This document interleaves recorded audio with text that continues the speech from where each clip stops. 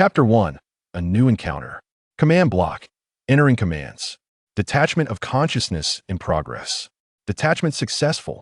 In a rented room, a young boy was engaged in a fierce battle against the Ender Dragon within the realm of Minecraft. However, upon completing the game, he encountered an unprecedented figure, him. Is it possible to see him in this latest version? I didn't install this mod. Him, with eyes aglow in white light, fixated his gaze on Ling Feng, and a blinding flash ensued. When Ling Feng opened his eyes, he found himself back in school. Am I reborn? Or have I traversed into another realm? Ling Feng initially intended to inquire with his deskmate about the affairs of this world. Glancing sideways, he noticed a boy draped in black satin sitting next to him, while the teacher on stage was elaborating on the mysteries surrounding the world of Huaxia, shrouded in fog. In an instant, Ling Feng recognized the individual beside him, Lin Chia. Unlike the thrill of a typical adventure, Ling Feng was acutely aware that this world was far from safe. What on earth? How did I end up in a place of divine slaying? What can a mere Karami like me accomplish?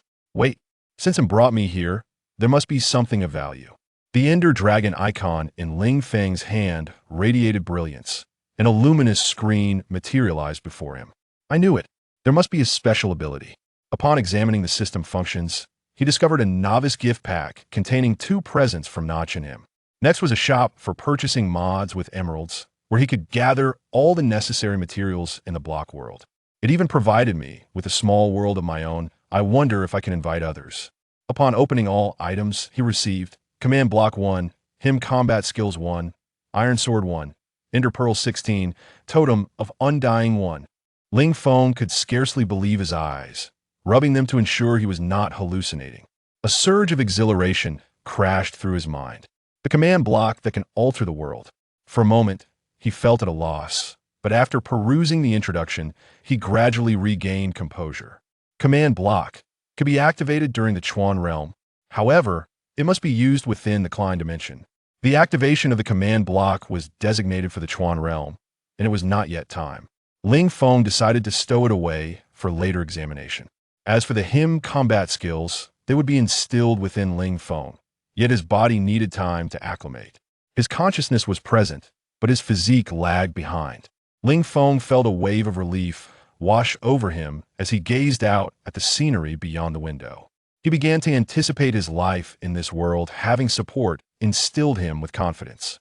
Dingling, the class bell rang, and Lin Xie was immediately surrounded by a throng of classmates. I am Jiang Qian, the class monitor. If you have any questions, feel free to approach me. And Ling Feng as well. Upon gaining insight into the original owner's memories, Ling Feng realized that this body was orphaned.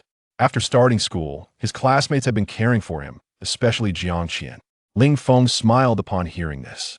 It's all right, I can take care of myself. Let's focus on welcoming our new classmates. My name is Ling Feng. If you need anything in the future, feel free to let me know. I may be able to assist you.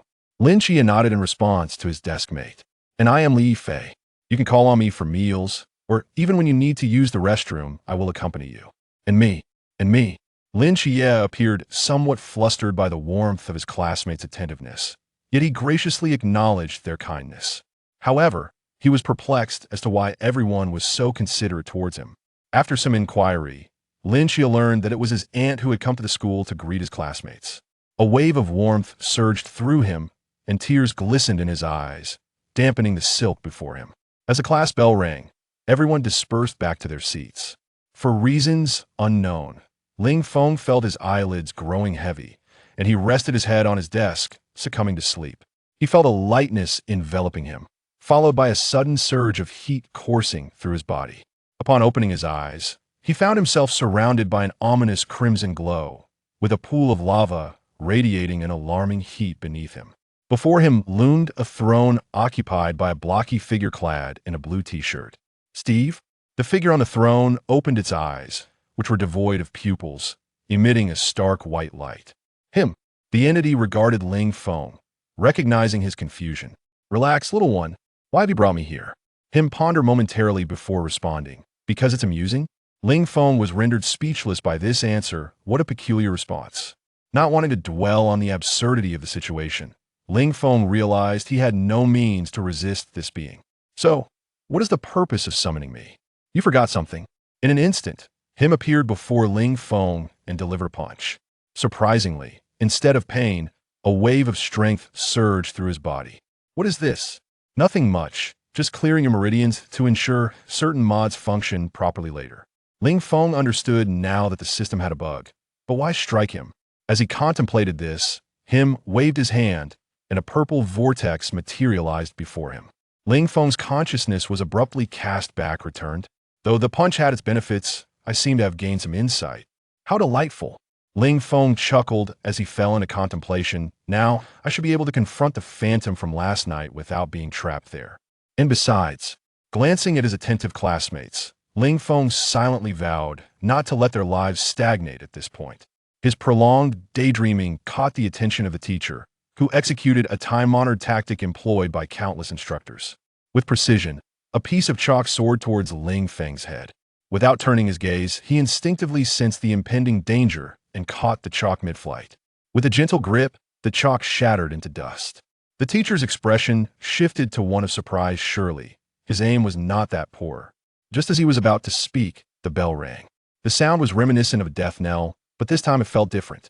Since the bell has rung, let's dismiss for today. Farewell, classmates. Goodbye, teacher.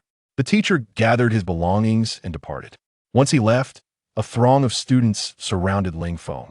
Wow, Ling Feng, that was impressive, catching chalk with 2 fingers. Indeed, my martial prowess encompasses the pinnacle of countless schools of thought. Not even bullets can pose a challenge. As Ling Feng boasted, Jiang Qian playfully gave him a gentle shove. You really know how to brag. Ling Feng shrugged. Just because he was unable to prove his prowess now did not imply he would always be so. After this light-hearted interlude, the group unanimously decided to escort Lin Xie home.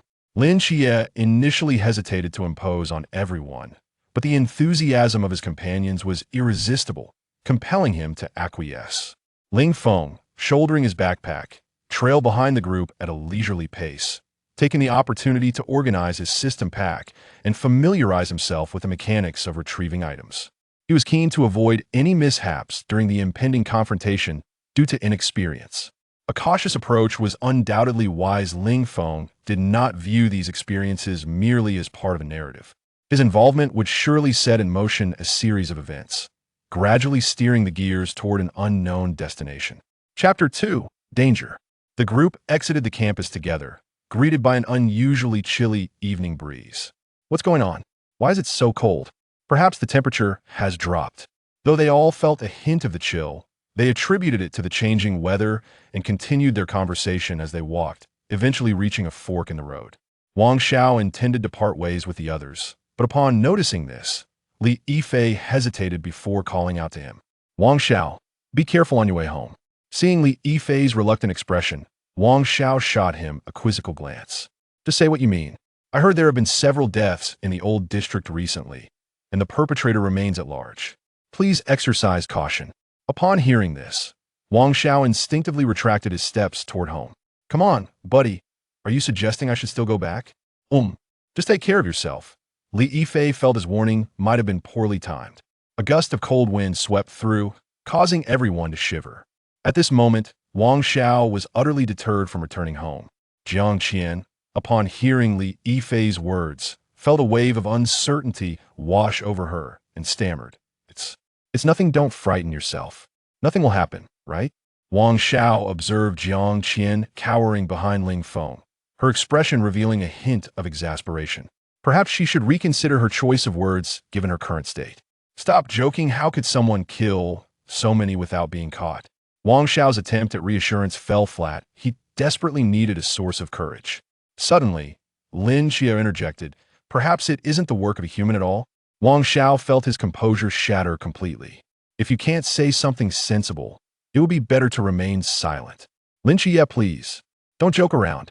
Jiang Qian trembled behind Ling Feng, while he surprisingly concurred with Lin Xie's perspective. That makes sense. Indeed, such actions hardly seem characteristic of humanity. Upon hearing Ling Feng's agreement, Jiang Qian playfully thumped him on the back. Ling Feng. Lin Xie regarded Ling Feng thoughtfully. The others, already on edge, were left in a state of bewilderment by the exchange, uncertain of their next steps. Nevertheless, they had to return home. Spending the night outside was not an option. Ultimately, Wang Xiao resolved to face his fears and head home. The remaining individuals silently steeled themselves, yet their pace was excruciatingly slow, their hearts fervently praying. In this world, there were no ghosts, no specters. However, fate has a peculiar way of playing tricks, and just as they wished for something to remain absent, a ghostly figure materialized before them. Lu Yuan thought he was hallucinating. Upon closer inspection, a monstrous entity indeed emerged beneath the lamplight. Adrenaline surged through Lu Yuan as he immediately turned back, pulling Li Yifei to flee. Run! There's a monster! Forget about that blind person. I refuse to meet my end here. The ghostly figure, intrigued by their commotion, lunged towards them. Ling Feng raised his leg and delivered a powerful kick, sending the apparition sprawling. What strength! Impressive! The combat instincts of him exhilarated Ling Feng. With his fighting spirit ignited, he glanced at the two who lay on the ground and urged, "You two go ahead. I will handle this." Ling Feng's eyes gleamed with determination as he faced the ghostly figure. "Scoundrel! Gome, show me what you're capable of." Seeing Ling Feng's resolve to confront the creature alone, Jiang Qian and Lin Xie exchanged worried glances. "Can you handle this by yourself?" Ling Feng waved his hand dismissively, hurling an ender pearl towards the ghostly figure. Observing Ling Feng's unwavering confidence, Lin Xie instinctively pulled Jiang Qian away, urging her to leave quickly. Jiang Qian, filled with unease, glanced back repeatedly until they were safely distanced. The ender pearl shattered, releasing a cascade of violet particles. Suddenly, Ling Feng appeared behind the ghostly figure. In an unexpected moment, a sharp pain coursed through Ling Feng's body. What's happening? In that fleeting distraction, the ghostly figure's hand lunged towards his neck. Ling Feng narrowly evaded the attack with a deft sidestep. "You ugly wretch! How dare you attempt a sneak attack?" Ling Feng summoned his iron sword with a flick of his mind, and the blade smoothly sliced through the ghostly figure's arm, severing it with a resounding thud. Seizing the opportunity while the creature was momentarily stunned, he executed a sweeping strike, severing its legs. Yet, the ghostly figure persisted, crawling towards Ling Feng on its remaining arm. "You truly are tenacious, aren't you?" Ling Feng gripped the sword's hilt firmly and thrust it toward the creature's head. The ghostly figure met its demise. With the immediate threat eliminated, Ling Feng hastened towards Lin Xie while mentally querying the system. What just occurred? Why did using the Ender Pearl have a side effect? The system displayed a holographic explanation. "You've played my world, yet you didn't know that using an Ender Pearl costs health?" You. Ling Feng momentarily found himself at a loss for words. "Well, that makes sense. By the way, did I acquire anything intriguing from a kill? Congratulations, host. You have obtained Epic Combat Mod, including all auxiliary packages. Epic Combat. Excellent. At least I won't be lacking in weaponry. You'll return tonight and craft in the block world." Ling Feng followed the trail of the two, finding nothing amiss. Suddenly, a golden beam of light shot into the sky, revealing their location. "What a grand spectacle, but thankfully, I know where they are." Within minutes, he arrived, relieved to find Jiang Qian unharmed. As he approached, she rushed over, concern etched on her face.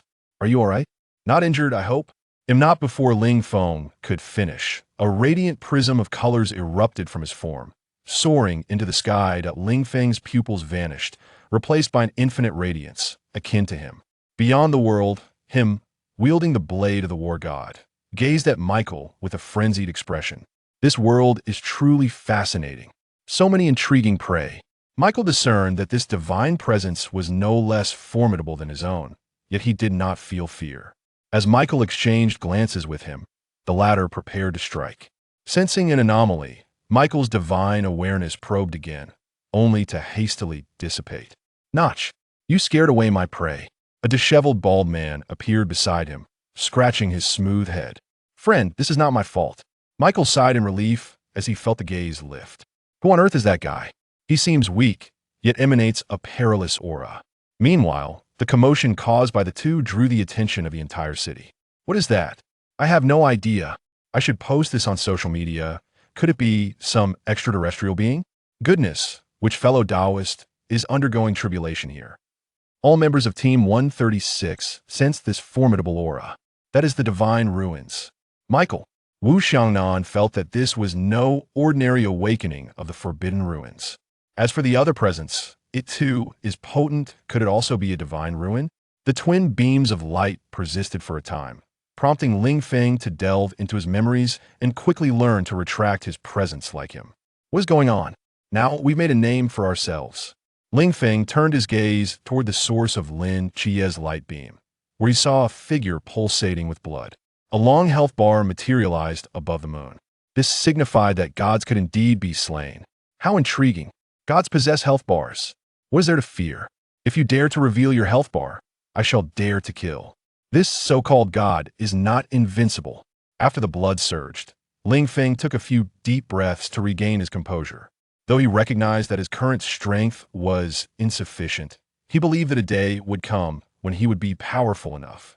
Jiang Qian looked on in astonishment at the two. Ling Feng and Lin Chie locked eyes, surprise evident on Lin Chie's face, as he did not expect to find someone like himself. You too. Lin Chie swiftly glanced behind him. Their actions attracted numerous ghostly figures, eager to assault them. Ling Feng equipped his iron sword, twirled it in a flourish, and charged towards the ghostly assailants. Chapter 3. The night watchman confronted by the ghastly figures. Ling Feng swiftly dispatched each specter with a single stroke of his iron sword, severing the heads of all the apparitions before him with remarkable precision. As he flicked the blade to rid it of the blood, he sheathed it and approached Jiang Qian, extending his hand. Bewildered, Jiang Qian grasped his hand and was pulled to her feet. Ling Feng, what is happening? Without uttering a word, Ling Feng remained silent, for he would soon depart. His gaze turned with keen interest towards Lin Chie. Meanwhile, Zhao Kongcheng observed the two pillars of light shooting towards the heavens, astonishment etched on his face. What is happening today? Two at once? Without further hesitation, Zhao Kongcheng hurried towards the source of the light. Just as Ling Feng intended to speak with Lin Chie, Zhao Kongcheng arrived. Taking in the scene of carnage and the still-shaken Jiang Qian, he retrieved his phone. Logistics team, please come and clean up the battlefield. After ending the call, Zhao Kongcheng inquired about the identity of the one responsible for slaying the ghastly figures. Lin Chie pointed directly at Ling Feng, causing the latter's lips to twitch. Not so fast with your finger pointing. Zhao Kongcheng scrutinized the trio. The girl was clearly terrified, exuding the aura of an ordinary person. Conversely, these two young men appeared invigorated, entirely unlike those who had encountered the specters. It seemed likely that the extraordinary phenomenon stemmed from them. A moment of silence enveloped them as Zhao Kongcheng pondered how to escort the two back. Lin Chie contemplated how to extricate himself from this troublesome affair, while Ling Feng remained at a loss for words. Jiang Qian was utterly bewildered by the current circumstances. Just as Zhao Kongcheng was preparing to offer an explanation, Lin Chie announced his intention to retrieve his backpack and took his leave. Jiang Qian was escorted home by the logistics personnel, having signed a confidentiality agreement. Left behind, Zhao Kongcheng and Ling Feng exchanged glances. By the way, what should I call you? Ling Feng, was it you who vanquished the specters just now? Ling Feng nodded. Zhao Kongcheng, with a jovial arm around his shoulder, exclaimed, impressive, young man. Do you aspire to become a hero who saves the world? Join us, and you shall be a guardian of Great Xia. Listening to Zhao Kongcheng's recruitment pitch, Ling Feng found himself unenthused. I must say, uncle, your pitch leaves much to be desired. It lacks any allure. Upon hearing Ling Feng's critique, Zhao Kongcheng fell into contemplation. Is it truly devoid of appeal? Indeed. Zhao Kongcheng was taken aback. How did you know what I was thinking? Ling Feng, rendered speechless, remarked, you're remarkably predictable. I merely voiced a thought, and you fell silent. Doesn't that signify self-doubt? After some reflection, Ling Feng concluded that he lacked for nothing, and, given the prowess of the two men, he had a solid backing. He desired to experience the culture of this world and engage in a bit of divine adventure. Consequently, Ling Feng acquiesced to Zhao Kongcheng's invitation. All right, uncle, I shall join. I have no reservations. Being alone holds no concerns for me. Initially elated by Ling Feng's agreement, Zhao Kongcheng fell silent upon hearing the latter's subsequent remark. He patted Ling Feng on the shoulder. Very well, I'm fine with that. Well done, young man. I am Zhao Kongsheng. You may call me Old Zhao. At present, Zhao Kongsheng has no intention of returning with Ling Feng. Observing Zhao Kongsheng's lack of response, Ling Feng reminded him, Old Zhao, Lin Chia has likely fled. Upon hearing this, Old Zhao became agitated. Fled? That rascal better not let me catch him. Casting a glance at Ling Feng, Zhao Kongsheng decided not to delay any further. Let us go. I shall take you to our night watchman's base. Zhao Kongsheng wrapped an arm around Ling Feng and led him to the vehicle. The two drove to the peace affairs office. Upon entering, Zhao Kongsheng bellowed, Captain, I have brought back a new recruit. When no response was forthcoming, Zhao Kongsheng pondered, where has everyone gone? At that moment, Wu Xiangnan emerged, eyeing Ling Feng, who appeared quite ordinary. He too found himself perplexed. What is special about this new recruit? Who is this new recruit? Zhao Kongsheng began to explain the backstory. Yet Wu Xiangnan felt no trace of forbidden aura. It was then that Zhao Kongsheng noted the anomaly. What is going on? Why do you seem like an ordinary person? Upon hearing this, Ling Feng ceased to conceal his might and released a fraction of his pressure. I merely practiced my skills a moment ago. Zhao Kongsheng's voice of distress echoed in Ling Feng's ears. Kid, stop. Ling Feng helped Zhao Kongsheng to his feet. Old Zhao, you are not up to par. Zhao Kongsheng, embarrassed and furious, retorted, It's not that I was caught off guard. You still have a long way to go before you can overpower me. Ling Feng refrained from exposing him, as he had utilized divine pressure. The sudden force from Zhao Kongsheng would naturally elicit a reaction. Observing this display, Wu Xiangnan recognized Ling Feng's extraordinary nature. Meanwhile, during training, Hong Ying and Lung Xian rushed over. What is happening? Is there an enemy attack? Wu Xiangnan waved his hand, signaling them to relax. It's nothing. We have a new recruit. Upon hearing this, Hong Ying cast a curious glance at Ling Feng. Are you the divine agent of Michael? Ling Feng shook his head. Not quite. Then what sort of agent are you? Ling Feng contemplated for a moment before disclosing his divine affiliations. According to those two individuals, I should be the agent of the creator god and the god of destruction. Wu Xiangnan and the others were taken aback to learn that Ling Feng was a dual divine agent. You are a dual divine agent? Yet, Ling Feng's response left them puzzled. Didn't you just mention two gods? Ling Feng gazed at Wu Xiangnan, who wore a look of confusion, and clarified, I am the agent of the creator god. Specifically creator god Notch and creator god M. Therefore, it amounts to one god. As they listened to these unfamiliar names, Wu Xiangnan pondered, a newly emerged god? Why is there no record of them? What are your abilities? Ling Feng had previously organized his thoughts and proceeded to introduce his skills to them. The first ability, I can fly. Secondly, I only experience pain without any bleeding. As for death, I am uncertain.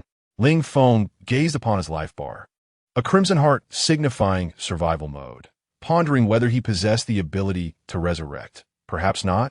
At the mere mention of his second skill, all present were already taken aback with disbelief. To be impervious to injury and bleeding, wasn't that akin to invincibility? Ling Feng clarified, no, if the opponent is formidable, they could still eliminate me in an instant. However, should they fail to do so, I would become increasingly difficult to kill as I grow stronger. The astonishment he had imparted upon the crowd that evening was already considerable. What manner of creature is this? He seems impervious to external harm and remains oblivious to the prospect of death. As for my third ability, I can manipulate all matter in the world, albeit not of this realm. Regarding my other skills, they remain undeveloped. Zhao Kongsheng felt a twitch at the corner of his mouth. Truly, comparing oneself to others can be disheartening. I lack even the forbidden ruins. While this youth possesses such a plethora of extraordinary abilities, where is the justice in that? Zhao Kongsheng contemplated seeking a quiet corner to sulk. Wu Xiangnan began to re-evaluate this new team member. Chapter 4. The block world. Wu Xiangnan discerned the crux of Ling Feng's words.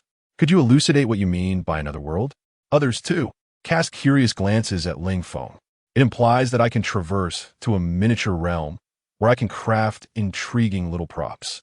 Furthermore, I can concoct potions and even forge accessories that enhance attributes. Everyone present had grown somewhat numb.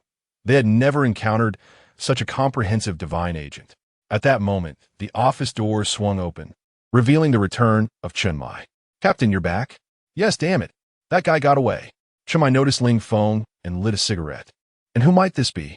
Wu Xiangnan proceeded to relay Ling Feng's identity and abilities to Chunmai. Upon hearing Wu Xiangnan's description, Chunmai was taken aback, nearly choking on the smoke. "Cough, cough, cough. Is this for real?" Chunmai regarded Ling Feng with a tumultuous heart. If true, it would be a formidable force. "Could you demonstrate?" Ling Feng shook his head. "Perhaps tomorrow. I have yet to craft my equipment, so I cannot showcase it now." "All right, understood." Chunmai did not press further and inquired about the tasks of his deity. "I am not yet privy to that information." Ling Feng could not divulge the previous answer from him, as it was merely for amusement. Who would believe that? "Not sure, huh?" Chunmai took a drag from his cigarette, remaining silent for a moment. "Let us put that aside for now." He explained the conditions for joining the Night Watchers. Joining now would only classify you as a temporary member. To become a formal member, one must undergo collective training, the next of which is in September. There is ample time. One last point. Temporary members do not receive food or lodging. Ling Feng, upon hearing the familiar rules, did not ponder further and promptly chose to join. After all, he was alone. It would be better to seek some excitement. Otherwise, wouldn't it be a wasted opportunity in this world? Chunmai extended his hand upon hearing Ling Feng's agreement. "Welcome to the Night Watchers." Ling Feng grasped Chunmai's hand firmly, establishing a connection with the Night Watchers. Everyone stepped forward to introduce themselves. Although Ling Feng was already acquainted with them, he attentively listened to each introduction. Once they had familiarized themselves, Ling Feng expressed his intent to return and study his abilities. "I shall take my leave now." Living alone, he had a place to go even without provisions. However, Hong Ying called out to Ling Feng, inviting him to stay with her. Ling Feng was taken aback. Is that really permissible? In fact, Hong Ying had learned about Ling Feng from Zhao Kongsheng and was aware that he was an orphan. Having experienced such loneliness herself, she wished to care for this younger brother. Seeing the bright glimmer in Ling Feng's eyes, Hong Ying was assured in her decision and readily agreed. "Of course. Thank you, Sister Hong Ying." Ling Feng's address touched Hong Ying's heart, prompting her to pat him affectionately. "Hey, little brother, from now on, Sister Hong Ying will look out for you." "All right." Hong Ying was quite intrigued by this unknown deity and immediately began to question Ling Feng with a flurry of inquiries. Ling Feng patiently elucidated his powers to Hong Ying. As time pressed on, Hong Ying and Si Xiaonan escorted Ling Feng to a grand villa. "Wow, what an enormous villa!" Hong Ying exclaimed, giving him a playful tap. "All right, enough with the awe. Let us head inside." Upon entering, Hong Ying quickly organized a room for Ling Feng, filling it with all the necessary amenities. Finally, standing before Ling Feng with a serious expression, Hong Ying stated, "Remember, you must knock before entering our room. If you harbor any ill intentions." Her fists crackled ominously, prompting Ling Feng to nod fervently. Seeing his compliance, Hong Ying softened her demeanor, putting her hands on her hips and smiling. "All right, little brother, relax a bit. I trust you won't do anything foolish. Get some rest now. Good night." "Good night," Ling Feng replied, as tranquility enveloped the villa. Lying on the bed, he contemplated the marvel of arriving in this world. "Let us explore my world." Ling Feng closed his eyes, immediately feeling a dizzying sensation. Soon, he realized he was plummeting freely. "No, why is my entrance like this?" Uncertain whether this world allowed for resurrection, Ling Feng despairingly shut his eyes. Splash! A sound of water echoed, and Ling Feng, having narrowly escaped, chuckled. That was indeed exhilarating. Still shaken, he heard his voice nearby. "Kid, how is it going?" "Thrilling, isn't it?" Ling Feng suddenly understood. "So it's you." From the face of him, Ling Feng, in a moment of frustration, vented his anger. "Forget it. Let us gather some resources first." He approached a tree, recalling the adage of his world. To achieve wealth, first gather from the trees. "What are you doing?" "Chopping wood." By the time he finished with one tree, him chimed in, "There's a village up ahead." Ling Feng's eyes brightened, and he hurried towards the direction him indicated. Upon entering the village, he marveled at the blocky realm, Although the villagers appeared lifelike, they were still composed of blocks. The villagers regarded this round entity with curiosity, yet the game system prevented any signs of aggression. The first order of business upon entering the village was to locate the blacksmith shop. Finding it deserted, Ling Feng entered and opened a chest. Not bad, he mused, finding 3 obsidian blocks, 2 apples, and an iron pickaxe. Too bad there are no diamonds. Exiting the blacksmith's shop, he noticed him waiting for him. Do you need something? Not now, but you will later. Focus on developing yourself for the time being. Ling Feng was puzzled, not grasping the meaning. Him clarified, Notch is absent, so I will teach you my combat techniques to facilitate your quicker integration. This world has its limitations. I cannot slay those deities, but you can. Thus, you will be trained to become a god slayer. Ling Feng regarded this battle enthusiast, who continued to offer guidance.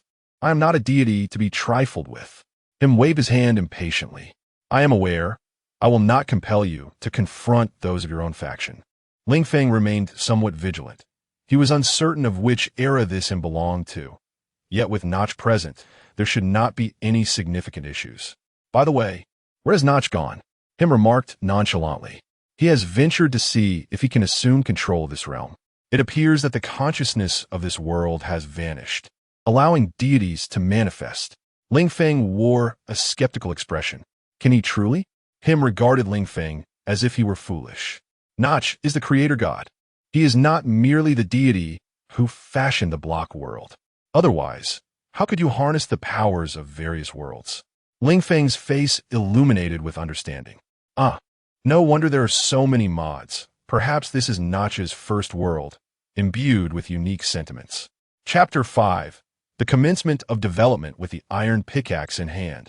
It is time to embark on the journey of growth. Ling Feng set forth to develop, while Him returned to the side of Notch. How's it going? Still striving. On another front, Ling Feng continued to gather wood, ensuring a sufficient supply of logs. Subsequently, he crafted a stone pickaxe and a furnace, and then began his search for natural caverns. Initially, he contemplated a reckless descent, but uncertainty lingered regarding resurrection, especially with him absent, prompting a more cautious approach. Ling Feng dashed towards the plains, finding it easier to locate resources. However, fortune favored him as he stumbled upon a canyon.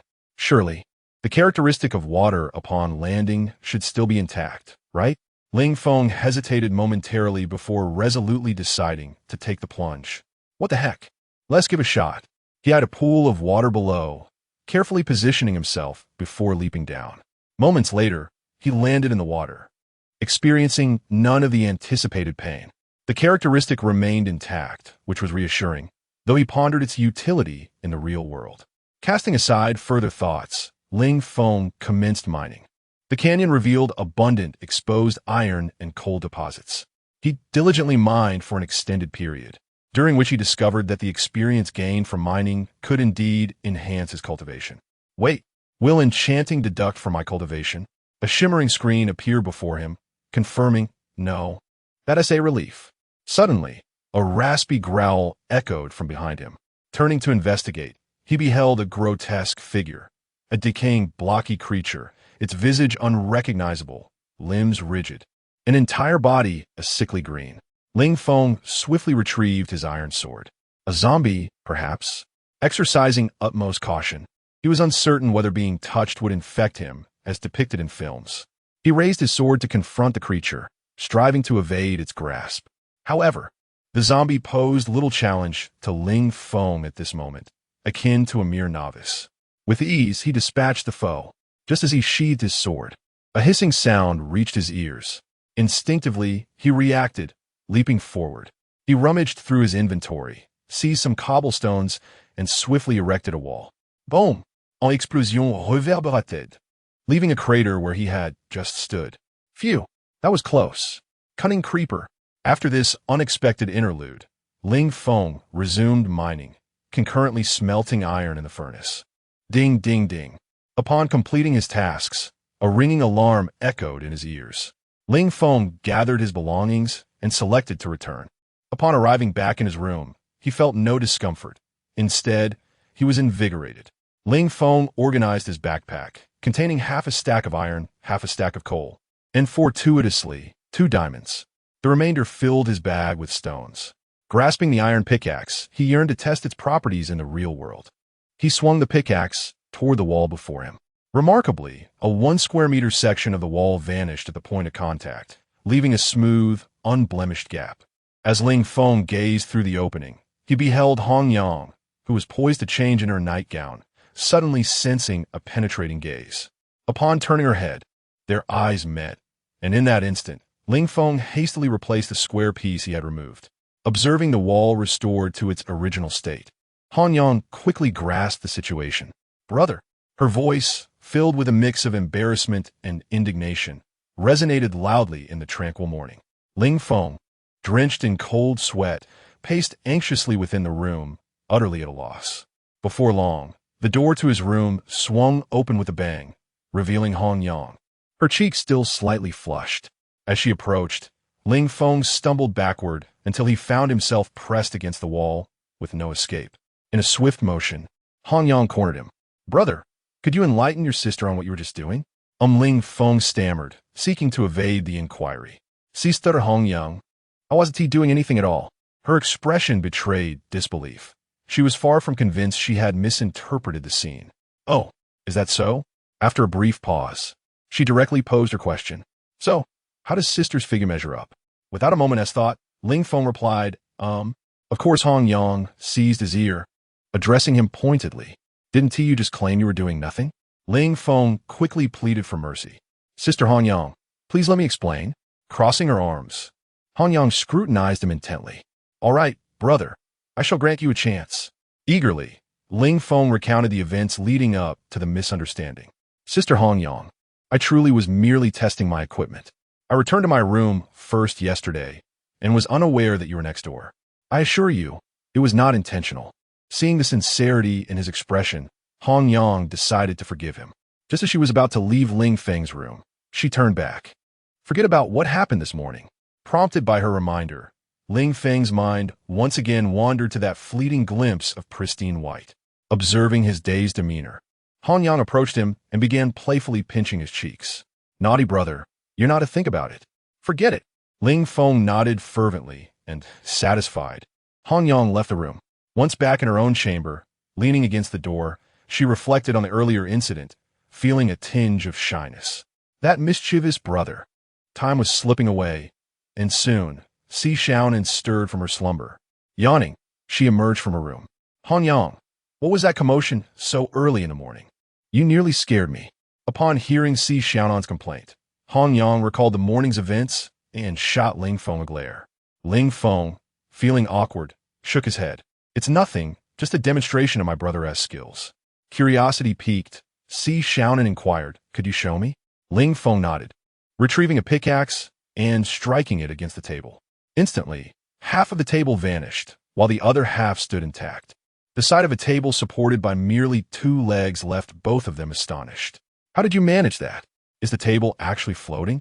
Ling Feng retrieved the table and restored it to its original position, with not a single crack to be found. The 2 individuals found themselves in a state of disbelief, and Si Xiaonan contemplated a thought. Surely, this pickaxe cannot destroy every block, can it? Upon hearing Ling Feng's affirmative response, Si Xiaonan seemingly deduced the reason why Hong Ying had cried out earlier that morning. "You wouldn't have, by any chance, broken through the walls of your and Hong Ying's room this morning, would you?" Ling Feng and Hong Ying fell into a profound silence. Observing Ling Feng, who feigned busyness while glancing around, and Hong Ying, who acted as if nothing had transpired, Si Xiaonan realized her conjecture was correct. However, neither of them spoke, nor did she press for further information. The trio set out for breakfast. Along the way, Si Xiaonan inquired about certain limitations regarding the equipment, to which Ling Feng responded candidly. Essentially, the higher the grade of the pickaxe, the more advanced blocks it could destroy. Efficiency enchantments enhanced the degree of destruction and accelerated the process. Is that so? What can your highest grade pickaxe destroy? Ling Feng pondered for a moment.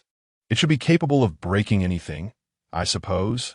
I am uncertain, as the opportunities to acquire higher grade items are increasingly scarce. Indeed, after their meal, The three of them arrive at the office. Chapter 6. Training. Upon arriving at the office, Hong Ying recounted Ling Feng's extraordinary abilities to Chun Mai. Intrigued, Chun Mai requested Ling Feng to demonstrate his skills, drawing the interest of Lung Xian, Wen Qima, and Zhao Kongchen. When Ling Feng produced a pickaxe, the others exchanged bewildered glances, momentarily perplexed about its purpose. Without hesitation, Ling Feng swung the pickaxe towards the desk, causing a portion of it to vanish entirely, while the remainder remained untouched. Remarkably, he was able to relocate the shattered segment elsewhere. After concluding the demonstration, Ling Feng restored the desk, leaving the four onlookers in a state of astonishment. Zhao, with envy etched across his face, pondered if this was the power of a deity, capable of altering the very landscape. Ling Feng then dropped another bombshell on Zhao, declaring, "Not only can I manipulate matter, but I can also control time." The revelation sent shockwaves through all members of Team 136, as the concept of time's power was unparalleled. The room fell into a contemplative silence. With Chen Mai deep in thought, was Ling Feng truly a newcomer? Did he still require training? Ling Feng urged them to remain calm, assuring everyone, "Please remain composed. That ability is not yet within my grasp." A collective sigh of relief washed over them, though their astonishment lingered. Did this imply he would utilize it in the future? Ling Feng glanced at the time modification module, which required a staggering 10 million emeralds, an amount he could not afford at present. Phew, that's a relief. I thought being a divine agent would grant me numerous powers, mused Zhao Kongsheng, regaining his composure. However, he had a mission at hand, to monitor Lin Chiye. As Zhao prepared to leave, Ling Feng called out, "Old Zhao, wait a moment." Zhao turned to face him, and Ling Feng presented him with an immortality totem, radiating golden light and exuding an extraordinary vitality akin to emeralds. Accepting the exquisite figurine, Zhao inquired, "What is this?" Instead of answering, Ling Feng solemnly instructed, "Old Zhao, this is a precious artifact of mine. You must keep it on you at all times and never let it leave your possession. Understood?"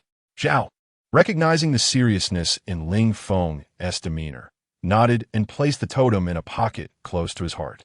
"All right, thank you for the gift, young man. I must take my leave now." After Zhao departed, Ling Feng turned to find Hong Ying eagerly awaiting her turn. "Brother, what about my gift?" Ling Feng, lacking any valuables save for 2 diamonds, replied, "Sister Hong Ying, and everyone else, I shall present your gifts tomorrow. This item is currently vital for old Zhao. I promise to make it up to you all later." Team 136, of course, insisted that it was unnecessary, but Ling Feng was resolute in his intent to gift them. The immortality totem was indeed a remarkable item, though Ling Feng pondered its availability. He resolved to test it that evening. Following the demonstration of his abilities, Chen Mai addressed the group. "All right, it is now time for you to commence your training. Before we engage in intensive training, we will assist you in honing your skills to facilitate an easier assessment." Chen Mai assigned Ling Feng a training task.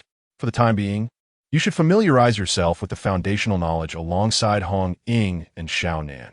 The subsequent training will commence after the Ghost Face King is dealt with. Ling Feng understood the gravity of the situation concerning the Ghost Face King and expressed no objections, merely nodding in agreement.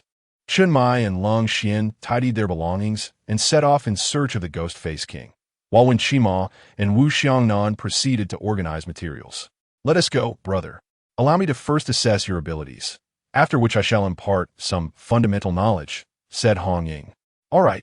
Ling Feng followed Hong Ying into the training room, with Xiao Nan trailing closely behind.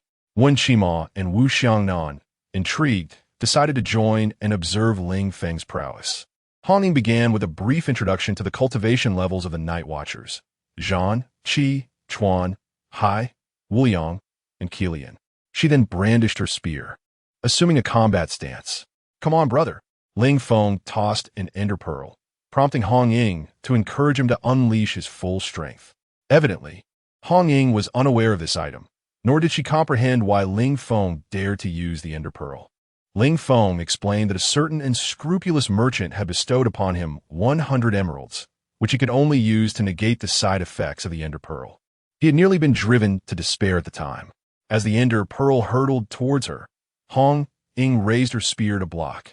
And at the moment the spear shattered the pearl, a purple particle effect manifested simultaneously on both the pearl and Ling Feng. In an instant, Ling Feng appeared before Hong Ying, drawing his iron sword and lunging toward her. Hong Ying reacted swiftly, retreating backward, observing Ling Feng's sudden emergence. The others marveled at his distinctive combat style. Was it not the forbidden ruins, but rather the forbidden objects? Caught off guard by this maneuver, Hong Ying soon adopted a defensive posture. However, Ling Feng's combat techniques were far from limited to this. As Hong Ying charged at Ling Feng, he produced a round stone with his left hand, conjuring a 2-meter-high stone pillar in front of him. What is this? How did this object appear so suddenly? Ling Feng seized the opportunity while Hong Ying was momentarily distracted to launch an attack. She blocked with the spear's shaft, but soon, Ling Feng showcased his unparalleled combat experience. Together with his blocks, Hong Ying found herself unaccustomed to this style of fighting and was quickly overwhelmed by Ling Feng's pressure. Stop! Wu Xiangnan called a halt to the duel, acknowledging that Ling Feng's unique combat approach was indeed difficult to contend with. His fighting style was distinctly his own, showcasing formidable strength. Could you demonstrate pure combat skills? During the training session, the forbidden ruins will be suppressed. Ling Feng nodded in agreement, retracting the round stone. He then set aside his workstation and fashioned a diamond sword with the 2 diamonds he possessed. After a brief period of crafting in front of a block, he emerged with a crystal-clear longsword. Hong Ying, intrigued, inquired, "Brother, how did you accomplish this?" Ling Feng nonchalantly replied, "It's merely my ability to forge a sword. There is no need for such astonishment." The 4 of them exchanged glances of disbelief. Could one truly conjure weapons from thin air? The apparent strength of the sword seemed equally impressive. "What material is this?" Wen Shima inquired, gazing curiously at the crystalline sword. "Diamond." "What material?" He thought he had misheard and asked again. "Indeed, diamond." Wen Shima's perception of Ling Feng transformed. Hong Ying and Si Xiaonan, upon hearing this, turned their attention towards Ling Feng. Crafting a sword from diamond is unprecedented. You must be quite wealthy. Moreover, how does the hardness and sharpness of a diamond sword compare? Ling Feng was uncertain. "I don't know. Let's give it a try." Ling Feng twirled the diamond sword gracefully. Sister Hong Ying again. Hong Ying readied herself, focusing on Ling Feng. "All right, Gulme." Both surged towards one another. Bang! The clash of weapons ignited sparks. Chapter 7. The Unconventional Novice. Such immense strength. Hong Ying felt the tremendous force emanating from the gun handle. Her expression, one of surprise. "Brother, what incredible power!" Ling Feng smiled silently, aware that the protagonist of my world possessed a right hand akin to a divine artifact, capable of destroying anything, though Ling Feng himself was not quite so exaggerated. Nonetheless, his physique was gradually enhanced by his power. Even without utilizing blocks, Ling Feng's combat skills remained fluid and seamless, entirely unlike that of a novice. Without the blocks, Hong Ying found it considerably easier to contend with him. The 2 fought evenly, and, as the battle progressed, Hong Ying grew increasingly astonished. No matter the technique she employed, Ling Feng handled them effortlessly. Wu Xiangnan, observing from the sidelines, discerned the outcome. In this duel, Ling Feng emerged victorious. Wen Shima and Si Xiaonan were taken aback by Wu Xiangnan's conclusion. Impossible. It seemed like neither could gain the upper hand. It was at most a draw. Wu Xiangnan shook her head. Ling Feng was merely accommodating Hong Ying's feelings. Observe how adeptly he counters her moves. Hong Ying's techniques were all effortlessly dismantled by Ling Feng. Ling Feng, having recognized his own capabilities, revealed a flaw and ultimately lost the match. Hong Ying set aside her long gun and approached Ling Feng, affectionately ruffling his hair. "You cheeky little brother, do you think I can't perceive your strength? Honestly, you win this round." Ling Feng's little secret was exposed, and he chuckled while scratching his head. As he stood up, the others regarded him as if he were a curious creature. "Are you truly a novice?" "Of course, but my deity has provided me with some training." Upon hearing this, the others experienced a moment of enlightenment. "That makes sense. Or does it?" Si Xiaonan couldn't help but inquire, "You have such a close relationship with your deity?" Ling Feng turned to her and pondered for a moment. "As it stands, yes. Wu Xiangnan and Wen Qima exchange glances. Does this fellow even require further training? Never mind. We'll leave that headache for the captain when he returns. As they exited the training room, Hong Ying and Si Xiaonan shared with Ling Feng some fundamental information. Although he was already aware, he patiently listened once more. Just then, Chun Mai and Lung Xian returned. Wu Xiangnan reported Ling Feng's recent combat performance to Chun Mai. His combat skills are quite proficient. Are they? Lung Xian, you should assess his shooting ability. Understood. Lung Xian quickly gathered his things and approached Ling Feng. Ling Feng, come with me. I will first teach you shooting. Firearms are a testament to human ingenuity and are exceptionally useful against certain creatures. All right. Ling Feng rose and followed Lung Xian. Upon arriving at the shooting range, Lung Xian demonstrated the technique. He raised the gun, aimed, and fired, executing the action seamlessly and hitting the bullseye each time. Ling Feng applauded, providing ample emotional support. Lung Xian handed the gun to Ling Feng, encouraging him to give it a try. Ling Feng grasped the pistol, and his combat techniques surged within his mind. Taking a deep breath, he raised the gun, aimed, and shot. Unsurprisingly, his combat skills proved unmatched. Ling Feng's shots struck the bullseye with remarkable precision. Cold Xian, standing nearby, was incredulous as he turned to Ling Feng. Have you used a gun before? Ling Feng shook his head. No, this is my first time. Observing Ling Feng's flawless performance. With every bullet hitting the target, Cold Xian's disbelief only deepened. Is this truly your first time? Every shot on target? Unconvinced. Cold Xian handed Ling Feng a sniper rifle for another test. Yet, the result remained the same. Ling Feng hit the bullseye once more. Cold Xian, now convinced, waved his hand dismissively. All right, that's enough. I cannot teach you about firearms. For the first time, Cold Xian experienced the essence of genius. Is this really a newcomer? He reported Ling Feng's shooting achievements to Chun Mai, who expressed skepticism upon hearing the news. Are you certain? Absolutely. I was watching closely. There's no way I could be mistaken. Chun Mai set aside his documents and sought out Ling Feng. Let us go see what is happening. Just then, a phone call interrupted, revealing the presence of the Phantom King. Chun Mai turned and exited the office, prioritizing the urgent matter of the Phantom King over Ling Feng's situation for the time being. Chun Mai departed first, while Si Xiaonan assisted Ling Feng in resolving his academic registration issues. Do you want to come along? Ling Feng shook his head. No, Sister Xiaonan. I'm counting on you to help me with this. I'll reward you with an interesting trinket afterwards. Si Xiaonan nodded, and then Hong Ying approached Ling Feng, her eyes alight with anticipation. Brother, what about me? Ling Feng chuckled.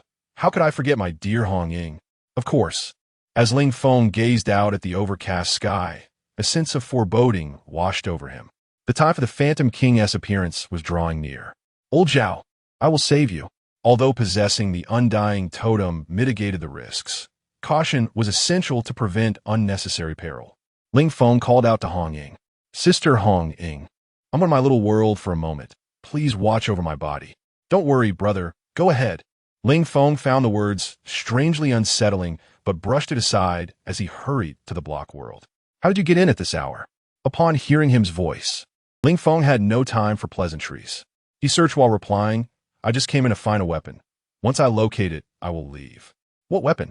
The miraculous weapon, the painful demon gun. Him looked at Ling Feng with disdain. What is so special about that rubbish? Ling Feng rolled his eyes. I would prefer the blade of the war god, but what can I do without that mod? Him snapped his fingers. Congratulations, host. You have obtained annoying villager integration pack. Ling Feng could hardly believe his eyes. Him, you are my savior. Could you possibly provide more? Him suddenly pondered whether Notch had made an error in choosing this individual as a successor, pushing him away with a look of disdain. Listen to what you are saying. I can only give you one. It's the rule. Ling Feng ceased his pursuit of more. Then what about the blade of the war god? Make it yourself. Ling Feng gazed at him with an expression of utter disbelief. Isn't this still insufficient? He sighed, feeling disillusioned. No sooner had Ling Feng uttered his frustration than two long spears abruptly appeared before him, nearly skewering him. Surely, him cannot be this reckless. Him, with a calm yet puzzled demeanor, responded, Isn't this what you desired? Hurry and assist. This evening, I shall assess the integration of your combat skills. Before Ling Feng could express his gratitude, he found himself unceremoniously ejected from the realm. Honestly, who was more anxious than me? Upon returning to reality, Ling Feng discovered the office was deserted. It appeared the events had already commenced. He needed to lend his aid. After organizing his backpack, he promptly dialed Hong Ying. "Sister Hong Ying, where are you? Has the younger brother awakened?" Hong Ying provided Ling Feng with an address. Initially hesitant about allowing him to venture into danger due to his recent enlistment, her concerns dissipated upon hearing of his prowess, leading her to share the location with him. Chapter 8. The emergence of the Phantom King. The inky sky loomed over Tsunan City, and Ling Feng felt an overwhelming sense of oppression. Silver lightning cleaved the heavens, accompanied by a deafening roar that echoed throughout the atmosphere. All of this foretold a night fraught with unrest. Chilling raindrops pelted the ground as Ling Feng hastened to assist Hong Ying in vanquishing the phantom faces before rushing to aid Zhao Kongqing. He sprinted through the rain, eager to reach Hong Ying's side. If only he had given her an ender pearl to teleport him over. Ling Feng swiftly arrived at the location of Hong Ying, drawing forth the painful demon spear to join the fray. With Ling Feng's assistance, Hong Ying was able to dispatch the foes with remarkable speed, and before long, the phantom faces had vanished entirely. "Hong Ying, please tell me the precise location of old Zhao." Ling Feng inquired anxiously about Zhao Kongqing's whereabouts. Hong Ying provided him with the coordinates, and he sheathed his spear, dashing towards Zhao Kongqing. Despite possessing the undying totem, Ling Feng was still reluctant to take unnecessary risks. Suddenly, the voice of Wu Xiangnan crackled through Hong Ying's earpiece. "Hong Ying, there are signs of the Phantom King near old Zhao's location. You must proceed to offer support." Observing the direction in which Ling Feng had disappeared, Hong Ying felt a flicker of doubt, yet duty called, and she too made her way toward Zhao Kongqing's vicinity. Old Zhao, the areas where the Phantom King may appear, are the city center and the old district. The city center is densely populated. Should the Phantom King materialize, the casualties would be incalculable. Zhao Kongqing grasped Wu Xiangnan's intent. "Damn it, are we to disregard the residents of the old district? Why does everyone believe that sacrificing a few is the right choice?" Wu Xiangnan patiently clarified, "Old Zhao, I never suggested abandoning the residents of the old district. Hong Ying is already en route there. Furthermore, Ling Feng has gone ahead to assist you." Upon hearing that Ling Feng had come to his aid, Zhao Kongqing felt his composure slip. "You sent a newcomer to help. Are you out of your minds?" Wu Xiangnan sought to steady Zhao Kongqing's nerves. "We will discuss this matter later. Your current task is to evacuate the civilians. In the event of an emergency, utilize the boundary of no restrictions to create a protective barrier." Regaining his rationality, Zhao Kongqing recognized that now was not the time for contemplation. He discarded the cigarette but from his mouth, crushing it underfoot, and lit another, inhaling deeply. "Curse that Phantom King," he muttered as he grasped his briefcase and ventured toward the old district. Upon arriving in the old district, Zhao Kongqing sensed that something was amiss. It was not until he caught a whiff of a familiar stench that he realized the heavy downpour could not wash away the foul odor. "Damn it, I finally caught you. Captain, the Phantom King has been spotted in the old district." Wu Xiangnan relayed an urgent command to Zhao Kongqing. "Old Zhao, activate the barrier. Ling Feng and Hong Ying are already on their way. Hold on for just a few minutes." As Wu Xiangnan outlined the mission, Zhao Kongqing had already readied himself for action. He had been performing this duty for a long time, and he was the most adept in the team. "Deputy, this barrier won't last long," he warned.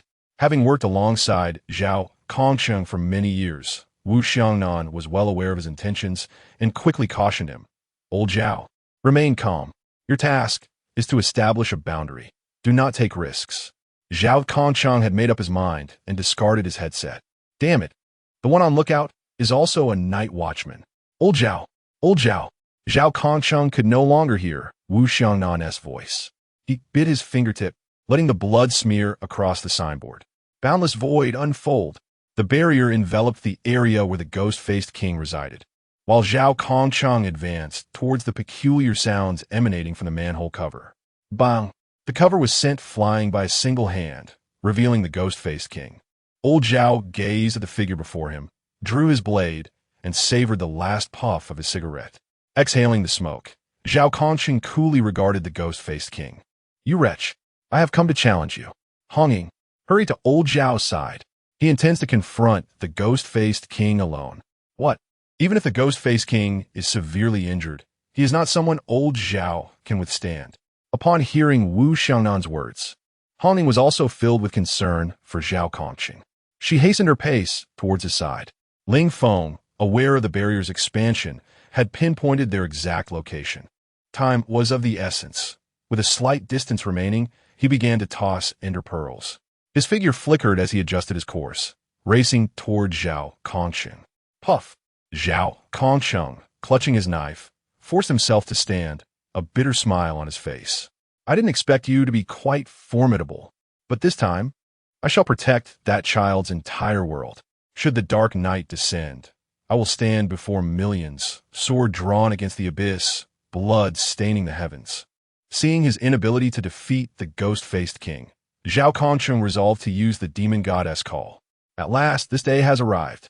With gods and demons as my guide, I shall exhaust my very essence."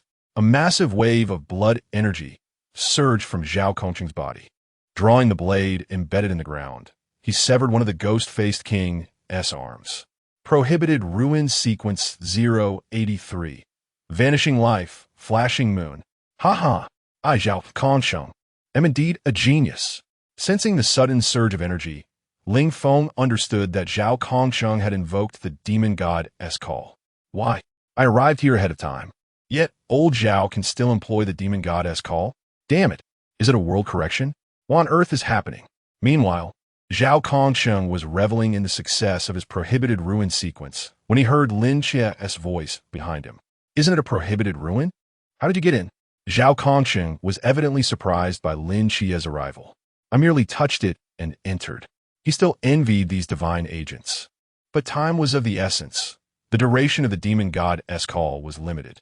"Watch closely, kid. This strike will be spectacular." As the ghost-faced king lunged at him, Zhao Kongqing unleashed his most powerful blow.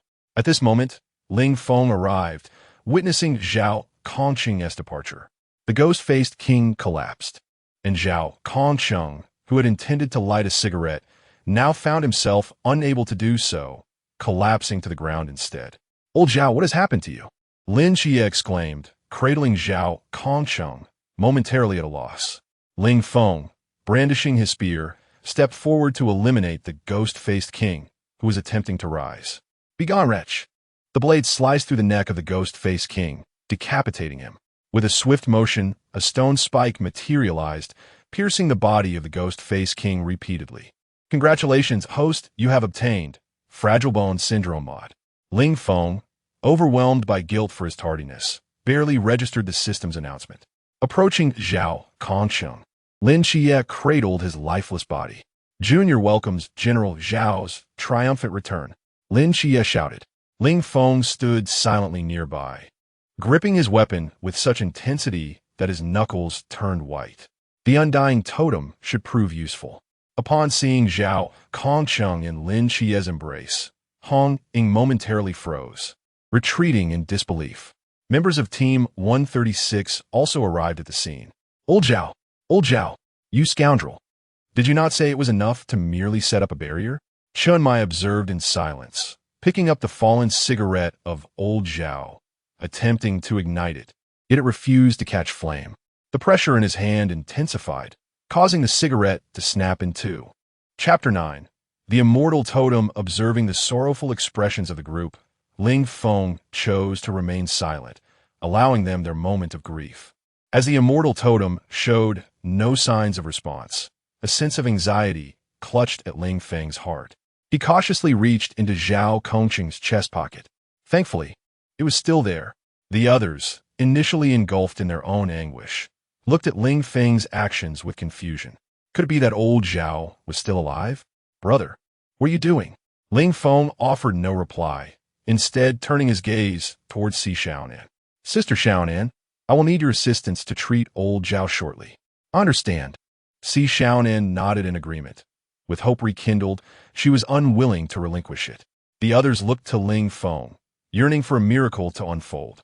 After a moment of anxious waiting, as Zhao Kongqing's chest remained dim, Ling Feng felt his heart leap into his throat. Could it be ineffective? His heart trembled, palms sweating, as a lack of response increased his worry. Patience, host. Reviving someone in the real world is not a trivial matter. Ling Feng ignored the voice, his focus unwavering on Zhao Kongqing. Hong Ying, mistaking his demeanor for overwhelming sorrow, attempted to suppress her own grief to comfort her brother. Suddenly, a golden light emanated from Zhao Kongqing's chest. Seeing the immortal totem ignite, Ling Feng exhaled in relief, collapsing onto the ground. Phew, that terrified me. I thought it might not work. Do not doubt my capabilities. Ling Feng chose to disregard the voice once more. The immortal totem floated above Zhao Kongqing, spinning twice before shattering with a resounding crash. Green healing light and golden life energy fused into Zhao Kongqing's form. Cough! Cough! Where am I? Wasn't I dead? How can I see you all? Upon awakening, Zhao Kongqing initially looked at Ling Feng in astonishment, then sighed with relief. Lin Xie, witnessing Zhao Kongqing's revival, was equally astonished, having distinctly sensed the absence of Zhao Kongqing's essence moments before. As he set Zhao Kongqing down, the cold rainwater splashed against his face. Zhao Kongqing examined his own body in disbelief. Am I still alive? How is this possible? In tears, Hong Ying could no longer contain her emotions and embraced Zhao Kongqing tightly. This is wonderful, old Zhao. The others also relaxed their clenched fists, smiles returning to their faces. Hong Ying, let go of me. I'm going to shatter into pieces. The immortal totem couldn't restore someone to their full strength. Further treatment was necessary. Once back at the office, after a brief treatment, Zhao Kongqing did not require hospitalization, though he felt somewhat weak. Inside the office, Lin Xie announced her intention to join the night watch for 10 years, after which she would depart. If you're able to leave by then, no one will stand in your way. All right, I will join. Welcome to the night watch. Lin Xie and Chun Mai clasped hands firmly. Meanwhile, Hong Ying helped Zhao Kongqing onto the sofa, and the group turned their attention to Ling Feng. Feeling a bit bashful, Ling Feng sensed their collective gaze. Go ahead and ask whatever you wish. This is quite awkward. The incredibility of Ling Feng's resurrection abilities left everyone astonished, with Hong Ying being the first to pose a question. Brother, is that resurrection ability from the previous golden figure? Ling Feng nodded. Indeed, it is called the Undying Totem, capable of resurrecting the bearer from fatal injuries. Regardless of strength, as long as one wears it, death can be reversed. Upon hearing the capabilities of this artifact, everyone found it difficult to accept such a concept. Resurrection? A true resurrection, not merely clinging to life. This item must be exceedingly rare. Then, Ling Feng hesitated, pondering whether to reveal the truth. Well, seeing his hesitation, the others assumed it was a highly precious item. In fact, I could create a sanctuary for undying totems. As I grow, I will have an abundance of them. The group thought they had misheard. Si Xiaonan confirmed once more. Are you saying you can have as many resurrection items as you desire? Ling Feng contemplated before nodding. That should be the case, but I need to verify it. I'm uncertain if the sanctuary will produce what I expect. However, I can still acquire undying totems, so no need to worry. The members of Team 136 and Lin Xie fell silent at such extravagant claims. We're not worried about that. We're starting to worry about you. Such an outrageous artifact will surely attract attention. Chimai interjected. The information about Ling Feng's artifact must vanish from this room. Understood? Understood. Everyone recognized this was to protect Ling Feng and had no objections. Ling Feng felt warmth in his heart. The members of Team 136 were like family. All right, go rest. Tomorrow night, we'll practice swordsmanship. Lin Xie added. Long Xian, you'll first teach him marksmanship tomorrow. We'll address the theoretical training afterward. After Chun Mai assigned the tasks for the next day, everyone dispersed to rest. The following day at the office, Ling Feng presented the spear he had previously obtained to Hong Ying. As she gazed at the spear in his hand, her eyes sparkled. Brother, is this for me? Yes. This spear is called Pain, and it's the finest spear I can currently acquire. Holding the impressive spear, Hong Ying beamed. Thank you, brother. The others looked on with envy. Ling Feng added, by the way, Sister Hong Ying, This spear possesses a blocking skill. When the opponent activates a skill, it can deflect that skill back. Hong Ying grew even fonder of the spear, and Zhao Kongsheng and the others envied her even more. What about me? What about mine? Zhao Kongsheng exclaimed, his eyes filled with envy. He too desired an artifact. All right, old Zhao, I'll make one for you later. Fine, that is what you said. Indeed. Just then, Lung Xian emerged from the training room with Lin Xie. Observing Lung Xian's incredulous expression, the others assumed he had performed exceptionally well. But only Ling Feng understood what Lung Xian had endured. How'd it go? Chunmai inquired about the shooting scores of Lung Xian and Lin Xie, noting that as divine agents, their results should be comparable. Cold Xian hesitated to speak, while Lin Xie felt awkward, scratching his head. Upon hearing Lin Xie's inaccurate remarks, the others displayed expressions of astonishment. Is this truly a divine agent? Isn't Lin Xie's ability perception?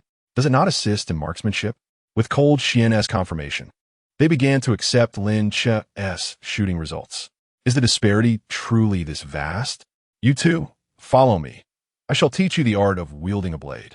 Old Zhao is the finest with a knife, but he currently needs to recuperate, so I will instruct you for now. Lin Xie and Ling Feng nodded, following Chunmai to the training room. Upon hearing Chunmai proclaim his mastery of knife techniques, Zhao Kongsheng felt a surge of pride. He then decided to join them to observe the prowess of these two in close combat. Unbeknownst to him, both of them were remarkably skilled in melee confrontations. Zhao Kongsheng had yet to witness Ling Feng's close combat abilities and was unaware of his true strength.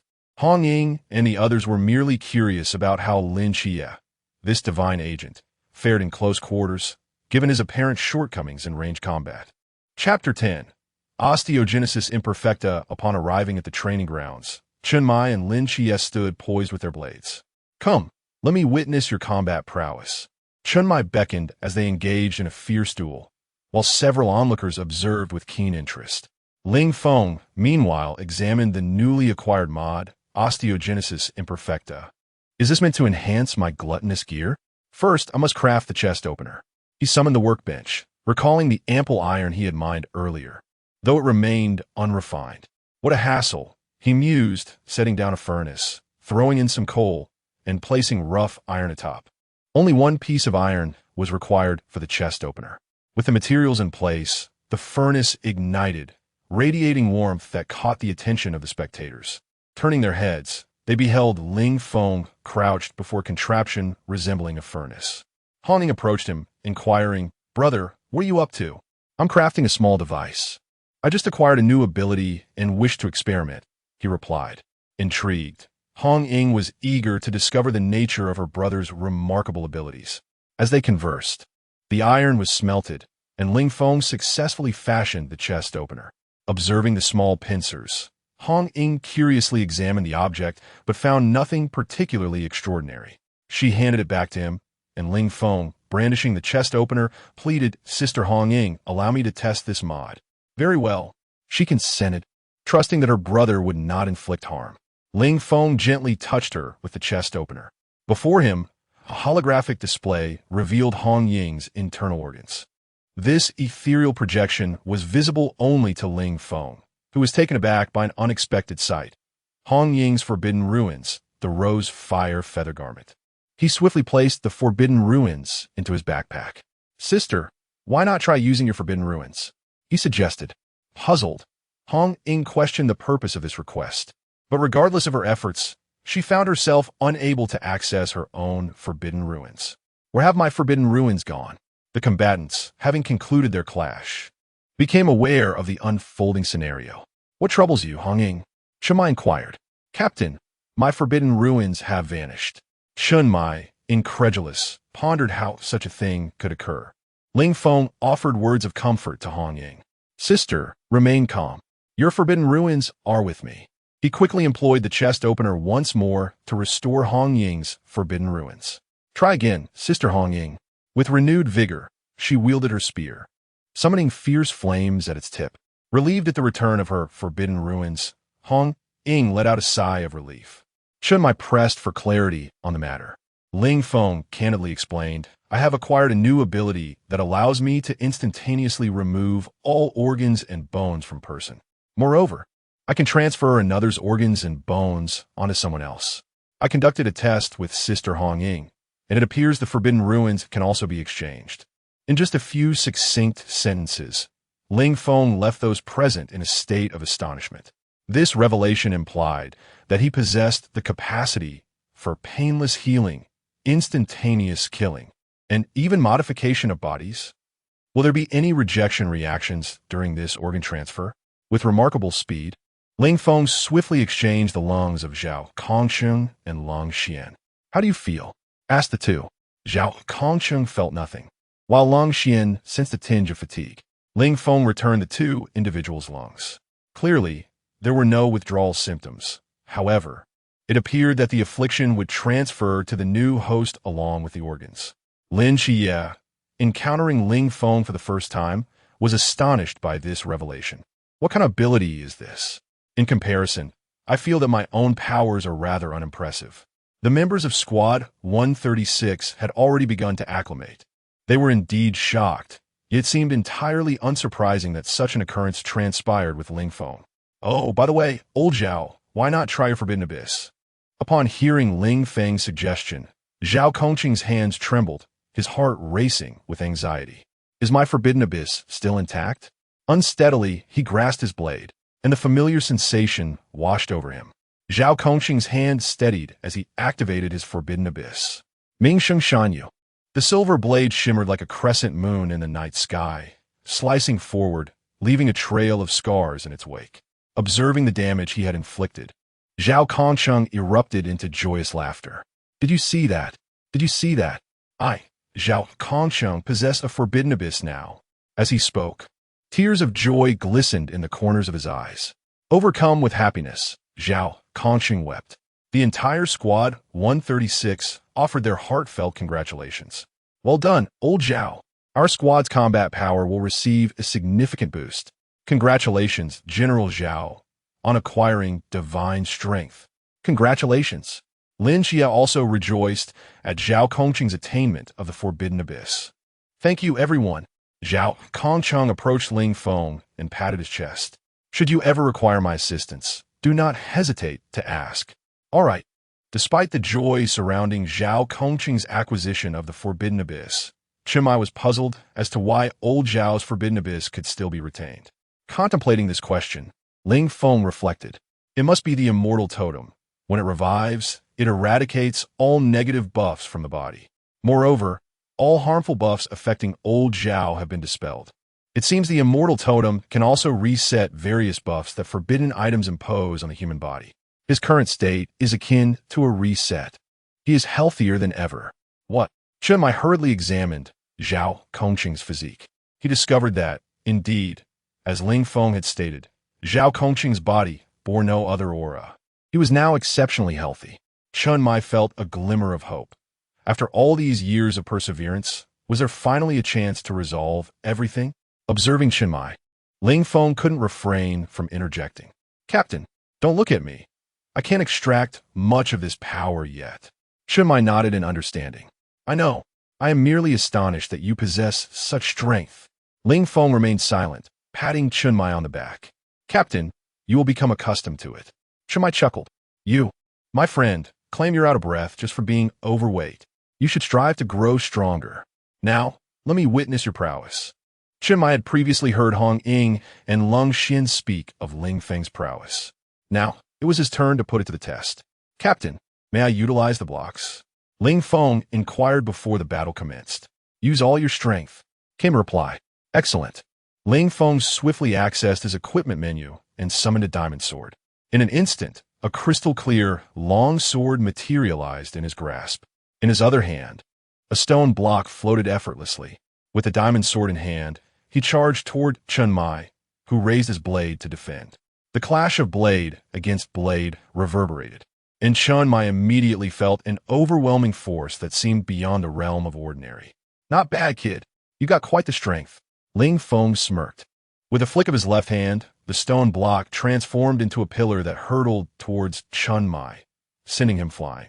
Observing this peculiar combat style, Chen Mai was momentarily taken aback. What kind of fighting technique is this? A pillar appearing out of thin air? As he gazed at the still hovering stone pillar, confusion washed over him. Does this defy the laws of physics? It seems as if it were rooted in place, with no visible intent guiding its ascent or descent. Chen Mai's demeanor shifted to one of seriousness. Chapter 11. The painful long spear come on. Chen Mai retracted his tentative mindset and began to take the matter seriously. He charged at Ling Feng with his blade drawn. Ling Feng sensed the shift in Chen Mai's demeanor and steeled himself for the confrontation. In response to Chen Mai's onslaught, Ling Feng utilized the round stone as a shield. As Chen Mai swung his knife horizontally, it struck the stone, leaving it utterly unscathed. What is this? This stone cannot be shattered. Ling Feng chuckled at the sight of the round stone, deflecting Chen Mai's attack. Acknowledging the disparity in rules, how could one possibly break it? Ling Feng then initiated his own offensive. Their weapons clashed, sparks flying as the two became locked in a stalemate. Utilizing the round stone, Ling Feng materialized behind Chen Mai and launched an attack. Sensing the imminent danger from behind, Chen Mai dragged his hand along the blade, pushing Ling Feng away and evading to the side. The round stone crashed to the ground, fracturing instantly. Observing the lifeless stone pillar that emerged, Chen Mai felt a sense of unease.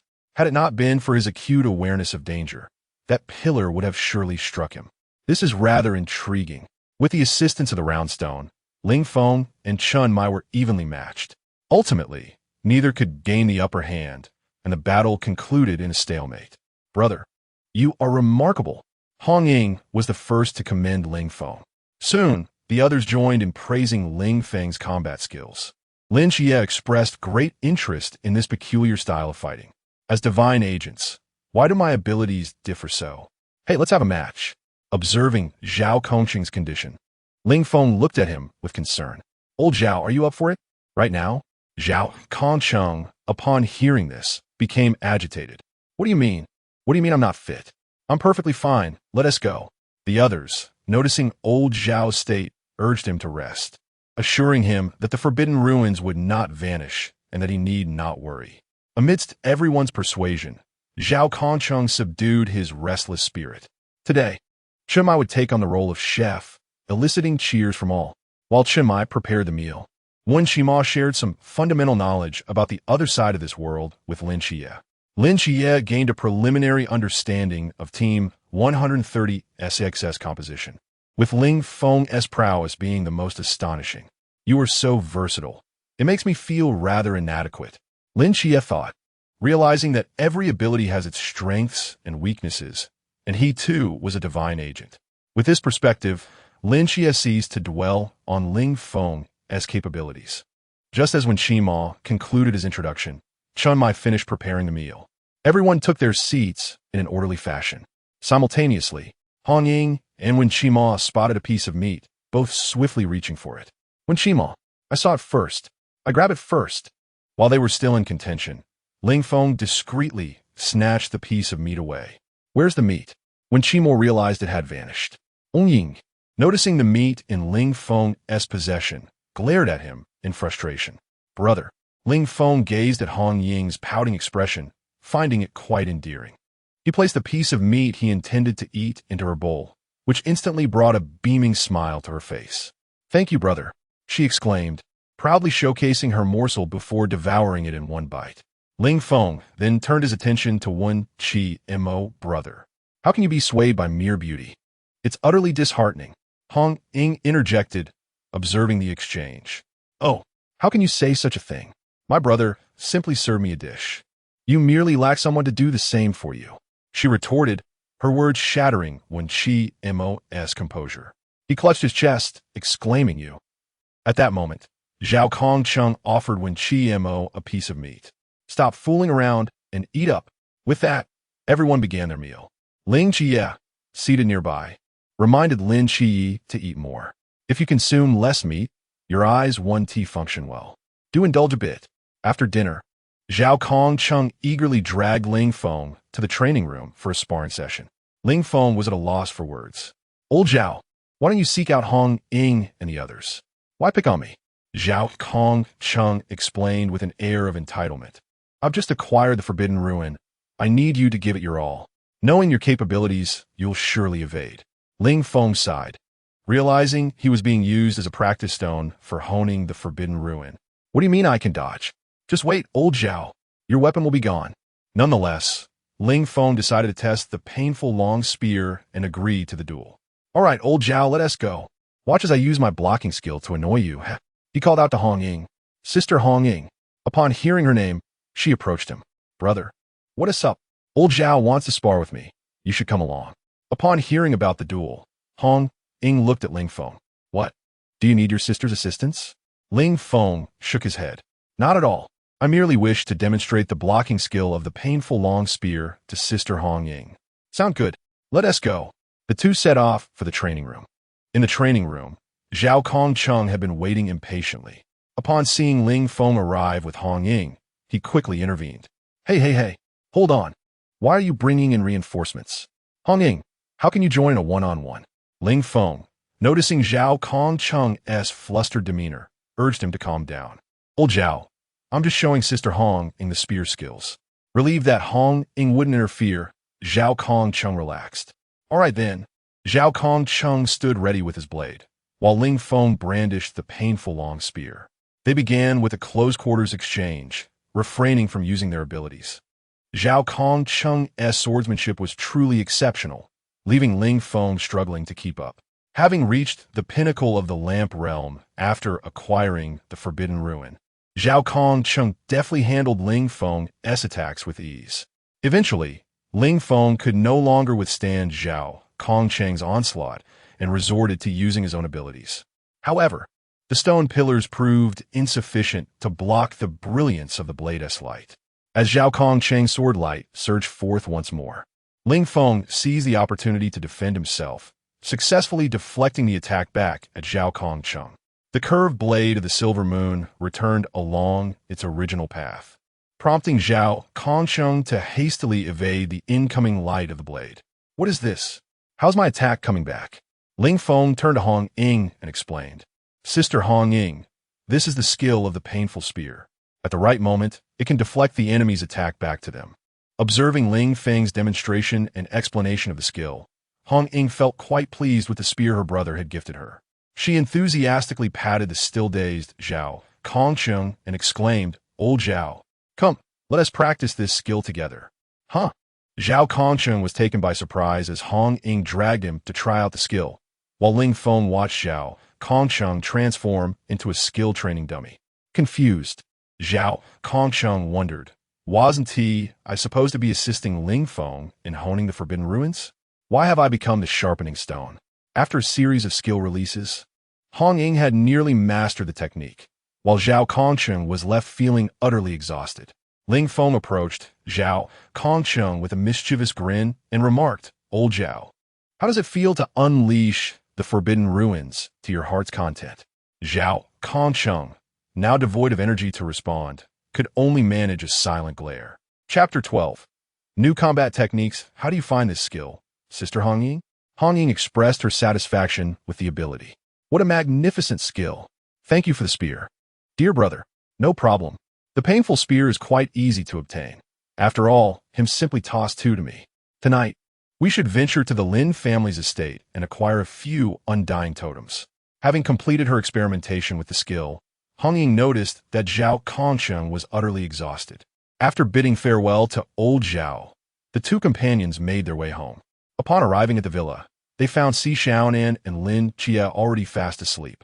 After exchanging good nights, Ling Feng and Hong Ying retreated to their respective rooms. As she returned, Hong Ying waved her fist, giving Ling Feng a pointed warning. Brother, you are not permitted to sneak into my room at night using your abilities. Understood, Ling Feng replied helplessly. He intended to do so before. Yet the skill was indeed quite effective. He decided it was best not to provoke Hong Ying further. Ling Feng entered his room, and his consciousness transitioned to the block world. Hey, him, he greeted, promptly setting off to locate the Lin estate. Noticing him, who had acknowledged him but was now ignoring him, Ling Feng delivered a playful punch. Did you not see me? I just greeted you. What is the matter? Him asked, tossing a piece of obsidian in his hand while gazing at Ling Feng. Today, I shall teach you the usage of blocks. Ling Feng recalled him's seamless and fluid transformation into obsidian. All right, but him, perceptive to Ling Feng's hesitation, interjected, enough. They won't vanish so easily. You must grow stronger first to protect what is yours. Upon hearing him's words, Ling Feng recognized the wisdom in them. There was no urgency at the moment. He indeed needed to strengthen himself first. Great, let us begin. Ling Feng resolved to start his training. With a smirk, him brandished the obsidian block, preparing to strike. All right, here we go. Him thrust the obsidian onto his arm and charged directly at Ling Feng. Reacting swiftly, Ling Feng retreated. But him's obsidian arm surged forward, closing the distance. Ling Feng was sent flying, witnessing his health bar diminish in disbelief. Him, are you trying to kill me? Unfazed, him floated above, looking down on Ling Feng. What are you afraid of? You won't die in this world. Oh, is that so? Ling Feng could not swallow his frustration and charged at him. Him transformed the obsidian into tendrils, seizing Ling Feng and slamming him to the ground with tremendous force, shattering the surrounding earth. Yet, Ling Feng refused to yield, continuing to engage in combat with him. Throughout their fierce exchange, he repeatedly fell, only to rise again, absorbing him's battle experience. Ling Feng's proficiency in block usage steadily improved, becoming more adept, though imperfections remained. He was beginning to grasp the fundamentals. That's enough for now. You can practice gradually from here on out. Remember, Notch governs all things. Anything contained within your backpack, you may transform at will. Ling Feng lay on the ground, breathless after being bested by him. A revelation dawned upon him.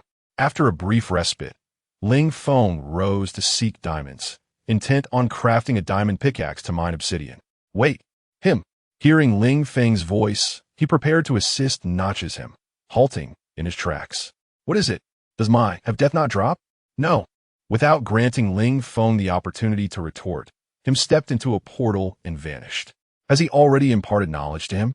Observing the deities, Notch inquired about Ling Feng's progress. A rather promising lad. He learned swiftly. Is that so? Splendid.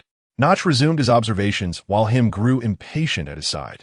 I say we should simply eradicate all these gods. Notch gazed at him in exasperation. I have stated before, the world is filled with love. We cannot resort to such violence, him. Then why allow me to teach that lad combat techniques? Him scoffed at Notch's philosophy. Notch disagreed with his sentiment. One cannot speak so lightly. If someone provokes us, they must be obliterated, right? Observing Notch's smiling countenance as he uttered this statement, him felt that the conservatives deem the radicals excessively restrained. Isn't it true that you too would eliminate a god if provoked? Very well. You may decide as you wish.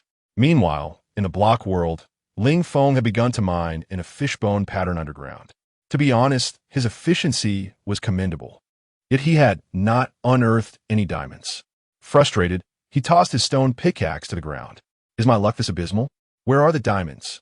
Ling Feng had nearly given up, but upon gazing at the lengthy fishbone corridor behind him, he felt a surge of determination. Onward. Fortune favors the diligent. As he mined a block of cobblestone, a blue luminescence emanated from within. Diamonds. Ling Feng was on the verge of tears. At long last, he had found them. This haul was quite satisfying. 5 diamonds in total. He promptly crafted a diamond pickaxe and hurried back to the magma he had encountered earlier.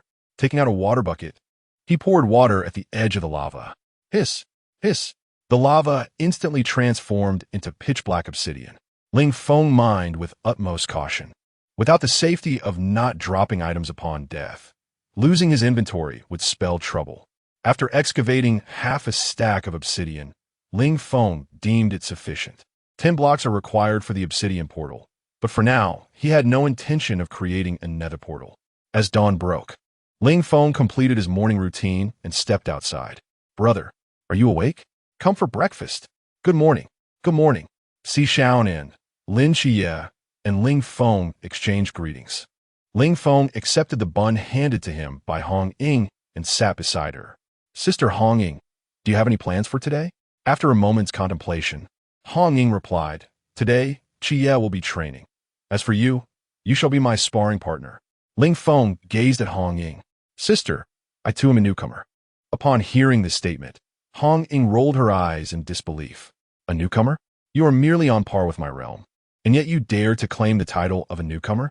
Ling Feng scratched his head, contemplating his peak prowess, and ultimately decided it was best to remain silent. Last night, he had toiled for hours, unearthing a substantial amount of coal and smelting a significant quantity of iron.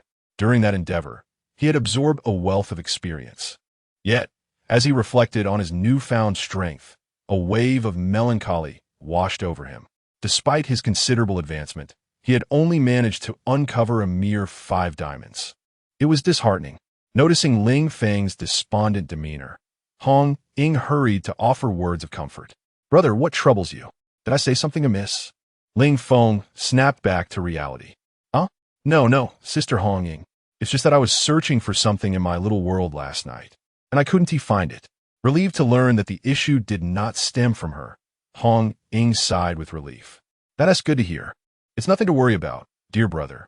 If you can't find it now, persistence will surely lead you to it. Indeed, the 4 of them then prepare to set off for the office. Chapter 13. Anomaly. Upon arriving at the office, an elderly lady approached with a matter to discuss. Hong Ying and Si Xiaonan were unfazed, while Lin Shiyi appeared perplexed. Is this truly an office? Hong Ying stepped forward to ascertain the elderly woman's predicament. Zhao Kongcheng held on a Lin Shiyi, stating, Shiyi, how often do the night watchers encounter anomalies throughout the year? We cannot simply occupy this space without contributing. Lin Shiyi began to question whether joining this endeavor had indeed been a wise choice. Ling Feng, overhearing Zhao Kongcheng's words, silently criticized him.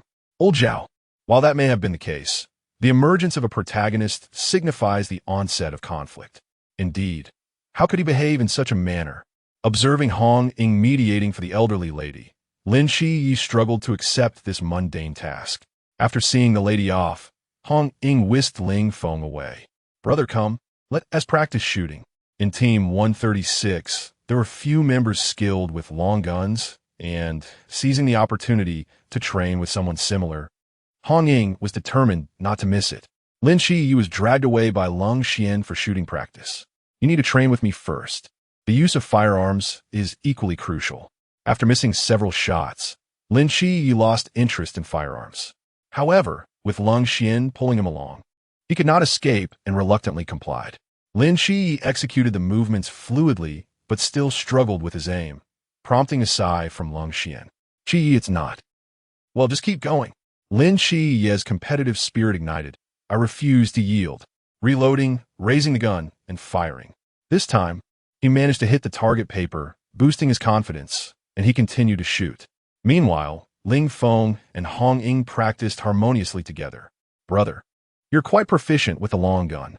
After some sparring with Ling Feng, Hong Ying praised his technique. Ling Feng humbly replied, I'm just getting by. Not even close to your level. Hong Ying jia. As Hong Ying and Ling Feng exited the training room, they encountered the dejected Lin Shiyi and a languid Lung Xian slumped on the sofa. Hong Ying, curious, inquired what happened.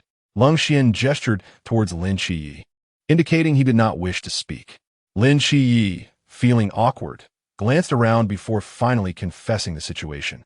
Despite firing nearly 100 rounds, his accuracy was below 20%, and even those that hit were far from the target's scoring zones. Hong Ying and Ling Feng exchanged glances, questioning if such performance was truly achievable. Nonetheless, Hong Ying sought to console Lin Shiyi.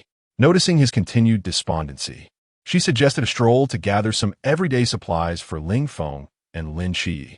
Calling upon Si Xiaonan, Ling Feng discerned Hong Ying's intentions. She wants us to assist Lin Shiyi in fetching items, doesn't she? Women. Despite this thought, he chose to accompany them. A little relaxation wouldn't hurt. Ling Feng pulled Lin Shiyi along to follow Hong Ying and Si Xiaonan. As expected, they arrived at an amusement park. Lin Shiyi was baffled by the purpose of their visit. Ling Feng looked at him and spoke. Occasionally, it is essential to unwind. Let us proceed. With that, Ling Feng led Lin Shiyi to the amusement park. The duo experienced the exhilarating roller coaster, the pirate ship, and the free fall tower. Ultimately, they found themselves standing beneath the towering Ferris wheel. Ling Feng, gazing at Lin Xie with a playful smile, inquired, "What do you think? Shall we take a ride?" Lin Xie, observing Ling Feng's cheerful demeanor, took a step back. "No way. What business do two grown men have riding that?" Ling Feng let out a small sigh of regret. "TCH, if you don't want to, then so be it." A shiver ran down Lin Xie's spine. What was this guy planning? Ling Feng, seeing Lin Xie retreat, could not help but feel exasperated. "What are you thinking? I merely lament the inability to ride the Ferris wheel." "Better not to." Lin Xie remained on high alert, prompting Ling Feng to burst into laughter. "Why are you so easy to tease? Let us go find Hong Ying and the others." The pair departed from the Ferris wheel and soon located Hong Ying and her companion at a shooting booth. Hong Ying's shooting skills were decent, though she couldn't achieve a perfect score. Upon Ling Feng's arrival, Hong Ying eagerly pulled him to the booth. "Pay up, grab a gun, and here, take it." She pointed at a plush toy and exclaimed, "Brother, I want that one." Ling Feng, momentarily bewildered, complied, thinking it was worth a shot since it was what Hong Ying desired. He aimed and fired, hitting all 20 shots with precision. With the toy in hand, Hong Ying cheered, "Brother, you're amazing." "Thank you." Ling Feng turned to see Xiaonan and asked, "Which one do you want, Xiaonan?" Surprised, yet delighted, Si Xiaonan pointed to a toy she fancied. Ling Feng took aim again, and with a single fluid motion, the plush toy appeared in Xiaonan's embrace. "Thank you. No witties. Let us go buy some essentials." Ling Feng hurriedly aimed to complete the primary task of the day. Otherwise, their household supplies would run dangerously low. "Then let us go." Hong Ying felt a tinge of reluctance, but acknowledged the necessity of their shopping trip. Lin Xie, observing Ling Feng's smooth and accurate shooting, felt a pang of envy. "I must practice my marksmanship." As they made their way to the department store, Ling Feng noticed several curious glances directed towards him and Lin Xie. Could it be the Naga Serpent Demon? Ling Feng chose to remain silent, continuing to stroll through the department store with Hong Ying and the others. Soon, there would be reports made. For now, there was no immediate danger, and Ling Feng refrained from exaggerating. Primarily, he was unsure how to articulate his thoughts. His abilities were already extraordinary enough without adding foresight into the mix. Would others even be able to enjoy themselves? Hence, Ling Feng opted for discretion. These past few days had been remarkably calm, devoid of any significant events. Ling Feng found himself increasingly exasperated by the villagers in the blocky world. Previously, he had wondered why he had not encountered any bothersome villagers despite having installed the annoying villagers mod. It seemed strange that he had not met a single one. The system was equally perplexed. Your luck is indeed exceptionally high. Having stayed so long, you have yet to encounter a single villager. At that time, Ling Feng was quite pleased with himself, unaware that just a few days later, upon re-entering the game, he would encounter a vigilant villager. The villager charged directly towards him, declaring that Ling Feng was now a wanted man. What have I done to warrant such a pursuit? He thought as the enemy closed in. Ling Feng stood his ground, armed and ready to engage. The days of relentless combat had honed his fighting skills to a remarkable degree. Though the villagers' attacks were bothersome, the loot they dropped was undeniably rewarding. His backpack brimmed with ender pearls. Ling Feng found a suitable spot to set down some chests, a crafting table, and a furnace. Along the way, him jested about why Ling Feng hadn't constructed a house. Without hesitation, Ling Feng crafted a door and placed it not far from the chests. There, it's done. After organizing his backpack, Ling Feng departed, leaving him alone to ponder the door amidst the swirling winds. The days of training were fulfilling. Ling Feng's routine consisted of practicing at the office, dining, and battling in the blocky realm. This continued for a month until a report was filed. Chapter 14. Reporting an incident on an otherwise ordinary day. Ling Feng and his companions were en route to the office. Lin Xie remarked, "Things have been quite pleasant lately. Nothing much has transpired." Upon hearing this, Ling Feng felt a sense of foreboding, sensing that such tranquility often precedes turmoil. Upon arriving at the office, Ling Feng astutely perceived an unusual atmosphere. Chen Mai, who had previously kept his eyes closed, opened them with a grave expression and announced, "Is everyone here? Let us commence the meeting." Hong Ying, intrigued, nudged the nearby Zhao Kongcheng and inquired, "Old Zhao, what is going on?" Zhao Kongcheng, equally perplexed, shook his head in response. "I don't know, I just arrived." Once everyone congregated in the conference room, Chun Mai, appearing somber, conveyed a significant piece of news. "Last night, I received intelligence regarding the emergence of a suspected mythical creature." Ling Feng cast a glance at Lin Chia, noting that the protagonist's words seemed to have summoned them. Furthermore, the location was identified as the second high school of Changnan City. All eyes converged on Ling Feng and Lin Chia, indicating that they had attracted the attention of observers regarding their divine representations. Chun Mai instructed that the individual who reported the incident be brought forth to elaborate on the occurrences. "Ling Feng, Lin Chia, weren't you two enlisted?" Karia Li Yifei. Lin Chia expressed surprise at Li Yifei's unexpected presence, while Ling Feng remained relatively unfazed, having anticipated it. "Your circumstances are somewhat unique. Please recount what you witnessed." Chun Mai prompted. Li Yifei scrutinized Ling Feng and Lin Chia intently. "Has the Naga already begun to observe us? How intriguing." He then recounted the sequence of events. He had initially sought the guidance of the academic director, only to witness his classmate Lu Xiaoyan devouring the director and subsequently regurgitating an identical replica. The two then exited together, engaged in jovial conversation. As Li Yifei narrated the details, Ling Feng's imagination conjured a vivid, unsettling image, prompting a chill to run down his spine. What a grotesque spectacle! The members of Team 136, upon hearing the account, wore solemn expressions. If true, it indeed constituted an incident involving a mythical creature. Ling Feng felt exhilarated, finally anticipating the prospect of battle. The obsidian cube floated and pulsated beside his wrist, reflecting his excitement. Ling Feng returned to the present to see Wu Xiangnan threatening Li Yifei, warning him of the repercussions of filing a false report.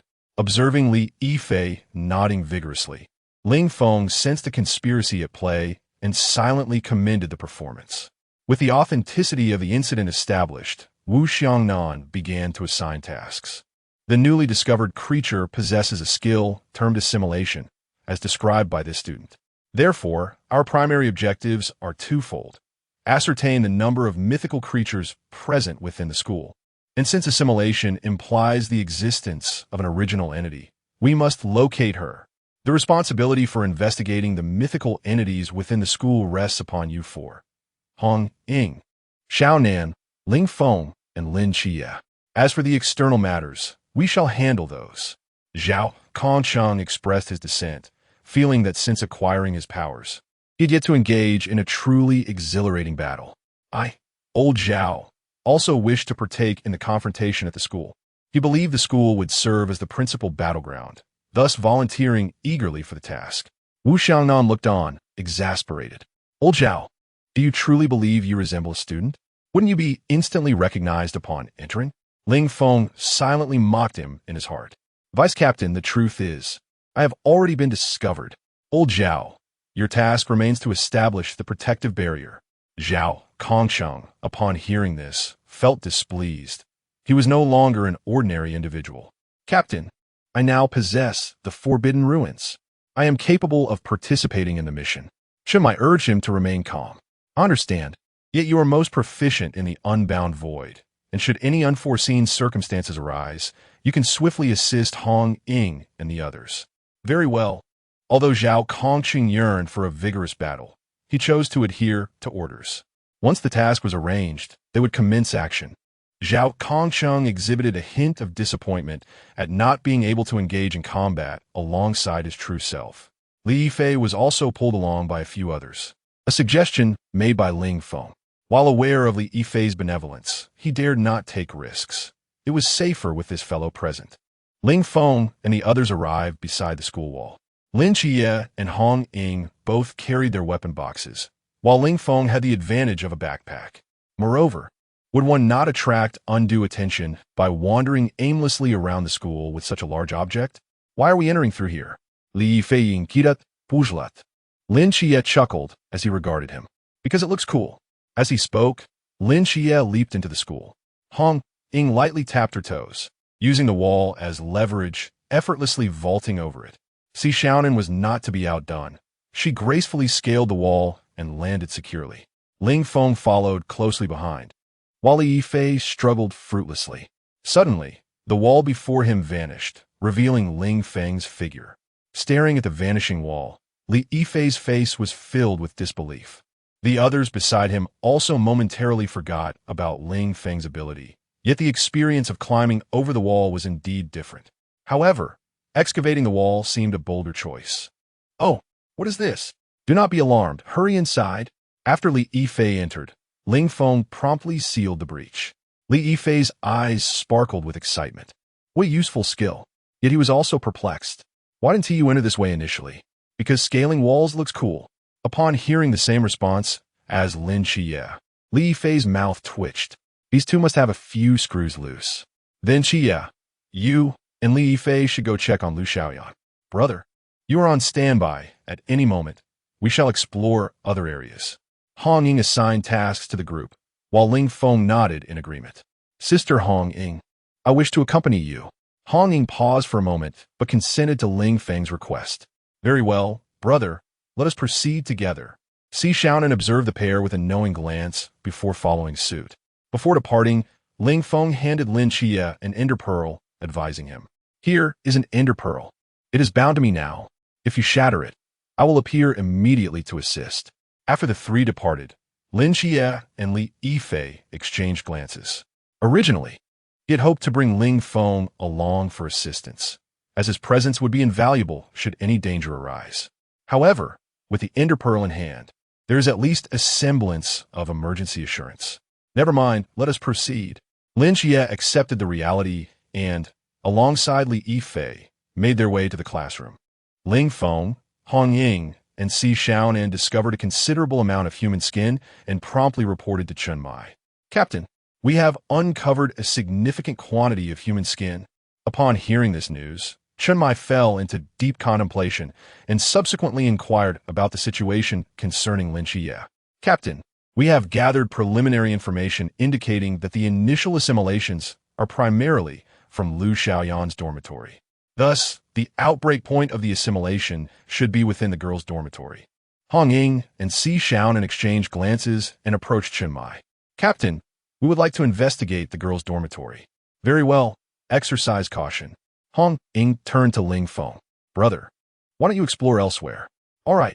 Ling Feng had initially intended to suggest joining them, but fearing a potential reprimand from Hong Ying, he relented. Chapter 15. The Naga demon Hong Ying and Si Xiaonan made their way towards the girls' dormitory, while Lin Qiye headed to the playground to assess the extent of the Naga demon's infection among the populace.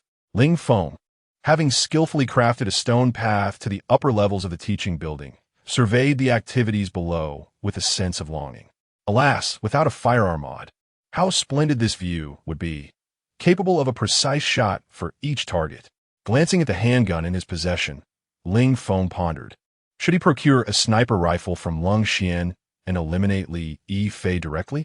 Meanwhile, Li Yifei on the playground shivered, an unsettling premonition washing over him. Observing Lin Qiye brazenly wandering about the grounds, Ling Feng felt a surge of admiration for the audacity displayed. Captain, I have conducted a survey, and nearly half of the students and faculty in the entire school are assimilators. What?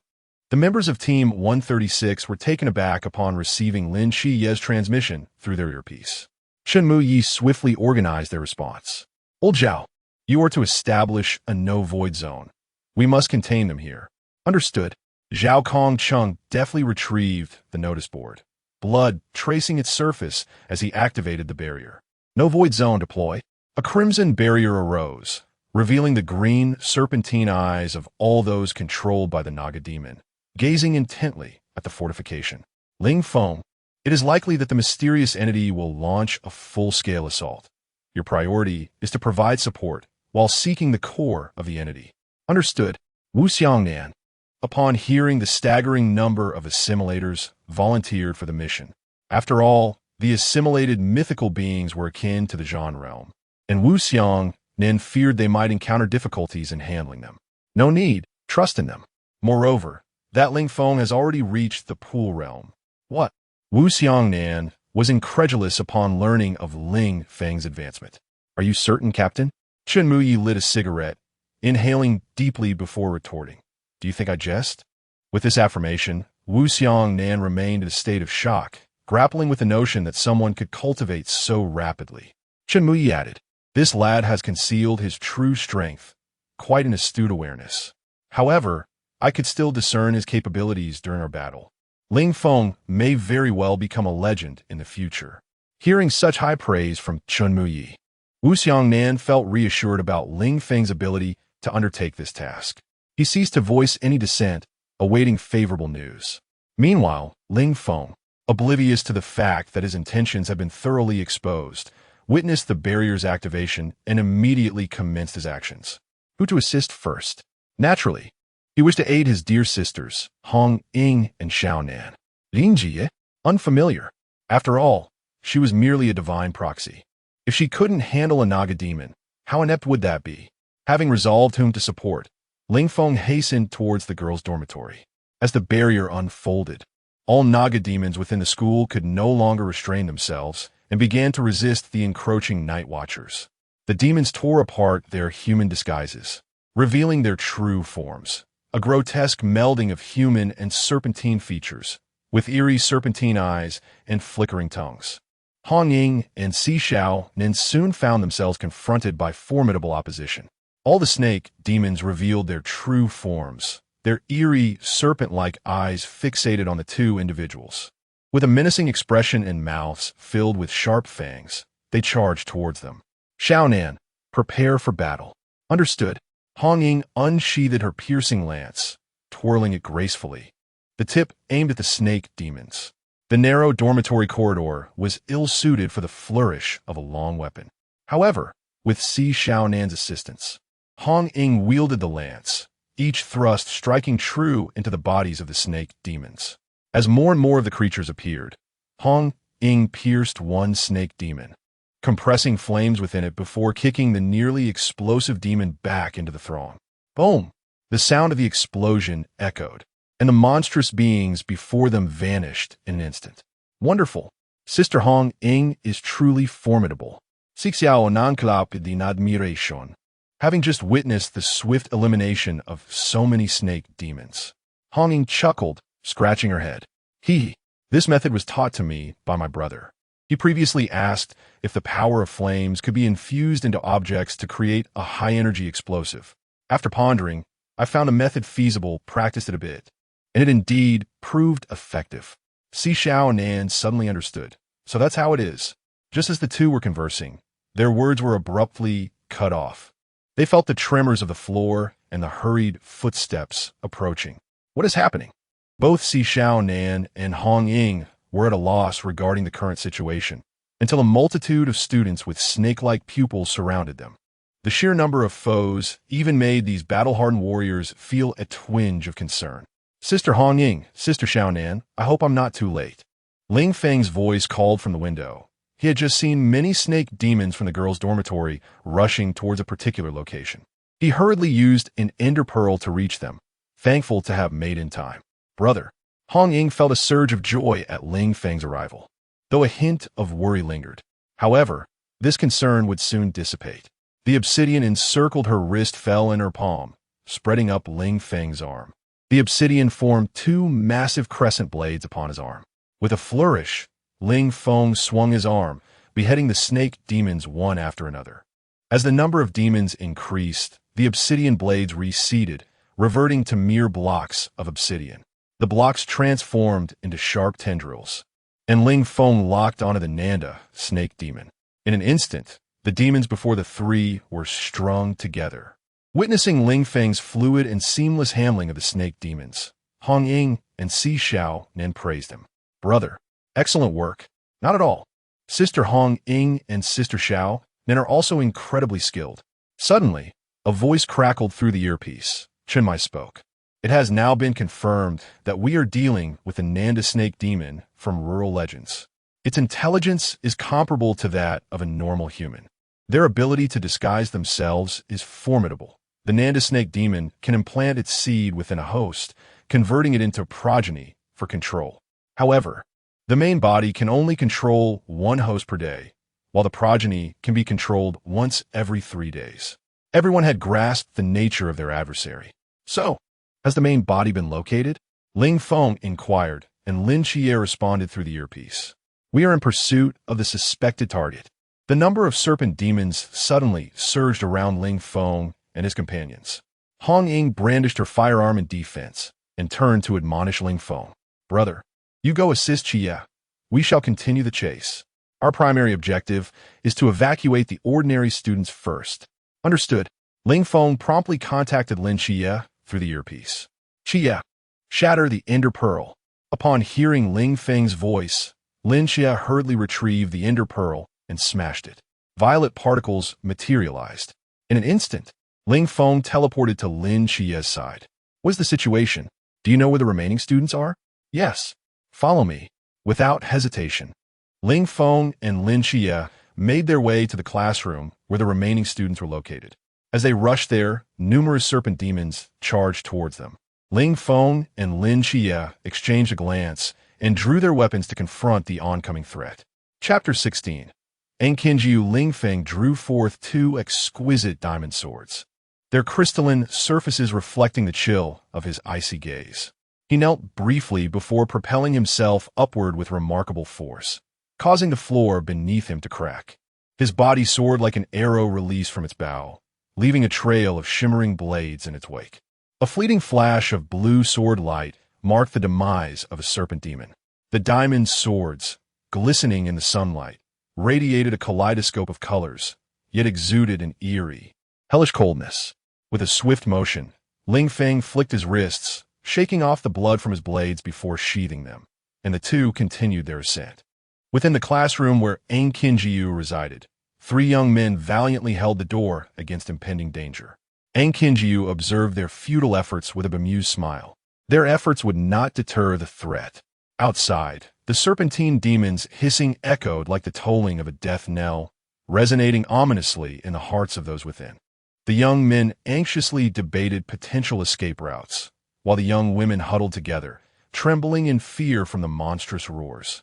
Unable to contain their tears, yet fearful of attracting the beast, they stifled their sobs, muffling their cries. In stark contrast to her peers, Enkinjiu displayed neither anxiety nor fear. Instead, her face was alight with excitement and curiosity. How fascinating! This world is indeed extraordinary. Just as the trio at the door began to falter, a sound reminiscent of a blade slicing through the serpent demon pierced the air. The cacophony of roars subsided, leading everyone to believe the monsters had retreated. One female student, having ceased her weeping, whispered inquiringly, "Is it safe now? I believe I just heard the sound of a blade being wielded." The 3 young men exchanged uncertain glances, unsure of the situation outside and hesitant to open the door recklessly. At that moment, a voice rang out from beyond the door, Li Yifei, whom Ling Feng and Lin Xie had encountered while ascending. "Hey, open the door." Li Yifei knocked persistently on the classroom door. The occupants, hearing the commotion, expressed their skepticism. "No way. How can we be sure you're not a demon?" "I'm not. Just open the door." The occupants remained unconvinced, steadfast in their refusal. "Let me in. Hurry." Li Yifei's persistence intensified as he pounded on the door. "See, I told you he wasn't T-human. Anger has surely consumed him." One voice retorted. "You're the one who isn't T-human." Li Yifei stepped back, preparing to forcefully breach the classroom door. Ling Feng, however, restrained him, urging, "Wait a moment." Upon recognizing Ling Feng's voice, Li Yifei complied and retreated, having realized the extraordinary prowess of this individual. Ling Feng produced a diamond pickaxe and struck the classroom door with force. In an instant, the door disintegrated, leaving the desks behind unanchored, causing them to topple as they were pushed from behind. With a crash, the 3 young men found themselves sprawled on the floor, bewildered. "Who am I? Where am I? What am I doing? Where did that door go?" As they entered the classroom, everyone, save for Enkinjiu, instinctively recoiled, maintaining their distance from the newly arrived trio. "Do not come any closer." A young man brandished a stick of unknown origin to threaten the trio. Ling Feng and Lin Xie exchanged glances of exasperation, choosing to disregard him. "Xie, Are there any snake demons among them? Lin Chie's eyes transformed into a golden hue as she scanned the surroundings, shaking her head. None. That is reassuring.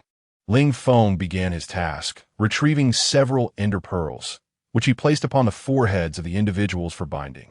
Given that ender pearls could only be utilized by their owner, binding was necessary for others.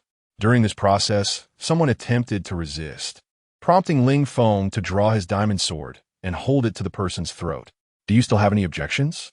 The cold steel against his neck, coupled with Ling Feng's cheerful yet chilling smile, rendered the defiant individual unable to suppress a gulp, his legs trembling uncontrollably. Stammering, he pleaded, "Bro, I was wrong. I won't resist anymore." Ling Feng nodded in satisfaction, giving his shoulder a reassuring pat. Upon arriving at Onqing Fish's location, curiosity piqued as to Ling Feng's intentions. "This is to send you all out." Onqing Fish seized the ender pearl from Ling Feng's hand, declaring, "I won't go just yet. I wish to accompany you." "Do not worry. I can take care of myself." Ling Feng could not deny her request. If she preferred to stay, so be it. He glanced at Li Yifei, who also shook his head, indicating a desire to proceed together. Respecting individual choices, Ling Feng prepared to complete the task and contacted Zhao Kongcheng. "Old Zhao." Upon hearing Ling Feng's voice, Zhao Kongcheng felt a surge of excitement, assuming support was needed. "What's up, kid? Do you require assistance?" "Not at all." Ling Feng's response dashed Zhao Kongcheng's hopes for a thrilling encounter. Slightly disappointed, Zhao Kongcheng inquired, "Then what is it you need?" "I have a few survivors here. I'll send them out first." "All right, I will come to assist you." Ling Feng halted Zhao Kongcheng's approach. "Old Zhao, check your pocket. Just shatter that ender pearl." Hearing this, Zhao Kongcheng felt in his pocket and indeed found an ender pearl. "Hey, when did this happen?" As the ender pearl shattered, Ling Feng appeared beside Zhao Kongcheng.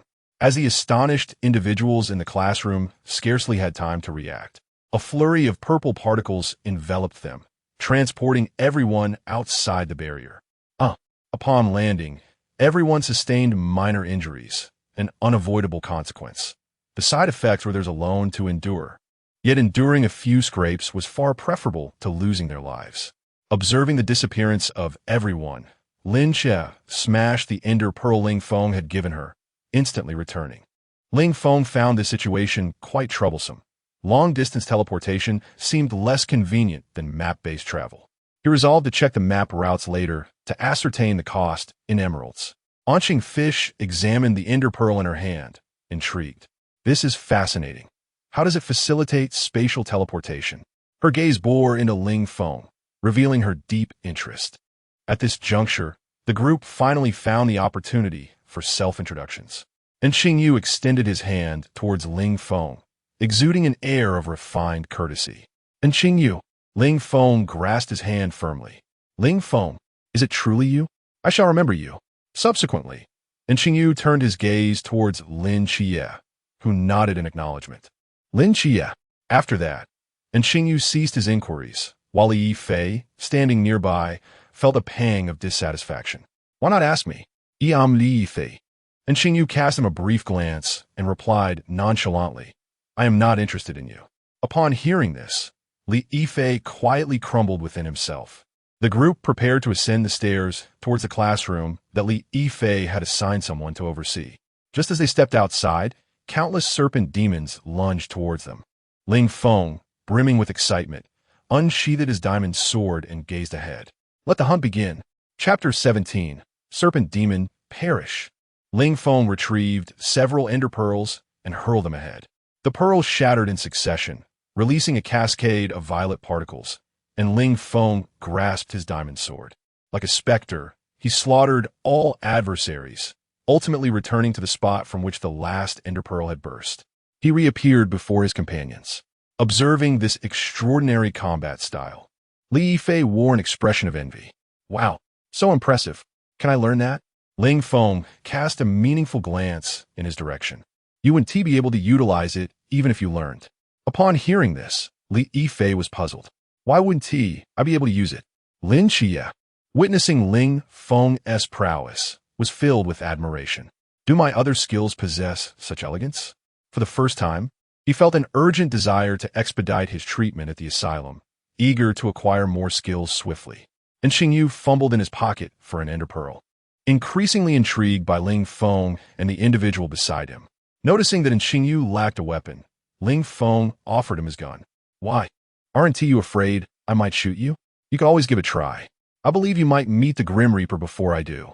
Ling Feng's confidence stemmed from his diamond armor, all of which had been obtained from the slain villagers and cavalry. In the realm of reality, this armor served as a slender barrier of protection surrounding him. Once their weapons were distributed, the four set off to rescue the remaining occupants of the building. Ling Feng grasped the puzzled Li Yifei by the collar, a powerful tug emanating from his neck, snapping Li Yifei out of his reverie. Ling Feng, cough, cough. Let me go. Cough, cough. I am suffocating. Hearing Li Yifei's lamentations, Ling Feng released him. Ouch. Li Yifei stood up, rubbing his backside, casting a resentful glance at Ling Feng. Ling Feng feigned ignorance and inquired about the whereabouts of the others. Li Yifei pointed toward the classroom. It's just in that classroom ahead. All right, let us go. Li Yifei led the way, with the other three following closely behind. Before they reached the classroom, they heard Lu Yuan's roar. Li Yifei, you bastard. Let's out. I swear I'll make you pay if I get out. Lu Yuan banged on classroom door, shouting. Ling Feng asked Li Yifei how many people were inside. Li Yifei pondered for a moment. About 6 or 7, I suppose. Hearing that so many remained inside, Ling Feng felt no fondness for Lu Yuan.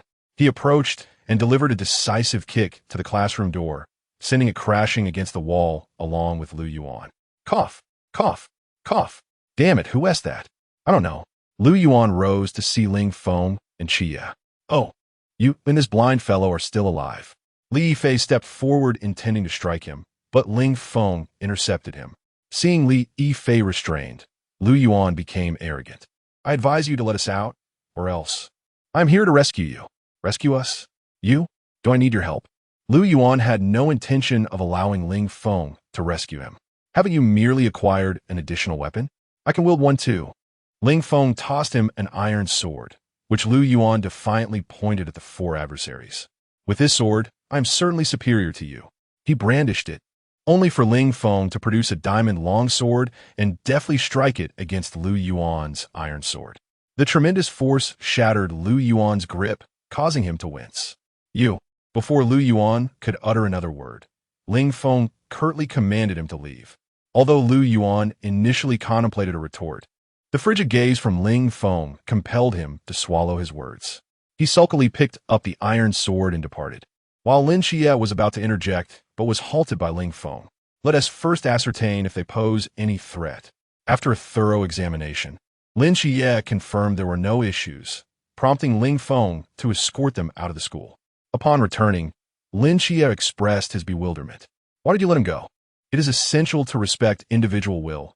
We cannot coerce others. Xie. Besides, I did mention that I was here to rescue him. Moreover, did I not provide him with a weapon? Lin Xie held a neutral view of Lu Yuan, and Ling Feng's rationale seemed to him devoid of significant fault. After the rescue, Ling Feng reached out to Hong Ying and Si Xiaonan. Sister Hong, Sister Xiaonan, how fares your end? Little brother, are you all right? And what of Xie? Upon hearing Ling Feng's call, Hong Ying first inquired about their well-being before exchanging intelligence. Xiaonan and I are searching the cafeteria, though we have yet to explore the multifunctional building.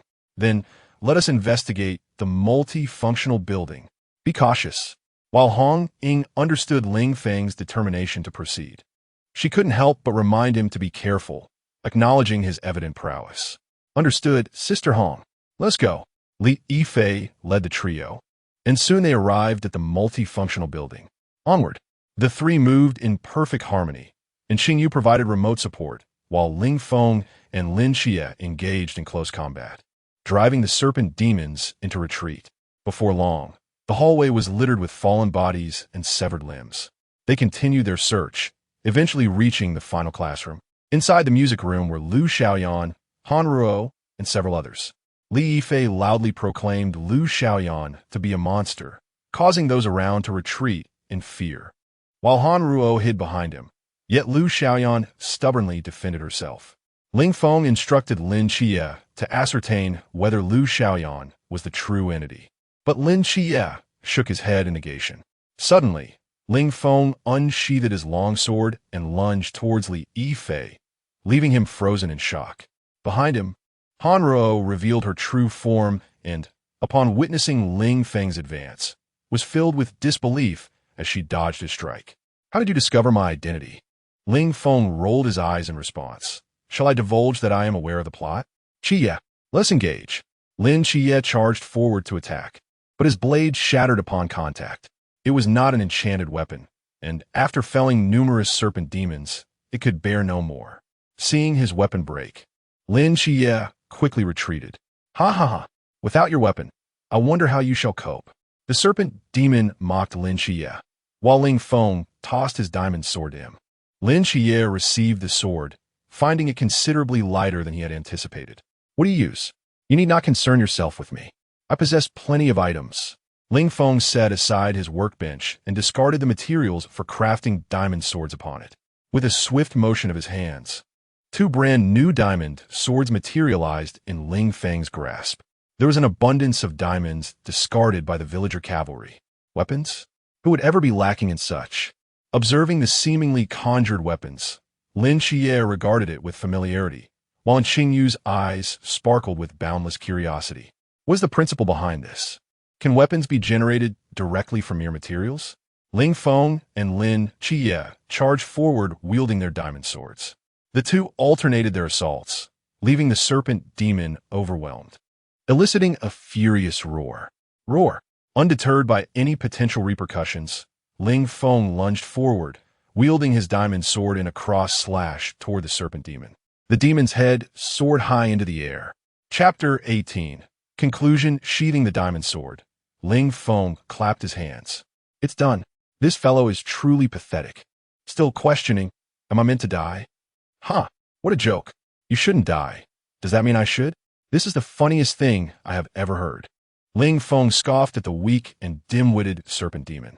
The others nearby were momentarily at a loss for words. Lin Xie prepared to return the diamond sword to Ling Feng. Ling Feng glanced at him and said, Here, take it. It's not worth much anyway. Lin Xie gazed at the diamond sword in his hand, its crystalline blade shimmering with a spectrum of colors under the setting sun. This weapon is just given away? I recall Ling Feng mentioning it was made of diamond. How infuriating. Why? I am a divine agent too. Where's my weapon? Brother. Xie. Hong Ying's voice called from below. Ling Feng approached the window and saw Hong Ying waving. He leaped through the window and landed before her. How are you? Brother, are you hurt? Hong Ying looked him over, inspecting for injuries. Ling Feng patted her shoulder reassuringly. I'm fine. Really? That's good to hear. Lin Xie and the other two emerged from the multifunctional building. Hong Ying also approached to check if Lin Xie was injured. Both brothers are doing well. The mission was a great success. Come on, sister will treat you to a meal. Ling Feng, aware of the unfolding narrative, stopped Hong Ying. Sister, this mission isn't over yet. Hong Ying looked puzzled. Hadn't they already defeated the main body? Lin Xie turned to Ling Feng. Did you notice something? Yes. Ling Feng nodded. Lacking any observation skills, he couldn't claim to know everything. He simply nodded to deflect, leaving the details for them to ponder. As expected, Lin Xie believed that Ling Feng was so capable, he must possess detection skills. Ling Feng realized sometimes it was unnecessary to elaborate. They would entangle themselves in their own thoughts, sparing him the trouble of explanation. Listening to their exchange, Hong Ying's small head was filled with confusion. Are they speaking Chinese? Why can't I understand a word? Observing her bewilderment, Si Xiaonan stood nearby, stifling a laugh. Noticing Si Xiaonan's suppressed laughter, Hong Ying felt indignant. What is so funny? Do you know what they're saying? I have no idea. Si Xiaonan shrugged, indicating her ignorance. Then why are you laughing at me? Hong Ying glared at Si Xiaonan, and sensing the tension, Ling Feng quickly leaned in to whisper his guess to both her and Si Xiaonan. At that moment, Zhao Kongcheng also arrived. What is going on? Everyone shook their heads, except for Li Yifei. Zhao Kongcheng was perplexed. Hadn't the communication stated it was concluded? What was the current situation? At this moment, Chun Mai and Wu Xiangnan discovered that the offspring of the serpent demon had not entirely vanished. Everyone, take heed. The Nandu serpent demon's true form still exists. All eyes turned towards Li Yifei, who was startled by their actions. What's wrong? Isn't it all over? Why is everyone staring at me? Just as Li Yifei finished speaking, and Xingyu shot him squarely in the forehead. And Xingyu, why did you shoot me? Lin Xie, having confirmed the situation, charged forward wielding the diamond sword bestowed upon him by Ling Feng. It was now night, and Lin Xie could utilize the Starry Night Dancer. With this enhancement, he was more than capable of confronting a Nandu serpent demon. Realizing he had been exposed, Li Yifei ceased to feign and revealed his true form. How did you discover me? Lin Xie was too apathetic to engage in conversation with the serpent demon, as they were all destined for demise. What was the point in saying so much when they would never meet again? When Zhao Kongcheng saw the appearance of the Nandu serpent demon, he eagerly contemplated drawing his sword to engage in battle.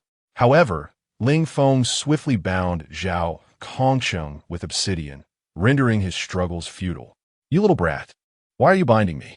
Ling Feng, observing Zhao Kongcheng's furious outburst, chuckled lightly. Old Zhao, allow the younger generation a chance. Your combat experience is already quite substantial. Beside them, Hong Ying patted old Zhao, offering encouragement. Indeed, old Zhao, let Chia have a go. Zhao Kongcheng felt utterly despondent. Previously, the ghost-faced man had eliminated his targets, and now both Hong Ying and Ling Feng had taken his kills. Now, when he finally encountered one, Lin Xie snatched it away again. When would Zhao Kongcheng ever get a share of the spoils? Si Xiaonan remained unperturbed by the commotion, quietly examining the obsidian binding Zhao Kongcheng. Observing the stalemate, Hong Ying couldn't help but express her concern. Brother, should we not assist? It's all right, Sister Hong Ying, he replied. Speaking of which, what shall we have for dinner? Pondering for a moment, Hong Ying had no good ideas and turned to Si Xiaonan, who was studying the obsidian. Xiaonan, is there anything you wish to eat? Hot pot. After some contemplation, Hong Ying agreed. That works. After all, we will need to bathe upon returning. So hot pot is fine. No worries about the smell clinging to our clothes. All right. Ling Feng and Hong Ying had no better options. Since someone had a craving, they would go with it. Ling Feng was not particularly picky about food, and Xingyu regarded the markedly different Lin Xie and nodded. This is quite impressive, though the ability is slightly lacking. By the way, Sister Hong Ying, are you tired? Not particularly, brother. What's up? Are you tired? Ling Feng shook his head and retrieved several golden apples from his backpack, distributing them among the group. As they gazed at the golden apples in their hands, they fell into contemplation. Why the sudden gift of a pure gold apple? They weighed it in their hands, noting its substantial heft. Observing that they held the apples without eating, Ling Feng took a bite and urged them, eat. Why aren't you eating? Seeing Ling Feng bite into the golden apple, Hong Ying, in her adorably naive manner, inquired, Brother, can gold be eaten? Si Xiaonan and Zhao Kongcheng looked at Ling Feng with confusion, and it was then that Ling Feng had a sudden realization. You've misunderstood. This is a consumable item, something edible, not an exquisite work of art crafted from pure gold. Upon hearing Ling Feng's explanation, the crowd collectively sighed in relief, their misunderstanding dispelled. I thought so. How could gold possibly be edible? Hong Ying took a bite of the apple, its crisp sweetness bursting forth, the delightful juice filling her mouth with the fragrance of fresh apples. So delicious. The four of them were taken aback. They had never tasted such a delectable apple before. As they consumed the golden apple, their weariness began to melt away, and their injuries started to heal. Everyone felt an unprecedented sense of well-being. Incredible. Si Xiaonan was astonished by the apple's restorative properties, her mental and physical fatigue dissipating entirely. One extraordinary item. It feels almost wasteful to consume it. Chapter 19. The golden apple. Ling Feng observed Si Xiaonan as she gazed at the golden apple in her hand. Her lips parted slightly, hesitated, then closed again. Understanding her inner turmoil, Ling Feng reassured her, Sister Xiaonan, it's perfectly fine. Go ahead and indulge. I have plenty more, to dispel any doubts she may have harbored. He produced 5 or 6 additional golden apples.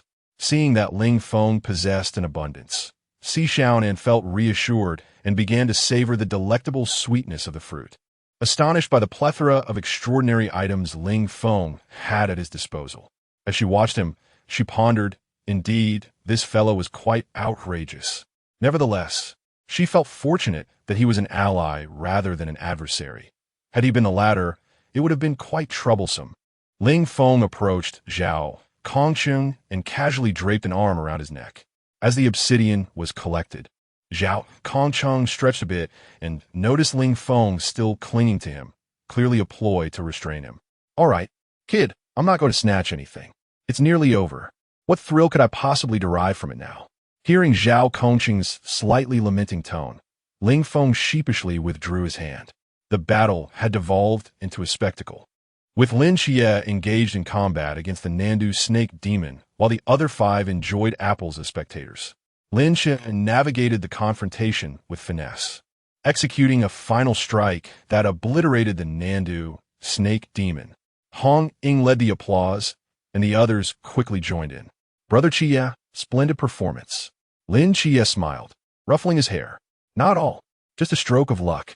Zhao Kongcheng, witnessing the demise of the Nandu snake demon, felt a pang of helplessness.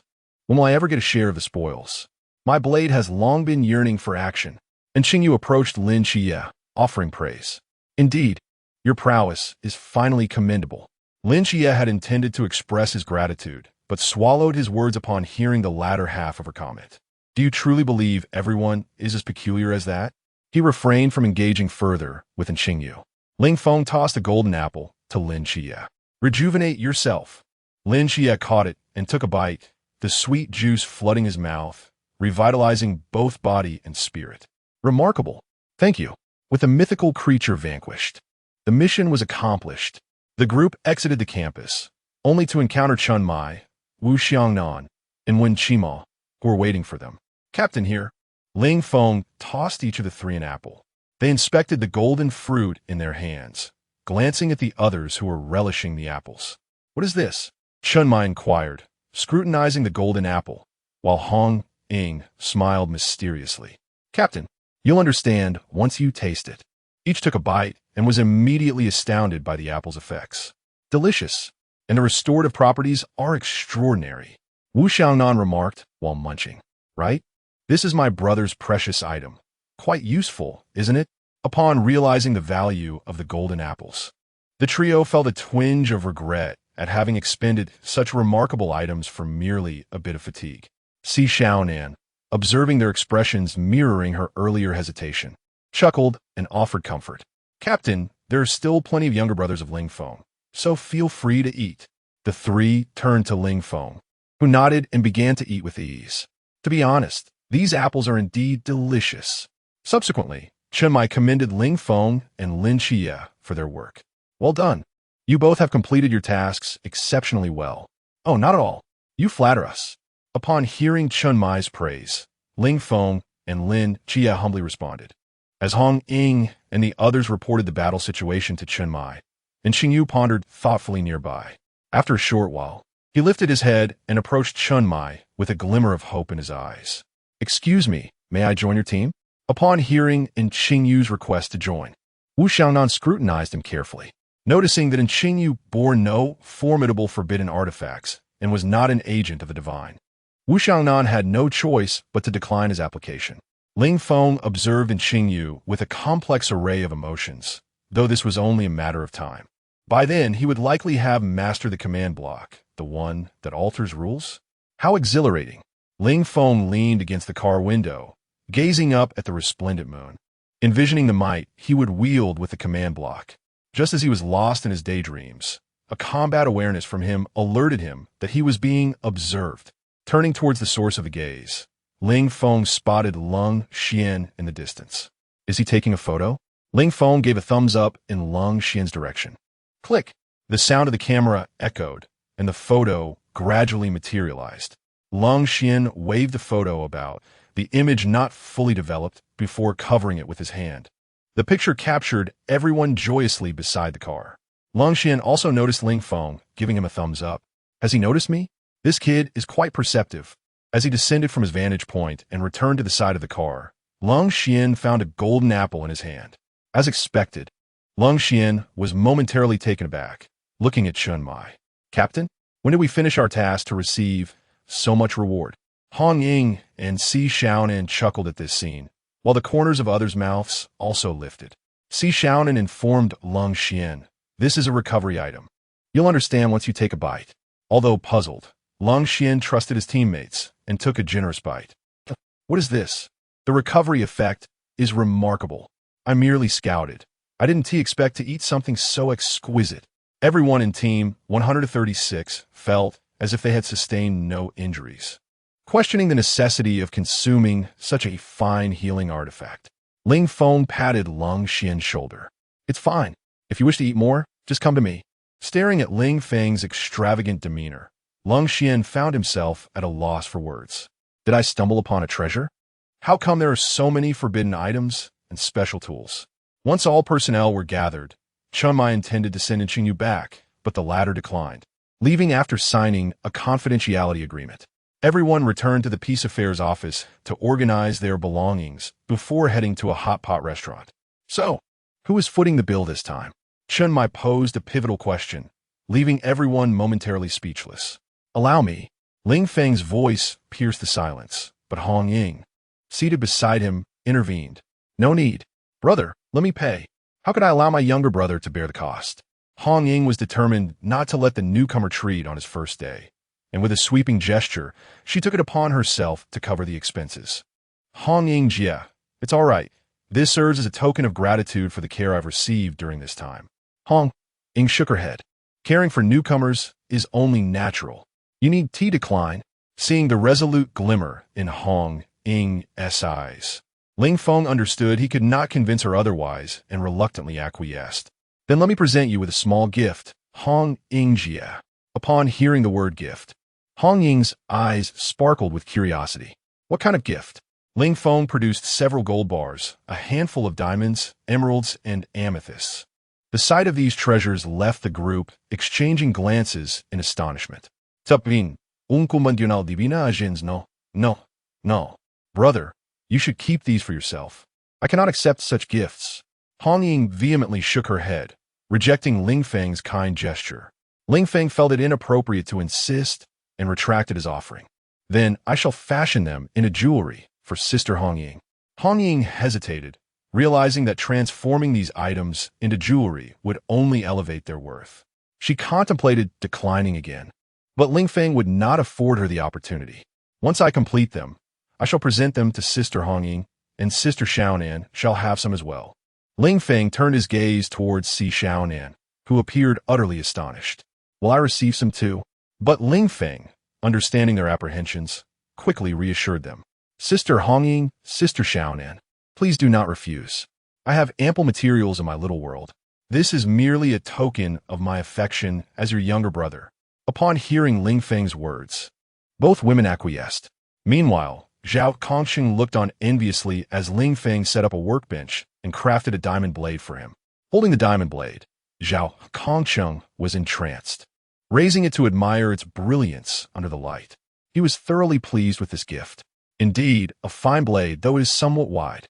The diamond blade was 2 fingers broader than the one typically wielded by the Night Watchers, yet it did not hinder Zhao Kongsheng's prowess. Ling Feng, then, turned his attention to the others. "Captain, would you care for one?" The remaining members shook their heads. "No, thank you. We are accustomed to our current weapons." "Very well." With their refusal, Ling Feng did not press further.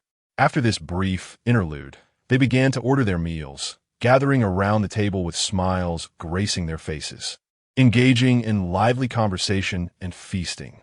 During their meal, Chun Mai received a call from the logistics team, and Ling Feng could already surmise what had transpired. "What? The head of the non-Toa serpent demon is missing?" All present wore expressions of confusion, and Hong Ying, with chopsticks in hand, quipped, "Who would be interested in that hideous creature? Is he some sort of pervert?" Ling Feng and Lin Xie exchanged knowing glances, aware that it was the work of Qingyu, yet they said nothing, merely focusing on their meal. In their hearts, they mourned for Qingyu, who had been branded a fugitive pervert. After hanging up, Wu Xiangnan inquired about the situation. But Chinmai brushed it off. It's nothing. The barrier remains intact. He cannot escape. Ling Feng, however, remained silent, contemplating, Captain, that barrier cannot contain him. In a laboratory, and Xingyu had begun to dissect the head of the Nantua serpent demon. The creature revealed cellular structures and genetic sequences he had never encountered before. This novel discovery ignited a fervor within the erudite scholar, a thrill at encountering the unknown. Fascinating, utterly fascinating. It seems this world is indeed not as it appears. Having gained insight into the anatomy of the serpent demon, and Xingyu's gaze shifted toward Ling Feng's ender pearl. How does this artifact facilitate teleportation? It gives me the impression of an eye. He absent-mindedly placed his hands in his pockets, feeling something within. With a hint of confusion, and Xingyu retrieved an item from her pocket. It was a note, inscribed with the following words. And Xingyu, I presume you are curious about the nature of that pearl? It is the Eye of the Enderman, a creature unique to my realm, beyond your understanding. Should you wish to study it, take care not to shatter it. For that ender pearl is still bound to me. I would rather not be dragged away during my moments of respite. Nevertheless, you may keep it. If danger arises and it shatters, I shall assist you. And Xingyu gazed at the note in her hand, adjusted her glasses, and a smile graced her lips. How intriguing. What did you manage to slip this in? Ling Feng, I eagerly anticipate our next encounter. After a hearty meal, Ling Feng and Lin Xie accompanied Si Xiaonan and Hong Ying back home. Upon their return, Ling Feng entered the block world. As soon as he stepped in, an arrow whizzed past his ear. Ling Feng swiftly dodged and turned to confront his assailant. What the? Red cavalry! He unsheathed his twin swords and charged toward the cavalry squadron. Attack! The villagers roared in unison, rushing towards Ling Feng, but their combat skills paled in comparison to his. In a matter of moments, the red cavalry had vanished.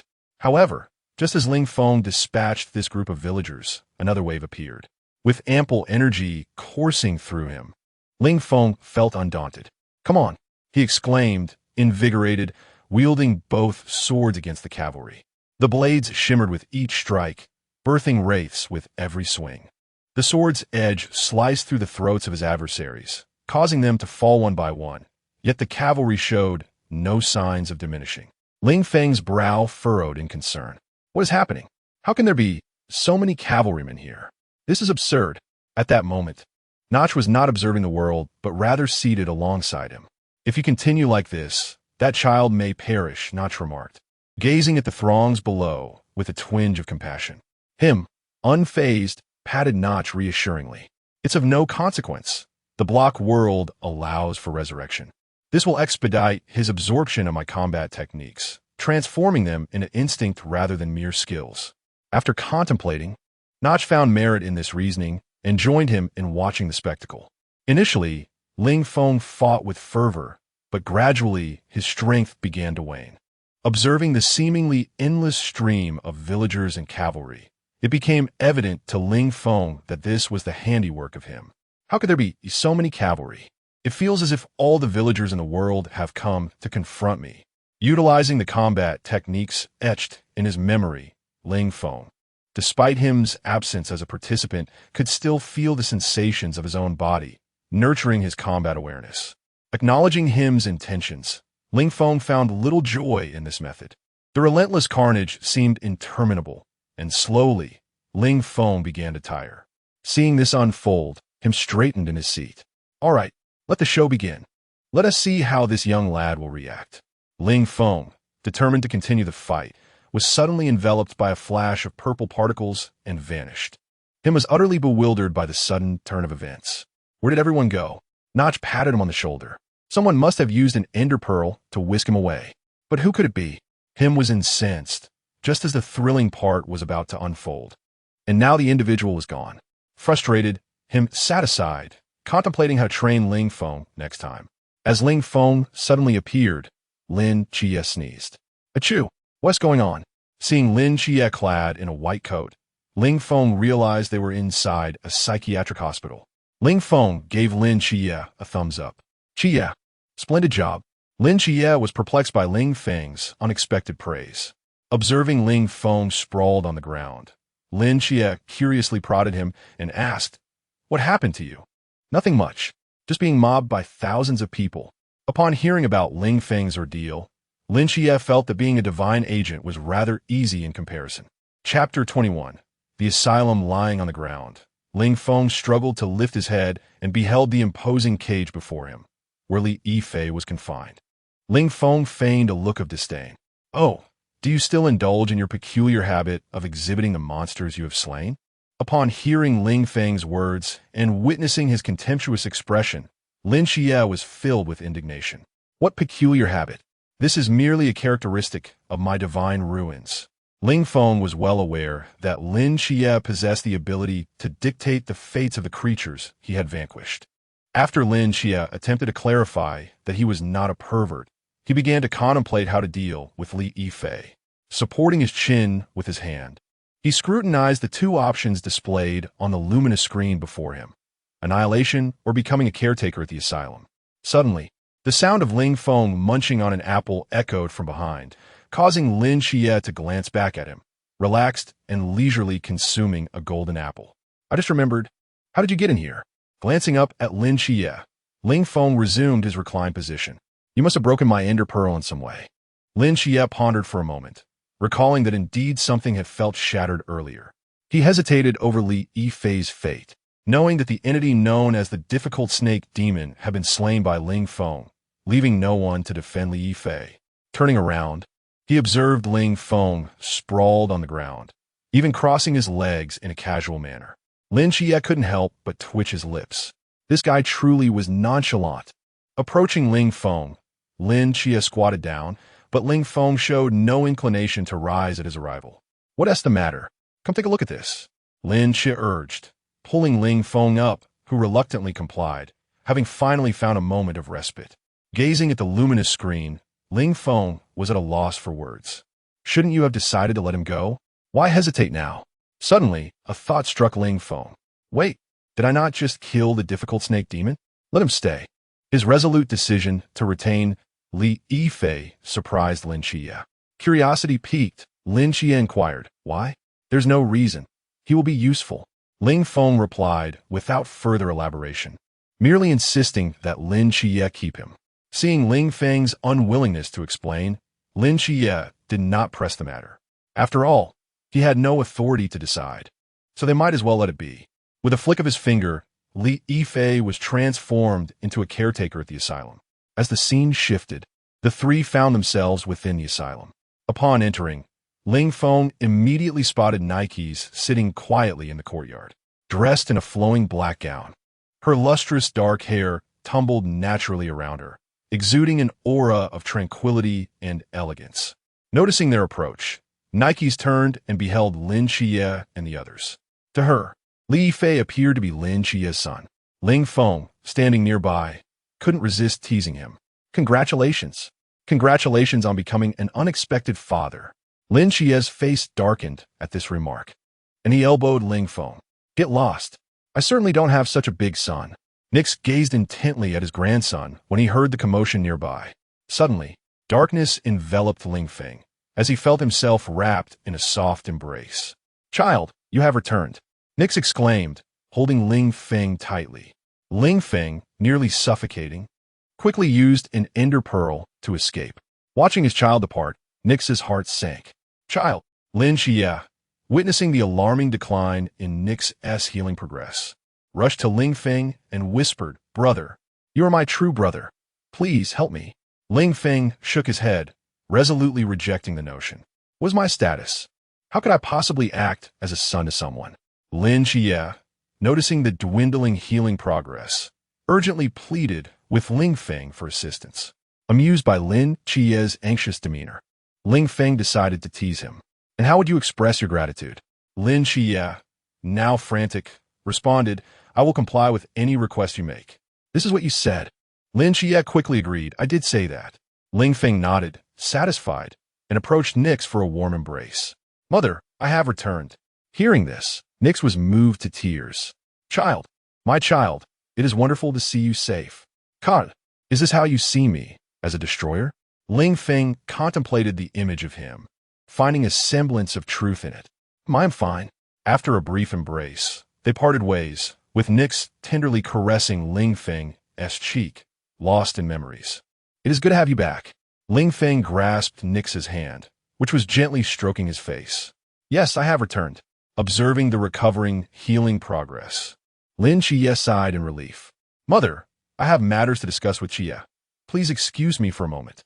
Nix nodded gently, reluctant to release Ling Feng's hand. "All right." Returning to Lin Chia's side, Ling Feng regarded him, causing Lin Chia to feel a shiver of apprehension. What is it?" Ling Feng expressed concern. "What if she awakens one day and discovers the truth?" Lin Chia pondered this, but found no viable solution after much contemplation. Understanding Lin Chia's lack of readiness, Ling Feng offered reassurance. "It's all right. Focus on becoming stronger first. Also, why not let her try this?" Ling Feng produced a jug of milk, the pristine white liquid emanating an irresistible aroma. "Is there something special about this milk?" Lin Chia questioned, doubt evident in his tone. Ling Feng's next revelation left Lin Chia incredulous. "This milk can eliminate all additional abilities affecting oneself." "What do you mean?" "It means that all buffs, whether beneficial or detrimental, can be cleared." Lin Chia remained skeptical about the efficacy of this item. Can this truly cure mental illness? Indeed, is mental illness not considered a negative buff? Nevertheless, Ling Feng resolved to give it a try, for it could serve as a drink regardless. Lin Chia nodded in agreement. "All right, if it can heal, then he will gain more abilities. Let's proceed." Ling Feng poured a glass of milk and approached Nikes, offering it to her. "Mother, are you thirsty? Please have some milk."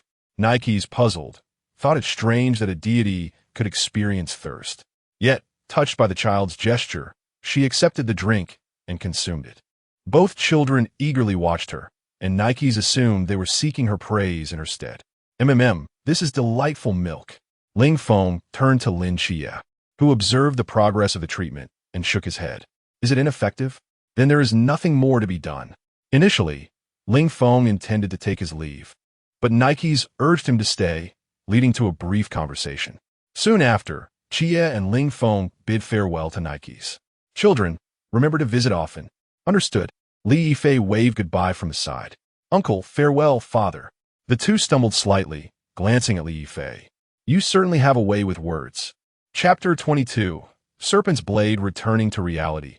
Morning light streamed into Ling Feng's bedroom, yet he had no desire to rise. Cursed at him. Although the cube world had invigorated him, Ling Feng felt a tinge of exhaustion. To single-handedly confront an entire army nearly cost him dearly. Was it truly feasible for one man to take on a legion? How utterly inconsiderate. He resolved to remain idle for a while. Sometimes, lying still was a most comforting reprieve. With no thoughts to ponder, he simply gazed blankly at the ceiling. After a spell of idleness, there came a knock at his door. "Brother, are you awake?" "I am." Hong Ying opened the door and found Ling Feng motionless on his bed, prompting her to approach with concern. "What is the matter? Did you not sleep well?" Ling Feng's subsequent remark elicited laughter from Hong Ying. "No, I simply do not wish to rise. I am ensnared by the bed." Seeing his playful antics, Hong Ying gave him a gentle pat. "All right, time to get up and have breakfast." "All right." Ling Feng kicked off the covers and sprang from the bed with the agility of a fish leaping from water, making his way to the bathroom for his morning routine. After a swift brushing of teeth and washing of his face, he emerged to find 3 others already seated for breakfast. Hong Ying handed him a steamed bun and then brought over a bowl of soy milk. "Eat up, little brother." Ling Feng took the bun from Hong Ying and bit into it. "Delicious." "Thank you, Hong Ying Jia." They finished breakfast in a comfortable silence. "Let us go." To the office. Upon arriving at the office, everything remained as usual. Everyone was engrossed in their respective tasks. Chunmai recalled that in just a few days, new recruits would be undergoing training. Hong Ying, Xiaonan, take these 2 lads to buy some supplies. The new recruit training is imminent. Hong Ying's eyes sparkled with excitement. "Sure, let us go, brothers.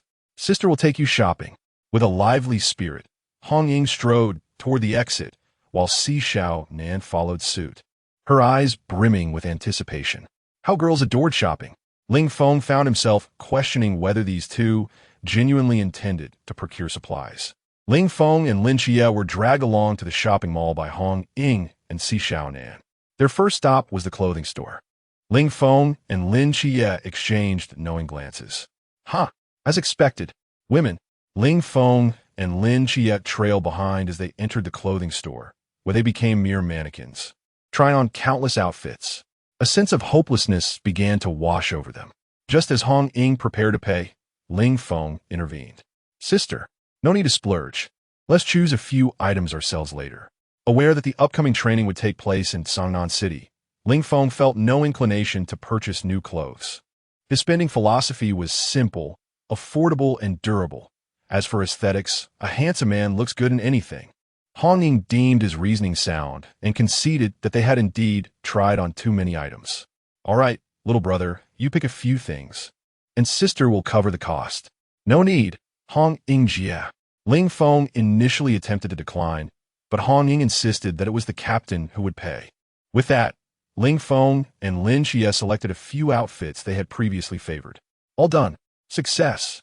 They both wore mischievous grins. Upon receiving the neatly packaged garments, Ling Feng tucked them into his backpack. The moment now belonged to Hong Ying and Si Xiaonan. Observing the two spirited women, the individuals trailing behind couldn't help but wonder, do these two never tire?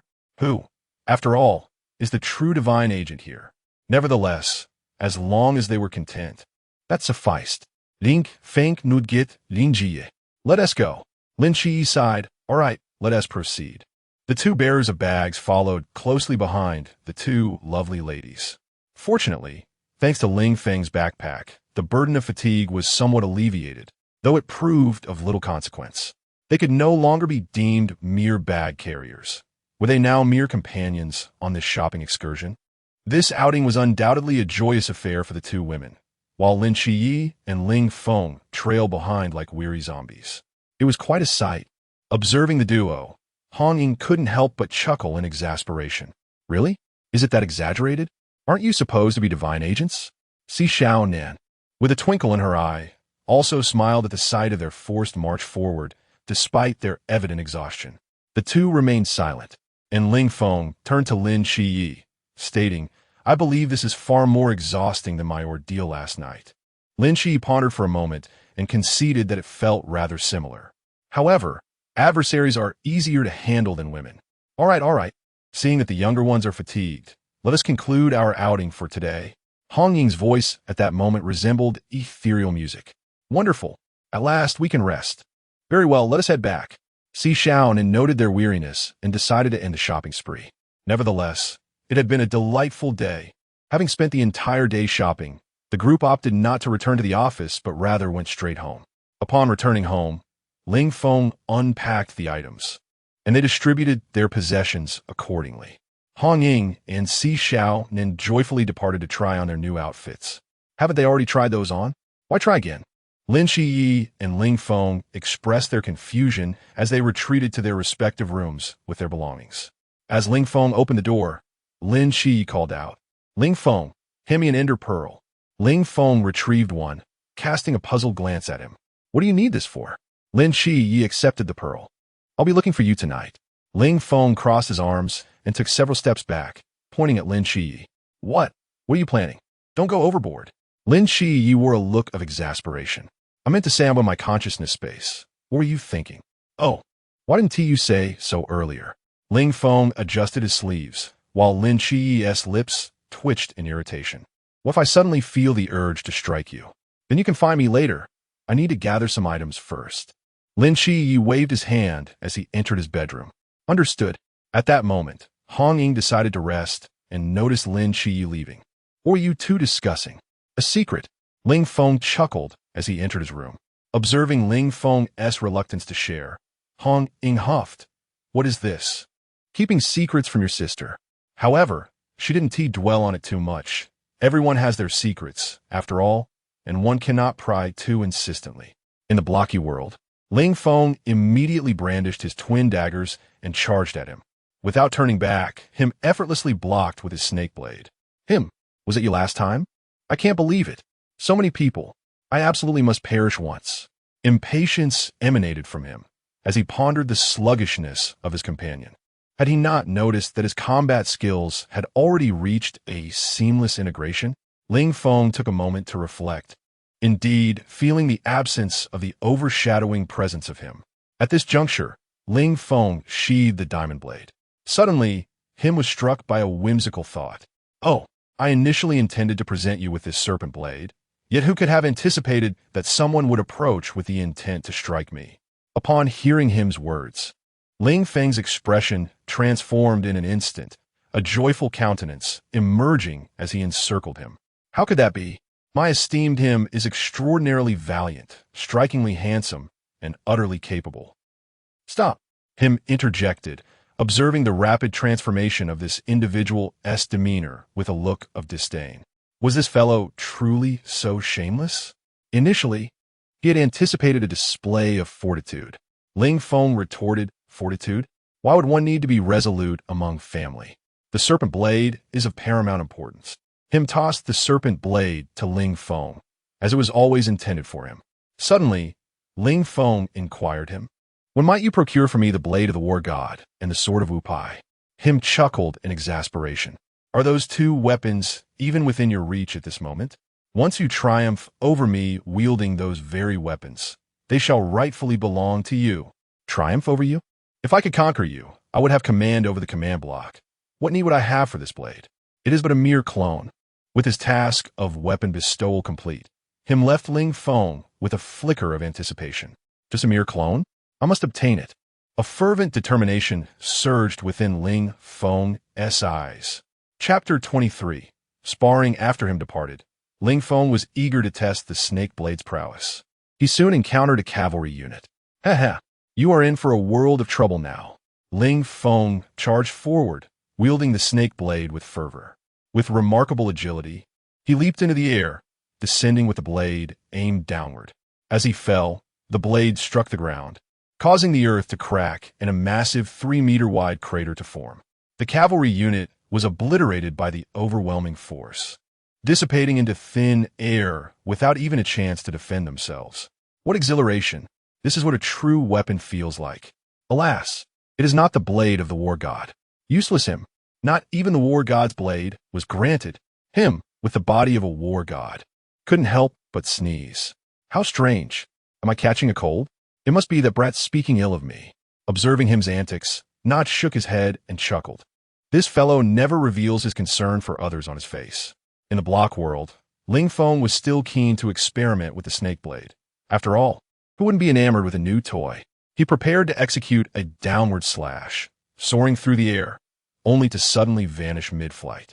In a Lin Chia psychiatric hospital, Ling Feng realized he had been transported to another location and swiftly exchanged the snake blade for the war blade to avoid harming anyone.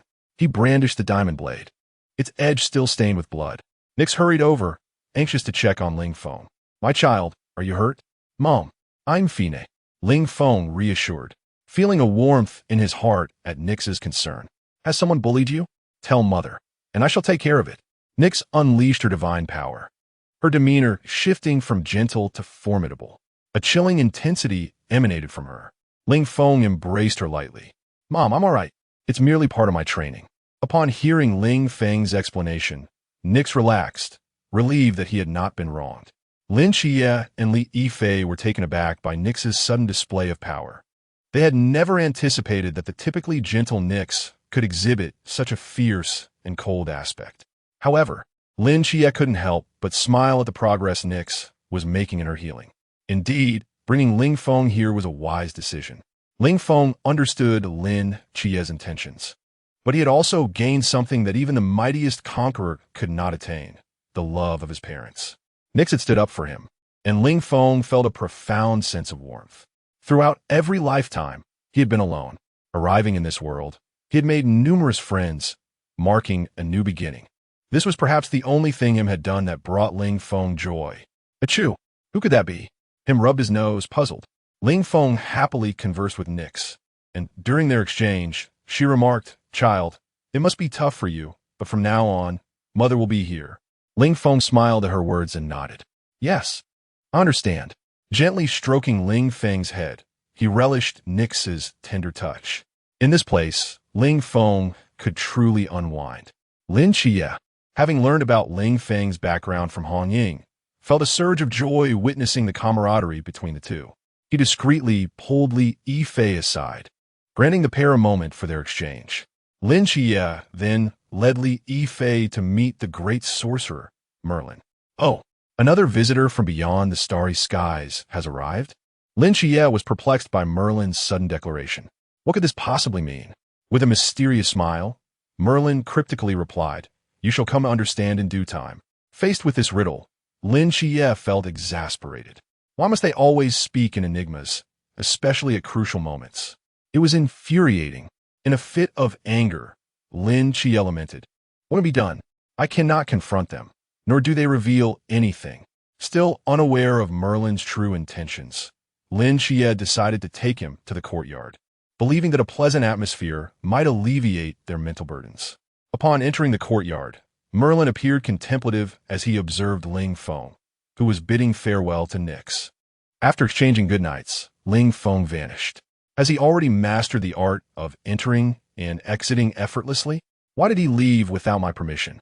Witnessing Ling Feng's sudden disappearance left Lin Xie in disbelief. Back in his room, Ling Feng gazed at the bright moon outside, his thoughts drifting to the night goddess Nyx. A smile graced his lips as he pondered, "Perhaps I shall let today pass without exertion. A day of rest holds no fault." This marked the first occasion since acquiring his powers that Ling Feng chose to simply sleep, recognizing that it was not disgraceful to take a break on the busy road of life. Feeling fatigued, he allowed himself to recline for a moment of respite. Soon, he fell into a deep slumber. As the sun began to rise, Ling Feng awoke with a stretch, relishing the comfort of sleep. Although he felt no fatigue in the cubic world, he was aware of a weariness in his spirit.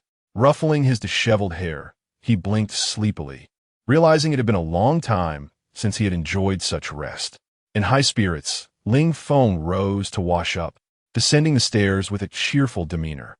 Hong Ying curiously inquired, "Brother, what joyous event has transpired to lift your spirits?"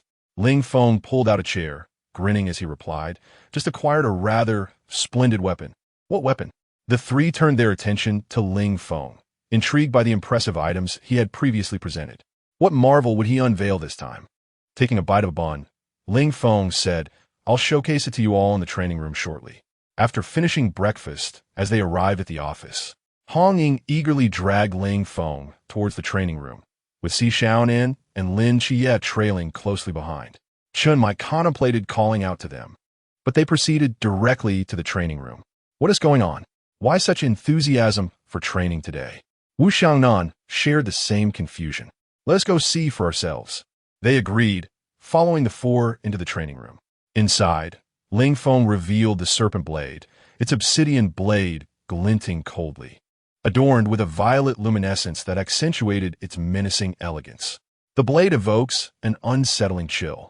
What is this? It was the first encounter for Chun Mai and Wu Xiangnan with such a weapon. Zhao Kongcheng appeared seemingly out of nowhere, brandishing the knife before Ling Feng. "Kid, do you wish to test the blade?" "Allow me." "All right." Ling Feng acquiesced, and Zhao Kongcheng's eyes sparkled with excitement as he drew his own sword. The diamond-edged blade that Ling Feng had previously gifted him was safely tucked away as a memento. "Are you ready, old Zhao? Bring it on." Zhao Kongcheng was eager to engage.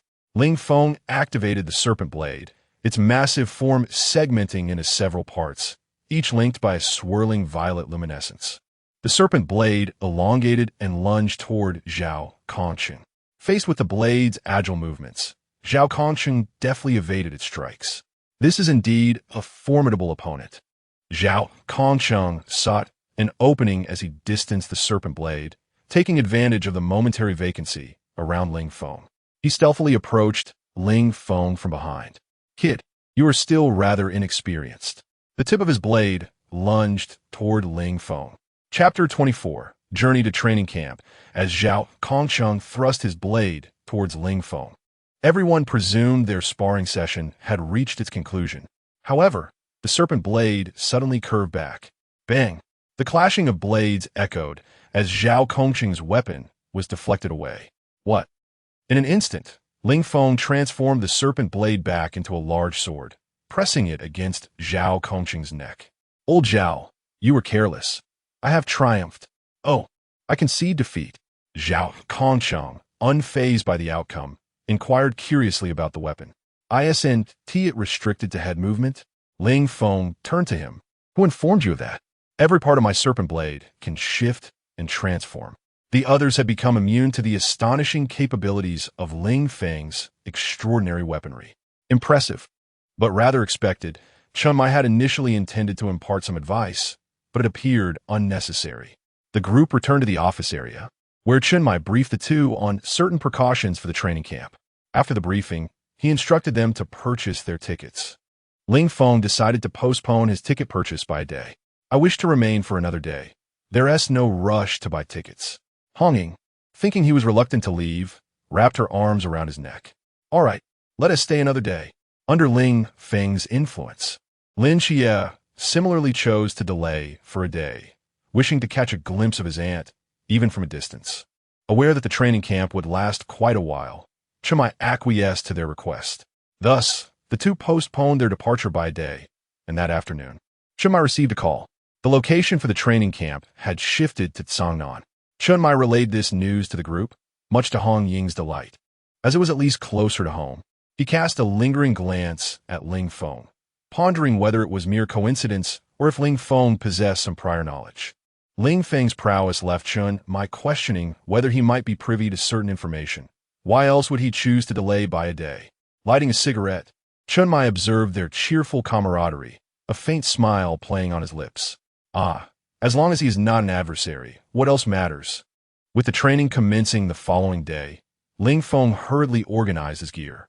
After a long night dedicated to preparing his equipment, Ling Feng now boasted a set of compressed diamond gear, with both his sword and long sword enchanted. Unfortunately, his luck with enchantments had been rather poor.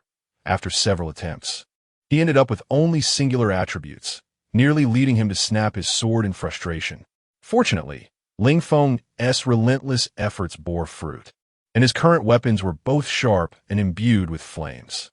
As for looting, he pondered its necessity. What could one truly acquire in real life? Defeating an enemy allowed for the potential to loot their corpses, yet he remained indifferent to the concept of theft. Glancing at his backpack, he felt satisfied. It was adequate for his needs. The abundance of weapons instilled a significant sense of security in Ling Feng. On the day of departure to the training camp, the two set off amidst the reluctant gazes of their companions, making their way towards the new recruits' training base. Traversing the desolate mountain path, they entered a certain area where Ling Feng distinctly sensed an increase in watchful eyes. Were there military sentinels nearby? He observed Lin Xie, who was glancing around, occasionally muttering complaints, while Ling Feng had taken charge of their luggage. It is indeed peculiar for individuals devoid of any possessions to venture into such a desolate wilderness. Ling Feng promptly nudged Lin Xie. What is it? Lin Xie inquired, visibly perplexed. Utilize your perception to assess the surroundings. Although Lin Xie did not fully comprehend, he complied. To his astonishment, cold sweat began to bead upon his brow as he discerned the numerous gun barrels of hidden sentinels aimed directly at them. The two feigned nonchalance as they proceeded toward the training location. All reconnaissance teams of the Sentinels were closely monitoring this unexpected pair in the forest. Their movements were swiftly reported. Report. 2 individuals are heading toward the training base. Understood. The call was terminated, and the individual donned his jacket, departing the training facility in a jeep. Meanwhile, Ling Feng and Lin Xie continued their trek through the mountains when suddenly, a military jeep drifted to a precise halt before them. What brings you here? A tall, middle-aged man in military attire emerged from the vehicle. We are here for training, replied Ling Feng and Lin Xie in unison. The soldier maintained a high level of vigilance as he scrutinized the two. Identification? They presented the prepared documents, which the man examined meticulously. My name is Hong Hao, and I will be your instructor. Now, get in the vehicle. As they settled into the jeep, it roared to life and headed toward the training base. Noticing their lack of luggage, Hong Hao kindly inquired, Aren't you concerned about not bringing any belongings? Ling Feng explained, Oh, instructor, my luggage is in my spatial backpack. Upon hearing this, Hong Hao fell silent. It was indeed normal for a divine agent to possess extraordinary abilities. Upon arrival at the rookie training base, the training had yet to commence, so Hong Hao took the two on a tour of various locations within the facility. However, both Lin Qiye and Ling Feng sensed the subtle scrutiny from the others. Hong Hao offered an explanation. There's no helping it. Everyone is quite intrigued by divine agents. Enduring the odd atmosphere and the prolonged gazes, they finally concluded the tour. Hong Hao smiled at them. Welcome to the 039 rookie training base. After the tour, the two proceeded to their dormitory, discovering that they would be sharing a room. Not bad. Lin Qiye felt reassured by the presence of Ling Feng beside him. With this absurd fellow nearby, he felt less apprehensive about any potential training mishaps during the night. Lin Qiye glanced at the Special Forces training subjects, apprehensive about the prospect of tear gas later that evening. Ling Feng had previously encountered Lin Qiye's seemingly ineffective video, a diversion that had persuaded him. Upon arriving at the dormitory building, they heard the voice of Bai Li tumming from within. After you. Ling Feng stepped aside, allowing Lin Qiye to enter first. Why? No particular reason, just go in. Ling Feng nudged Lin Qiye inside, where Bai Li tumming approached them. Are you my new roommates? It's a pleasure to meet you. I look forward to getting to know you. On our first encounter, there were no gifts to offer, so I brought along some local specialties. Before long, Lin Qiye found himself cradling an array of exquisite timepieces. Rolex, Patek Philippe. The selection was truly dazzling. He glanced at Ling Feng, who was also drawing the attention of Bai Li tumming, who noted Ling Feng's presence. You must be the new roommate. Gome. Upon seeing Bai Li tumming's intention to bestow a luxurious watch upon him, Ling Feng hastily interjected, Wait, I can't accept that. I already have something on my wrist. He then showcased the floating obsidian adorning his wrist. Oh, very well then. Ling Feng wiped away the non-existent sweat from his forehead, truly feeling like a fortune bringer and a celestial treasure lord. Such a unique approach, he exclaimed, giving a thumbs up to Bai Li tumming's way of greeting. Lin Qiye chuckled as well, sensing that life ahead would not be dull. After a day of rest, training would commence tomorrow. Chapter 25. A shocking display of cubes the following day. The assembly signal echoed through the air. On the platform, the instructors stood in a precise line, their posture erect. Below them, the new recruits were a chaotic sight, standing askew and occasionally murmuring among themselves. Yuan Gang ascended the stage and bellowed, Silence. Stand at attention. The recruits began to form lines. Although they appeared somewhat more organized, they still lacked the demeanor of true soldiers. Observing the lackadaisical attitude of these recruits, Yuan Gang realized he was faced with yet another challenging batch. He commenced with a stern address to assert his authority. Look at yourselves. I am aware that you are all prodigies from various regions, whether in terms of skill or background. However, this place is not lacking in geniuses. Do you think that possessing a formidable forbidden realm makes you invincible? The moment you step through that gate, you become novices. No, you're not even worthy of being called novices. On the battlefield, you are merely burdens, liabilities. You are the very ones who could jeopardize your comrades' lives. As Yuan Gang's words resonated from the stage, the audience reacted with a mix of anger and indignation. Fists were clenched, and many yearned to retort. Yet, Lin Qiye and Ling Feng remained entirely unfazed. Bai Li tumming observed the surrounding recruits, each resembling a ticking time bomb, then shifted his gaze to the two who exhibited no reaction whatsoever. Really? You two feel nothing at all? Lin Qiye and Ling Feng exchanged puzzled glances with Bai Li tumming. Why should we feel anything? We are merely agents of the divine, having faced mythical beings. We do not take such remarks personally. It is only those lacking substance who react with fury to criticism. Even if you grow in strength, you are still just slightly more formidable novices.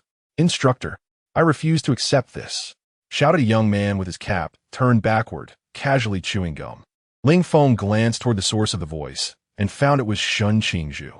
Under Shun Qingzhu's leadership, the recruits' frustrations erupted like a powder keg. I refuse to accept this. Me too.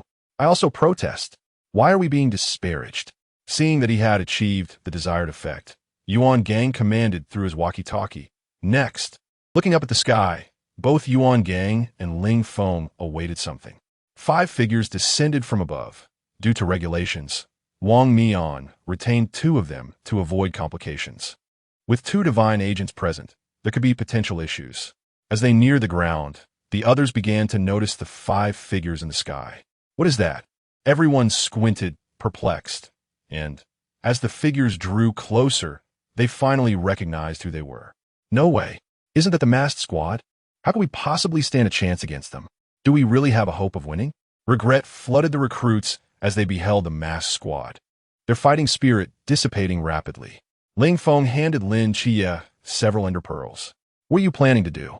Though uncertain, Lin Chia accepted them. Ling Feng spoke leisurely. Let's see what unfolds. In a moment, the sound of fireworks resounded, and the ender pearls shattered. I shall test their prowess. Observing this battle fanatic, Lin Chia suddenly comprehended why Nyx regarded him as child. The god of destruction, Carl? Very well.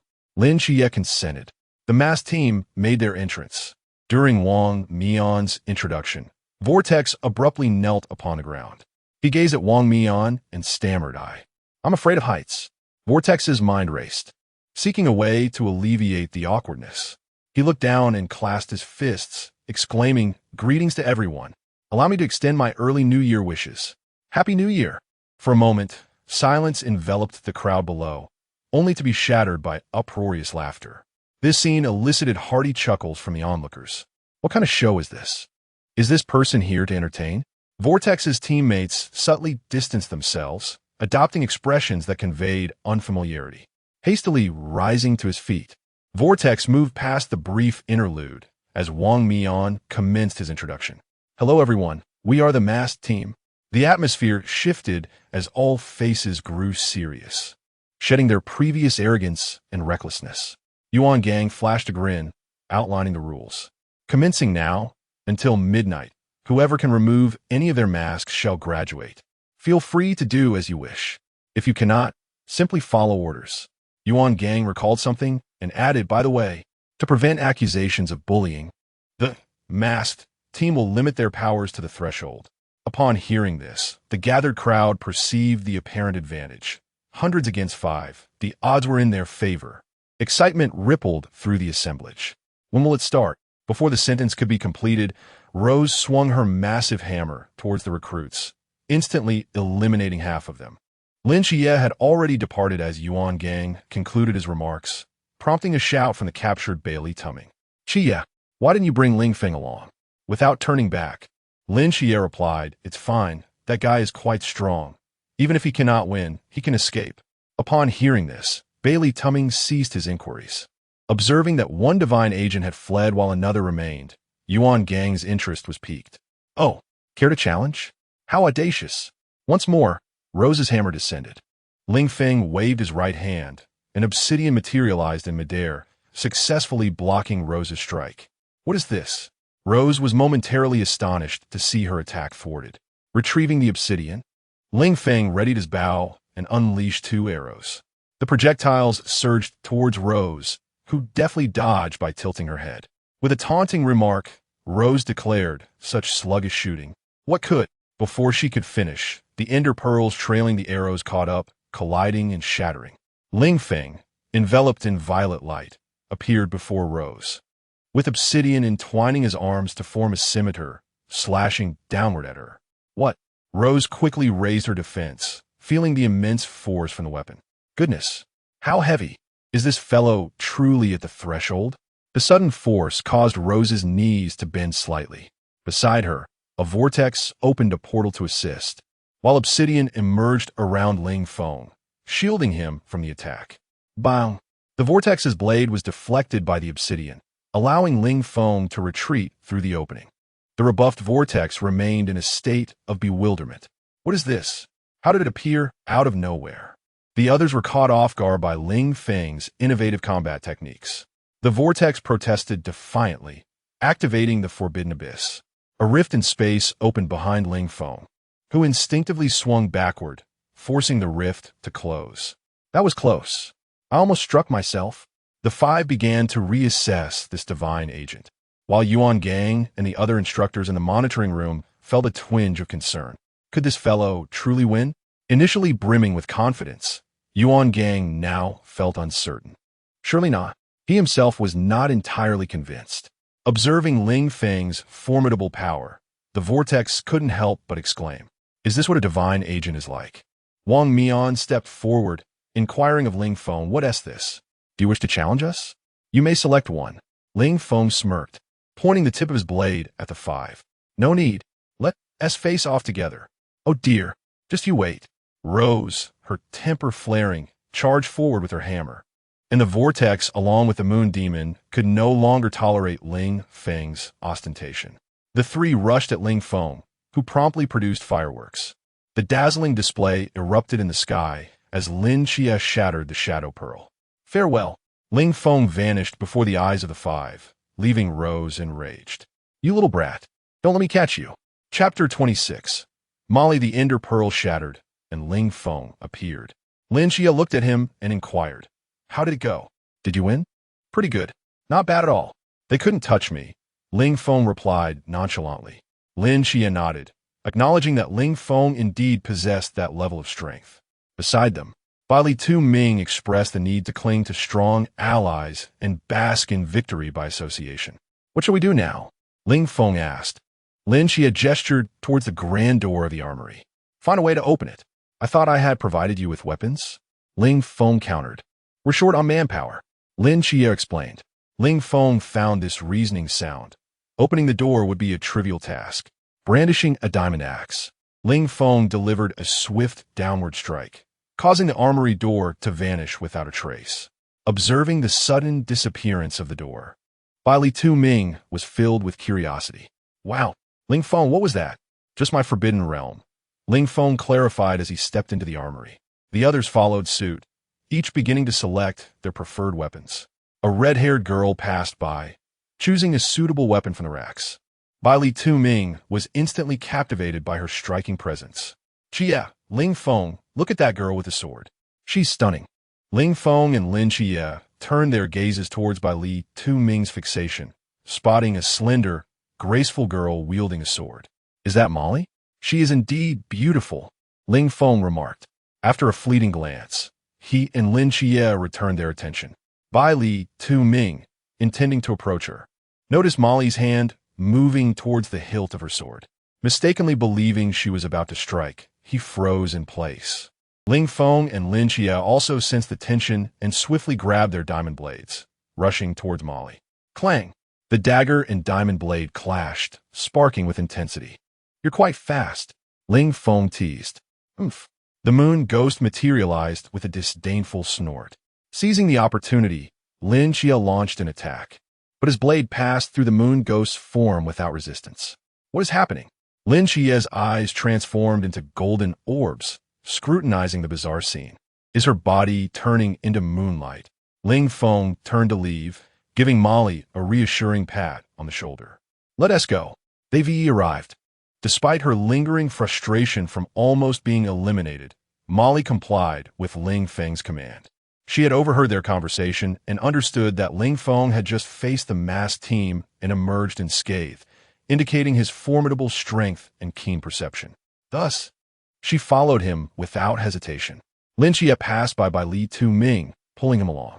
Suddenly, Ling Feng spun around, gesturing grandly as countless iron blocks and pumpkin heads materialized, forming a crucifix pattern. Subsequently, numerous iron automatons emerged within the armory. "Go!" Ling Feng commanded, and the iron automatons charged towards the masked team. Confronted by the monstrous figures before them, the masked team's pupils dilated in shock. What were these creatures? The masked team prepared to engage, momentarily unable to defend themselves, allowing everyone else the chance to scatter and flee. Upon reaching a place of safety, Lin Chia once again scrutinized Ling Feng, who felt embarrassed under Lin Chia's gaze. "What is the matter? This is rather outrageous. Combat, forging, alchemy, and even summoning. You're a hexagonal warrior." Upon hearing Lin Chia's astonished remarks, Ling Feng waved his hand dismissively. "Hey, keep it low-key." Meanwhile, Molly and Bailey Tumming also witnessed Ling Feng's remarkable summoning technique. Is this what divine agent is like? In the armory, the last iron puppet was shattered by Rose's massive hammer, her frustration evident. That scoundrel. Just wait until I catch you. Meanwhile, Wang Mian and his companions grew intrigued by Ling Feng. Observing the fragments of the iron puppets strewn across the ground, Wang Mian smiled. Ling Feng? Quite interesting. This divine agent is no ordinary individual. Hearing Wang Mian's assessment, the team members were incredulous. Captain, surely it can't be that serious? We didn't actually lose. Wang Mian glanced at him and replied slowly. First, let us discuss strength. Ling Feng's power has even made Rose feel strained. Can you withstand that? The individual fell silent. Wang Mian continued. Moreover, in the few exchanges he had with you, it was evident that his combat instincts and experience are on par with ours. The four listened in disbelief. No way. Wang Mian observed them quietly, and they realized he was not jesting. Could this fellow truly possess such strength? This thought lingered in their minds. Rose was determined to capture him. Whether he is strong or not, we'll find out. Wang Mian added, lastly, his unique fighting style and equipment are unprecedented. Can you withstand that? Under Wang Mian's analysis, the four felt that within the same realm, it might be truly difficult to contend with this divine agent. Noticing their sudden silence, Wang Mian shifted the conversation. All right, we're not weak either. Why fear rookie? On Lin Chie's side, having a moment to breathe, Bailey Tumming approached Molly. Miss, may I have the pleasure of your acquaintance? As Bailey Tumming attempted to present himself, Molly coldly replied, Get lost. I detest rich playboys. Keep your distance. Hearing this, Bailey Tumming hurriedly tried to explain, No, it's not like that. But Molly cut him off with a sharp command, Leave. Lin Chie and Ling Feng watched the scene unfold, noting how Bailey Tumming's demeanor darkened after the rejection. Squatting by the side in dismay, Ling Feng and Lin Chie exchanged glances, uncertain how to console him. Molly approached Lin Chie and Ling Feng, both feeling tense as Bailey Tumming's gaze bore down on them. As she reached Ling Feng, she clasped her fists in greeting. Mo family's knife sect, Molly. Thank you for your assistance earlier. Ling Feng waved his hand and turned his gaze towards Molly. No worries, it's just that you seem remarkably strong, and I wish to invite you to join our team. All right, Molly replied without a second thought, then inquired, I noticed you were using a knife earlier? Indeed. Ling Feng nodded, slightly puzzled by Molly's question. Perhaps we could spar sometime. Ling Feng assumed there was some significant matter at hand, but it was merely a friendly challenge. So he readily agreed. Upon hearing Ling Feng accept her sparring request, a subtle smile graced Molly's lips. This was the genuine joy of being able to challenge a formidable opponent. Only those who are strong enough to face the strongest can truly smile in such a manner. However, in the eyes of Bai Li Tu-ming, this smile conveyed a different implication. Bai Li Tu-ming pulled Ling Feng aside and, with a hint of resentment, questioned, Why is it that she can smile at you while treating me with such indifference? Ling Feng remained silent, wondering if this fellow had misunderstood something. Bai Li Tu-ming continued to speak to himself. Ling Feng, as a man, shouldn't we rely on our own abilities? He then departed, leaving Ling Feng feeling utterly bewildered in the wind. What on earth is going on? Chapter 27, Day and Night. Ling Feng gazed at Bai Li Tu-ming's departure. Utterly bewildered. Was it not merely a sparring session? What transpired? Regardless, he dismissed the thought. He approached Lin Chie, settling beside him to observe the tumultuous battlefield below. When shall we make our move? At this moment, Mo Li also joined the two, with Bai Li Tu-ming bouncing along behind her. Let's wait a little longer. My current strength is inadequate. Ling Feng pondered the obsidian stone in his palm, surveying the fierce conflict beneath. By the way, Chi, you can only utilize the Starry Night Dancer at night, correct? Lin Chi nodded, puzzled as to why Ling Feng would inquire again, seemingly aware of this fact. Ling Feng produced a yellow clock, adorned with engravings of day and night. This was a gift from Notch on the night of their training camp. He examined it briefly. Though it held no utility for him, it would be beneficial for Lin Chi. The battle below was nearing its conclusion, with only the primary forces remaining. The instigator was Ling Feng, who had inadvertently riled up the 5 masked members, resulting in a swifter clearing of the area. Chi, are you prepared? Prepared for what? Lin Chi asked, confusion evident on his face. Before he could fully grasp the situation, Ling Feng adjusted the clock's hands, pointing them toward nightfall. Boom! Boom! Boom! The chimes of the clock resonated, echoing through the training camp. Everyone present was taken aback by the sudden tolling. What is happening? Why is the bell suddenly rung? Curiosity swept through the crowd as they marveled at the three resounding chimes. In an instant, everyone at the training base witnessed the blazing sun transform into a canopy of twinkling stars. The 039 rookie training base was shrouded in darkness. Observing this miraculous phenomenon, Lin Yi was rendered speechless, his mouth agape, struggling to articulate his feelings at that moment. Bai Li Tu Ming and Mo Li gazed in astonishment at the unfolding scene. Mo Li regarded Ling Feng, sensing she had encountered an exceptional opponent.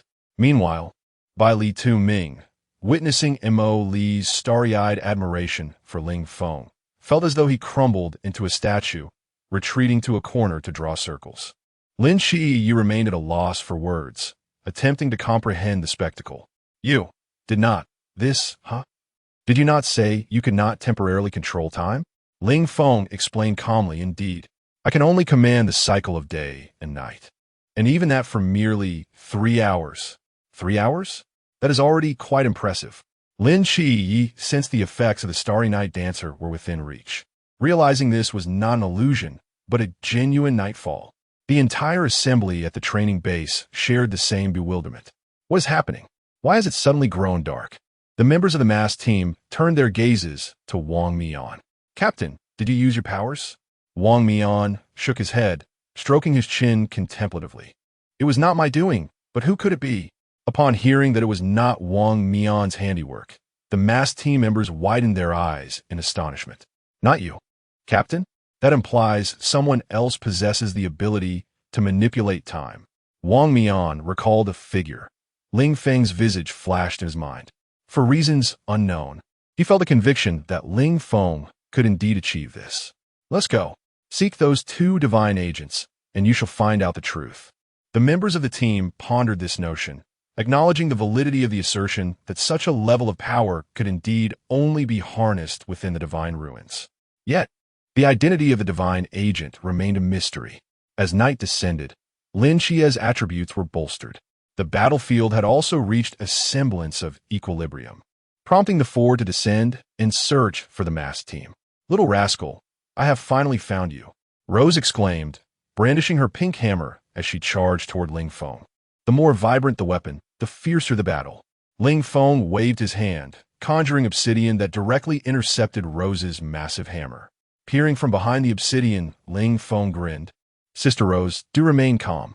In her current state, Rose was solely intent on delivering a thrashing to Ling Feng. Get lost. Who's your sister? Watch as I shatter your turtle shell. Ling Feng remained steadfast, summoning more obsidian to thwart Rose's relentless attacks. Observing this unique combat style, Molly's mouth fell agape in astonishment. Ling Feng turned his gaze toward Molly. Would you care to join? She would make for an excellent opponent. Without hesitation, Molly drew her sword. Understanding her intent, Ling Feng retracted the obsidian and tossed an ender pearl to vacate the battlefield. All right, best of luck. No sooner had he spoken than Ling Feng vanished from sight. Witnessing his disappearance, Rose's fury reached a boiling point. Little brat. After venting her anger for a moment, she turned her attention to the drawn sword of Molly. Are you joining the fray? Just when I needed to vent my frustrations. Thus, Rose and Molly commenced their battle, while Ling Feng sought out Chao Yuan. In the dormitory building, Tian Ping had already encountered Chao Yuan, who sat cross-legged upon the ground, reciting intricate scriptures. Esteemed practitioner, I concede. At that moment, Bai Li was entangled with the moon ghost. Ling Feng observed, feeling no need to intervene, as he was eager to witness Chao Yuan's transformation and the power it bestowed.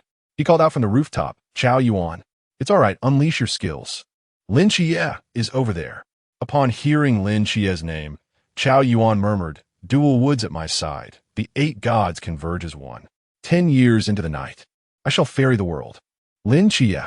With this revelation, Chao Yuan felt unrestrained, his hand resting firmly on the hilt of his blade. An overwhelming aura of malice enveloped him, the crimson energy coiling around Chao Yuan, transforming him into the exalted Fire Wand Show. No, it was the Black King's annihilation. The other combat groups were drawn to the soaring malice. Shen Qingzhu remarked, "TSK, if you're this strong, there was no need to reveal yourself." Molly shared a moment of astonishment. Forbidden Ruins 31. Forbidden Ruins 31. Black King's annihilation. Above all beings beneath the divine. As Ling Feng observed the surging malice, curiosity piqued within him. Could this state be considered a buff? Would milk be able to dispel this condition? He resolved to test this hypothesis later. For now, he turned his attention to Tian Ping. At that moment, Tian Ping found himself momentarily incapacitated by the sudden onslaught of Chao Yuan's malice. The dark energy enveloped him, and countless ethereal hands surged toward Tian Ping. He wielded his dagger in a desperate defense. Meanwhile, Bai Li Tu-Ming's battle had reached a fervent climax, standing atop the rooftop as he unleashed the forbidden artifacts at his disposal. With a disdainful glance below, the corners of his mouth curled slightly. At that moment, the scales were also brought before the Moon Demon by Chao Yuan, transforming into 3,000. With a gentle flick of his fingers, he commanded kill. An endless barrage of golden swords shot forth from the heavens towards the two. The Moon Demon clutched the scales in a desperate attempt to evade the onslaught. Ahead, the path was obstructed by Chao Yuan, whose blade energy struck them unawares. Bai Li Tu-Ming attempted to offer praise, only to receive a swift slash from Chao Yuan in return. Ling Feng promptly seized Bai Li and retreated. Ling Feng was perplexed by this behavior. Why strike one's own ally? Ignoring him, Ling Feng produced a bucket of milk, leaving Bai Li Tu-Ming in a state of confusion. "Are you thirsty?" Ling Feng shook his head. "No, I am conducting an experiment." He dashed towards Chao Yuan, hurling an ender pearl. He materialized right before him, swiftly knocking him to the ground before he could react. Obsidian bound Chao Yuan's limbs securely. Struggling violently, Chao Yuan was disregarded by Ling Feng, who forcibly pried open his mouth. "Stop wailing. Open wide." Ling Feng ruthlessly poured milk into Chao Yuan's mouth, while Bai Li Tu-Ming looked on in alarm. "Never provoke this fellow again." Thankfully, I did not engage in any mischief. Stealing another glance at the struggling Chao Yuan, Bai Li Tu-Ming quietly averted his gaze. Chao Yuan writhed on the ground, yet Ling Feng remained Chapter 28. Victory in battle. A bucket of milk was forcefully poured into Chao Yuan by Ling Feng. Once Chao Yuan finished the milk, he ceased his struggles and lay quietly. Bai Li Tu-Ming cautiously approached and tapped Chao Yuan with his toe. When Chao Yuan remained unresponsive, Bai Li Tu-Ming anxiously glanced at Ling Feng. Could it be that? Ling Feng rolled his eyes and clarified. "It's nothing to worry about. I poured a milk, not poison." To further prove his point, Ling Feng took a sip from the remaining milk. Upon witnessing this, Bai Li Tu-Ming let out a sigh of relief. "You scared me. I thought it was poison." However, he added, "But what was the point of pouring milk like that?" The method was rather peculiar. After waiting for a while, Ling Feng began to doubt the efficacy of the milk and felt a tinge of disappointment. Yet, when the restrictions were lifted, the malevolent aura surrounding Chao Yuan dissipated, restoring him to his original form. Wang Mian, who was engaged in battle with Lin Shiyi, was astonished by this turn of events. What? It can directly dispel the Black King's annihilation. Lin Shiyi, observing Ling Feng's actions, was entirely unfazed. He can accomplish this. I'm not surprised in the slightest. Oh, is that so? Wang Mian discerned from Lin Shiyi's words that Ling Feng was indeed not an ordinary individual. Initially troubled by the thought that the milk had no effect, Ling Feng's spirits soared upon seeing Chao Yuan revert to his former self. I told you. How could a concept-level ability like milk fail to work? Gazing at the weakened Chao Yuan on the ground, Ling Feng beckoned Bai Li Tu-Ming over. Although Bai Li Tu-Ming was uncertain of Ling Feng's intent, he recalled the earlier scene and, despite his fatigue, made his way to Ling Feng's side. Ling Feng produced a splashing healing potion, and pink particles enveloped the three of them. Chao Yuan and Bai Li Tu-Ming felt their strength and vitality rapidly revitalizing. In just a second or two, their physical condition returned to its peak. Chao Yuan clasped his hands together in gratitude. Thank you for your generous assistance. Not at all.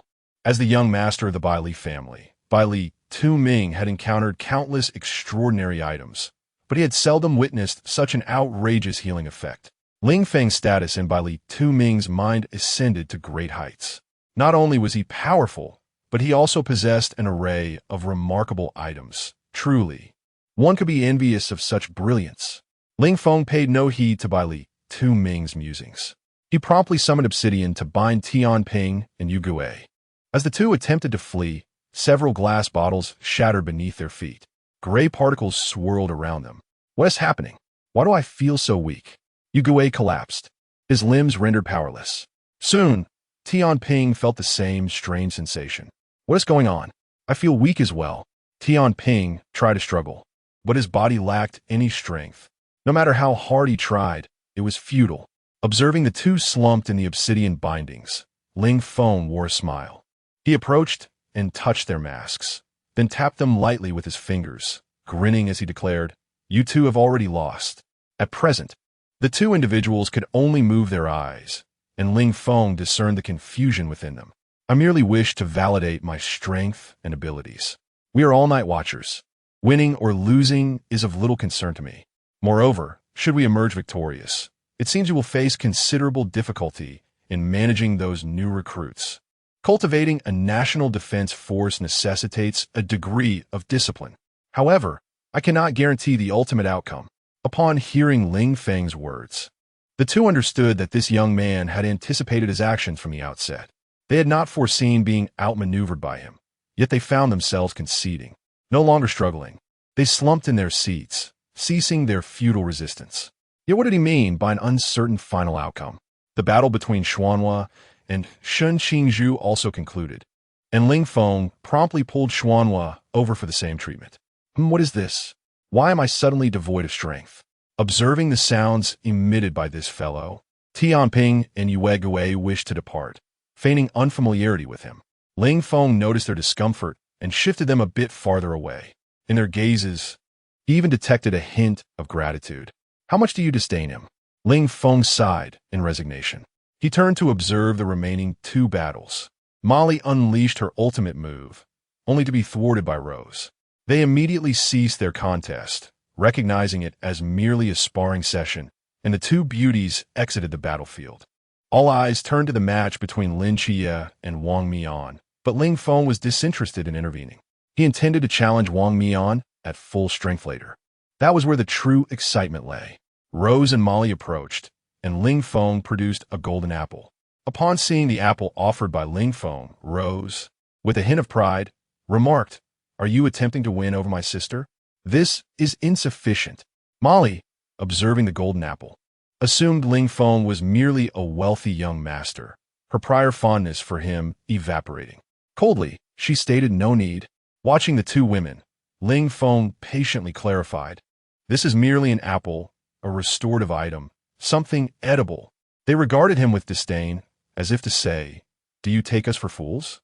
Ling Feng, feeling helpless, urged, "Why not give it a try?"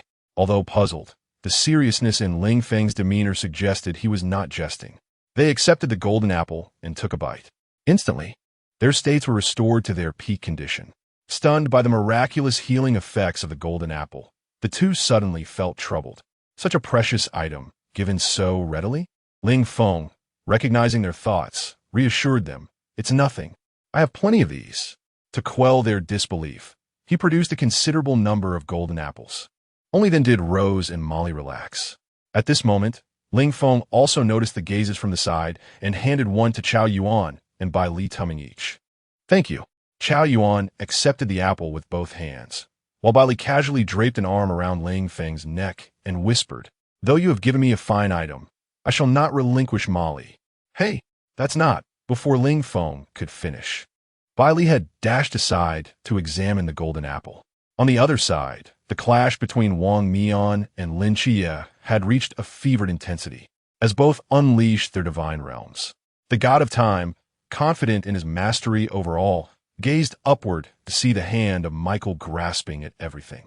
In a swift motion, Lin Qie drew his blade and severed half of Wang Mian's mask. The members of the faux mask squad were in disbelief. They had truly been defeated, and a tumult of emotions surged within them. Is this what it means to be a divine agent? Ling Feng stepped between the two, tossing them each a golden apple. Wang Mian had already heard the introduction of this artifact. Without hesitation, he took a bite, followed closely by Lin Xie. The potent energy rejuvenated their bodies, restoring them to their former selves with each breath. Wang Mian's eyes widened in astonishment. Indeed, the restorative properties of this item were utterly extraordinary. Lin Xie leisurely savored the golden apple in his hand, as if the recent victory were of little consequence. Chapter 29. The challenge. As the battle between the two concluded, Wang Mian's mask shattered, marking a victory for the rookie. Observing the end of the confrontation, Yuan Gang approached Lin Xie to discuss whether they could conceal the outcome of this duel. Lin Xie firmly declined. We have triumphed. I believe that even so, the rookie will obey commands. Otherwise, they are unworthy of being a night watcher. Yuan Gang realized he had been overthinking. Indeed, how could one who fails to uphold rules be deemed fit for such a role? At that moment, the effects of the clock faded. Night gave way to dusk. It's still early evening. I have grown accustomed to the night. The weakened states of the trio, Tianping and the others, had long dissipated, and Ling Feng retracted the obsidian. The three rose to stretch their limbs. As the sun sank lower, today's training session came to a close. However, Wang Mian noticed the fearless determination in Ling Feng's gaze. Now that he had recovered, he was eager to gauge the strength of this divine agent. The two exchanged glances and nodded, instantly comprehending each other's intentions. Wang Mian drew his blade towards Ling Feng, leaving the surrounding onlookers in a state of bewilderment. Bai Li Tuming ducked behind Ling Feng, exclaiming, "What? Is he so unable to accept defeat that he intends to silence us?" His words prompted everyone to question whether Wang Mian's unsheathing of his sword was indeed as ominous as Bai Li suggested. The masquerade team had initially intended to refute Bai Li Tuming, asserting that their captain was not the sort to act in such a manner. Yet, as Wang Mian aimed his sword at Ling Feng, they found themselves uncertain. Surely, their captain would not resort to such actions? Their apprehension deepened as they observed Wang Mian closely. Surely it wouldn't come to that. Ling Feng patted Bai Li Tuming on the shoulder, urging, "Move aside, fatty." When Bai Li remained stationary, Ling Feng signaled Lin Xie to help him pull Bai Li away. Complying, Lin Xie dragged Bai Li to the side. Ling Feng brandished his snake blade, locking eyes with Wang Mian. Upon witnessing Ling Feng draw his weapon, everyone instinctively retreated. The masquerade team sighed in relief at that moment. "We told you, the captain is not that kind of person." They completely disregarded their earlier moment of doubt. Wang Mian removed the portion of his mask that had been cleaved in half, standing resolutely with his blade, his expression calm as he regarded Ling Feng. Ling Feng, wielding the snake blade, looked at Wang Mian with an intense fighting spirit. "How shall we proceed?" Wang Mian inquired about the nature of their duel, and Ling Feng's response did not surprise him. "Use your true strength." A smile graced Wang Mian's face as his aura surged, a formidable wave of energy emanating from him. Ling Feng's adrenaline surged, his smile betraying his excitement. "Excellent. Now, this is intriguing." He made the first move, transforming the snake blade into its greatsword form, and with one hand, he swung it down toward Wang Mian. The blades clashed, and Wang Mian felt the extraordinary force of Ling Feng. He staggered back slightly, astonished. "Wow, I almost couldn't withstand that. Is this guy a monster?" Wang Mian realized that engaging in close combat with Ling Feng was unwise. The combination of his strength and combat skill was simply terrifying. If one were to lose, would it not be an utter disgrace? A strategy must be devised to contend with this adversary. Wang Mian pushed aside Ling Feng, creating distance to activate his divine realm. But Ling Feng would not grant him that opportunity. Drawing his bow and arrow, accompanied by an ender pearl, he swiftly appeared before Wang Mian. Once more, he struck down with his blade. Wang Mian defended himself, but Ling Feng brandished a diamond edge, aiming directly at Wang Mian. Wang Mian evaded the assault, pondering the source of this troublesome weapon. Ling Feng's melee pressure was relentless against Wang Mian, intermittently launching surprise attacks with obsidian. Unaccustomed to the elusive nature of obsidian, Wang Mian found himself in a position of constant defense. The Faceless Squad and Lin Xie offered their encouragement to both combatants. "Go, Captain! Defeat him! Keep it up!" Ling Feng. The battle between the two intensified. Ling Feng executed a double jump, soaring upwards, wielding his snake blade, and plunged directly toward Wang Mian. With astonishing speed, Wang Mian raised his weapon, feeling the immense force coursing through his hands. His knees slightly buckled. He initiated his divine realm, yet with Notch's clock. He would not be enslaved by time. Ling Feng activated the second form of the snake blade, extending it rapidly toward Wang Mian. The snake blade's agile movements left the onlookers in awe. What manner of weapon is this? So peculiar. Lin Xie observed with an unreadable expression, arms crossed, believing Ling Feng was unlikely to prevail.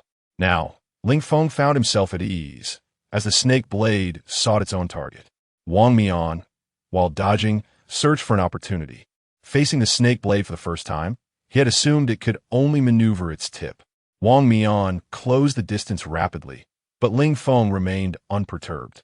Just as Wang Mian's strike neared, the snake blade veered back, intercepting the attack. After an extended clash, Wang Mian could not breach Ling Feng's defenses, and Ling Feng, aware of his predicament, ultimately conceded the match. Yet, those present understood that Ling Feng still possessed strength. Was this individual truly a novice? Wang Mian approached Ling Feng, commending his prowess. "You are formidable." Ling Feng shook his head. "No, it is you who are strong. I activated the amplification of my divine realm, granting me a fleeting capacity to utilize the full range of divine techniques, which is why you perceive my combat skills as exceptional. I still have much to learn." Ling Feng humbly shared some of his abilities. Him's combat skills exist in 3 stages. The first 2 enhance attributes, while the third stage allows for a temporary acquisition of Him's power, akin to a Byakugan state. Those around, upon hearing Ling Feng's explanation, breathed a sigh of relief. So it was merely an enhancement from the divine realm.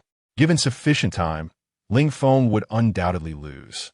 However, Wang Mian and Lin Xie remained skeptical of Ling Feng's claims. What he says may hold some truth, yet his skills might not differ significantly from his divine being. Since he chose not to elaborate, so be it. Ling Feng offered Wang Mian a golden apple, which the latter accepted without hesitation and consumed. Ling Feng clenched his fist, feeling his strength increase further. Indeed, this contest was well worth it. As the duel concluded and time grew late, Yuan Gang led a few companions to the dining hall. Ling Feng and the others settled down, gazing at the raw meat, steamed buns, and pickled vegetables before them. Lin Xie experienced a moment of confusion. "Is this all we're having?" Molly, seated across from Ling Feng, spoke up. "Having something to eat is already quite good." Ling Feng, however, had no desire to consume raw meat. He promptly set up a furnace beside him, tossing in some coal and placing the meat atop it. In a short while, the enticing aroma of grilled meat wafted through the air as it cooked to perfection. Ling Feng presented the freshly grilled meat, placing it in the center of the table, and the others stared hungrily at the delicious feast. "Don't be shy, dig in." Within moments, the grilled meat was devoured ravenously by the group. Bai Li Tuming glanced at Ling Feng and the furnace beside him, inquiring with curiosity, "Ling Feng, just how many enchanted items do you possess?" Ling Feng smiled mysteriously. "Countless." Upon hearing this response, the others clearly expressed their disbelief, yet Lin Xie affirmed, "I believe you." Noticing their skeptical gazes, Ling Feng shrugged. "You will find out soon enough." Chapter 30. Formal training. As the first light of dawn broke the horizon, the sun had yet to rise.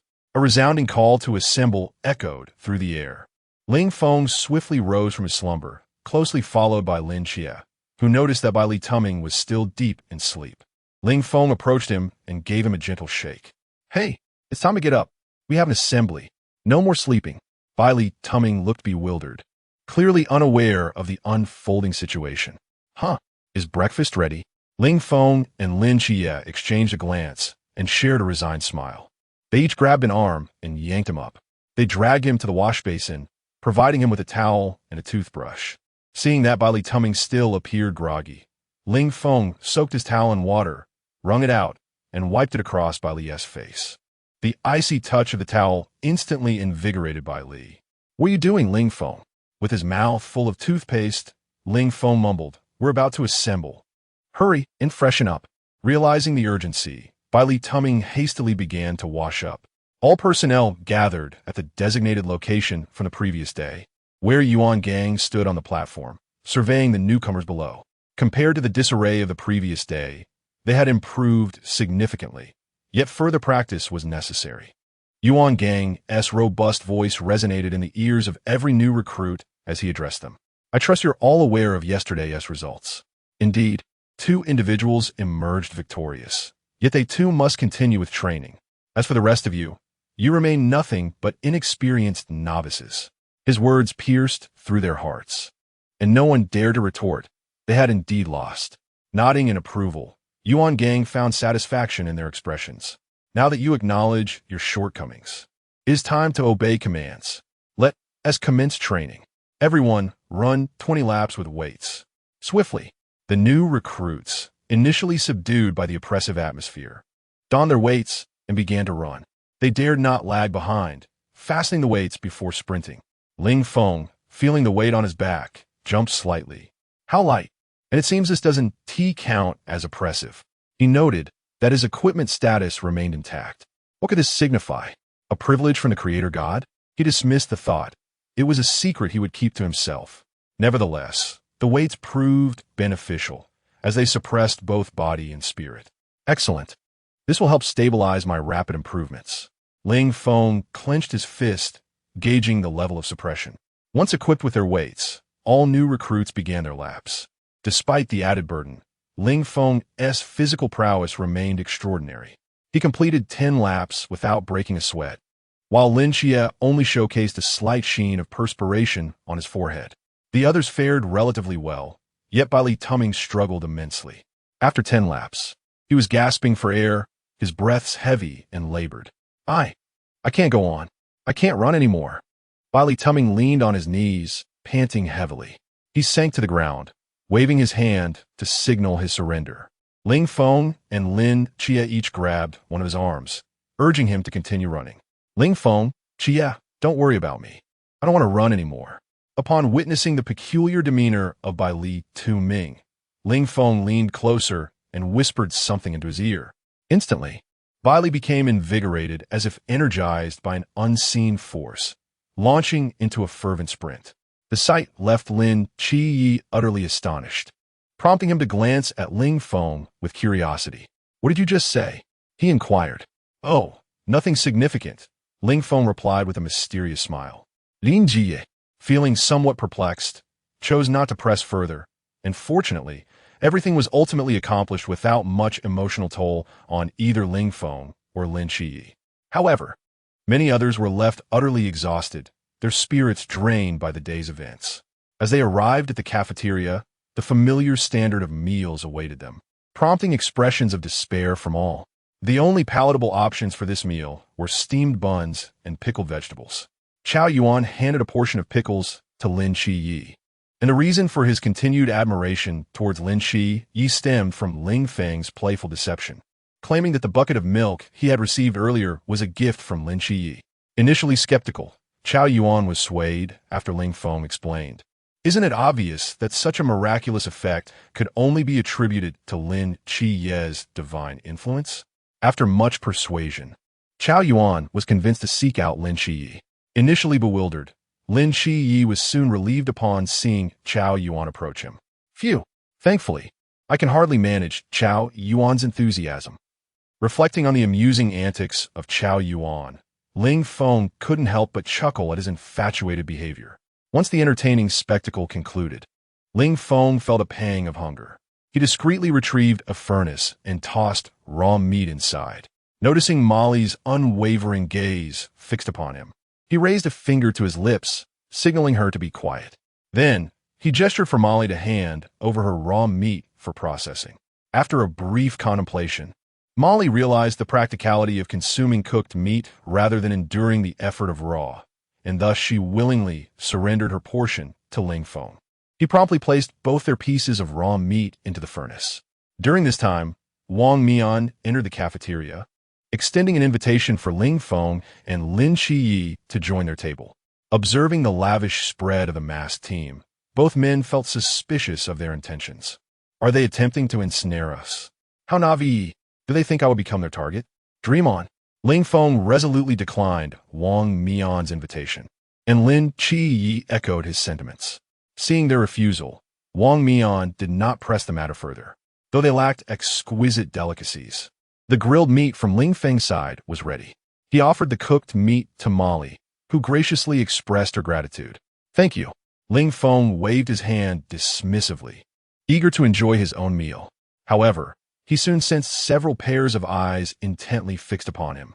With a resigned sigh, he set down his chopsticks and declared, "All right, bring it here." Lin Shiyi and the others, their faces alight with delight, eagerly handed over their raw meat to Ling Feng. One by one, he tossed them into the furnace, igniting the fire, and in no time, the savory aroma of grilled meat wafted throughout the cafeteria. Oh, how delightful! Why do they have cooked meat to savor? Indeed, why is that? What special treatment is this? Exactly. On what grounds? Amidst the cacophony surrounding him, Wang Mian observed the scene with keen interest, pondering how Ling Feng would navigate this predicament. The individuals close to Ling Feng felt a surge of guilt at the uproar, if it weren't for their actions. Yet, Ling Feng remained unfazed, emanating an aura of pressure rivaling that of him. His voice, hoarse and icy, cut through the noise. Differential treatment? This world is inherently unjust. And besides, this is my sanctum. If you wish to use it, go ahead. Just defeat me first. Sensing the immense pressure and the chilling intent emanating from Ling Feng, coupled with the widespread acknowledgement of his extraordinary prowess, none dared to act recklessly. Disdainfully regarding those who merely spewed empty words, Ling Feng paid them no mind. Once the commotion subsided, Lin Xie, Bai Li Tuming, Chao Yuan, and Shen Xingzhu all raised their thumbs in admiration towards Ling Feng. Mo Li cast a contemplative glance at him, lost in her thoughts. Ling Feng turned to Wang Mian, arching an eyebrow. What do you think? Wang Mian shook his head with a smile, giving a thumbs up in response. Chapter 31. The Abyss following a brief interlude. Everyone quietly concluded their dinner and dispersed. Initially, Yuan Gang had intended to intervene, but who could have anticipated that this individual would exert such control? Nevertheless, it proved to be fortuitous. The new recruits now possessed a target and a rival. Their discontent would fuel their motivation, fostering rapid advancement among all. Exhausted from their meal, the group retired to their quarters and fell into slumber. Ling Feng entered the block world. Sensing his surroundings, he noted the absence of him. Where could he be? Irrelevant. Today, he would venture into the depths of hell. Ling Feng promptly produced obsidian and crafted a portal measuring 4 blocks wide and 5 blocks high. With a flint and steel, he ignited the obsidian gateway. A cascade of purple luminescence erupted from the obsidian, coalescing into violet flames that spiraled toward the center of the portal. At its core, a purple vortex materialized. The gateway to hell was complete. Eagerly, Ling Feng leaped through the portal. An overwhelming sensation of weightlessness enveloped him. As a swirling abyss came into view, before long, he was met with searing heat. Upon opening his eyes, all he beheld was a sea of crimson. Beneath him, magma bubbled and churned ominously. Ling Feng cautiously approached the precipice, peering down before retreating. Although the block world allowed for resurrection, he had no desire to experience the dubious achievement of swimming in magma. Now he set his sights on locating a nether fortress, hoping to gather some blaze rods and, while he was at it, acquire a few wither skulls using a looting diamond sword. His primary objective was to discover the demo seal, the illustrious scythe known as Antitheus. Its wielding promised an air of grandeur. Thus began the monotonous grind of exploration. Ling Feng brandished his diamond pickaxe, commencing the extraction of various blocks, particularly magma blocks. Engaging in combat with these would yield persistent fire damage, he mused. After some contemplation, he deemed it a feasible strategy and proceeded to mine the magma blocks. Fortune smiled upon him this eve. for it was not long before he stumbled upon the nether fortress. Swiftly, he made his way there and began rummaging through chests. Golden legends awaited.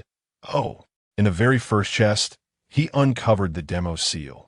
Ling Feng scratched his head in disbelief. What was happening today? Had luck finally turned in his favor? He recalled the odds were rather slim.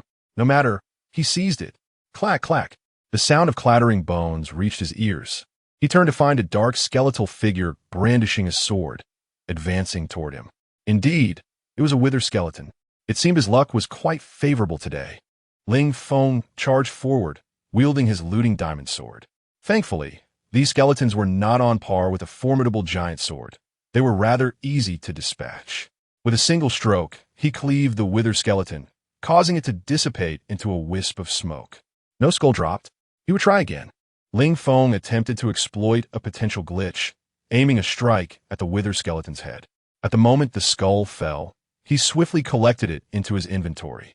His heart swelled with joy as he peered into his pack, envisioning a bountiful reward. Yet the harsh reality struck.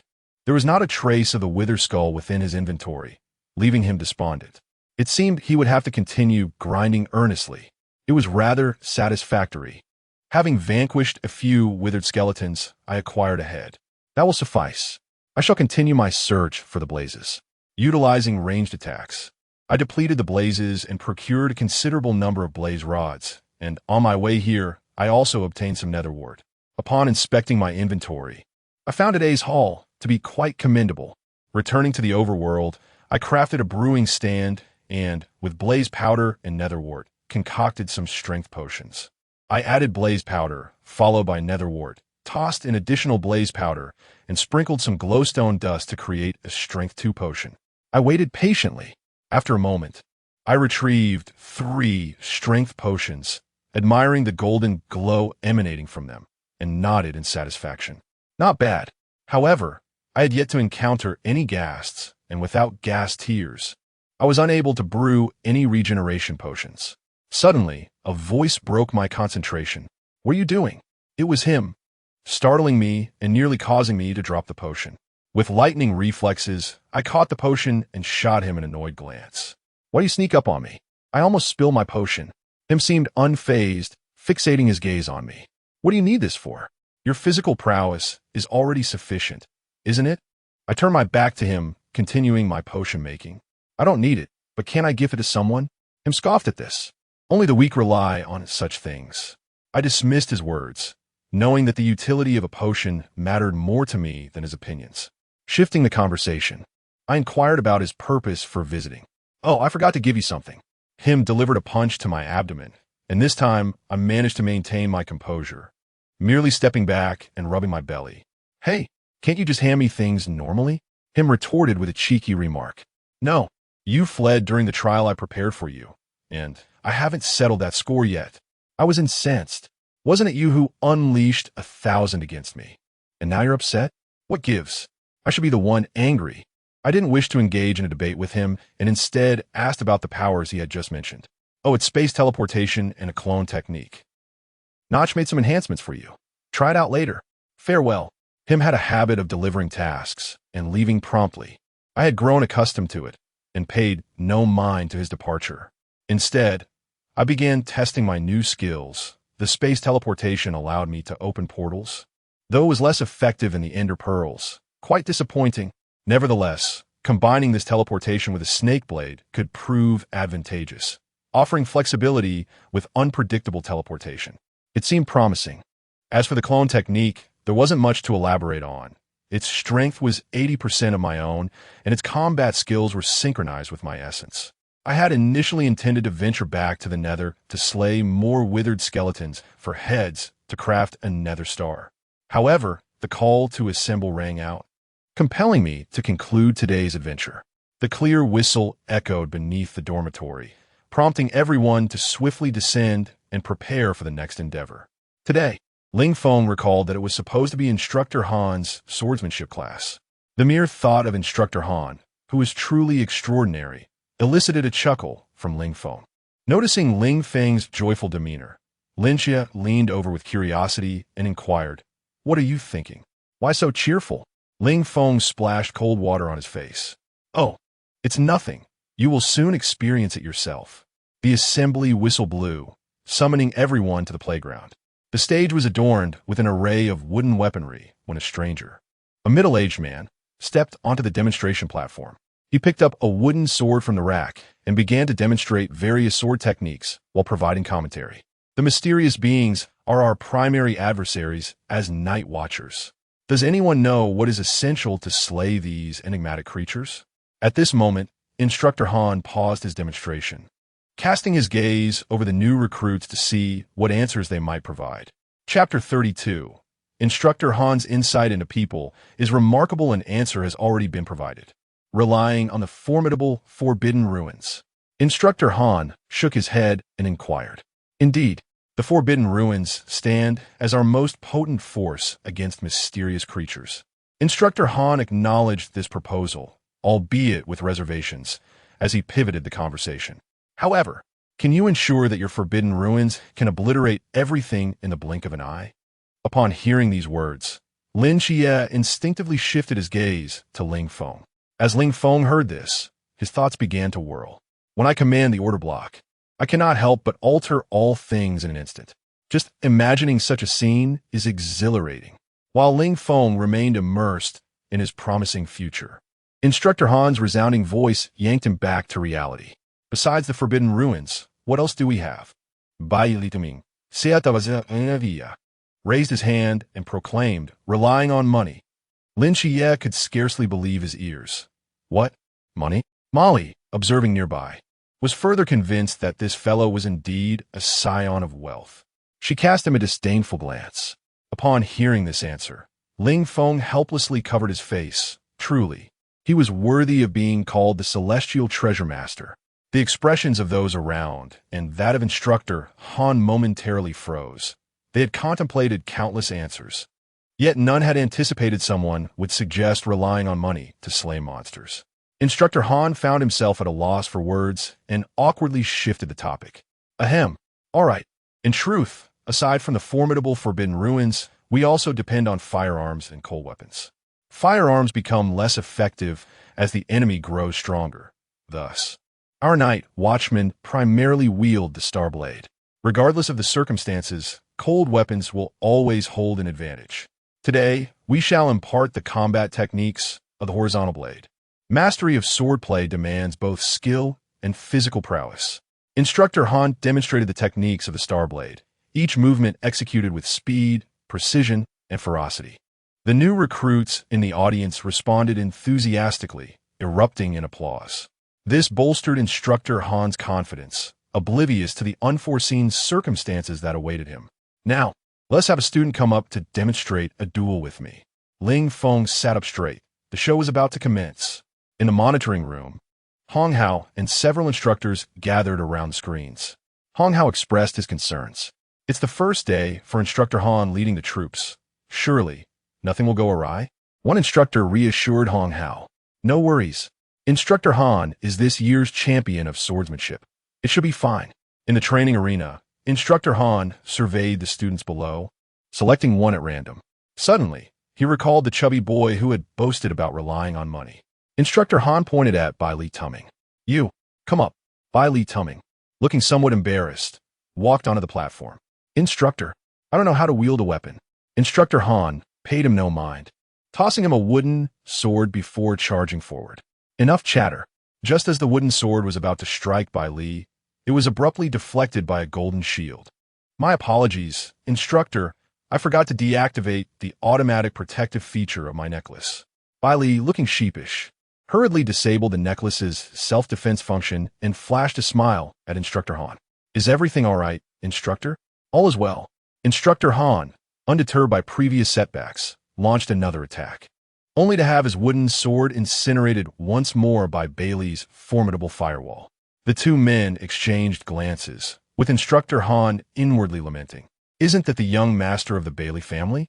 No wonder he possesses so many extraordinary items. Instructor? Han hastily waved his hand. If you cannot wield a weapon, please step down.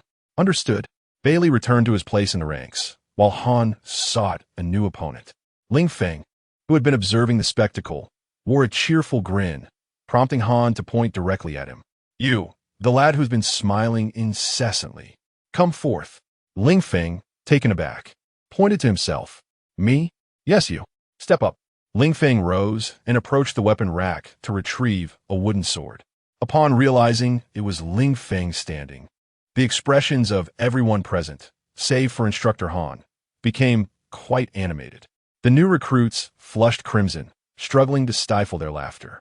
Instructor, why choose him of all people? At that moment, Instructor Han remained blissfully unaware of the impending events, his thoughts consumed with salvaging his dignity. The two opponents stood poised with their swords, and at Han's command, Ling Feng charged forward. Arriving before Han, he attempted to block with his sword, but instead, he unleashed a rapid strike against Han's wooden blade. With unparalleled speed and force, Ling Feng effortlessly severed the wooden sword in Han's grasp. The shattered half clattered to the ground, as if piercing Han's very soul. A profound silence enveloped the arena, the air thick with astonishment. Even the instructors in the monitoring room were left speechless. What has transpired? One recruit, still processing the spectacle, turned to his neighbor for clarification. Did Ling Feng just break Instructor Han's sword? Before anyone could voice their thoughts, Ling Feng interjected, Instructor Han, the quality of these wooden swords leaves much to be desired. Han, recognizing Ling Feng's intent to rescue him from embarrassment, cast a grateful glance in his direction. Ahem, what is the logistics department doing? That move revealed a solid foundation and skill. We shall select another participant. Ling Feng handed his sword back to Han and stepped down. At this moment, Han was on the verge of tears, exclaiming internally, must I always struggle to demonstrate my swordsmanship? Regaining his composure, Han's gaze fell upon Molly. Molly ascended the stage, bowing with respect. Molly, from the MO Family Sword School. In a flustered rush, Han approached the weapon rack and seized the sword from Molly's hands. Not you. Return to your seat. Molly nodded gently and resumed her place. Meanwhile, Ling Feng chuckled inwardly, thinking, oh, instructor, perhaps you should consider purchasing a lottery ticket later? Your selections are remarkably on point. It must be said, Han indeed possessed an eye for talent, effortlessly identifying the gifted among the crowd. After sending Molly off, Han exhaled in relief, only to catch sight of Chao Yuan. Persuading him to come forth, Han noticed Lin's reluctance to wield a sword, igniting a spark of hope within him. At last, ha ha ha, finally, I found a novice who does not know how to wield a sword. As he gazed at Instructor Han's beaming expression, Ling Feng felt a pang of sympathy, silently wishing that he could maintain such joy for a while longer. Chao Yuan attempted to explain to Instructor Han, my Forbidden Ruins blade will inflict harm upon you. However, Instructor Han dismissed his concern with an air of nonchalance, urging, what are you afraid of? Your Forbidden Ruins have already been suppressed. There is no need for trepidation. Upon hearing this, Chao Yuan, emboldened, reached for his blade. The crimson aura of malevolence reemerged, enveloping Chao Yuan once more. The Dark King's decimation manifested anew. Instructor Han was rendered speechless. No, how can there be another monster? He lamented internally. My life has been one of constant peril. While he grappled with his bitter thoughts, Chao Yuan's Dark King's decimation surged towards him. Overwhelmed by the ferocity of the strike and the reckless combat style, Instructor Han found himself at a loss. What on earth is this? I truly should not have taken on the role of a swordsmanship instructor. Compared to them, what is my title of swordsmanship champion worth? Instructor Han began to doubt his own abilities. Chapter 33. The Art of Swordsmanship, however, at present, the immediate priority is to address this looming threat. Although the Black King's decimation has been somewhat suppressed, it remains an undeniable force, a forbidden realm above all beings beneath the divine. After engaging in combat for a while, Instructor Han found himself at a disadvantage. Just as he appeared on the verge of succumbing, Ling Feng gestured, and the obsidian blade shot forth. In an instant, Chao Yuan's Black King's decimation was tightly bound. Qi Yi. Ling Feng handed a milk bucket to Lin Qi Yi, urging him to assist. Though Lin Qi Yi was bewildered, he recognized the urgency of the situation and promptly embraced the bucket to pour it over Chao Yuan. Upon regaining consciousness, Chao Yuan was greeted by the sight of Lin Qi Yi's face. With hands clasped in gratitude, He exclaimed, "Thank you, Qi. Once again, you have saved me." This moment solidified Lin Qi's image in Chao Yuan's heart, an indelible memory. Ling Feng observed the camaraderie between the two with a hint of amusement. Once Chao Yuan had recovered, all the recruits reconvened, while Instructor Han appeared utterly disheartened. No longer seeking partners for sparring demonstrations, he quietly began to explain techniques to the students, internally lamenting, "I shall never seek a sparring partner again. If I do, I am but a fool." After imparting the sword techniques, Instructor Han instructed everyone to practice independently. The recruits dispersed, some feeling confident enough to engage in friendly sparring. Exhausted from the day's events, Han sat off to the side, weary and resigned. "I cannot prevail. You all may find your own opponents. Let them suffer instead." At that moment, Hong Hao approached and sat beside Instructor Han, offering a comforting pat. "Instructor Han, do not be too disheartened. You simply happen to select a few exceptionally talented individuals. Consider it from a different perspective. Your judgment is indeed commendable." "Indeed, Instructor Han." "You have not spared Instructor Han either." Instructor Han, disinclined to engage, waved his hand dismissively, signaling that he was fine. Noticing that he seemed to be managing, Hong Hao returned to the monitoring room. Upon reaching the door of the monitoring room, he overheard several instructors engaged in discussion. That new recruit, Ling Feng, possesses astonishing prowess in swordsmanship, strength, and speed. Indeed, one could say he truly embodies the qualities of a divine agent. The instructors expressed their astonishment at Ling Feng's abilities, but then shifted the conversation. Yet, Instructor Han's predicament is quite unfortunate. Every individual he summoned turned out to be a prodigy. I can't help but feel a twinge of sympathy for him. Standing at the doorway, Hong Hao turned the handle and entered. Ahem. The discussions came to an abrupt halt as the instructors feigned busyness. Hong Hao addressed them. "Let us extend some respect to Instructor Han. This matter is not to be mentioned in his presence." All the instructors stood at attention, responding in unison, "Yes." In the training arena, Ling Feng stood leisurely with a wooden sword, even idly tapping it against his leg out of boredom. None dared to challenge him, even though he had previously remarked on the weapon's inferior quality. The assembled recruits were not fools. They recognized that the smoothness of the cut could hardly be attributed to the quality of the weapon. Thus, no one dared to confront Ling Feng directly. As for Lin Qiye, he possesses a profound understanding of Ling Feng. He is fully aware of Ling Feng's formidable prowess and has no desire to provoke him. While Lin Qiye engages in combat with Shun Qingzhu, Bailey Tumming finds no motivation to practice. Although Chao Yuan has milk at his disposal, he refrains from engaging to avoid disrupting the other recruits. He believes it is prudent to hold off and not draw his weapon. Similarly, Mo Li stands alone, a prodigy of the Mo clan sword sect, whose reputation precedes her. Unfazed by the gaze of those around her, she strides toward Ling Feng, sword in hand. Her approach ignites a surge of anticipation among the recruits. "Hey, look, the girl from the Mo clan sword sect is challenging Ling Feng. Oh, I wonder who will emerge victorious? I believe it will be Ling Feng. His strength is unparalleled. I think Mo Li will win. After all, it's merely a contest of swordsmanship. The Mo clan sword sect cannot possibly be inferior."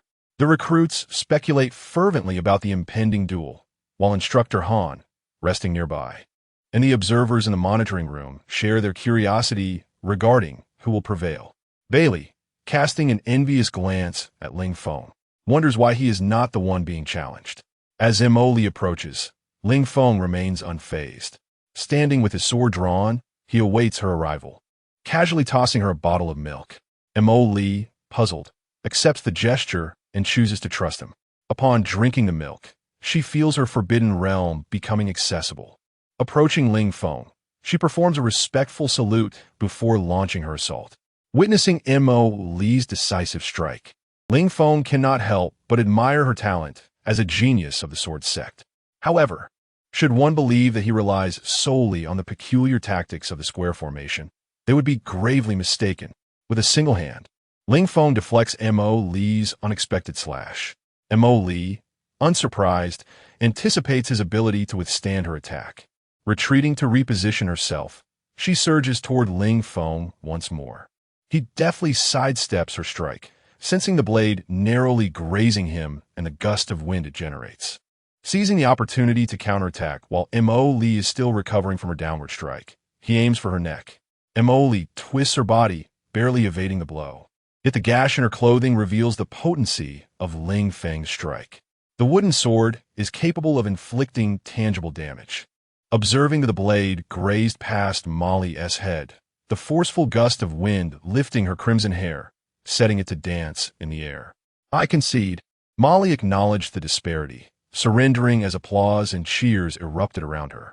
Ling Feng is incredibly strong.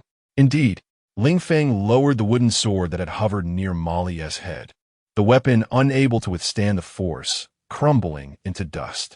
Witnessing this spectacle, Molly clenched her fists, acutely aware of the gap between them. Nearby, the recruits and instructors could not suppress the twitching of their lips. Goodness, how much strength and speed must one possess to reduce a wooden sword to powder? Noticing Molly's disappointment, Ling Feng gently patted her shoulder.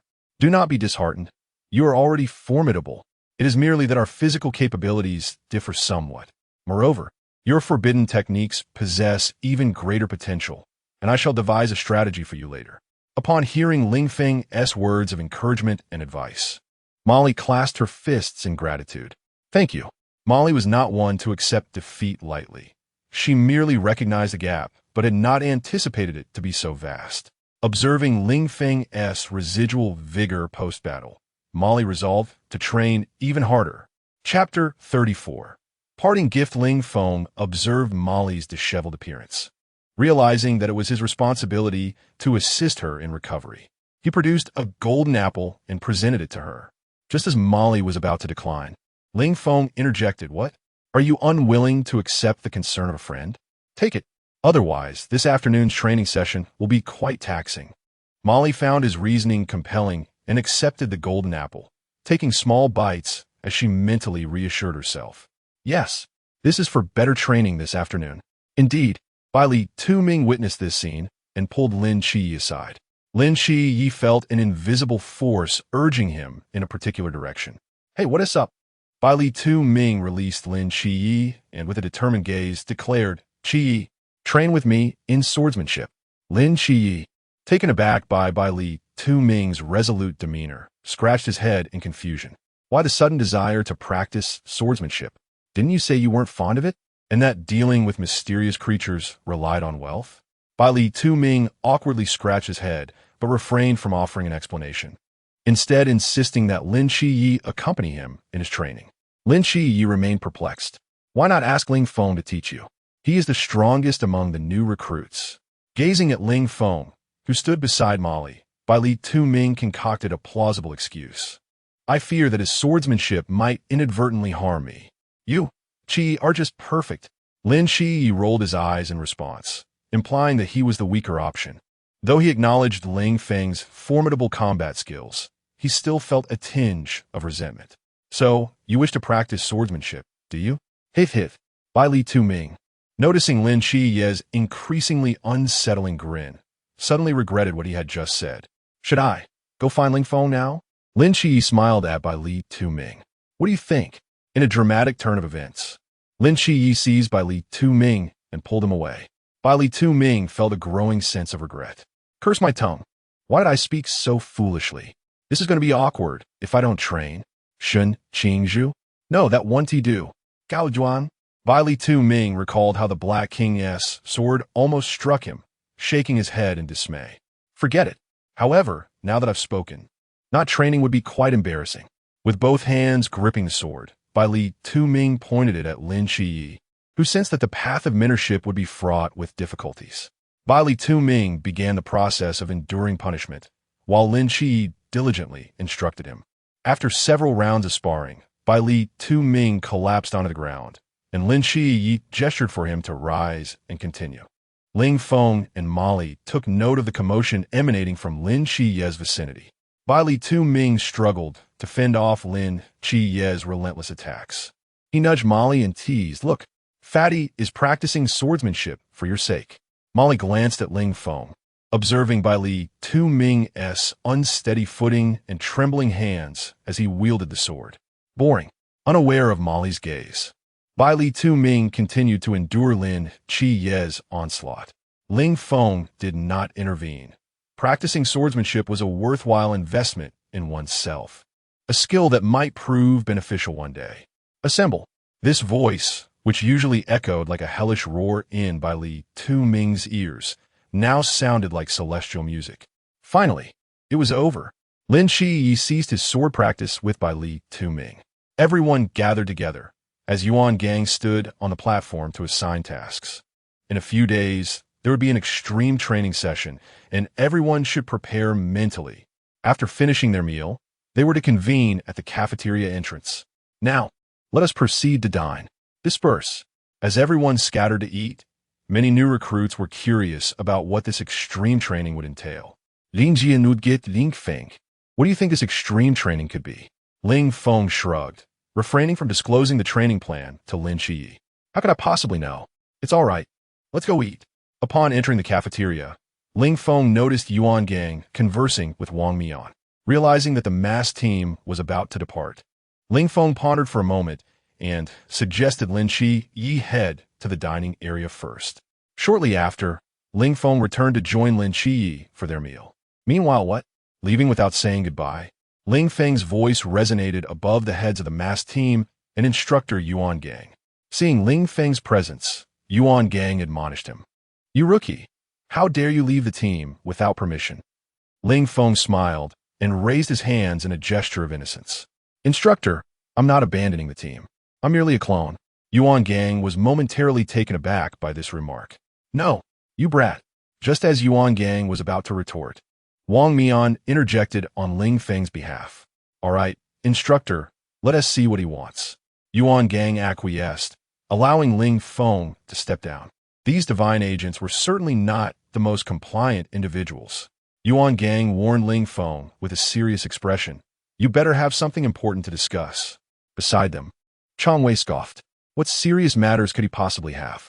Ling Feng merely smiled in silence, while Wang Mian inquired if Ling Feng had something to share. Is there an issue? Observing that all 7 members of the masked team were present, Ling Feng found it convenient and decided to proceed. With a swift wave of his hand, 7 figures with emerald-like eyes and radiating golden light materialized before them. Just as Wang Mian was about to ask what these entities were, Ling Feng commanded, go. The undying totem merged into the bodies of the 7 individuals. Wang Mian was puzzled, while the others fumbled in alarm. Knowing that Ling Feng meant them no harm, Wang Mian seized the opportunity to ask, what is this? Ling Feng smiled mysteriously and introduced, this is the undying totem. Upon hearing this term, the others were at a loss, having never encountered such an item before. Their faces were etched with confusion. Noticing their bewilderment, Ling Feng elaborated, the undying totem grants the bearer a chance at resurrection. In other words, you now possess an additional life. The individuals present gasped in astonishment. An extra life? Everyone was incredulous at the presence of such an extraordinary artifact. Feeling the radiant little figure within themselves, and they all turned their gazes towards Ling Feng, momentarily rendered speechless. It was utterly astonishing. What kind of power did this individual possess to wield such an item? Ling Feng nodded, affirming that he had spoken the truth. Wang Mian, equally astonished, recovered from his shock and managed a wry smile. You truly are astonishingly powerful, he remarked. Subsequently, Wang Mian's expression grew serious as he vowed to Ling Feng. This shall be considered a personal favor from me, Wang Mian. The other team members shared the sentiment, finding the gift excessively lavish, and they collectively corrected Wang Mian. Captain, it is a favor owed by our entire squad. Wang Mian glanced at his teammates, feeling gratified, then turned to Ling Feng and amended his statement. Indeed, this is a favor owed by our entire masked squad. Ling Feng waved his hand dismissively. This is merely a parting gift from a friend. The group looked at Ling Feng in disbelief, exclaiming, this gift is truly beyond our means. Ling Feng smiled warmly, expressing his hope that when they next meet, the totem of life would be thriving within them. The team responded with smiles, reassured by his blessing. It will be. With that, Ling Feng's gift was delivered, and his doppelganger transformed into white smoke, vanishing into the ether. Chapter 35. The eve of extreme training before his disappearance, Ling Feng offered a brief reminder. By the way, the resurrection effect of the undying totem is indeed formidable. However, it can only bring individuals back to life, leaving their injuries largely untreated. To be frank, this feature is somewhat lacking. The surrounding individuals fell into silence, taken aback. After all, the ability to resurrect is already quite extraordinary. As Ling Feng vanished from sight, Wang Mian bid farewell to Yuan Gang, and the seven boarded the helicopter to depart. Yuan Gang only regained his composure after the mass team had left. This young man, truly outrageous. I must advise him not to showcase this ability. He absolutely cannot be allowed to fall into the clutches of the ancient God Church. On the helicopter, the mass team remained silent, each absorbed in the astonishing information they had just encountered. Wang Mian gazed out at the clouds, reflecting on how utterly unbelievable the new generation has become. He recalled the moment after his battle with Ling Feng, when he questioned why Ling Feng was unaffected by time control.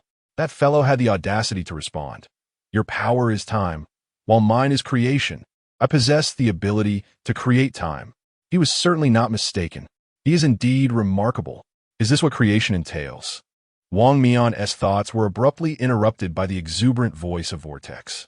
"Hey, brothers, doesn't this mean we can act with greater audacity?"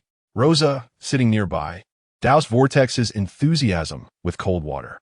That fellow explicitly stated he can only resurrect, not heal. What it implies is that he can only mend certain fatal injuries. Vortex brushed off her concerns with a wave of his hand. "But we have a healer in our team, don't we?" Rosa, displeased by his flimsy reasoning, retorted. "You." Wang Mian intervened, warning all team members. "Although we have Ling Feng's extraordinary support, we must not engage in actions that exceed our capabilities. This is merely a safeguard, not a license for recklessness." Upon hearing Wang Mian's serious admonition, everyone sat upright, understanding the gravity of his words. Understood. The helicopter soared away, its powerful roar fading into the distance. In the mess hall, Yuan Gang approached Ling Feng. "Ling Feng, come here for a moment." The surrounding individuals looked on in confusion at the commandant's summons for Ling Feng. Whispers filled the air. What could the commandant want with Ling Feng? Who knows? Perhaps he's being considered for early graduation? Indeed, it's a plausible possibility. The crowd quickly reached a consensus that seemed credible. Lin Xie and others were equally curious about Yuan Gang's intent, but without a definitive conclusion, they refrained from wild speculation, suppressing their eagerness while quietly dining. "What is the matter, Commandant?" Ling Feng inquired, fully aware of the reason for Yuan Gang's call, yet feigning ignorance. Yuan Gang produced a cigarette case, tapped it lightly, extracted a cigarette, and ignited it with a lighter. As the smoke curled upward, Yuan Gang carefully organized his thoughts and regarded Ling Feng, slowly beginning to speak. "You. It would be prudent for you to refrain from showcasing your abilities. Having been a part of Team 136, you are aware of the ancient God Church, are you not?" Ling Feng nodded in acknowledgement. Yuan Gang continued, expressing his concerns about this group of deranged individuals, calling them scoundrels. "If your abilities were to be revealed, they would make every effort to recruit you. I have already received reports from Chun Mai regarding your loyalty to the nation. They are all willing to vouch for you." Hearing Yuan Gang's words, a warm current surged within Ling Feng. Understood.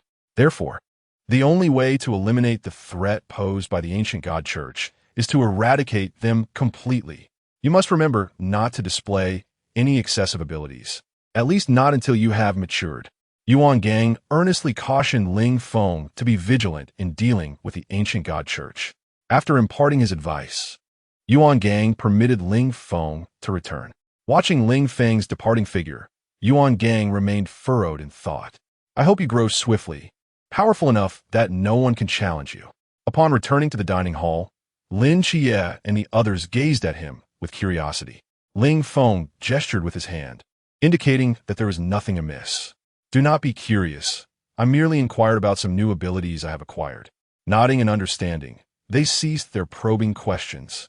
Following their routine training, it was time for the extreme training. Lunchtime concluded as usual, and the new recruits gathered at the dining hall's entrance as instructed. At that moment, several buses rolled in slowly, and Yuan Gang surveyed the area. With everyone accounted for, he commanded, "All aboard." The recruits boarded the buses in an orderly manner, their minds filled with questions about the nature of this training and their destination. The bus began to move, departing the new recruit training base. The midday sun shone brightly, filtering through the windows and bathing each individual in warmth. Opening the window, they were greeted by a lush expanse of greenery outside, and a deep breath revealed the fragrant aroma of blooming flowers in the forest, occasionally accompanied by the distant calls of birds. Everyone felt an unprecedented sense of relaxation. Having escaped the confines of training, even the air felt sweet. Sitting beside Lin Xie, Baili admired the picturesque scenery while voicing his confusion. What kind of training is this? Why we come to such a remote mountain? Ling Feng shook his head, and the others mirrored his uncertainty, all equally oblivious to the specifics of the training task at hand. Upon arrival, Lin Xie, having lived in Songnan City for quite some time, recognized their location. Jinan Mountain? Baili's expression fell upon seeing the mountain. Please tell me we are not climbing it. I do not want to hike. As Baili lamented, the instructors disembarked from the bus. Silence. Instructor Hong's voice echoed through the mountains, and the new recruits fell silent instantly. Once the recruits had quieted down, Hong Hao proceeded to outline the specifics of their training. This extreme training entails scaling the mountain before you. Upon hearing this, Baili's heart sank at the prospect of climbing. However, the others remained indifferent, dismissing it as merely a mountain to traverse. What difficulty could it possibly present? Observing the expressions of the seemingly unimpressed recruits, Hong Hao couldn't help but smile mischievously. Do you all think it is merely sufficient to proceed in such a manner? Each individual must on a burdensome weight. Furthermore, drones will be monitoring your every move. Should you be struck, you shall be eliminated. Those who are eliminated will face consequences. As for the nature of these consequences, Hong Hao smiled enigmatically, leaving a tantalizing hint. You will discover in due course. I assure you, it shall be to your liking. Ling Feng remained unfazed, dismissively remarking that it was merely the truth ring that compels honesty. Hong Hao continued, you may form teams, but conflicts among members are strictly prohibited. Drones are not to be damaged. Additionally, you cannot conceal yourselves in a single location. You must keep moving relentlessly. Is that understood? All the recruits stood at attention in response. We understand clearly. Hong Hao nodded in satisfaction. You exhibit commendable spirit. I hope you will still be able to smile in the days to come. Dismissed. Proceed to don your burdens. Everyone moved to collect their weights, preparing to commence their training. Chapter 36. The training commences upon arriving at the logistics bus. Lin Xie retrieved his load. He noticed Ling Feng's weight and attempted to hand it to him, but unprepared, Ling Feng momentarily struggled to lift it. Baili Tumming teased, What's wrong, Xie? Can't even manage your load? Ignoring him, Lin Xie curiously examined Ling Feng's weight. 100 kilograms. Ling Feng, come here. Why is your load 100 kilograms? Intrigued, Baili Tumming and others gathered to inspect as well. Ling Feng picked it up and weighed it in his hands. Is this even heavy? The group gaped in disbelief as Ling Feng toyed with a 100-kilogram load as if it were a mere trifle. They swallowed the words of disbelief about the instructor's differential treatment. In fact, they felt that 100 kilograms was rather insufficient. Was this fellow impervious to weight? Or was there a flaw in the load? Unconvinced, Shun Qingzhu approached and managed to lift Ling Feng's load with considerable effort. Thud! The load hit the ground with a resounding thump, confirming it was indeed substantial. Shun Qingzhu gazed at Ling Feng as if he were a creature of legend. How could someone possess such physical prowess? Feeling the almost negligible weight, Ling Feng secured the load and jumped, discovering that his mobility was hardly impeded. Ling Feng's effortless leaps left Lin Xie momentarily speechless. After donning his own load, everyone gradually ventured into the forest. Once all were inside, the drones activated, launching into the sky and dispersing in all directions. As Ling Feng and his companions dashed through the woods, he suddenly sensed something peculiar about their surroundings. He recalled that this mountain had a disrupted magnetic field, causing disorientation. Lin Xie similarly sensed the anomaly. Strange, yet he couldn't pinpoint the source. He glanced at Ling Feng, who nodded in affirmation. Indeed, our bearings seem awry. Perhaps an obstruction is affecting this area of Jinan Mountain. Ling Feng produced a map and activated it, revealing the terrain of Jinan Mountain on the blank parchment. You think you can lead me astray? Think again. I found our direction.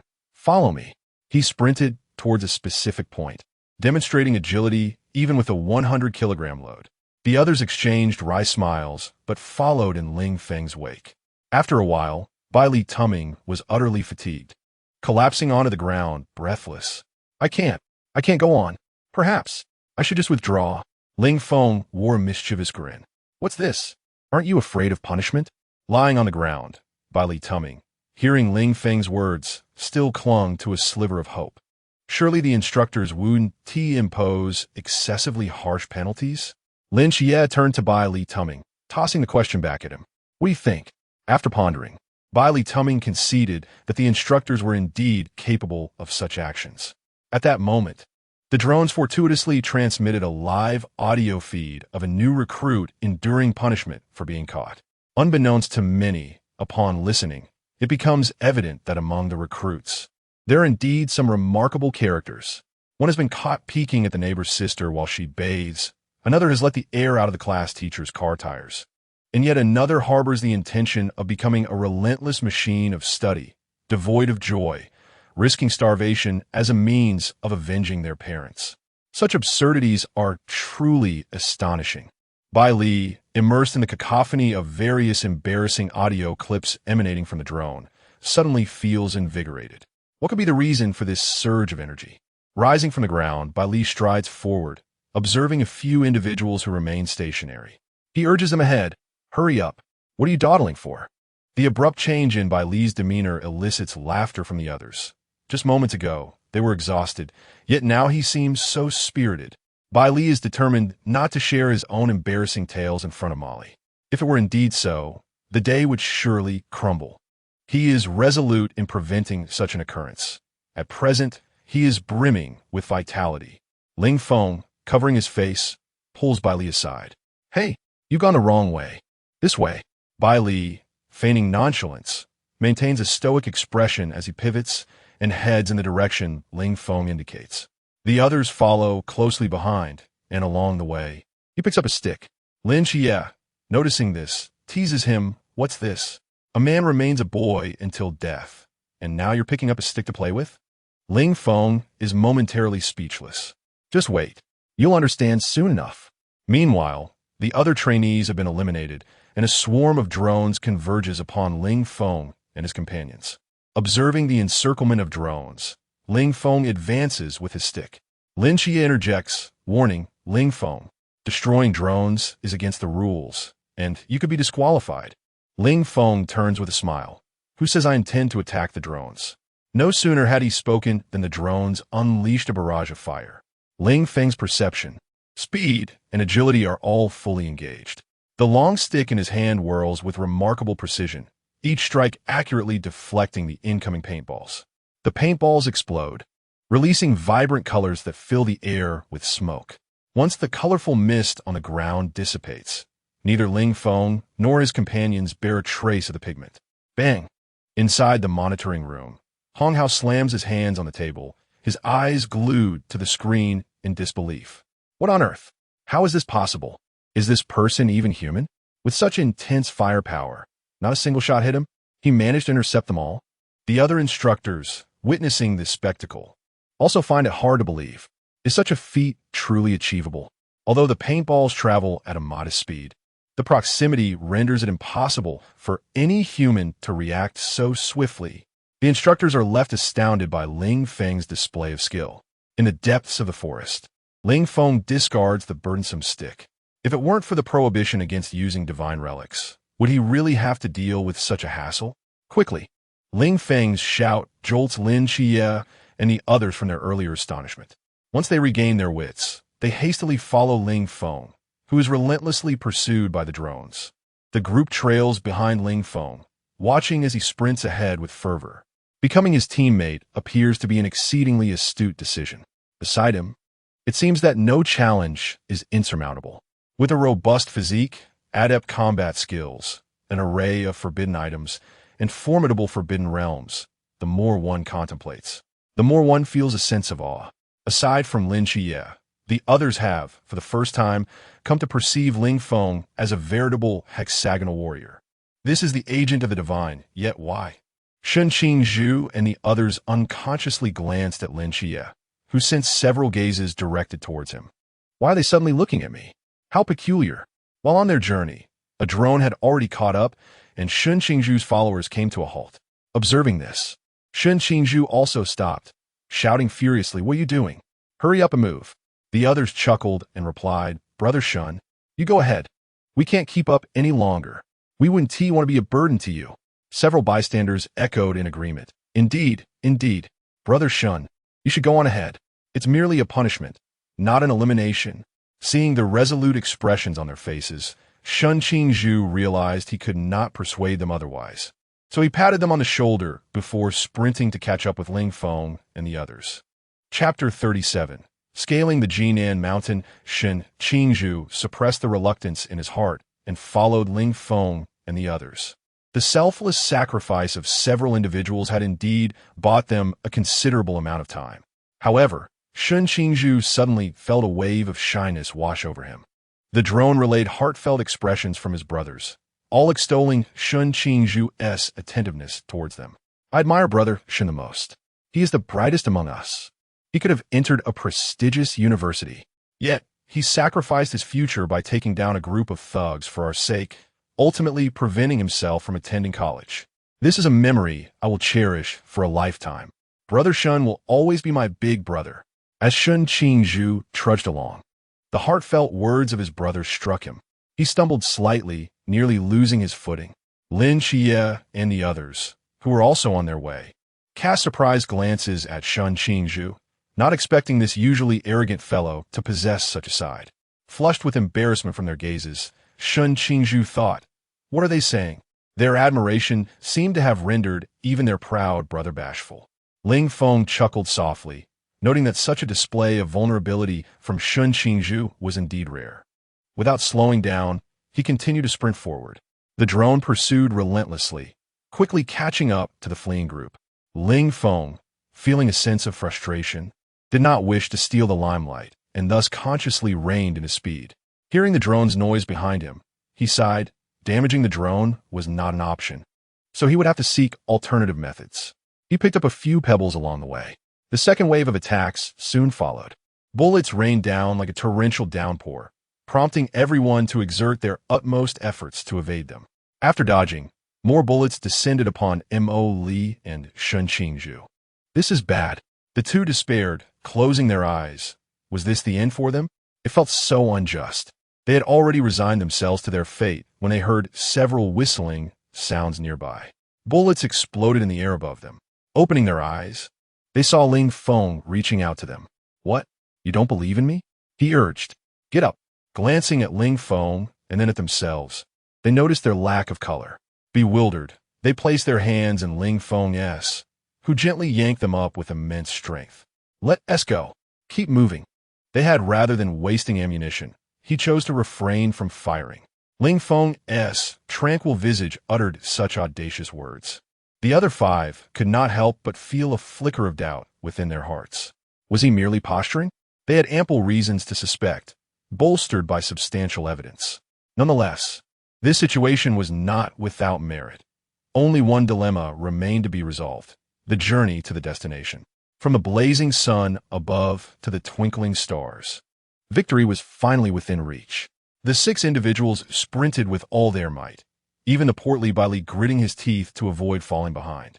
Time slipped away gradually. Apart from Ling Feng, the others began to tire. Even Lin Xie could no longer endure. Everyone persevered, and as the heavens reward the diligent, they ultimately reached the finish line. Standing at the cliff's edge, they beheld the entirety of Songnan City. At this moment, the sun slowly emerged from the horizon, its soft light illuminating their faces.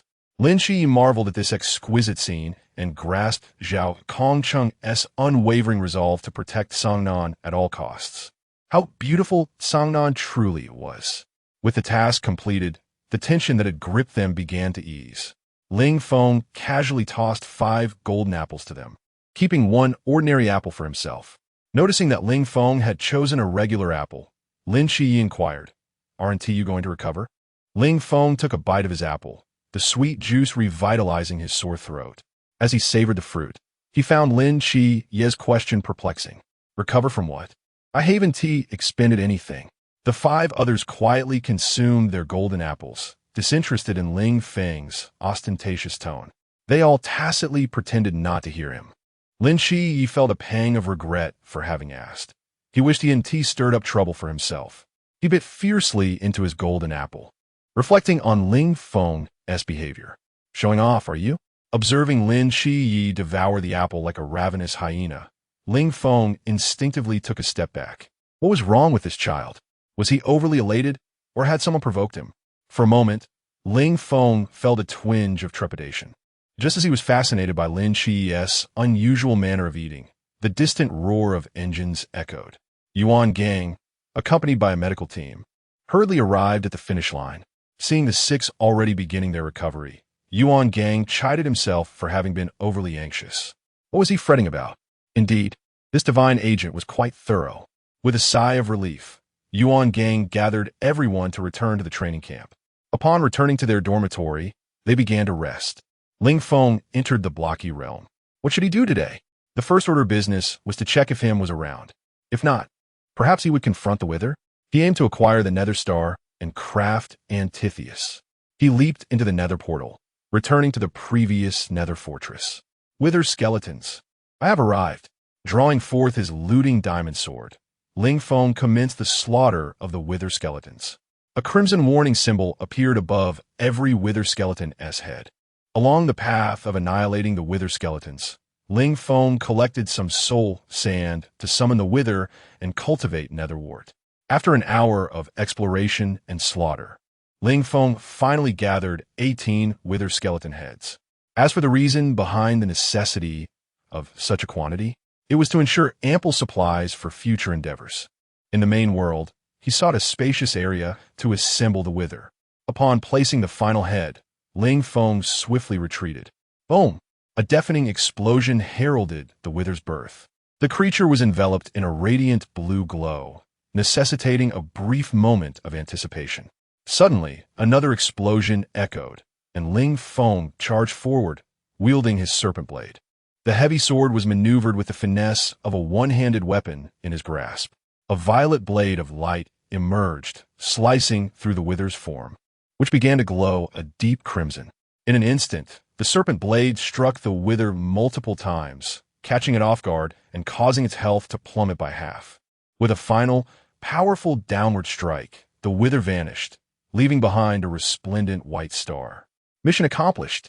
As Ling Feng stowed away the Nether Star, he noticed a series of notifications. Chapter 38. The Withering and Antitheus. A new hint appeared with the Nether Star. With this item, one can directly summon the Wither, whose strength matches that of the host. Intriguing. This implies that it can be utilized as a tool.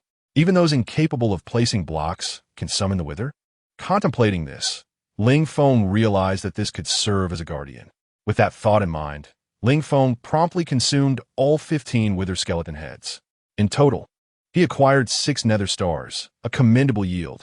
Ling Feng retrieved 1 Nether Star and combined it with the Demon Seal at the forge to create the Scythe Antitheus. Summoning the Scythe, Ling Feng floated slightly, with tendrils of dark mist emanating from his hands and feet. Oh, how striking! Alas, he had just vanquished all the Withers.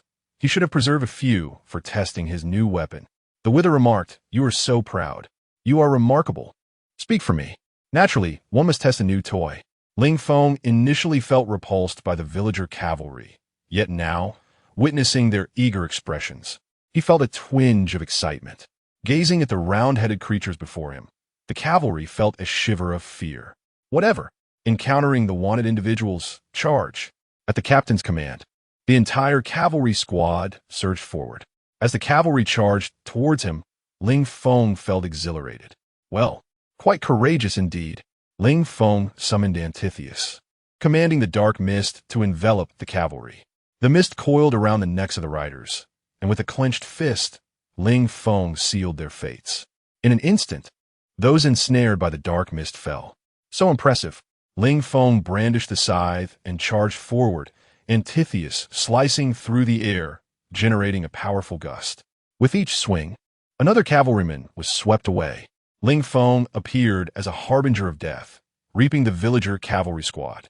Witnessing his comrades being slaughtered by Ling Feng's eerie powers, one cavalryman attempted to flee to raise the alarm. Where do you think you're going? The fleeing cavalryman's intentions did not escape Ling Feng's keen gaze. The scythe vanished, transforming into dark mist, as Ling Feng lay floating in midair. The mist converged into him, exploding forth. Antitheus morphed into a set of gauntlets, with dark mist swirling around his wrists. In an instant, Ling Feng positioned himself behind the fleeing cavalryman. With a single punch, the rider was sent crashing to the ground. The rider, trembling, struggled to rise, prompting Ling Feng's surprise. Quite resilient indeed, Ling Feng unleashed a flurry of punches, each strike landing with palpable force. And as Antitheus connected with the enemy, black starburst patterns emerged. This weapon, the more Ling Feng wielded it, the more satisfaction it brought. Truly remarkable, exhilarating. Transforming the gauntlets back into the scythe, Ling Feng stowed it away, with Antitheus manifesting as a glowing totem on the back of his hand. Observing the totem, Ling Feng nodded in approval. This evening's bounty was indeed splendid. Subsequently, Ling Feng's figure flickered and arrived at Lin Chie's asylum for the gods. The unexpected visit left both Lin Chie and Li Yifei in a state of tension. Nix, clearly aware of the visitor's identity, remained elegantly seated. Upon approaching Lin Chie and Li Yifei, Ling Feng found their comical appearance rather amusing. What on earth is going on? Upon seeing Ling Feng, Li Yifei relaxed his guard, while Lin Chie appeared perplexed. How did you get in here? Oh, just like this and that. And eventually I made my way in. Ling Feng's absurdly serious explanation made Lin Chie want to give him a good punch. However, there was little he could do. Ling Feng's entry was beyond his control. Is Ling Feng here? Yes, he has arrived. Upon hearing Nix's greeting, Ling Feng initially felt indifferent, but suddenly realized, aren't you? Nix smiled at Ling Feng. I have already sensed that you are not my child, yet I still wish to express my gratitude. It's nothing. Ling Feng pulled Lin Chie aside to inquire further. After understanding that Nix's therapeutic progress had advanced, Lin Chie also gained a new ability. After all, it was Lin Chie's asylum, and Nix's perception of him was far more profound than that of Ling Feng. Patting Lin Chie on the back, Ling Feng expressed sympathy. You can do it. Lin Chie shrugged off Ling Feng's hand. Get lost. If you keep this up, I'll be utterly exhausted. Ling Feng chuckled. What does it matter? It simply implies that you are acquiring more abilities. Lin Chie internally scoffed. No amount of abilities can compare to your peculiar talent. Why must I toil endlessly to gain my own abilities? Returning to Nix's side, Ling Feng realized that since her awareness had been restored, there was no need to maintain a sunny facade. Nix gazed at Ling Feng, contemplated for a moment, and finally spoke. Child, I can understand your solitude. If you don't mind, I would be honored to be your mother. Ling Feng fell into silence upon hearing this, and Nix patiently awaited his response without pressing. Previously, it had merely been an act. Calling her mother felt manageable, but now, with her partial recovery, Ling Feng found it somewhat awkward to utter it again. Yet, having experienced solitude in 2 lifetimes, he could not help but relish that fleeting warmth. The feeling of being protected was undeniably pleasant. Nevertheless, since she was not his true goddess, he decided to tread carefully. After some contemplation, Ling Feng resolutely stated, No, thank you. However, you will always be my elder. Nix, undeterred by Ling Feng's refusal, smiled broadly and gently ruffled his hair. Ling Feng sighed with relief. Their interaction was not without its merits. Lin Chie observed the harmonious exchange between the two and chose to say nothing, instead opting to leave the asylum first. After a lengthy conversation with Nix, it was time for Ling Feng to depart. Bidding farewell, he returned to his dormitory, only to find Lin Xie absent from a bunk. It was still the dead of night outside, and although Ling Feng had intended to sleep, he soon discovered two familiar figures. Moreover, one was swiftly approaching him. Ling Feng gazed out the window. "Nikes, what brings you here? I came to see you in this world. Even if I cannot be your mother, I still wish to care for you, simply because you were once my child." Ling Feng smiled joyfully, and, subsequently, he was led to stand beside Lin Xie. Yuan Gang truly lived up to his title as the chief instructor. He had sensed Nikes' arrival and had followed him. "May I inquire what brings you to Huaxia, esteemed guest?" Nikes, ignoring Yuan Gang's menacing demeanor, replied with calm elegance. "I came to see my child." Yuan Gang appeared perplexed. "Child? Whom do you mean?" Nikes glanced at the two individuals nearby. Ling Feng had initially intended to depart, believing he had no further involvement, but Nikes had drawn him closer. "You two?" Ling Feng prompted Yuan Gang. "Indeed, we are, though primarily, Lin Xie serves as the agent."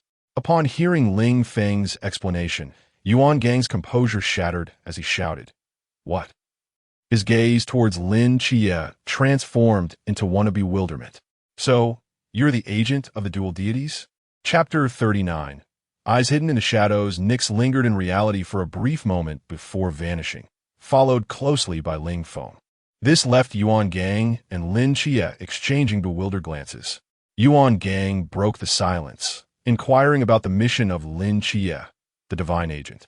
"So, what task led you to become Nix's agent?" Lin Xie concocted a casual excuse, stating she was tasked with retrieving an item, unable to ascertain the truth. Yuan Gang accepted this explanation. The next day, the training camp erupted in chaos. Everyone learned that Lin Xie was a dual divine agent. Bai Li, plump and jovial, wrapped his arm around Lin Xie's neck. "Xie, impressive, a divine agent, and a dual one at that."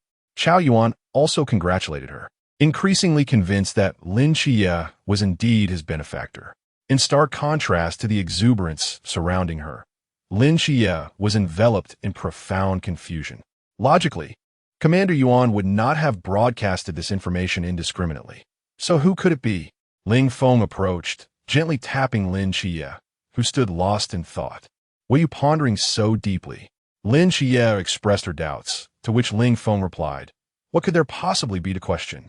Is there no one lurking in our training camp? Of course, it's a mole speaking. No need to ponder further." However, Ling Feng refrained from divulging this to Lin Xie and instead offered words of comfort. "It's fine. If unexpected events arise, we shall face them head-on." Ling Feng's carefree demeanor inadvertently influenced Lin Xie. After some contemplation, she realized that dwelling on the unknown was futile. They would tackle challenges as they arose. For over half a month, the cultivation proceeded smoothly, devoid of any incidents. Yet, Lin Xie felt an undercurrent of unease. Ling Feng, on the other hand, remained indifferent. Whoever seeks trouble will find their soul sent to the underworld.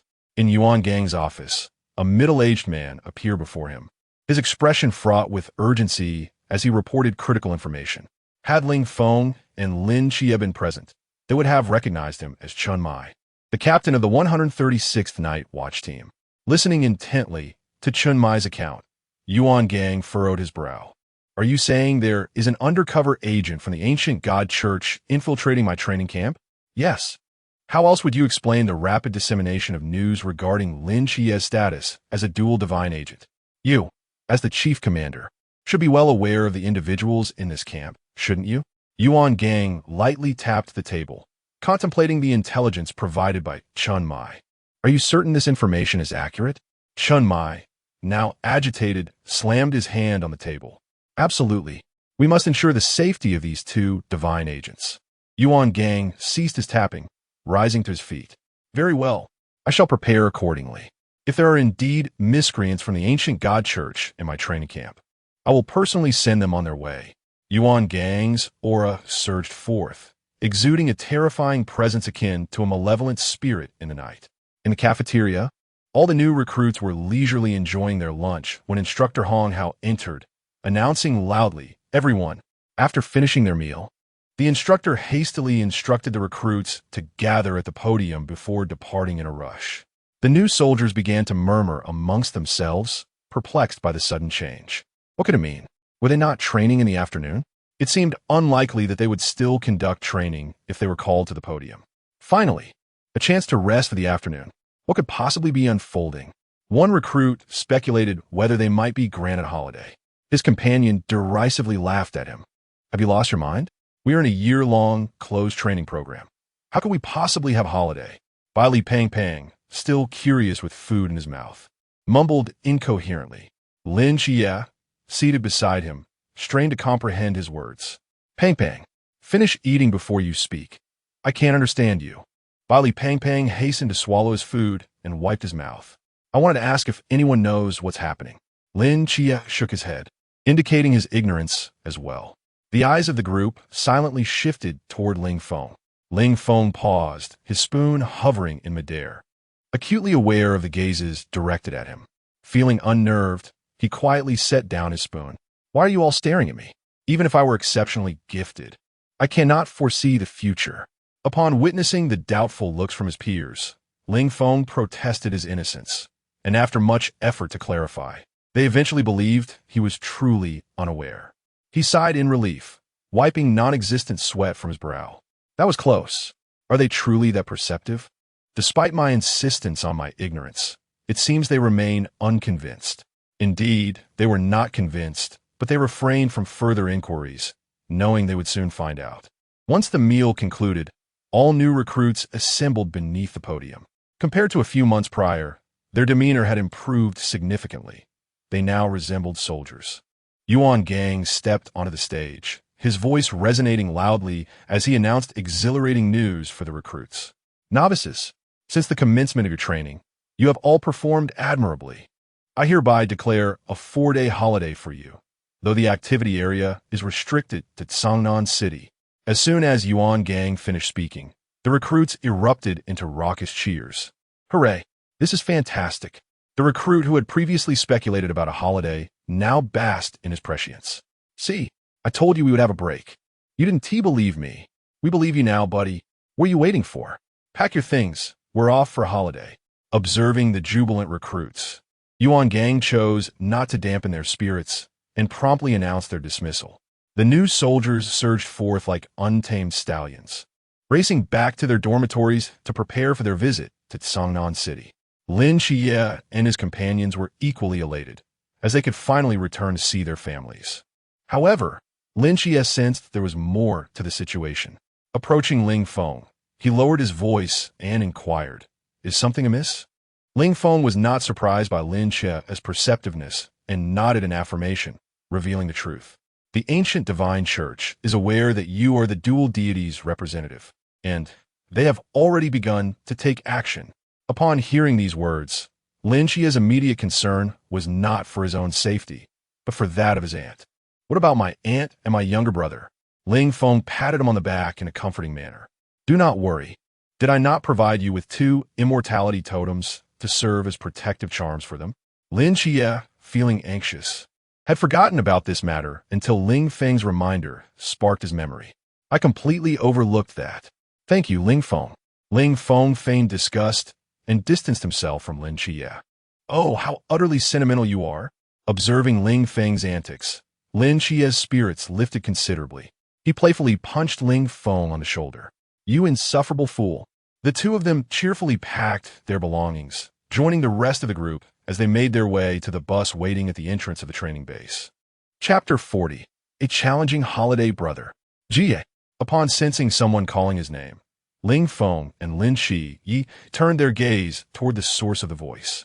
They spotted Hong Ying joyfully waving her hand by the vehicle, while Zhao Kong Chung leaned against it, smoking a cigarette. Ling Feng dashed over, and Hong Ying grasped his hand. Sister Hong Ying, what brings you here? And you, old Zhao, since when have you taken on the role of a driver? I'm here to see you both. Hong Ying beamed at the two brothers, while Zhao Kong Chung rolled his eyes at Ling Feng's question, choosing to remain silent. As if I wanted to be a driver. I was dragged here by the captain. As for why Hong Ying and Zhao Kong Chung were present, Lin Xie did not ponder it further. Only Ling Feng was aware that she had come with Chen Muyi to inform Yuan Gang about the infiltrator at the training base. Hong Ying invited the two to join her for the ride back. They both shook their heads, and Ling Feng replied, Sister Hong Ying. We are not officially on vacation yet. We cannot leave our posts without permission. Feeling a bit disheartened, Hong Ying nonetheless smiled and patted the two. All right, then we shall meet again in the city. Great. After chatting for a while, the trio returned to the bus before its departure. Ling Feng waved, Sister Hong Ying. We shall see each other soon. Okay. As the bus roared to life and navigated the winding mountain roads, everyone felt invigorated, relishing the hard-earned holiday. During vacation, no matter the activity, it was always delightful. The vehicle soon filled with laughter and cheer. Once they exited the oppressive confines of the town, everyone's restrictions were lifted. Wow, I've broken through. Me too. Finally at the pool realm. This is amazing. Yes, I'm a master now. Lin Qi, sensing the surge of strength within himself, curiously glanced toward Ling Feng beside him and quietly inquired, Ling Feng, what realm are you at? Peak of the pool realm. What? Lin Qi was about to exclaim in astonishment when Ling Feng swiftly covered his mouth. Don't say a word. Just keep it to yourself. Understood? If you comprehend, blink. Obediently, Lin Qi blinked, and only then did Ling Feng release him. After confirming that no one was paying attention to them, Ling Feng earnestly advised, Qi, one must embrace humility in life. Lin Qi was momentarily speechless by Ling Feng's unexpected sage-like advice. What s with this young man, trying to sound like an elderly sage? As Lin Qi mentally critiqued Ling Feng's sudden bout of wisdom, a startled voice suddenly erupted from within the bus. Whoa, look, a shooting star. Quick, make a wish. Everyone turned to gaze out the window, only to see that the so-called shooting star was descending directly toward them. A fiery streak tore across the sky, the meteor slicing through the air, accompanied by successive sonic booms. Each blast signified that they were drawing closer to peril. The meteor, trailing a deadly blaze, hurtled toward the group. As it approached, the new recruits realized what this so-called shooting star truly was. Damn, that's not a shooting star. It's a missile. Where can one hide? This place has already been locked down. Please, not this. It's merely a holiday. Is it necessary to drive us away? The new recruits, observing the missiles approaching, pondered how they could possibly intercept them with their limited capabilities. It was truly a spectacle. Ling Feng rose and approached the front of the bus, opening the door and stepping out. With a gentle lift of his hand, a layer of obsidian enveloped all the buses. They transformed into a pitch-black hue, radiating a violet glow. Ling Feng drew his serpent blade, activating its second form, witnessing the blade elongate infinitely. The blade danced nimbly behind him, sweeping horizontally as it surged towards the incoming missiles. Boom, boom, boom. Upon contact, brilliant sparks erupted in the sky. Ling Feng believed in the principle of reciprocity. He switched the serpent blade for Antitheus, enveloping himself in a shroud of darkness. He commanded the dark mist to engulf the remaining 5 missiles, redirecting them back along their original path. He had already discerned the origin of the missiles from his map. The missile trails, now entwined with the dark mist, reverse course, transforming from targeting missiles to tracking ones. How audacious! Dare to strike me? Let them taste this tracking missile. Everyone watched in astonishment as the missiles vanished without a trace. Mouths agape. The new recruits, once paralyzed by fear, now experienced an overwhelming sense of shock. Even the instructors gazed at the scene with incredulity. Suddenly, they questioned the purpose of their teachings. Chief Instructor, it seems he embodies the role of a true mentor. In his presence, we feel like mere novices. The obsidian on the bus morphed into a fluid state, coalescing in the air to form a cube in Ling Feng's palm. This fluid state was a result of his experimentation over the past fortnight, rendering the cube more agile and versatile. Upon returning to the bus, the group regarded Ling Feng as if he were an enigma. Their gazes were filled with admiration, igniting a competitive spirit within them. Lin Xie glanced at Ling Feng, opened his mouth, but ultimately refrained from speaking. Unbelievable! Is humility not a virtue? Observing Ling Feng's serene visage, Lin Xie silently critiqued, is this what they call humility? That expression of supremacy is practically thrust in my face. Ling Feng, aware of Lin Xie's thoughts, was determined to enlighten him. Humility? What is humility? to save the world, and yet claim to have saved merely a city. That is humility. Meanwhile, in the back of the bus, Hong Ying and her companions watched Ling Feng's growth with a sense of gratification. My brother has indeed grown stronger. Indeed, his cube technique has become much more fluid. With new variations, Zhao Kongsheng cracked his knuckles. Upon returning, I must challenge this kid to a duel. Upon hearing Zhao Kongsheng's challenge, Hong Ying promptly declined on Ling Feng's behalf. No way. Old Zhao, my brother is already exhausted from training. After finally getting 4 days off, you cannot disturb his rest. Zhao Kongsheng, clearly reluctant to relent, received a fierce glare from Hong Ying. Did you hear that? Old Zhao. Zhao Kongsheng nodded. All right. I understand. Cherish your brother then. It's truly disheartening. No one cares about me, old Zhao. Upon hearing these words, Hong Ying could not help but scoff. How old are you now? You should be able to withstand anything. Your younger brother is still small. Of course, he requires care. Zhao Kongsheng was well aware of this, but merely vented his grievances. At this moment, the missile had returned to the launch site from whence it was fired. Hooray! I'm back. The missile base was eerily silent, and strangely, the interior was filled with statues, devoid of any signs of life. Each statue bore an expression of terror. Amidst these figures, a silhouette moved gracefully. A woman with emerald hair and serpentine eyes strolled through the base, her form captivating and alluring. Upon hearing the heavy alarm from the control room, the woman noticed the returning missiles. What in the world? Why have all the missiles returned? In a hurry, she employed her forbidden arts to petrify the missiles. However, only one missile was successfully turned to stone, while the remaining 4 evaded her grasp, guided by the dark mist. What is this? Before she could react, the 4 missiles had already locked onto the missile base. A blinding light erupted, and a deafening explosion resonated across the heavens and the earth. The missile base was reduced to a mere wasteland. Chapter 41. Gazing at Songnan, commanding authority's silence enveloped the ruins of the missile base. After a while, a dusty jade arm emerged from the debris. The snake woman crawled out, her tattered garments and disheveled hair a testament to her ordeal. As she beheld her reflection, the fury in her serpentine eyes seemed poised to erupt. Damned, divine agents, I shall ensure you pay dearly for this. Stumbling away from the missile base, the snake woman's silhouette appeared forlorn. Ling Feng, having detected the explosion of the missile, smirked. A luminous screen materialized before him. Congratulations, host, for resolving the unforeseen incident. You have acquired Map Mod. Ling Feng observed an additional map marker within his backpack's interface. Upon inspection, the entirety of Songnan City unfolded before him, complete with biological indicators. Quite intriguing. He scrolled through, noting that only Songnan City and its immediate surroundings were illuminated on the map, while the rest remained shrouded in darkness, utterly invisible. With a flick of his mind, he attempted to manipulate the interface, only to feel disappointment wash over him. There were no options for establishing waypoint markers or teleportation. How utterly disappointing. Suddenly, he found himself disdainful of this mod. Why is it so lackluster? It can't even facilitate teleportation. The interface, unable to tolerate his complaints, responded. What are you doing, host? Still yearning for a teleportation mod? That's simply unattainable. I have saved all the recruits after all. So, did I not award you a prize? Such a trivial matter. And you expect a golden trophy? A mere paper certificate would suffice. Ling Feng felt an urge to shatter the interface.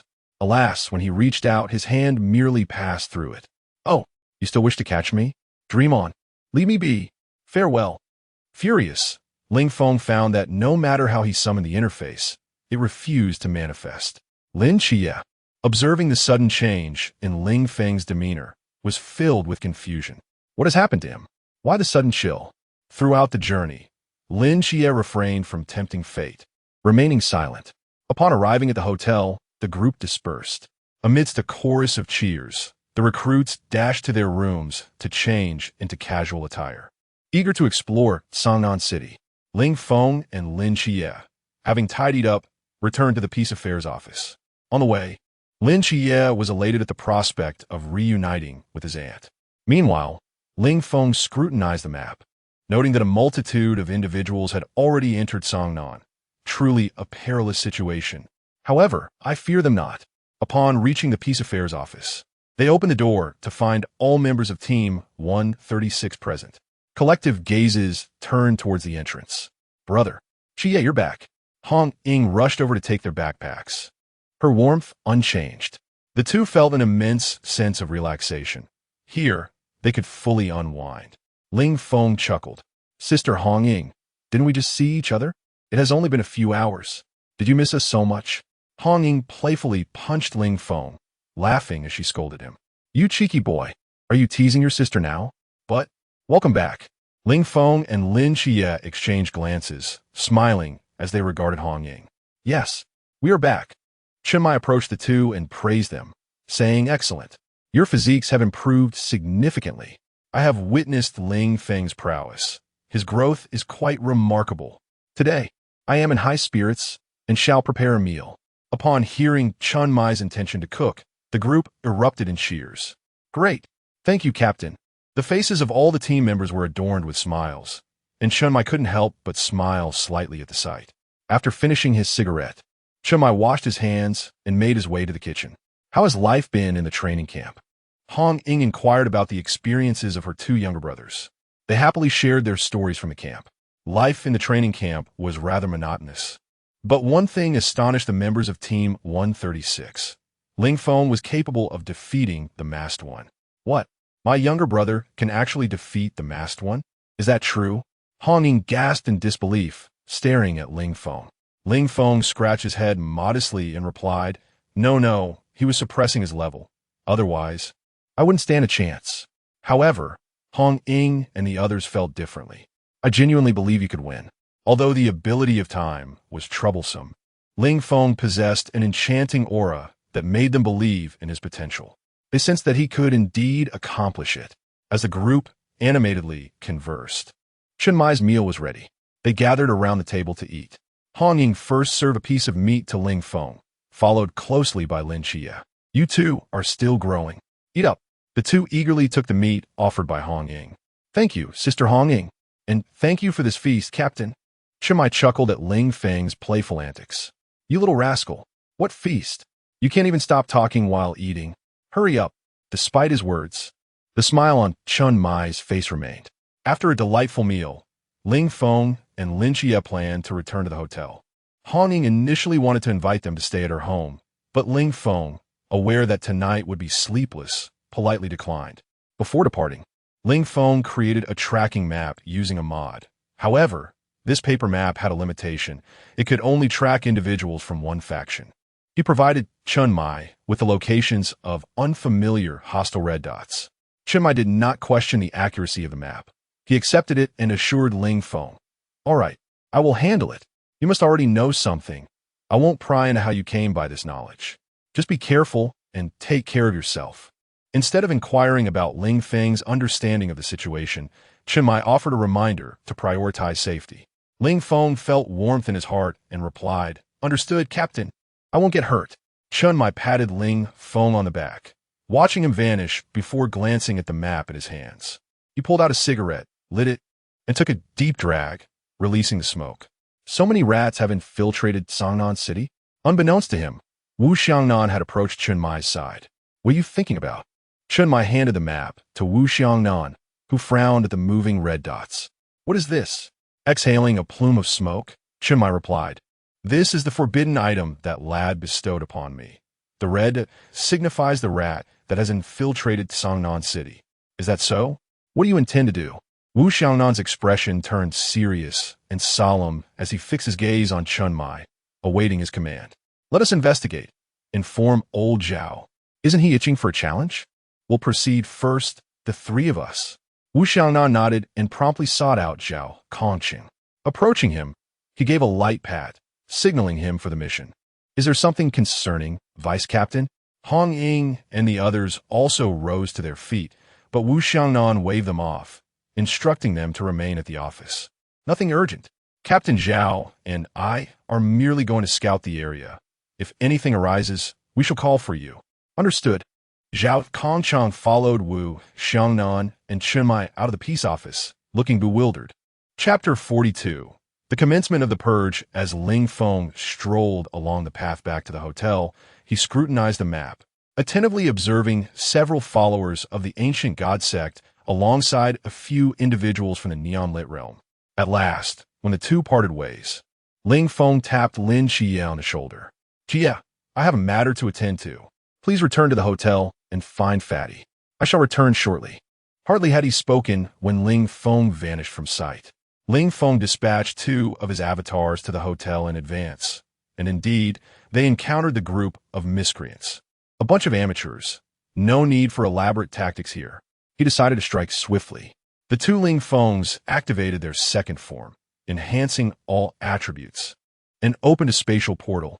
They arrived behind the archer, and before she could react, swiftly severed her head. She had no inkling of how he approached in her final moments. The remaining two met the same fate, dispatched cleanly by Ling Feng. Now, only the members of the ancient god sect remained. He fixated on the red dot on the map, observing until it ceased moving. Ling Feng dispersed three avatars. Boundless Void, activate.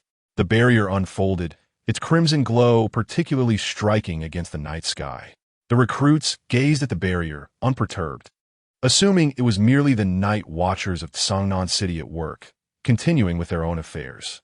Lin Xie understood Ling Feng's intent, but felt compelled to return. Ling Feng's mention of the rotund fatty piqued his concern, hastening his steps homeward. Meanwhile, Chun Mai noticed the Boundless Void as well. Zhao Kongcheng wore a puzzled expression. What is happening? Who has activated the Boundless Void? Beside him, Wu Xiangnan gestured for Zhao Kongcheng to remain calm. It's likely Ling Feng. He asked me for 3 Boundless Void signs earlier at the office. Seeing they had arrived at the mission site, Chun Mai instructed the others to prepare for action. All right, we must commence. These are mere minions. There's no need to activate the Boundless Void for them. Let's proceed. The trio of Chun Mai entered to investigate. Should the circumstances prove true, they would commence the cleansing. Liu Yang also observed the Boundless Void surrounding him, a flicker of surprise crossing his eyes. Have I truly been discovered? It seems the Night Watchers are not entirely inept. At that moment, Ling Feng located Liu Yang. Upon witnessing Ling Feng's arrival, Liu Yang's eyes sparkled with delight. It appears I need not search extensively. The prey has come to me. Disregarding Liu Yang's ostentatious demeanor, Ling Feng paid no heed to his mockery. Who is the prey remains to be seen. Liu Yang, with exaggerated flair, bowed and began his self-introduction. Allow me to introduce myself. I am a servant of the ancient god sect as Whispering Sea. Who cares who you are? A dying man, such as yourself, is not worthy of my attention. Ling Feng, wielding the antitheus, instantaneously appeared beside Liu Yang and executed a horizontal slash. Liu Yang had never encountered such a disregard for martial decorum. He was not allowed to finish his words. He hastily attempted to evade, but was a moment too late. Receiving a deep cut across his abdomen, blood gushed forth, the wound exuding tendrils of black mist. The intense agony contorted Liu Liang's visage. You scoundrel! You dare to wound me! I shall ensure you suffer a fate worse than death. The discourse is utterly nonsensical. If I do not strike you, do you suppose you will refrain from attacking me? Indeed, I must incapacitate you before you lay a finger on me. I shall inflict pain upon you, perhaps even send you to confront the abyss. Ling Feng, tired of his trifles, commenced yet another round of onslaught. As Ling Feng charged at him once more, Yang could not help but utter an expletive. Damn it, is this lunatic back for more? Ling Feng transformed his scythe into a gauntlet and landed a punch on Yang, sending him soaring into the air. Ling Feng leapt upward, delivering a flurry of blows upon Yang. Countless black starbursts illuminated the sky. As they descended, Ling Feng gazed at Yang, who lay sprawled on the ground, and sighed. Is the ancient god sect filled with individuals as incompetent as you? Yang attempted to retort, but Ling Feng swiftly encased him in a fluid of molten rock, rendering him a heap of charred remains. A fleeting glimmer of white light flickered in Ling Feng's eyes, and an overwhelming fatigue washed over him. He sank to the ground to consume a golden apple for restoration. Indeed, this was exhausting. He had yet to fully harness the divine power of him. though he was nearly capable of contending with the oceanic realm. Glancing at the dark mass before him, Ling Feng suddenly recalled his own condition of brittle bone disease. Once he had recovered, he approached the charred corpse with a chest-opening clamp. After a prolonged attempt, there was no response. This, host, given the state you are in, with your organs reduced to cinders, what do you expect to retrieve? Extraction cannot commence if the material is below 20%. Observing El Liang, now merely a layer of charred skin, Ling Feng fell into contemplation. What a pity. Alas, it shall suffice. If it is beyond reach, then let it be. After all, I am not in need of trifles. 3 avatars returned to Ling Feng's side, stowed the spatial storage suitcase, and vanished. Having secured the spatial storage, Ling Feng stretched leisurely. One nuisance resolved, time to check on the hotel. Chimai, witnessing the disappearance of the spatial storage, understood that Ling Feng's business was concluded. He extinguished the cigarette in his hand and lifted the severed head he had been toting. Recognizing the bloodied visage as belonging to the Scorpion Squad, Chimai sought no further dialogue and swiftly slashed the throat, discarding it carelessly aside. Old Zhao, Xiangnan, have you finished your end? Done. Completed. Upon hearing their responses, Chimai retrieved his phone to notify logistics for the cleanup. Let us regroup. The 3 men boarded the car, when suddenly, Chunmai sensed a familiar aura and instructed old Zhao to let him out. Departing under the puzzled gazes of Zhao, Kongsheng, and Wu Xiangnan, they exchanged glances and returned to the office. Meanwhile, Ling Feng was searching for Lin Chie's whereabouts. A pleasure hotel? How could there still be so many individuals present? Ling Feng clicked to teleport to this location. He did not venture directly into the room, fearing that the occupants might react violently. Instead, he approached the front desk and casually tossed an ender pearl upstairs. The front desk attendant was taken aback, rubbing their eyes in disbelief. Am I hallucinating from staying up late? Did I just see a handsome lad? How did he vanish in the blink of an eye? It seems I need to rest. After finishing at the front desk, he disregarded everything and simply rested his head on the table to sleep. Arriving at the door of the room, he knocked gently, causing the 4 inside to become alert. Lin Chie inquired, "Who is it?" Ling Feng secretly admired their vigilance. "It's me." Upon hearing Ling Feng's voice, Lin Chie relaxed slightly, confirming through the peephole that it was indeed Ling Feng. The door creaked open slowly. Ling Feng, with a teasing expression, looked at them and exclaimed, "Oh, you fellows are having quite the time, aren't you? A couple's hotel? Who among you is?" Lin Chie quickly covered Ling Feng's mouth, preventing any more outrageous statements from escaping. "Enough. Do not speak. Isn't it more surprising if they can't guess where we are?" Ling Feng pried Lin Chie's hand away, abandoning the jesting tone and seriously informing him. "Their intelligence network is extensive. They will know your whereabouts regardless." The 4 exchanged glances, momentarily at a loss. Bai Li, feeling anxious, looked at Ling Feng and asked, "What should we do then?" Ling Feng settled down in a nearby chair. Idly toying with an obsidian cube, his demeanor relaxed as he observed the 4. "It's simple. Whoever comes, we eliminate." How straightforward. This blunt and unrefined suggestion caused the corners of the 4 mouths to twitch. Wow, what a great method. However, at this moment, it indeed seemed the only course of action. The 4 resumed their game of poker, awaiting the arrival of their prey. Chapter 43, Beneath the Moonlight. Crisis lurks. 4 individuals were engaged in a game of poker when Ling Feng, prior to his arrival here, had already sought out Qingyu. It has been a while, fish." The sudden sound of Ling Feng's voice startled and Qingyu momentarily as she fixed her gaze upon the shadows. "Who is there?" Emerging from the darkness, Ling Feng replied, "It is I." Upon recognizing the figure before her, and Qingyu relaxed her guard, curiosity piqued by Ling Feng's presence. "What brings you here?" Without any preamble, Ling Feng disclosed his purpose. "I need your assistance. Go aid Lin Chie in resisting a divine agent." And Qingyu pondered the significance and implications of this request. "Your strength should suffice, should it not? Moreover, aiding me warrants compensation. Do you think I do not wish to resolve this? My avatar also embodies him's divine power, and I cannot sustain it for long. Furthermore, previously vanquishing those neon fragments while simultaneously activating him's battle form left me utterly exhausted. The modifications from Notch merely preserve my inherent strength. They do not extend my duration. Currently, Lin Qia's avatar is on the verge of vanishing.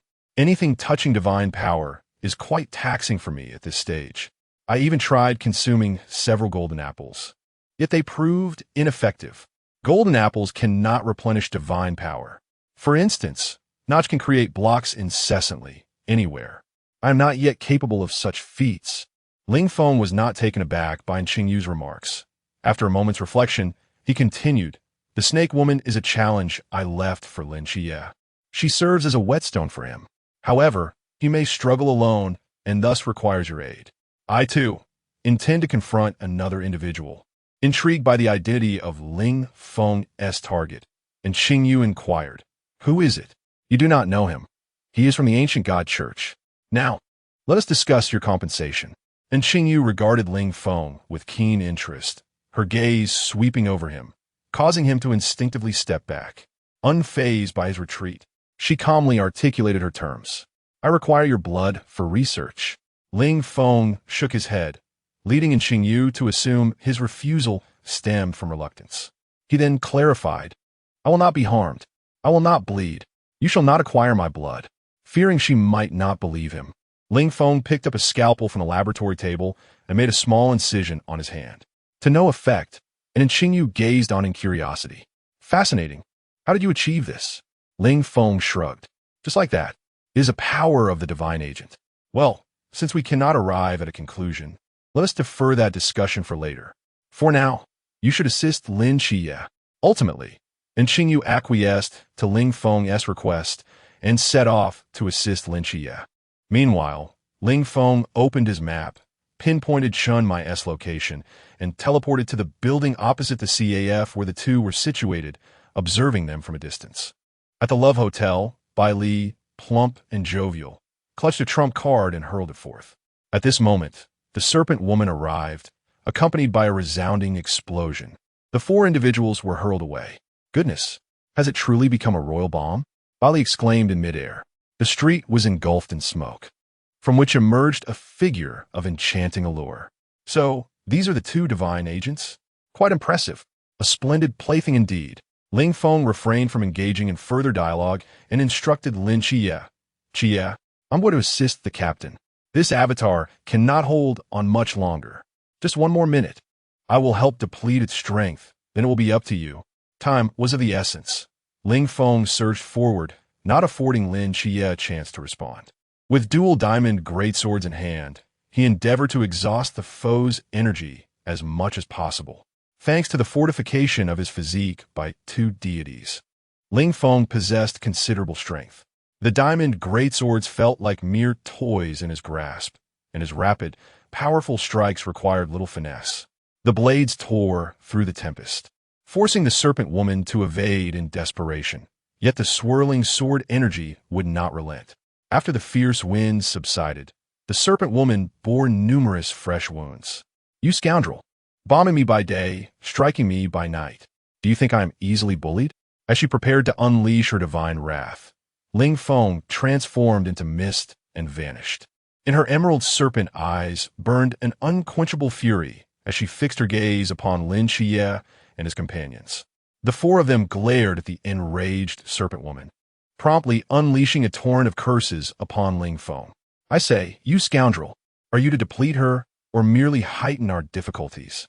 You activated the boss's berserk mode and fled, leaving us to endure her wrath, confronted by the increasingly perilous aura emanating from the foe. Lin Xie felt a surge of headache. There was no choice left. Charge. Indeed, a troublesome situation had arisen. The serpent woman grinned at the four before her. "You little brats, I shall relieve my frustration upon you first." A monumental battle was on the verge of erupting. Meanwhile, Ling Feng sat cross-legged atop a building, meditating to restore his depleted divine power. He resolved to procure some items for replenishing his divine energy in the future. Would an enchanted golden apple suffice? Previously, Ling Feng had deemed the enchanted golden apples a waste, especially given his limited supply. Yet, at this moment, practice revealed truth. He produced an enchanted golden apple, its once resplendent surface now shimmering with a blue luminescence.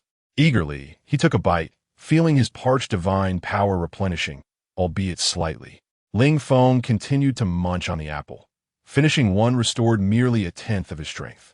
It was satisfactory nonetheless. At the very least, he wouldn't find himself in peril due to divine energy depletion. He retrieved another enchanted golden apple, consuming it while perusing a map. Though he had regained some strength, Ling Feng still intended for Lin Qie to experience the might of the Medusa agent. Moreover, when the Avatar had charged forth earlier, it had left Lin Qie an ender pearl and several golden apples. Defeating the serpent woman should be more than sufficient. The enchanted golden apple had been consumed, and Ling Feng clapped his hands. Chun Mai and Han Xiaoyan had already departed. Where did they leave? I was so engrossed in the performance. Ling Feng swiftly retrieved the map, only to discover that Chun Mai and Han Xiaoyan had already engaged in combat. He had to teleport quickly. How unfortunate! How unfortunate! How unfortunate! How unfortunate! Chun Mai had already resolved to unleash the Black Wu Chang, and Ling Feng placed his hand firmly on Chun Mai's shoulder. Captain, allow me to take over. Are you capable? Don't overexert yourself. Ling Feng glanced at Chun Mai and smiled. Trust me, Captain. Chun Mai nodded and stepped aside, granting Ling Feng space. Han Xiaoyan wore a mocking expression. What is this? The divine agent wishes to challenge me? Very well. Let me see just how much prowess this potential colleague possesses. Ling Feng, filled with fighting spirit, gazed back at Han Xiaoyan as an overwhelming aura erupted from within him, stirring the winds around them into a frenzy. Chapter 44. Erasing the catastrophe, Chun Mai gazed at Han Xiaoyan before him, a whirlwind of emotions swirling within him. He never imagined that the captain of the Suzhou team, who had vanished years ago, would reappear in this manner. Ling Feng, however, remained indifferent to Han Xiaoyan's past misdeeds. Wrongs cannot be absolved, and the sins one bears are indelible. One cannot urge others to act kindly without having endured their suffering. Ling Feng refrained from passing judgment on Han Xiaoyan's actions, for he had not walked that path, and thus lacked the authority to do so. In this moment, all Ling Feng could offer was a respite from Han Xiaoyan's inner torment. Come forth, Captain Han. Upon hearing Ling Feng's address, Han Xiaoyan felt a tremor in his heart. Kulme. Han Xiaoyan unleashed his Forbidden Realm. Forbidden Realm Sequence 079, Great Wine Disaster. A tempest of snow and howling winds erupted around them, the frigid gales tearing towards Ling Feng. In the face of such a cataclysmic event, Ling Feng momentarily forgot to summon Shen Qingzhu. Yet he remained unfazed. Notch Divine Power, activate. Ling Feng's pupils turned a blinding white, his form shimmering with slender arcs of silver lightning. With a decisive gesture, he dispelled the great wind disaster, rendering it utterly non-existent.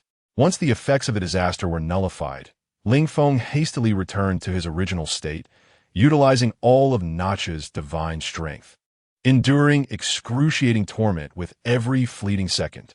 When would he be able to access creative mode? Members of Team 136 and Han Xiaoyan stood in bewilderment before the suddenly vanished Forbidden Realm. For a moment, none could comprehend the transformation. Did I misinterpret?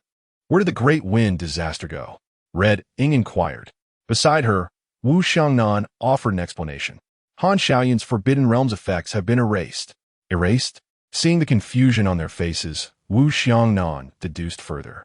Indeed, do you remember who his divine patron is? The Creator God. That state earlier was likely the Creator God's doing. He directly obliterated the great wind disaster from this world, which is why it vanished before our eyes. Their eyes widened in astonishment, realizing the Creator God's extraordinary powers, capable of altering the very weather. As Han Xiaoyan beheld the disappearance of his Forbidden Realm's effects, the shock within him remained unassuaged. Yet he maintained a composed demeanor and remarked, I wonder how many more times you can wield this ability. Ling Feng tossed an ender pearl into the air and swiftly shot an arrow towards it. In the blink of an eye, a luminous screen materialized before Ling Feng. Before Han Xiaoyan could react to the earlier spectacle, Ling Feng had returned to his original position. Upon inspecting his own body for any abnormalities, Han Xiaoyan chuckled. What are you doing? Was it merely to touch me? Ling Feng, exasperated, retorted, Do you think you're a beauty? Why would I want to touch you?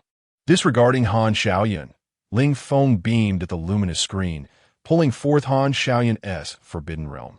Let me show you. As he interacted with the device, he discovered the screen had surplus slots for Forbidden Realms. Previously curious about the utility of such spaces, he now understood the significance of that modification, and he was thoroughly satisfied. He affixed the Great Wind disaster to himself. Ling Feng directly sent forth the Forbidden Domain. Forbidden Domain 079, Cataclysmic Storm. An unending torrent of ice and snow surged towards Han Xiaoyan, who can now only be considered an ordinary person of the Sea Realm. As for why he did not simply extract Han's organs, Ling Feng expressed his distaste. The thought of pulling out real organs was rather repulsive to him, and he questioned the very purpose of such an act. Upon witnessing his own forbidden domain, Han Xiaoyan was incredulous. What is happening? How could this be my forbidden domain? A cataclysmic storm. After numerous attempts, Han Xiaoyan's forbidden domain showed no signs of response. Unwilling to accept defeat, he tried again, but to no avail. After several futile attempts, he began to believe. What on earth is going on? What have you done? Han Xiaoyan recalled the moment Ling Feng had touched him earlier. So that was when it happened. With a faint smile, Han Xiaoyan lowered his head. Indeed, the ice and snow ensnared his feet, while Ling Feng tossed an ender pearl beneath him. He appeared before Han Xiaoyan, his smile shifting to one of amusement. Come on, don't you remember that you used to enjoy laughing? Why the long face? Is in your nature to frown? To prevent Han Xiaoyan from breaking free, Ling Feng swiftly bound him with obsidian and then threw him a potion of weakness. This potion was not of the splash type, for in the game, there were data codes to contend with, while in reality, there were none. Glass is merely glass. When thrown, it shatters. What was the point of wasting time on a splash potion? Ling Feng turned his gaze toward Shunmai. Captain, do you have anything else to say to him? Shunmai shook his head and turned back to meet Han Xiaoyan's gaze. So how does it feel? Does it seem familiar? Han Xiaoyan offered a bitter smile. Indeed, once again I find myself helplessly bound, but now it is only me. Observing the dim light in Han Xiaoyan's eyes, Ling Feng felt no pity. Captain Han, rest now. The mission is complete. The diamond blade glided across Han Xiaoyan's neck, blood gushing forth as the light in his eyes extinguished. Han Xiaoyan, mission accompli, sacrifice. Casting off the blood from his blade, the diamond shimmered ominously under the moonlight. Captain Han, I have avenged you. Wait for it. With the battle seemingly settled, Hong Ying rushed to Ling Feng's side, anxiously calling out to Si Xiaonan. Xiaonan, check if my brother is hurt. Si Xiaonan walked calmly behind her. Sister Hong Ying, he looks perfectly fine, does he not? Besides, his golden apple is far superior to my healing abilities. Upon hearing this, Hong Ying slowed her frantic search of Ling Feng's person. Sister Hong Ying, have you finished your probing? Seeing Ling Feng's playful grin, Hong Ying's face flushed crimson. She playfully swatted him. What nonsense! I was merely worried about your well-being. Ling Feng chuckled softly. All right, I appreciate your concern. Thank you, Sister Hong Ying. Hong Ying turned her head aside, attempting to conceal her reddened cheeks. Oof, just know that your sister cares. Yet, she couldn't help but admire his physique. At this moment, Ling Feng opened the map and observed that Lin Chie's battle was still ongoing. Captain, I will go assist Chie and the others. All right, be sure to call your companions over later. Come to the office for the new year. After heeding Chun Mai's instructions, Ling Feng directly teleported to the battlefield where Lin Chie and Qingyu were engaged. The fight was nearly concluded, with Qingyu already searching for a way to break the petrification. Ling Feng positioned himself nearby, noticing two stone statues and the panting Shen Qingzhu. He tossed a golden apple to Shen Qingzhu and inquired about the situation with the two statues. What else could it be? They were petrified by Medusa. Taking a bite of the golden apple, Shen Qingzhu instantly felt revitalized. Gazing at the stone statues before him, Ling Feng initially contemplated using milk but pondered. How could he possibly pour it in? Perhaps he could try splashing it instead? Without further ado, and under Shen Qingzhu's bewildered gaze, Ling Feng lifted 2 buckets of milk and poured them over the heads of the 2 statues. Chapter 45. Coordinates and attendance as the milk bucket tilted. Creamy white milk cascaded down upon the statues of Chao Yuan and Bai Li Pang Pang. Shen Qingzhu munched on an apple, observing Ling Feng pour the milk over the heads of the two figures. Shen Qingzhu was perplexed by Ling Feng's actions. Ling Feng, what are you doing? Without pausing his task, Ling Feng continued to pour the milk while responding to Shen Qingzhu. I am conducting an experiment to see if it will yield results. Shen Qingzhu inquired, what kind of experiment? Are you testing whether the statues can absorb milk? Or perhaps to make them emit a more pleasant aroma? After finishing the pouring, Ling Feng stepped aside to await the outcome. Crunch! Shen Qingzhu finished the last bite of her apple and joined Ling Feng in anticipation. Before long, the statues became riddled with numerous cracks, which then began to flake away. The two figures regained their senses, and Ling Feng nodded. It seems the milk's formula is rather extraordinary. It appears to be capable of resolving almost anything. Quite remarkable. Shen Qingzhu recalled what Ling Feng had poured. Indeed, it was the milk used previously to restore Chao Yuan. No wonder it had worked. Everything was in order now. Chao Yuan and Bai Li Tu Ming, now revitalized, shook hands and stretched their stiff bodies. That was a close call. Did Xie and the others manage to resolve the situation? Ling Feng's voice echoed in Bai Li Pang's ear. Not yet. Look over there. Bai Li Pang turned his gaze toward the park, where a cacophony of noise indicated that the battle was still ongoing. Chao Yuan caught a whiff of something peculiar and took a moment to sniff the air more intently. Bai Li, you smell delightful. There is a hint of milk in the air. Bai Li Pang shivered at the comment, instantly feeling a chill run down his spine. Chao Yuan, suspecting he had misjudged the scent, leaned closer to Bai Li Pang to investigate further. To Bai Li's eyes, Chao Yuan resembled an infatuated stalker, unable to resist the alluring fragrance. In a sudden panic, Bai Li Pang recoiled, trembling as he pointed at Chao Yuan, stammering, Chao Yuan, please keep your distance. I'm a straight man, an undeniably straight man. Don't come any closer. I've been practicing my sword skills, and I am quite formidable. Chao Yuan, sensing the inappropriateness of the situation, scrutinized Bai Li's demeanor, his lips twitching in exasperation. You. Chao Yuan suppressed his urge to hurl insults. Amiba. A monk does not speak frivolously. Yet inwardly, he thought, who are you to declare who is straight? As he turned the prayer beads in meditation, he silently criticized Bai Li Pang. A monk does not utter falsehoods. I have not. Even if it's in my thoughts, my mouth is reciting sutras. Seeing that Chao Yuan was ignoring him, Bai Li Pang felt a wave of relief. At that moment, he too noticed the distinct aroma of milk. He raised his arm to his nose and inhaled deeply. A unique fragrance of milk filled his senses. How curious. There is indeed a milky scent. What could this mean? Am I regaining my youth? Have I awakened some special ability? Ling Feng, unable to bear the spectacle any longer, gave him a light tap. Not for the time being. The fragrant essence emanating from you both is merely a result of the brief marination I provided. Bai Li stared at Ling Feng in disbelief, his mouth agape. What you two been up to? Oh, nothing much, just douse you with a couple of buckets of milk. In an instant, Chao Yuan and Bai Li understood that this was the wondrous forbidden object capable of nullifying all enhancements. They had not anticipated that this item could also dispel the powers of the divine ruins. With the curse lifted, the four of them sat cross-legged, spectating the unfolding battle. Bai Li continued to cheer for Lin Shiyi. Once in Qing you located the three eyes, Lin Shiyi seized the opportunity to slay the Medusa agent. At that moment, Medusa's spectral form emerged, attempting to cast a curse upon Lin Shiyi. Suddenly, a tempest erupted within the park, and Shen Qingzhu, along with the others, sensed the turbulence around them. Ling Feng wielded a bow, his eyes radiating an aura of sacred inviolability. Dark purple lightning coalesced at the arrow's tip. Ling Feng's raspy yet divine voice rang out. Qi, move aside. Lin Shiyi had intended to strike this deity, but upon witnessing Ling Feng's impending attack, he swiftly repositioned himself. The dark purple lightning flashed, piercing through the heart and head of the serpent woman. Her body plummeted to the ground, devoid of life. Lin Shiyi and Inqing, you gave Ling Feng a thumbs up. The trio nearby gazed at him, internally scoffing. Head snatcher. Such theatrics. Yet that arrow was indeed formidable. He tossed a golden apple each to Lin Yi and Xingyu.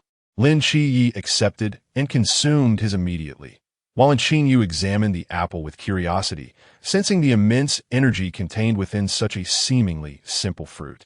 Intrigued by its essence, he chose not to eat it, instead opting to keep it for further study. Ling Feng did not intervene. After all, he had already bestowed it upon him, allowing him the freedom to choose. Ling Feng began to search the corpse, employing a chest opener to inspect the serpent woman's remains for any valuable items. Lin Yi, aware of his intentions, chose not to address him, but instead inquired about something he had noted earlier, directing his gaze towards Chao Yuan and Bai Li. "What on earth have you two been doing? You reek of a delightful, milky fragrance." Bai Li and Chao Yuan proceeded to explain their peculiar predicament. Ling Feng, observing the luminous screen before him, noted that only 3 items held any value. Not too shabby. There are still 3 items. Wait a moment. 3? Each person should only possess 1 divine ruin or forbidden ruin, right? Ling Feng began to scrutinize the 3 items. Medusa's general coordinates. Marked on the map, unknown region. Visibility restricted. Divine ruin. Enchantment. Petrification. This is of no use to you. Minion can summon slain divine agents for combat assistance. Note, cannot be retracted after use. However, can be stored in the block world. After perusing the functions of the 3 orbs in his possession, Ling Feng deemed them quite satisfactory.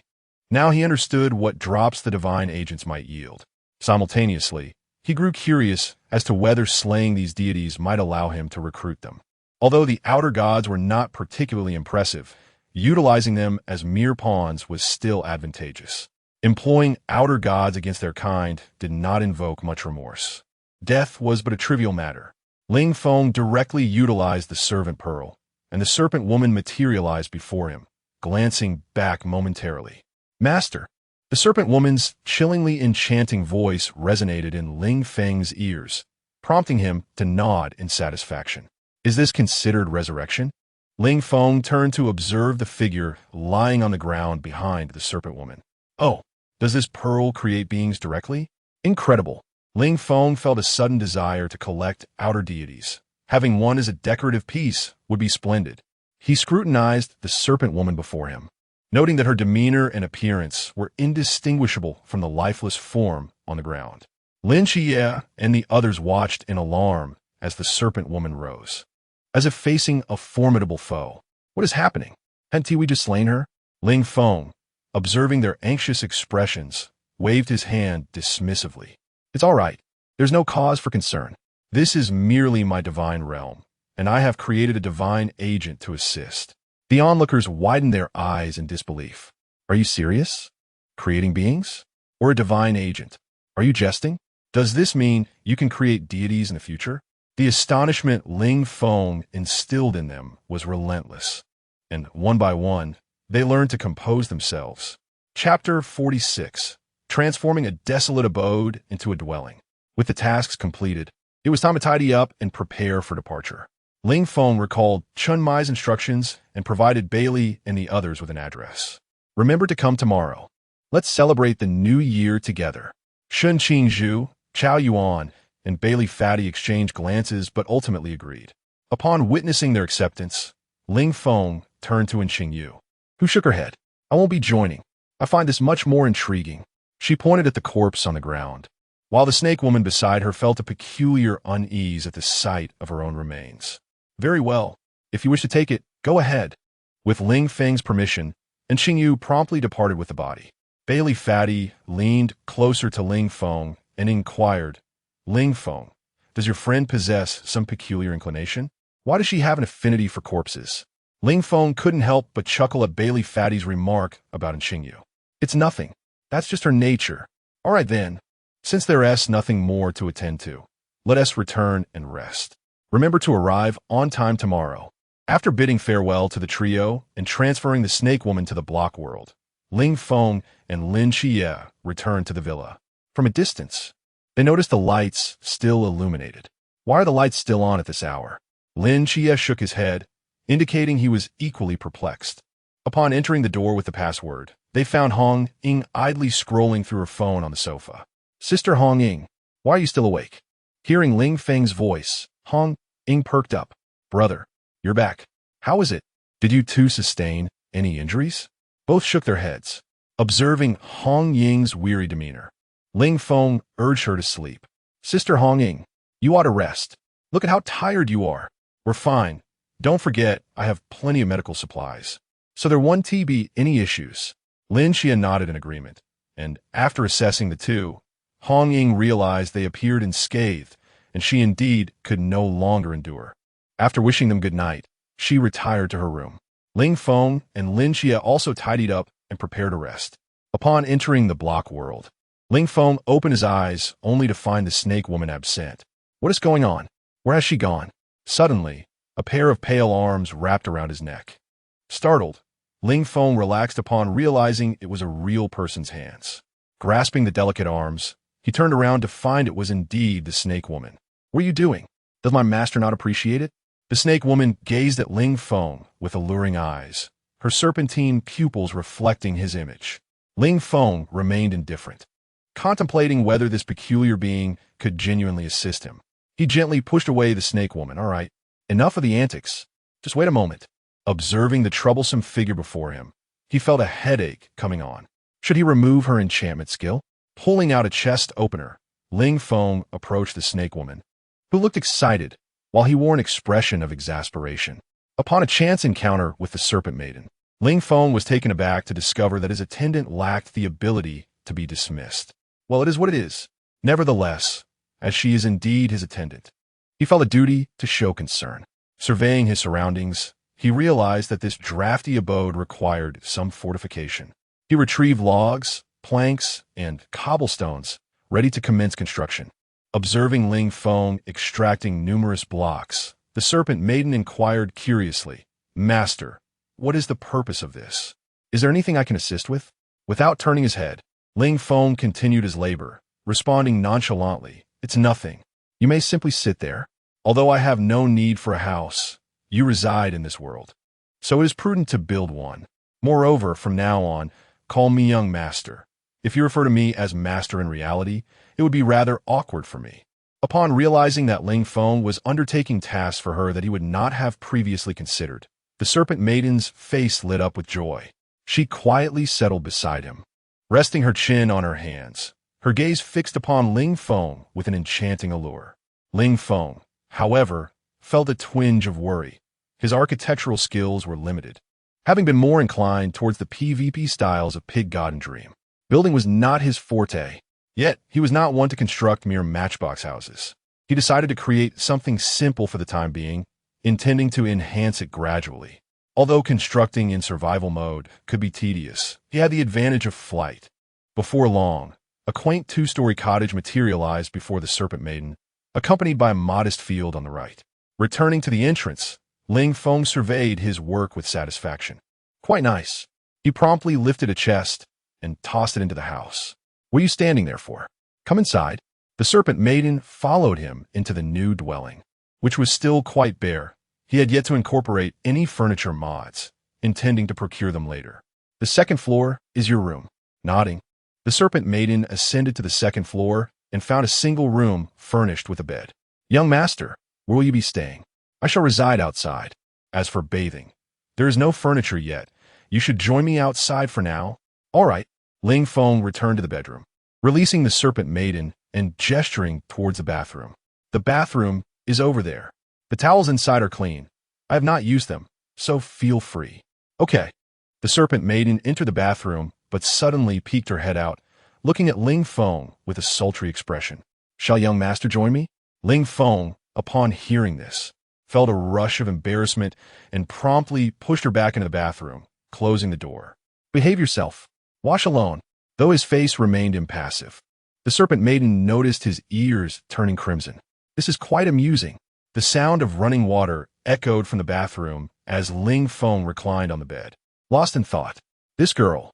I sense a hint of danger. Is she coming on to me?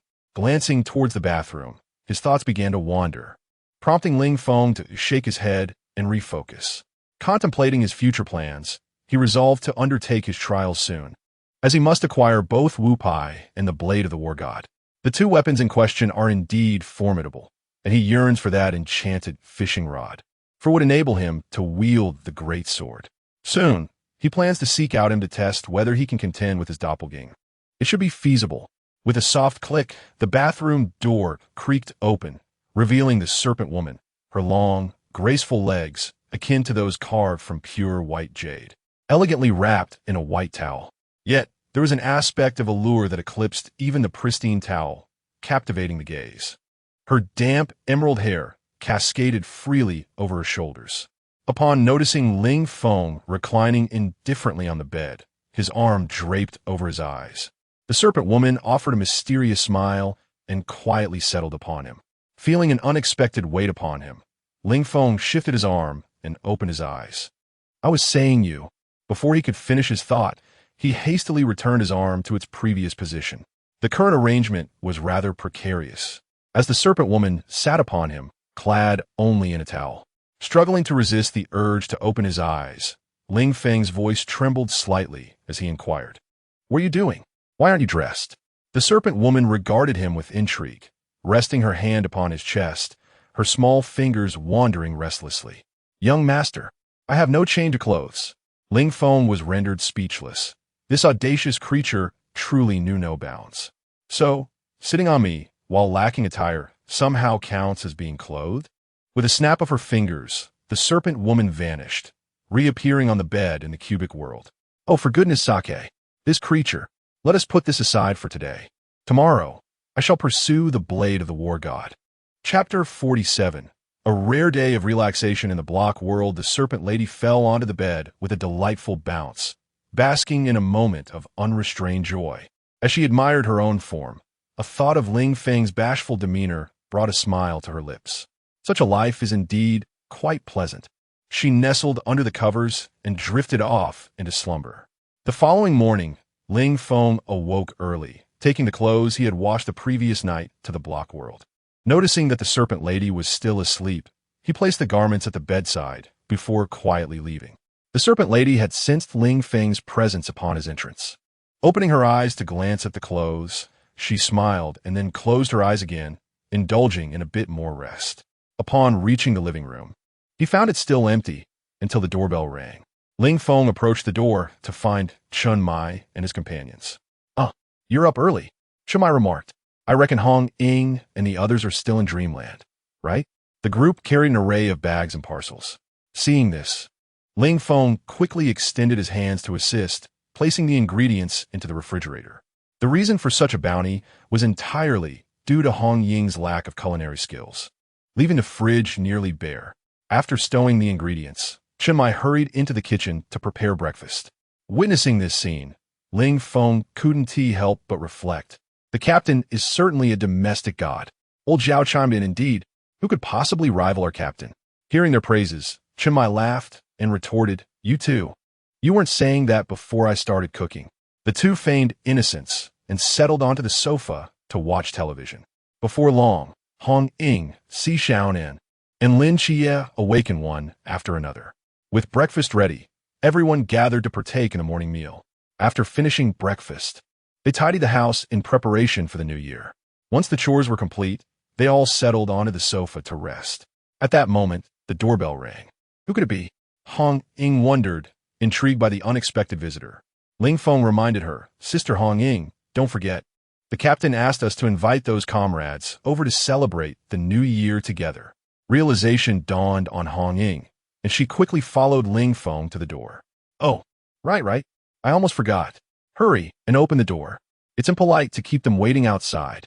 Outside, the three were anxiously awaiting their turn. Chao Yuan fidgeted with his belongings in one hand while nervously rubbing his prayer beads with the other, nearly wearing them down. Shun Qingzhu, holding his items, scanned the surroundings anxiously, and Bai Li Pang clutched a box tightly, his fingers turning pale with tension. When Ling Feng opened the door and beheld their anxious expressions, he couldn't help but chuckle. "What s with all the tension? Have you never visited before?" Kumin, with a wave of his hand, he ushered them into the villa, where they were greeted by the sight of Hong Ying behind Ling Feng. They all exchanged pleasantries and presented their gifts. Chao Yuan and Shun Qingzhu's offerings were relatively standard, while Bai Li Pang Pang brought forth a box filled with exquisite watches. It was now Hong Ying who felt a twinge of nervousness. What is this? Hong Ying gazed at Ling Feng, uncertain of how to proceed. Ling Feng gestured for her to accept the offering. It's nothing, Hong Ying. For us, these gifts are of little consequence. Consider him a benefactor of fortune. Bai Li smiled, encouraging Hong Ying to accept. Please take it, Hong Ying. It is a token of my heartfelt intentions. Seeing the insistence from both, Hong Ying relented and accepted Bai Li's specialty. She promptly ushered the three into the house, momentarily forgetting her eagerness to welcome them due to their warm demeanor. After placing the items properly, Bai Li and the others followed Ling Feng into the living room. After exchanging greetings with Chun Mai and his companions, they gathered around Lin Chia, seeking a semblance of security. As the time approached for dinner, Chun Mai prepared to cook, with Wu Xiangnan offering to assist. Lin Chia and his companions, feeling a lack of engagement, watched as Bai Li brought out a deck of cards, hoping to continue the unfinished game from the previous day. With no better ideas, they joined Bai Li in a spirited game of poker. Ling Feng, however, signaled his intention to step outside. Upon exiting, he arrived in the realm of the square world. Awake, are we? The snake woman, initially staring vacantly out the window, felt her spirits lift upon hearing Ling Feng's voice. Yes, I've been up for quite some time. Ling Feng noticed her shift in mood, but found himself at a loss in facing her. This situation had indeed become a source of complication, as she resembled someone with memories of a past life. Ling Feng realized he could not treat her as he did the snake woman. The disparity between divinity and humanity clouded his judgment, making it anything but completely rational. Ultimately, it would be more expedient for the divine agent to scatter the ashes directly. Divinities ought to serve as laborers. After all, what harm could come of it? Besides, Western deities hardly expect me to wear a pleasant demeanor. Gulme, join me in celebrating the new year. Just call me by my name when we reach home. From now on, you shall call me Mo Tong Shuang. The snake woman, or rather Mo Tong Shuang, felt an array of unfamiliar emotions and experiences wash over her, yearning to leap into Ling Feng's embrace. But he deftly evaded her. Calm yourself. I cannot endure this. Ling Feng led Mo Tong Shuang to the villa entrance, nervously opening the door. Why am I the most anxious one? As they entered, though Lin Chia and the others recognized her, they refrained from comment, resuming their card game. Meanwhile, Hong Ying and Si Xiaonan were curious about this newcomer. Nervously, Ling Feng introduced her. This is my friend, Mo Tong Shuang. She doesn't have many friends in Sangnan City, so I invited her to join us.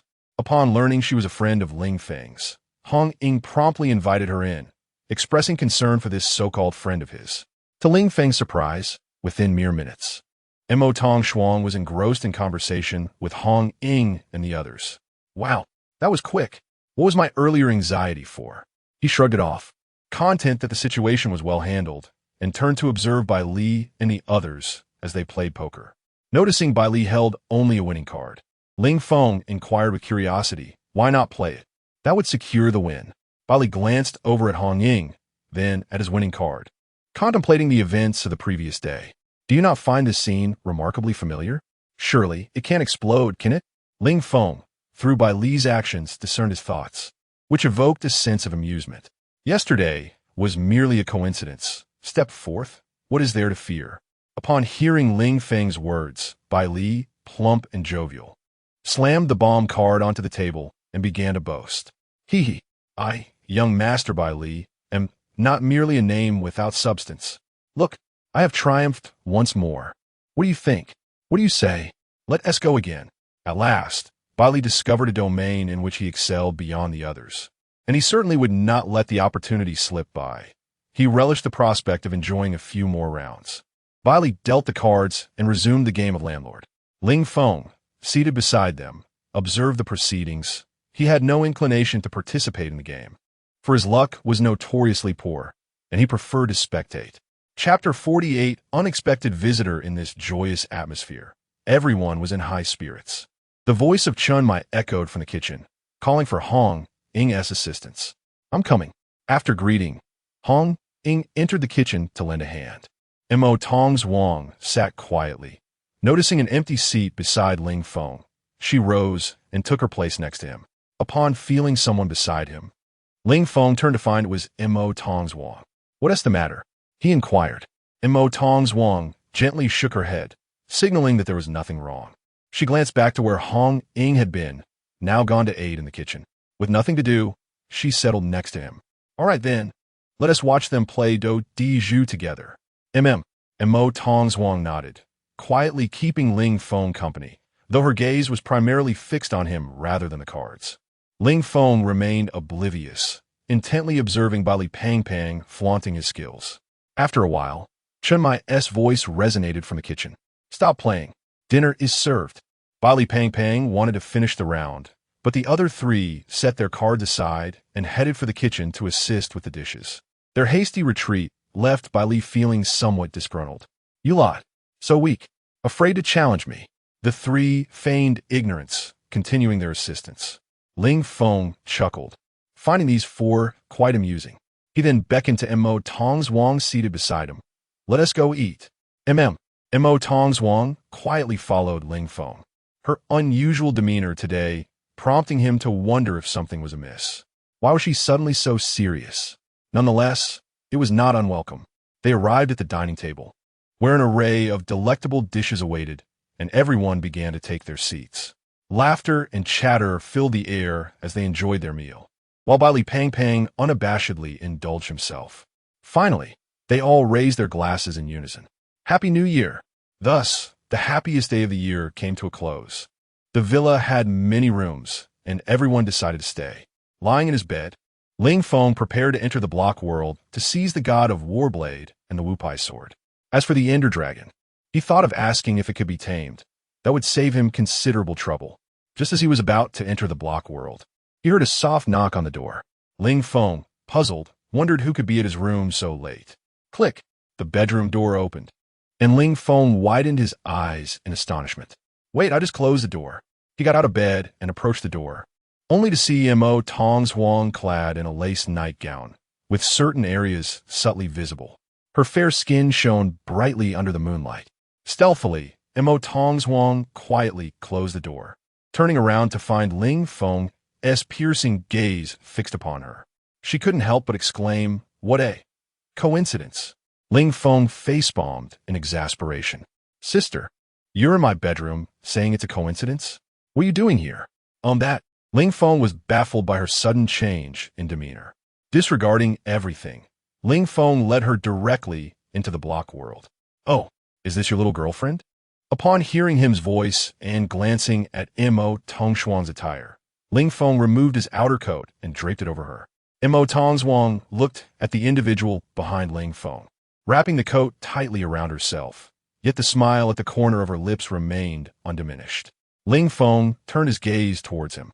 "Why did you suddenly appear? You startled me. Furthermore, I have some inquiries to make."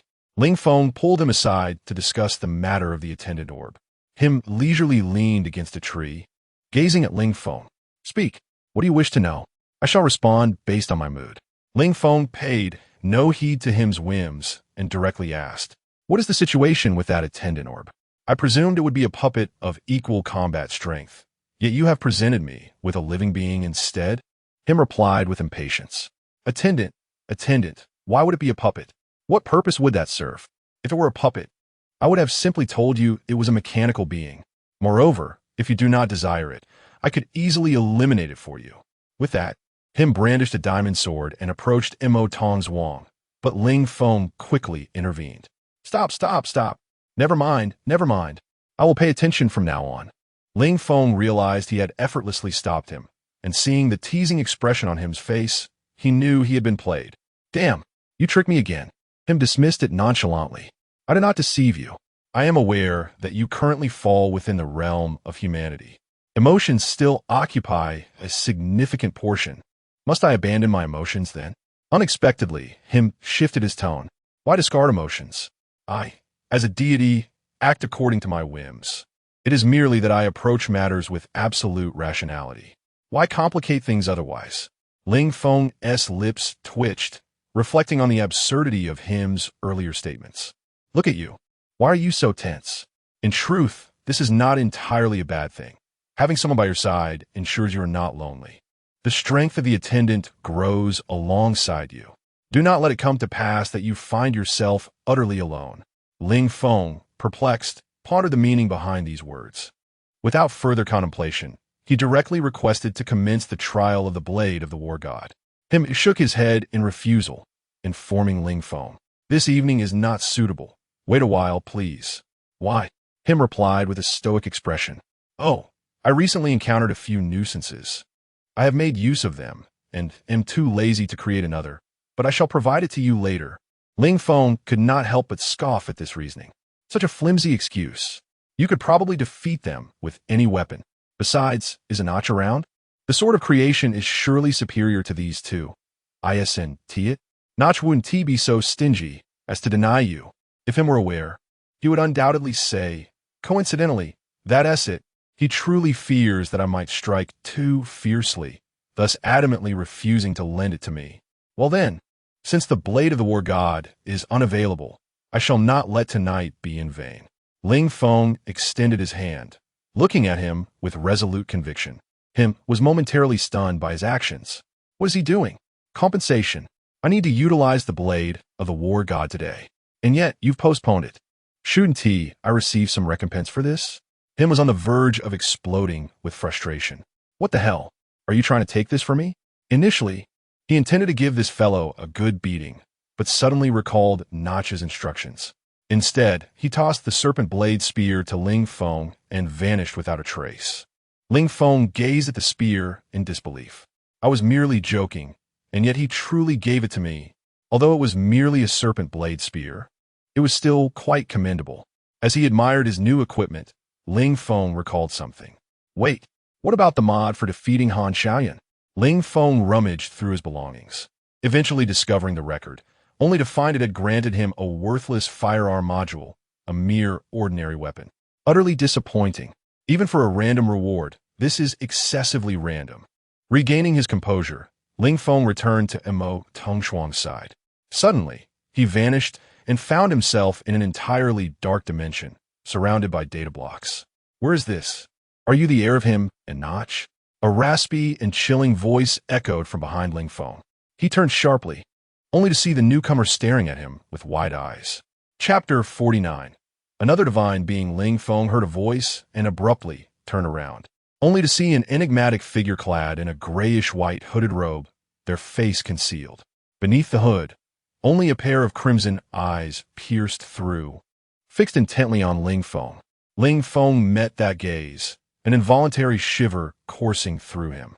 Recognizing the distinctive features, he realized who stood before him. 303. What brings you here? 303, somewhat taken aback, brandished the data blade, pointing it at Ling Feng. Oh, you know me? Since you are acquainted, this simplifies matters. Come, let me witness your prowess. With that, 303 charged at Ling Feng, wielding the data blade. Ling Feng swiftly grasped the serpent blade to defend himself, each clash igniting fierce sparks. Upon seeing Ling Feng withstand this sudden assault, 303 pondered that this heir might not be as feeble as he had presumed. Ling Feng, too, sensed that this strength did not reflect the true capabilities of 303. Indeed, how cautious. Even in a confrontation, he seeks to probe first. Yet this is intriguing. Ling Feng regarded this encounter with 303 as an excellent opportunity for practice. Battling a deity inevitably reveals one's shortcomings. He committed himself fully, observing the rising combat spirit in 303. Noticing a shift in Ling Feng's expression, 303 felt a surge of interest. A commendable gaze. Let us commence in earnest. Indeed, was that merely a test? If so, let us proceed. Activating the second form of the serpent blade, its agile form surged towards 303. Aware of the serpent blade's traits, 303 evaded, skillfully distancing himself from its strike. How troublesome. Opening a spatial portal, myriad spatial vortices emerged within the data dimension. The serpent blade darted into the vortex, weaving through the tumultuous whirlpool. In the blink of an eye, the serpent blade enveloped the entire space, leaving 303 unable to escape its grasp. Surveying the encircling blades, 303's eyes glimmered with approval. Impressive. To wield it so effectively is quite commendable. However, you remain too inexperienced. With a flourish of the data blade, 303 conjured several clones, each racing towards Ling Feng from different angles. As the clones drew nearer, the serpent blade initiated its assault, its agile and unpredictable movements, complemented by the bizarre spatial vortices. In an instant, the clones were obliterated, dissipating into data. Yet, with the clones providing cover, 303 seized the opportunity to approach Ling Feng directly. Just as the data blade aimed for Ling Feng's neck, a resounding thud echoed as an obsidian pillar intercepted the attack. Both 303 and Ling Feng were taken aback, their expressions mirroring confusion. I did not summon the obsidian. Where did it come from? Ling Feng scrutinized the pillar closely, noticing it radiated not with a violet glow, but with a more brilliant white light. Is this shadow obsidian? Before 303 could react, his perspective rapidly receded. Who is it? It is I. The figure before him was none other than him, standing in front of Ling Feng and gazing at this old friend. Upon seeing him's arrival, Ling Feng sighed in relief, retracting the spatial vortex and the serpent blade. He touched his neck, feeling a twinge of fear. Indeed, the sense of pressure was overwhelming. He had nearly perished. The disparity between himself and the divine was still immense. Him fixed his gaze on 303, inquiring about the purpose of his visit. What brings you here? 303 sprang to his feet, confronting his assailant. Him, you dared to launch a sneak attack. As for my reason for being here, naturally, it is to assess the choices made by the two of you. Him, intrigued, asked 303, so what do you think? 303 nodded, acknowledging Ling Feng's strength and mindset. Not bad. Although somewhat immature, there is potential for growth. Overall, quite commendable. Ling Feng, observing the amiable exchange between the two, was utterly bewildered. How could they share such a close bond? Recognizing Ling Feng's prowess, 303 decided to lend a hand, delivering a punch to him as well. Shortly thereafter, 303 vanished alongside him. Damn it. Is there no normal way for you people to transfer abilities? Must you elbow me to express your satisfaction? Ling Feng rubbed his stomach, examining the gifts bestowed by 303, data avatars, data blades, and combat techniques. His eyes widened at the sight of these three items. Is 303 really this generous? He gave me everything? And ISNT this data blade bound to him? How can it be given to me? Upon inspecting the data blade, Ling Feng discovered that it was indeed bound to him. Not too shabby. Does this imply that 303 can create an infinite number of weapons for himself? Confounded. Ling Feng stored the data blade and turned his attention to the data dimensions, deciding to return home first. After a brief attempt, with a mere thought, he exited the data dimensions. As soon as he returned to the block world, a soft fragrance enveloped him. Upon looking down, he found Mo Tong Shuang. Her eyes slightly reddened as she clung to him tightly. This time, Ling Feng chose not to push her away. Instead, he gently embraced her, patting her back. It's all right. Me fine. My deity merely guided me through a trial to acquire some new abilities. Mo Tong Shuang, still concerned, released him only after confirming that he was indeed unhurt. Ling Feng smiled. The sensation of being cared for was quite pleasant. As time passed, the two departed from the block world. Mo Tong Shuang stealthily returned to her room, unaware that Hong Ying had already risen. She couldn't help but feel as if she were imagining things. Had she just seen Tong Shuang emerge from her brother's room? Blurry-eyed, Hong Ying dismissed it as a misperception. Little did she know that within Ling Feng's room, he was drenched in sweat. He had indeed seen Hong Ying, but refrained from alerting her, as he observed that she appeared to be in a drowsy state. Gambling on the chance that she hadn't noticed him, he opened the door a crack, catching a glimpse of Hong Ying yawning as she re-entered her room. Ling Feng let out a sigh of relief, fortunate to have made the right bet. Otherwise, explaining it would have been quite a challenge. Even if he embellished the tale, it was likely that Hong Ying would remain skeptical. Nevertheless, it turned out to be a close call. One by one, everyone rose and descended for breakfast, and after the meal, they departed for various endeavors. Ling Feng, Lin Xie, and Mo Tong Shuang were subsequently drawn into a shopping excursion. Initially, Ling Feng declined, but seeing the enthusiasm of the three ladies, he begrudgingly acquiesced. Lin Xie attempted to escape, but Ling Feng swiftly thwarted his chances of fleeing. He ensnared him by the neck and dragged him along. There was no escaping this time. Thus, Ling Feng and Lin Xie once again faced the daunting experience of shopping. The 4-day holiday passed joyfully, and soon it was time to return to the training camp. Chapter 50. Granting Glory, Be Careful on Your Journey. Hong Ying stood at the door, reminding her departing brothers. She then turned her gaze to Mo Tongzhuang, inquiring, "Are you truly not staying?" Hong Ying felt that it would be beneficial for Mo Tongzhuang to have someone looking after her, as she was alone. However, Mo Tongzhuang shook her head, expressing her desire to accompany Ling Feng, and could only apologize to this friend before her. "It's all right, Hong Ying. I must attend to my own matters. We shall meet again when the opportunity arises." Hong Ying did not wish to impose her choices upon others, and upon hearing this, she reluctantly acquiesced. As time pressed on, the three of them returned to the training base under Hong Ying's reluctant gaze. In a place where Hong Ying could not see, Ling Feng withdrew Mo Tongzhuang into the block world. Subsequently, the two of them boarded the bus back to the training camp, where Li Pang was already engaged in casual conversation with Lin Xie and the others. Ling Feng closed his eyes to rest, feeling a strong urge to elevate his strength. After all, he could already command the block in the Chuan realm, which naturally ignited his excitement. He completely forgot that to input commands, he needed to be in the Klein realm. With his cultivation just a step away from the Chuan realm, Ling Feng seized this interval to enter the block world. The most convenient option at present was the furnace. Considering experience, Ling Feng contemplated whether to construct a monster tower. After smelting 2 sets of iron, he found no change in his cultivation. What is going on? At that moment, the light curtain provided a reminder. The host realm is classified by level. Although the enchanting level will not diminish, upgrading requires reaching the corresponding level. In other words, I can use up my enchanting experience, but to break through, I need to absorb experience anew from the beginning, correct? Indeed, damn it, I must construct the monster tower. I need to find a way to farm experience more rapidly. Hearing this shocking news, Ling Feng took a deep breath and exited the block world. He had originally intended to upgrade and admire the command block's elegance. Now his mood had soured significantly. Sensing the sudden oppressive atmosphere surrounding him, the others noticed Ling Feng's discontent.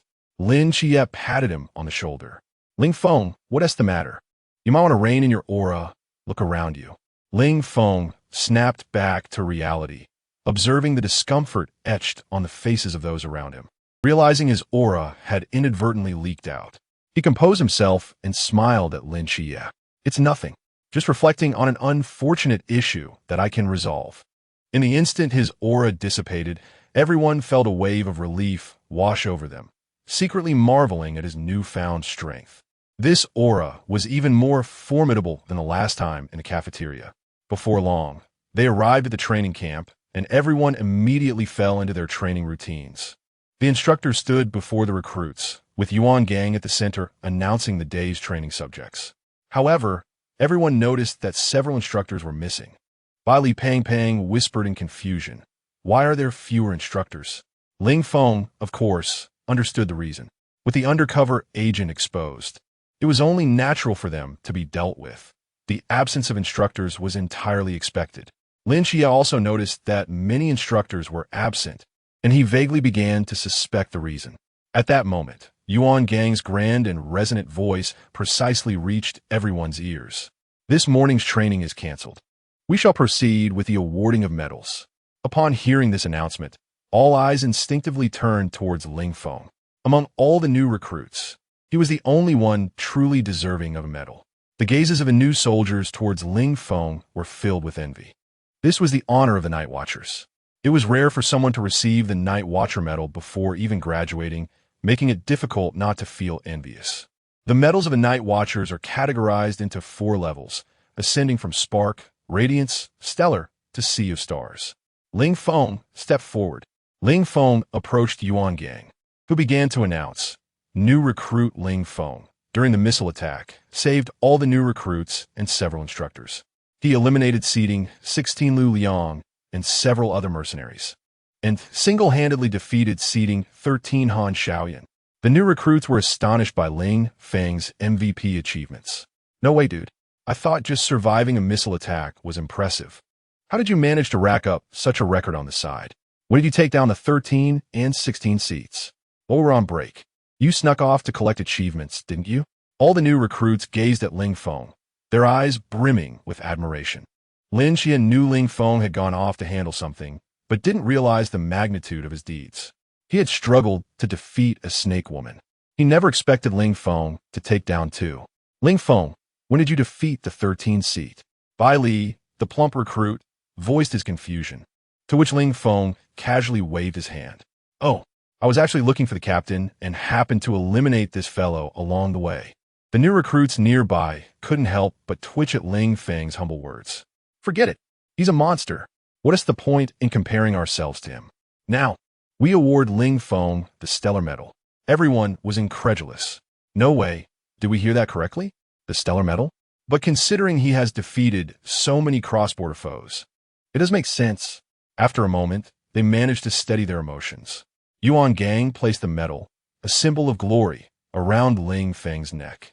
The badge shimmered under the sunlight. Looking at the new recruits, or rather, they could no longer be considered mere recruits. He realized this young man had grown beyond the confines of the training camp. Perhaps only other mythical beings could offer him further refinement and assistance. Even the divine might provide him with the challenges he sought.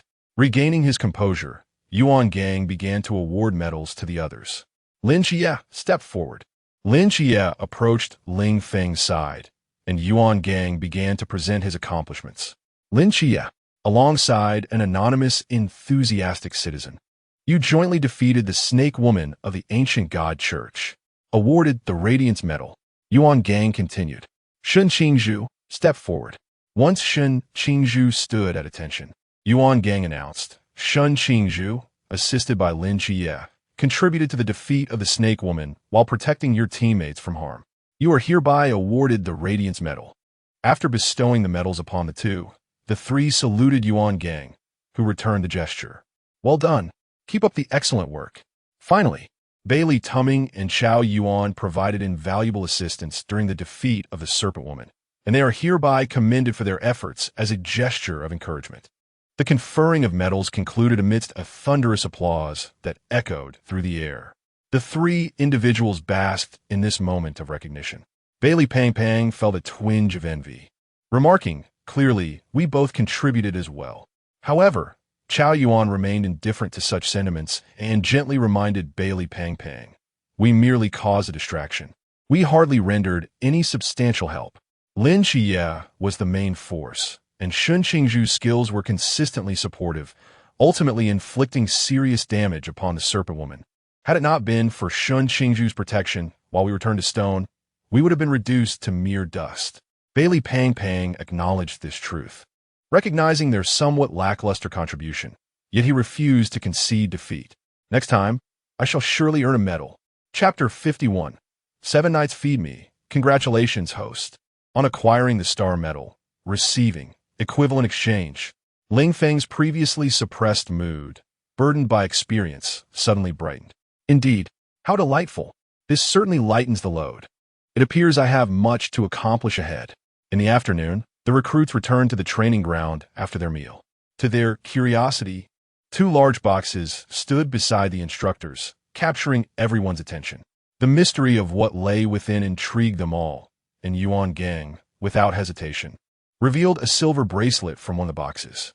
This is your upcoming training subject, Yuan Gang proclaimed. This device, developed by our internal team, is known as the ACD, or Acrobatic Detonator. It will continuously emit mental currents, compelling you to perform peculiar movements. As for what it entails, you shall discover that yourself. The task at hand was to resist the mental current using their own mental strength. After explaining the functions of the silver bracelet, the recruits began to collect their devices. Ling Feng approached Hong Hao to receive his bracelet.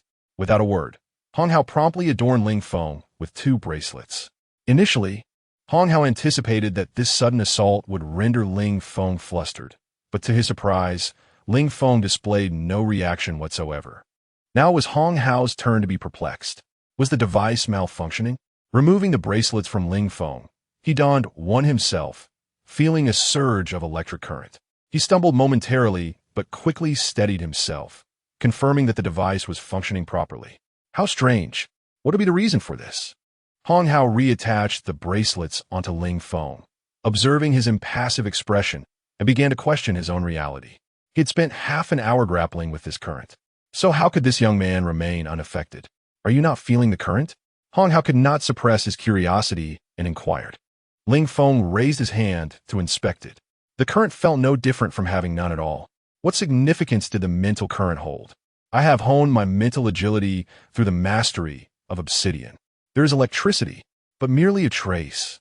After receiving the bracelet, Ling Feng departed, leaving Hong Hao in a state of existential doubt. Should I apply for 2 more for this lad, perhaps affixing them to his legs as well? Returning to Lin Chie's side, Bai Li Pang began to critique the appearance of the bracelet. Without warning, Bai Li Pang adorned the ACD, and an overwhelming current surged through him. Instantly, he began to perform a whirlwind of acrobatic feats, executing a 360-degree spin in midair, effortlessly showcasing various complex moves. Much to Ling Feng's delight. Well done. A reward for you. Initially intending to remove the bracelet, Bai Li Pang was interrupted by the instructor's voice. Recruits, this bracelet will accompany you until the end of the training camp. You must not remove it, even during meals, sleep, or restroom breaks. Upon hearing this, Bai Li Pang felt as though the sky had fallen, forcing him to suppress his eager hands and continue his acrobatic displays. Chao Yuan and Shun Qingzhu, skeptical of this spectacle, thought, is he merely pretending? After donning their bracelets, the two joined Bai Li Pang's performance. This is already sufficient to make a debut. To speak frankly, quite impressive. Lin Chie, unable to bear watching his brothers dance alone, donned a wristband and joined them. In an instant, the training ground became a chaotic dance of spirits, while Ling Feng remained dazed and motionless, observing the individuals around him moving rhythmically. Ling Feng pondered whether he should also partake in the dance. Bai Li, noticing Ling Feng standing still, urged him to wear the wristband. Ling Feng raised his hands, revealing 2 ACDs on his wrists. Upon seeing that Ling Feng had indeed donned the wristband, Bai Li trembled and voiced his confusion. Is your wristband malfunctioning? Why are you unaffected? Ling Feng shrugged nonchalantly and replied, Didn't the instructor already teach you the method? It's quite simple, really. Simple? 4 puzzled faces appeared before Ling Feng, questioning whether it was truly simple. However, upon reflection, it seemed reasonable, considering it was Ling Feng. The new recruits also took note of the situation, observing Ling Feng standing effortlessly in place, and collectively felt it was quite reasonable. Yet, Ling Feng's relaxed demeanor ignited a competitive spirit in everyone, prompting them to resist the surge of mental energy. Lin Chie and the others danced wildly while contending with the mental current. Ling Feng retrieved a workbench, placed it aside, and sat down to rest, watching the performances of the new recruits with great interest. Throughout the entire scene, Ling Feng sat quietly, occasionally sending back the recruits who unconsciously wandered to his side. The instructors, observing Ling Feng leisurely enjoying the spectacle, found nothing amiss. They had grown accustomed to his extraordinary capabilities. Indeed, they believed in Ling Feng's prowess. And some instructors couldn't help but compare themselves to him, feeling utterly defeated. It seemed he was the only one capable of resisting the current from the very first attempt. As they chatted, the instructors couldn't help but admire Ling Feng's strength, realizing that given time, he would undoubtedly become a figure renowned across the world. At that moment, they would bask in his glory, having once mentored a legend, however briefly, but it will be a boast worth a lifetime. As time passed, Lin Chie had managed to withstand the mental current, moving as fluidly as any ordinary person. Chao Yuan and Shun Qingzhu had similarly tamed the mental energy, though Shun Qingzhu's legs trembled uncontrollably. The two plopped down on the ground, taking a well-deserved rest. What a feat! They had finally withstood it. The trio had made initial progress, leaving only Bai Li, who was still flipping and spinning in the air. His weak voice called out, "Help! Someone! Save me!" At that moment, Bai Li had no strength left, despite the jolts of energy. His physical condition could no longer support any movements. Each of the others lifted one of Bai Li's limbs. Although they managed to hoist him, they still found him rather heavy. Lin Xie couldn't help but tease, "I say, Bai Li, you're too heavy." Bai Li, now devoid of energy, refrained from rebutting their jests about his weight. "Everyone, please help me to the dining hall." "Thank you." Having said that, Bai Li Pang began to close his eyes and rest. Observing this unabashed individual, the others were both amused and exasperated. Yet they still escorted Bai Li to the dining hall. Slouched in a chair, Bai Li made no effort to partake in the meal while the others had already begun eating. Lin Qi was puzzled.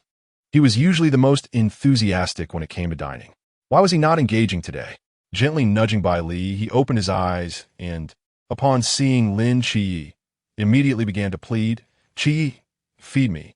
A chill ran down Lin Qi's spine at Bai Li's request, prompting him to carry his own meal to a distant corner, wishing to distance himself from this character. "Qi, I truly lack the energy. Please assist the child." With a resigned sigh, Lin Qi returned to his seat. Chapter 52.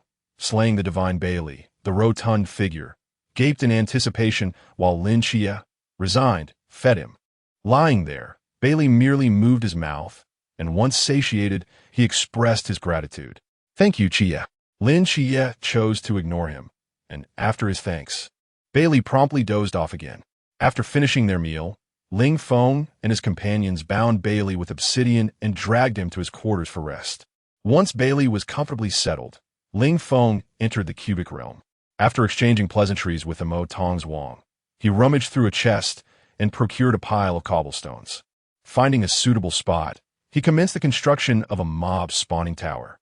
Mo Tong's Wang quietly observed as Ling Feng busily erected the tower. As he built, Ling Feng could not help but voice his frustrations. "This mechanism is truly repugnant. Do you think I can spawn monsters in the river realm? No one can prevent me from using command blocks." With the aid of flight, Ling Feng swiftly completed the tower and installed hoppers and chests beneath it. Though the loot was meager, it was certainly preferable to having none at all. Next came the anticipation of monster spawns. As creatures began to materialize, Ling Feng unsheathed his sword and began to strike, the tower effectively stifling the onslaught of foes, much to his delight. Watching his experience points soar, Ling Feng's spirits lifted considerably. However, he mused, "This is rather tedious." He contemplated whether his clones could absorb experience and feed it back to him directly. Practice is the sole criterion for testing truth, he resolved.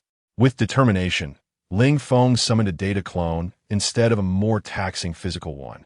The data clone, existing for a significantly longer duration, was a practical choice. With the conditions set, he placed a data clone before the mob tower, commanding it to attack. Ensuring the clone would absorb experience, Ling Feng settled in to wait. When the time felt right, he recalled the clone, and, as expected, it had indeed absorbed experience. This effectively grants me an additional free labor force. The data clone was under his control and devoid of complex thoughts, leaving Ling Feng with little psychological burden. Content. He gazed at the automatic experience-gaining mob tower before him. "Isn't life much improved all at once?" he thought. "You have your rules, and I have my methods." The mob tower steadily and continuously augmented his training experience, while Ling Feng found himself with little to occupy his time. Grasping a diamond sword, he joined the fray. Green experience orbs swirling around him. The orbs emitted a delightful chime, a sound that once annoyed him during gameplay, now resonated like celestial music, graceful and melodious. After a brief period of this endeavor, Ling Feng finally transcended to the river realm. Eagerly, he retrieved the command block, yearning to behold the grandeur of the creator. At the moment he unveiled the command block, it radiated brilliance and integrated into Ling Feng's being. However, nothing transpired afterward, leaving Ling Feng puzzled. "Is this it? Where's my grand command block?" He soon discovered the user instructions within a holographic interface. With one hand outstretched, a chat box materialized, ready for him to input commands. Ling Feng, brimming with anticipation, eagerly attempted to experiment. Upon striking a chord, Ling Feng felt his mental energy swiftly diminish. He completely forgot the earlier introduction to the command block provided by the luminous screen. What could be the reason for this? As Ling Feng pondered, the screen illuminated once more. The command block is the exclusive domain of the Creator God. You currently lack the requisite power. You have merely initiated its activation. To use it smoothly, you must first venture to the Klein realm. It stated, "Did I not inform you that it can only be employed in the Klein realm? You are merely activating it for now." It continued, "Good luck." With that, the screen dimmed and vanished. Ling Feng stared at the notification in disbelief. Why can't I utilize it?" he thought, feeling exasperated. He had arrived at the river realm in high spirits to access the command block, only to be met with such news. He had envisioned seizing the enemy general from miles away, even fantasized about entering creative mode. Yet now, he found himself utterly powerless. With a sigh, he resigned himself to the truth. Indeed, his powers were insufficient to access creative mode. Ling Feng turned his gaze towards the nearby monster tower with fervor. Experience acquisition, is it? Klein realm, then. It seems that enhancing my cultivation might not be so arduous after all, he mused, though his earlier enthusiasm had waned. He instructed his clone to engage in monster hunting, exchanging a brief farewell with Mo Tongzhuang before departing. Upon returning to his dormitory, Ling Feng emanated a faint glow before vanishing from the room. Meanwhile, Yuan Gang, deep in slumber, was abruptly roused. What is happening? Why do I sense the presence of a deity? He wondered, rising from his bed and approaching the window to gaze at the full moon, attuned to every blade of grass in the training ground. There were no anomalies. What is going on? Could it be that I misperceived? On the other side, Ling Feng found himself equally perplexed. What is happening? I didn't even use a teleportation. Just as he grappled with his confusion, a raspy voice echoed, "So, you are the one who killed my agent? You shall pay dearly for this." A figure emerged slowly from the shadows, a creature with a human head and serpent body, its eyes resembling those of a snake, and its hair composed of writhing serpents. Ling Feng recognized the entity immediately. "Medusa? What brings you here?" he inquired. Medusa flicked her tongue, a sinister grin stretching across her face as her voice rasped uncomfortably. "I have come to kill you. You have offended the divine, and you must die." Faced with this monstrous being, Ling Feng decided against further discourse. Did she not simply wish to kill him? Why indulge in unnecessary chatter? He charged directly at Medusa, wielding dual blades. Medusa had no intention of utilizing her petrifying abilities. She aimed to make Ling Feng suffer. Her powerful serpent tail lashed out towards him. Ling Feng easily dodged the strike and continued his assault. He swung his diamond blades towards Medusa's tail, the sharp edges gliding effortlessly through her scales, encountering no resistance. Instantly, crimson blossoms erupted from the lush green tail. Ling Feng reveled in the sight of the blood flowers blooming. Taunting, "So you do bleed? I thought deities were invincible." Gazing at the crimson health bar of Medusa, which had already been depleted, Ling Feng glanced at the plethora of auxiliary items nestled within his backpack. The advantage is mine. As Medusa felt the sting of Ling Feng's strike and perceived the audacity of a mere mortal daring to inflict harm upon her while speaking insolently, fury surged within her. Without hesitation, she lashed out with her serpentine tail, sending Ling Feng hurtling away. By heavens, what immense strength! Ling Feng brandished his diamond blade to block. Yet the overwhelming force propelled him further. His body recoiled at an alarming speed, the scenery around him blurring, until suddenly 2 hands clasped his shoulders, halting his retreat. Turning, he beheld him in 303. Him shielded Ling Feng behind him, while 303 advanced, weapon in hand. The two fixed their unwavering gazes upon Medusa, uttering not a single word. One pair of icy white eyes radiated an aura of chilling detachment, while the other, burning red, brimmed with murderous intent. With swords pointed at Medusa, an emotionless voice resounded. "A deity? This is the weakest god I have ever encountered. This lad is the heir of both of us. No one shall lay a finger on him, at least not now." Medusa, intent on ridiculing the two audacious interlopers, was about to speak when she felt the world spin around her, witnessing her own form. In disbelief, she struggled to articulate a response, only to watch in horror as her existence faded from view. Worthless. Him dismissed her with disdain. While 303 shared his disappointment in this so-called deity, finding her utterly feeble. Him waved his hand, sending Ling Feng back to his dormitory, then exchanged a knowing glance with 303. The two, now unfettered by any constraints, resolved to seek out the one who had previously transported Ling Feng. Chapter 53.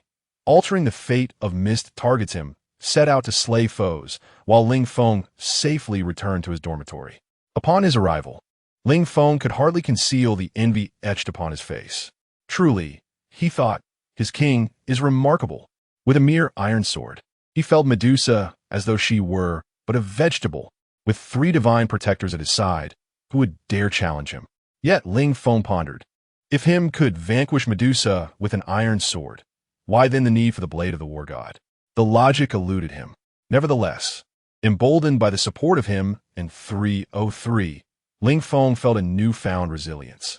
He recalled the iron sword wielded by him in the slaying of Medusa, a weapon that had been in him's possession for an extended period. Did this sword possess some deeper significance? It appeared merely a bit thicker at the hilt than an ordinary iron sword. He resolved to examine it closely in due time. Glancing at the clock, he noted that dawn was still a ways off. He resumed grinding for experience, determined to reach the Klein realm. He yearned to command the command blocks. Immersing himself in the block world, he began to accumulate experience, dismissing the monotony of monster grinding. His mind was consumed with thoughts of command blocks. As dawn broke, Ling Feng attended training, returning in the evening to continue his experience grind. The subsequent days unfolded in a mundane cycle of training and experience accumulation. 3 months passed in the blink of an eye, and Ling Feng felt the weight of his arduous efforts. He had devoted 3 intense months to this endeavor, initially intending to wield the blade of the war god, yet he had entirely forgotten that goal. Thankfully, his hard work bore fruit, propelling his cultivation to the pinnacle of the ocean realm. To avoid unnecessary complications, he chose to suppress his prowess to the peak of the river realm. 3 months of relentless grinding, with nothing else accomplished. What a taxing endeavor. With only 2 or 3 months until graduation, he mused that by then, he would be on the verge of unlocking the command blocks. While others were leaving the novice village, what could he be called? A grinding master with an advantage? Ling Feng decided to take a brief respite, for the assessment was approaching, during which 3 mysterious beings from the river realm would appear. Suddenly, he fell silent. River realm? Could this truly be deemed a trial? Whatever the case, he would leave the trials to them. He resolved to check on Lin Xie, knowing he had been at the shooting range for the past few days. Approaching the range, he heard a series of gunshots echoing through the air. Bang, bang, bang. After a seamless sequence of shots, Lin Xie set down his handgun, staring at his lackluster results, lost in contemplation. 3 months. Can you fathom how I have spent these 3 months? Training until my hands cramp. Why? Why do I still find myself in this state? Ling Feng, who had intended to greet Lin Xie at the entrance, paused mid-action upon witnessing the dismal results. How? Is this possible? He approached Lin Xie, gently taking the handgun from his hands. Brother, let us be honest, a handgun simply does not suit you. Lin Xie contemplated retorting, yet upon examining his target, he conceded that perhaps it truly was not a fitting choice for him. Observing his despondent demeanor, Ling Feng resolved to devise a plan. Ling Feng approached the firearms crafting table in the block world and created a handgun. Examining the weapon, he contemplated its functionality. In the game, handguns are equipped with a crosshair, and typically, a single shot means that the bullet will travel exactly where the crosshair points. Surely, this would eliminate any possibility of missing the target. Holding the handgun, Ling Feng passed it to Lin Xie for another attempt. Lin Xie, perplexed, pondered whether this weapon could truly alter his fate of missing the mark. Trusting in Ling Feng's words, he decided to believe. As he grasped the handgun, a crosshair materialized before him. What? Lin Xie thought he must have been mistaken, rubbing his eyes and lifting the gun again. The green crosshair was unmistakably visible. Casting a questioning glance at Ling Feng, he was encouraged to take a shot. Lin Xie aimed at the target, aligning the crosshair with the bullseye, and fired. With a fluid motion, he completed the shot, anxiously shutting his eyes as he awaited the target to be revealed. When the target was finally presented before him, Lin Xie cautiously opened his eyes, scrutinizing the results. Uncertain, he glanced again. Every shot had struck the bullseye. At that moment, Lin Xie's heart surged with exhilaration as he clutched Ling Feng, exclaiming, "Ling Feng, did you see that? Every shot was on target. Every single one." Overcome with emotion, he felt tears welling. Ling Feng, observing Lin Xie's excitement, urged him to calm down. "All right, Xie, settle down. This handgun is yours now." Lin Xie, incredulous, questioned whether it was truly a gift. Seeing Ling Feng's serious demeanor, he trembled as he accepted the handgun that had lifted the curse of his previous inaccuracy. His face alight with joy. Ling Feng, bemused by Lin Xie's exuberance over a mere handgun, was unaware that Lin Xie had long dreamed of this day, finally hitting the target. And not just once, but with every shot. After a prolonged wait, today had finally arrived. The dream he had harbored for so long was now a reality. Lin Xie resumed shooting with unbridled joy, relishing the sensation of flawless accuracy. Ling Feng stood by, reveling in Lin Xie's moment of triumph.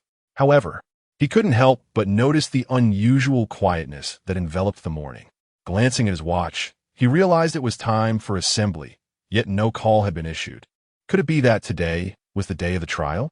He had not seen any instructors on the way here, confirming his suspicion. Indeed, today marked the commencement of the trial, with all instructors positioned deep within the mountains, far from the training base.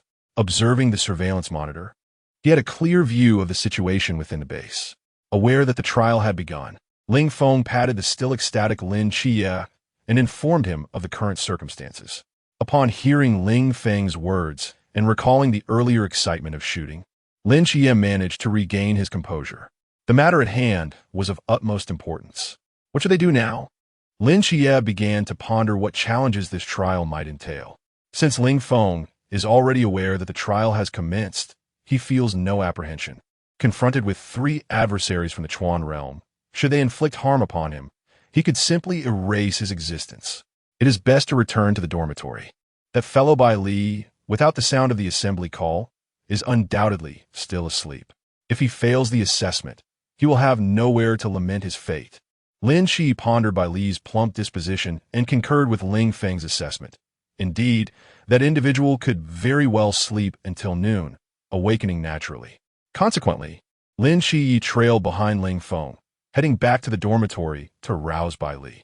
As they traversed the path, Lin Xie sensed an unusual stillness in the surroundings. What could the assessment entail? He had risen early, assuming the absence of others was due to the hour. However, it now seemed rather peculiar. Upon entering the dormitory, the two beheld Bai Li sprawled across his bed in a most unconventional sleeping posture. This fellow certainly possesses a distinctive way of resting. Ling Feng utilized his mental prowess to disrupt Bai Li's resistance against the mental currents. A tingling sensation surged into Bai Li's mind, prompting him to leap from the bed in a startled manner. Quickly, Bai Li attempted to fend off the electrical currents. Glancing at the 2 grinning figures beside him, he exclaimed with irritation, "What are you 2 doing? I finally managed to get some sleep, and you wake me up this early?" Ling Feng gestured towards the clock, indicating he should check the time. Bai Li raised his hand to glance at the hour and immediately recognized something was amiss. Why had there been no wake-up call this morning? What could be happening? Lin Xie explained to Bai Li, "It seems we are the only new recruits left in the training camp. It is now the time for the assessment." "What assessment?" Ling Feng and Lin Xie shook their heads. Ling Feng could not disclose any information, while Lin Xie was at a loss. Chapter 54. No assessment required. You have passed. Lacking any leads, the 3 decided to venture out, encountering Shun Qingzhu and Chao Yuan in the corridor. They too had sensed the unusual occurrences of the morning. Upon realizing that this was part of the trial, the 2 felt a sense of relief. The group deliberated on their next course of action. Ling Feng preferred a proactive approach. Since he had already been granted the ashes, what was there to fear? Thus, when the others heard his proposal, they found it entirely reasonable and fitting to his character. A unanimous decision was reached to uncover the true nature of the trial. The instructors monitoring the situation were naturally aware of this small group. When they observed Ling Feng's excitement to confront the mysterious creatures, the instructors were momentarily at a loss for words. Never before had anyone reacted with such enthusiasm in the face of such circumstances. One instructor confided his genuine concerns to Yuan Gang. "Chief Instructor, will it really be safe to release 3 mysterious creatures from the river domain into the training camp?" Without turning his head, Yuan Gang replied directly, "Rest assured, this is a mandatory training exercise, an old tradition. Everyone must undergo this phase. And with the suppression of prohibited items and our ability to control the situation, safety is guaranteed." The instructor who had expressed doubts shook his head. "Chief Instructor, I am not worried about the new recruits. I am concerned for those 3 mysterious creatures. Ling Feng managed to single-handedly defeat a sea domain creature 3 months ago.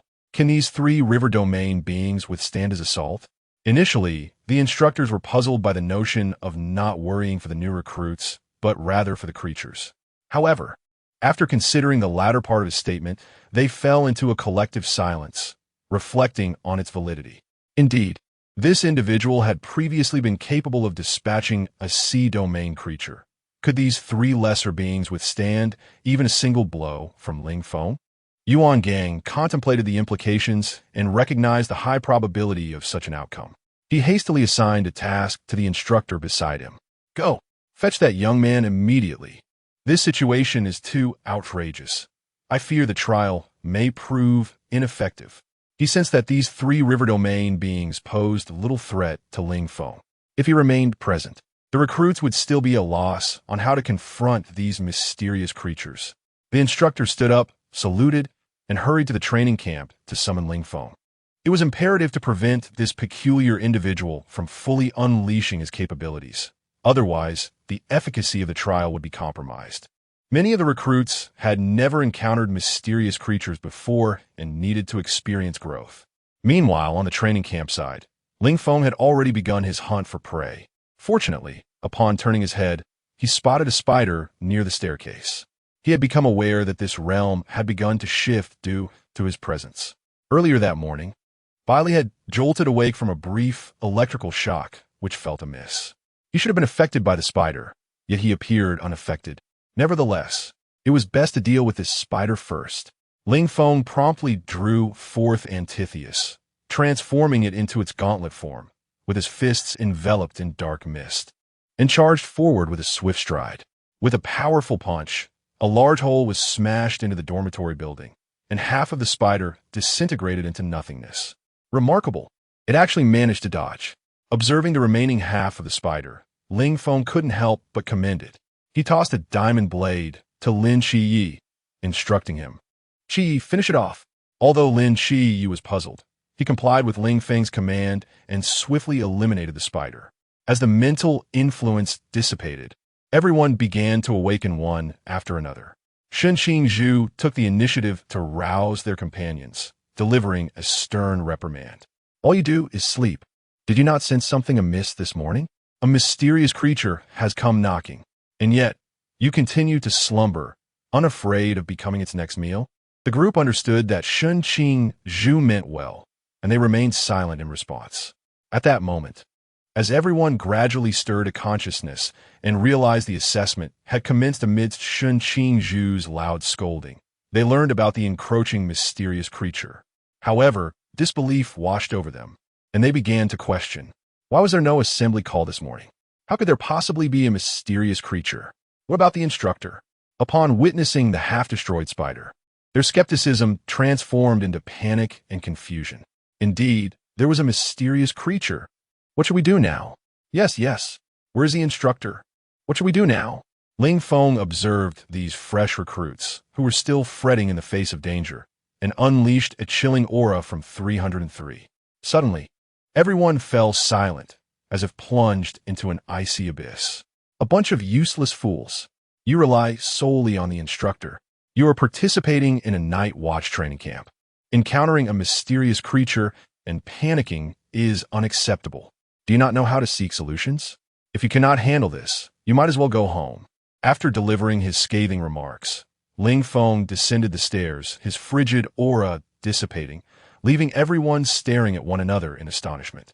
In the monitoring room, the instructors observed the damage inflicted by that casual punch, which appeared to have become somewhat immune, and deemed it normal. Meanwhile, Yuan Gang, witnessing the scene, shouted, "Is he not here yet? Hurry up and bring that kid over. With him around, this trial is meaningless." The instructors exchanged awkward glances, none daring to speak. They were at a loss on how to handle the situation, having never encountered anything like it before. The instructor dispatched to summon Ling Feng had already reached the lower level and, upon hearing footsteps, quickly concealed himself in the bushes. When he recognized Ling Feng, his eyes lit up. Truly, it was an effortless endeavor. Fearing the presence of others, the instructor appeared in an instant and whisked Ling Feng away. This nearly earned him a punch from Ling Feng, but upon realizing it was an instructor, Ling Feng relaxed his clenched fist. The instructors in the monitoring room were startled by Ling Feng's swift approach towards the instructor, their foreheads beaded with cold sweat. That punch would surely leave a bruise, and he really ought to be more careful. Almost lost the kid there. The instructor who had grabbed Ling Feng also felt a chill run down his spine just moments before. The instructor narrowly escaped a calamity in life. Meanwhile, Ling Feng, being pulled along by the instructor, could not help but wonder about the circumstances. "Instructor, is there something you need from me?" The instructor, without turning his head, continued to drag Ling Feng away. "No need for assessments. You passed. You, my friend, are far more terrifying than those enigmatic creatures. I fear our mysterious beings might actually be frightened." Ling Feng twitched at the corners of his mouth. "Do you wish to hear yourself speak? You are a sentinel. Are you truly afraid of frightening the mysterious beings?" However, Ling Feng had already surmised the situation. Reflecting on the performance of the new recruits earlier, he indeed felt ill-suited for this trial. After all, his track record was verifiable. What distinguished these enigmatic entities from mere cannon fodder? Consequently, Ling Feng offered no resistance and departed the training camp in the jeep alongside the instructor. Chapter 55. The Ender Dragon. Ling Feng was taken away without resistance by the instructor, heading towards the monitoring area where the instructors were stationed. Meanwhile, at the boys' dormitory of the training camp, Lin Xie and Bai Li Pang Pang descended the stairs, only to find the ground floor eerily deserted. In this unsettling tranquility, the sudden disappearance of an individual left Bai Li Pang Pang somewhat apprehensive, trembling as he queried, "Where has Ling Feng vanished to?" He couldn't have been devoured by some mysterious creature, could he? The three others, upon hearing Bai Li Pang Pang's words, exchanged amused glances, their expressions revealing their bemusement. Noticing their reactions, Bai Li Pang Pang appeared puzzled, prompting Lin Xie to interject. "Do you truly believe a bizarre entity tasked with training new recruits could consume Ling Feng? Though that mysterious creature does possess quite formidable teeth." With Lin Xie's reminder, Bai Li Pang Pang found his reasoning sound. After all, what could possibly eliminate someone of Ling Feng's caliber? Yet, the group remained curious about Ling Feng's whereabouts. Lin Xie, having discerned that the instructor had escorted him away, surmised the situation and explained. The instructor called him away. With him present, this trial would likely yield no significant results. The trio nodded in agreement. Reflecting on Ling Feng's extraordinary abilities, alongside his prowess and combat skills. Indeed, with him around, this trial would be akin to child's play. Although Ling Feng was absent, the remaining trio was not to be underestimated. Thus, Lin Xie and his companions began to actively seek out prey, hoping to achieve commendable results. As they embarked on their hunt, Ling Feng had arrived at his destination. Upon seeing Ling Feng brought over, Yuan Gang breathed a sigh of relief. "Thank goodness. We've only lost one. There are still two more. It's all fine." At that moment, all instructors were preoccupied with grading the new recruits, and Yuan Gang was coordinating the overall proceedings. After nodding to acknowledge Ling Feng's arrival, he left him to his own devices. Ling Feng, unperturbed, shrugged his shoulders, aware that everyone understood the purpose of his presence, rendering formalities unnecessary. He pulled a chair over, laid his head on the table, and transitioned his consciousness into the block world. Upon entering the block world, Mo Tongs Wang approached Ling Feng, curious as to why he had arrived so early today. As Ling Feng crafted the Ender Eye, he shared his experiences from the day. Mo Tongzhuang listened with a smile, captivated by his recounting of the day's events. Once prepared, Ling Feng set out to locate the End Portal, eager to discover the circumstances surrounding the Ender Dragon. Do you need my assistance? Montauk Tongshvang inquired, her desire to accompany him evident. Ling Feng shook his head, replying, no need. Just wait for me at home. I shall return shortly. Nodding in understanding, Mo Tongzhuang refrained from insisting further as she watched Ling Feng depart. Releasing the Ender Eye, Ling Feng ascended into the air, following its trajectory to see where it would descend. Fortune smiled upon him, for he soon discovered the End Portal and proceeded to dig straight down. Upon locating the portal, he completed the Ender Eyes. With the final Ender Eye placed, an infinite expanse of starlight converged, creating a celestial panorama within the portal. As he prepared to leap into the portal, Ling Feng paused momentarily, contemplating whether to leave his bed behind. With his current equipment, it seemed of little utility. Forget it, he resolved, diving directly into the portal. A wave of dizziness washed over him, and Ling Feng found himself in the end.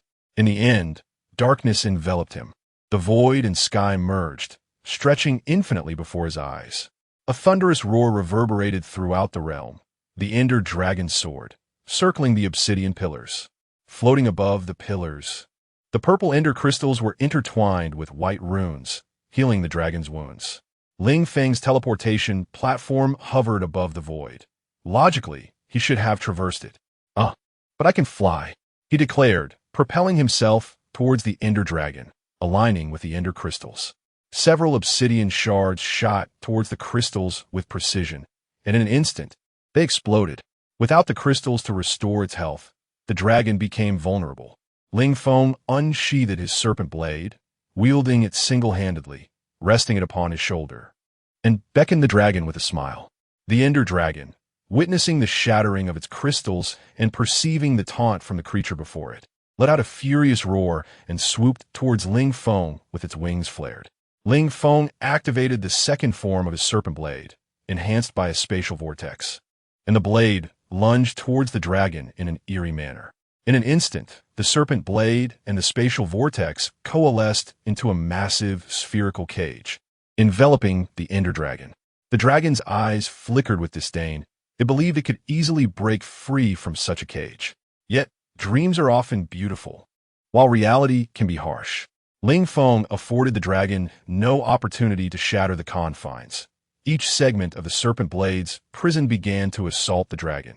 In a barrage of attacks, the dragon shimmered with crimson light, continuously losing health. Deprived of the restorative power of the ender crystals, it found itself caught off guard, reduced to a sliver of health. As the dragon's health dwindled to nothing, Ling Feng retracted the serpent blade, and the exhausted dragon plummeted downward. Ling Feng floated alongside, crouching before the dragon, contemplating the prospect of taming it. What a splendid mount it would make! Upon hearing Ling Feng's invitation, the Ender Dragon closed its eyes, remaining silent. Ling Feng could not help but quip, "Oh ho, quite the temper you have." He proceeded to pry open the dragon's eyes, gazing intently at it. "Since you refuse to be my steed, perhaps you could grant me a dragon egg instead?" Ling Feng mused, considering the possibility of raising a dragon if he could not obtain the majestic creature itself. "Rogue!" A sultry voice echoed in Ling Feng's ears, prompting him to rub them and scan his surroundings. Who spoke? He wondered, perplexed, for no one was in sight. Turning back to negotiate further with the dragon, he was astonished to see the ebony Ender Dragon transform into a striking maiden. Her eyes sparkled like amethyst. Her ink-black hair cascaded behind her like a waterfall. Her skin as fair as jade, and her figure exquisitely alluring. Seated there, her cheeks flushed, she pointed a delicate finger at Ling Feng. Her expression a mix of embarrassment and anger. "You are truly uncouth. I have no partner. How could there possibly be a dragon egg? How dare you speak such words to a girl?" Gazing at the enchanting figure before him, Ling Feng felt his mind momentarily falter. To think that the Ender Dragon of my world is indeed a female. It is only logical, for how else could there be dragon eggs? Yet, this creature possesses the ability to transform. Observing the transformed Ender Dragon, Ling Feng sensed her utility was diminished. After all, she could not serve as a steed, and he feared that attempting to ride her would result in dire repercussions. Perhaps it would be best to slay her instead? Ling Feng tightened his grip on the serpent blade, which he had previously embedded into the ground, and slowly approached the Ender Dragon. Noticing the shift in atmosphere, the dragon hastily exclaimed, "Wait, I was summoned here by Lord Him to assist you." Ling Feng looked on in confusion. "Assist me? You? With your strength? You couldn't even best me." The Ender Dragon muttered, "Were it not for Lord Him, I would have vanquished you long ago." At this moment, Ling Feng observed that the wounds on the Ender Dragon had already healed. Without crystal assistance, could she truly recover so swiftly? Was she genuinely formidable? And what were Lord Him's intentions? Ling Feng resolved to inquire of him regarding his true motives. With a sigh, he accepted that since riding a dragon was not feasible, he would seek out the mod of A Song of Ice and Fire instead. Alas, what a pity, as he had initially hoped to ride a dragon. Chapter 56. Welcome to my world. Gazing at the striking woman before him, Ling Feng found himself devoid of any romantic inclination. Instead, he directly requested her assistance in locating the End City. His objective was to acquire 2 End Breakers, the dual pistols that had long piqued his interest. Initially, the Ender Dragon hesitated, reluctant to oblige, but upon Ling Feng invoking the name of him, she begrudgingly led him to the End City. Inside, a plethora of treasures awaited him. Astonishingly, there were 4 End Breakers. The sleek black bodies of the pistols, adorned with intricate purple patterns, featured a silver blade at both ends.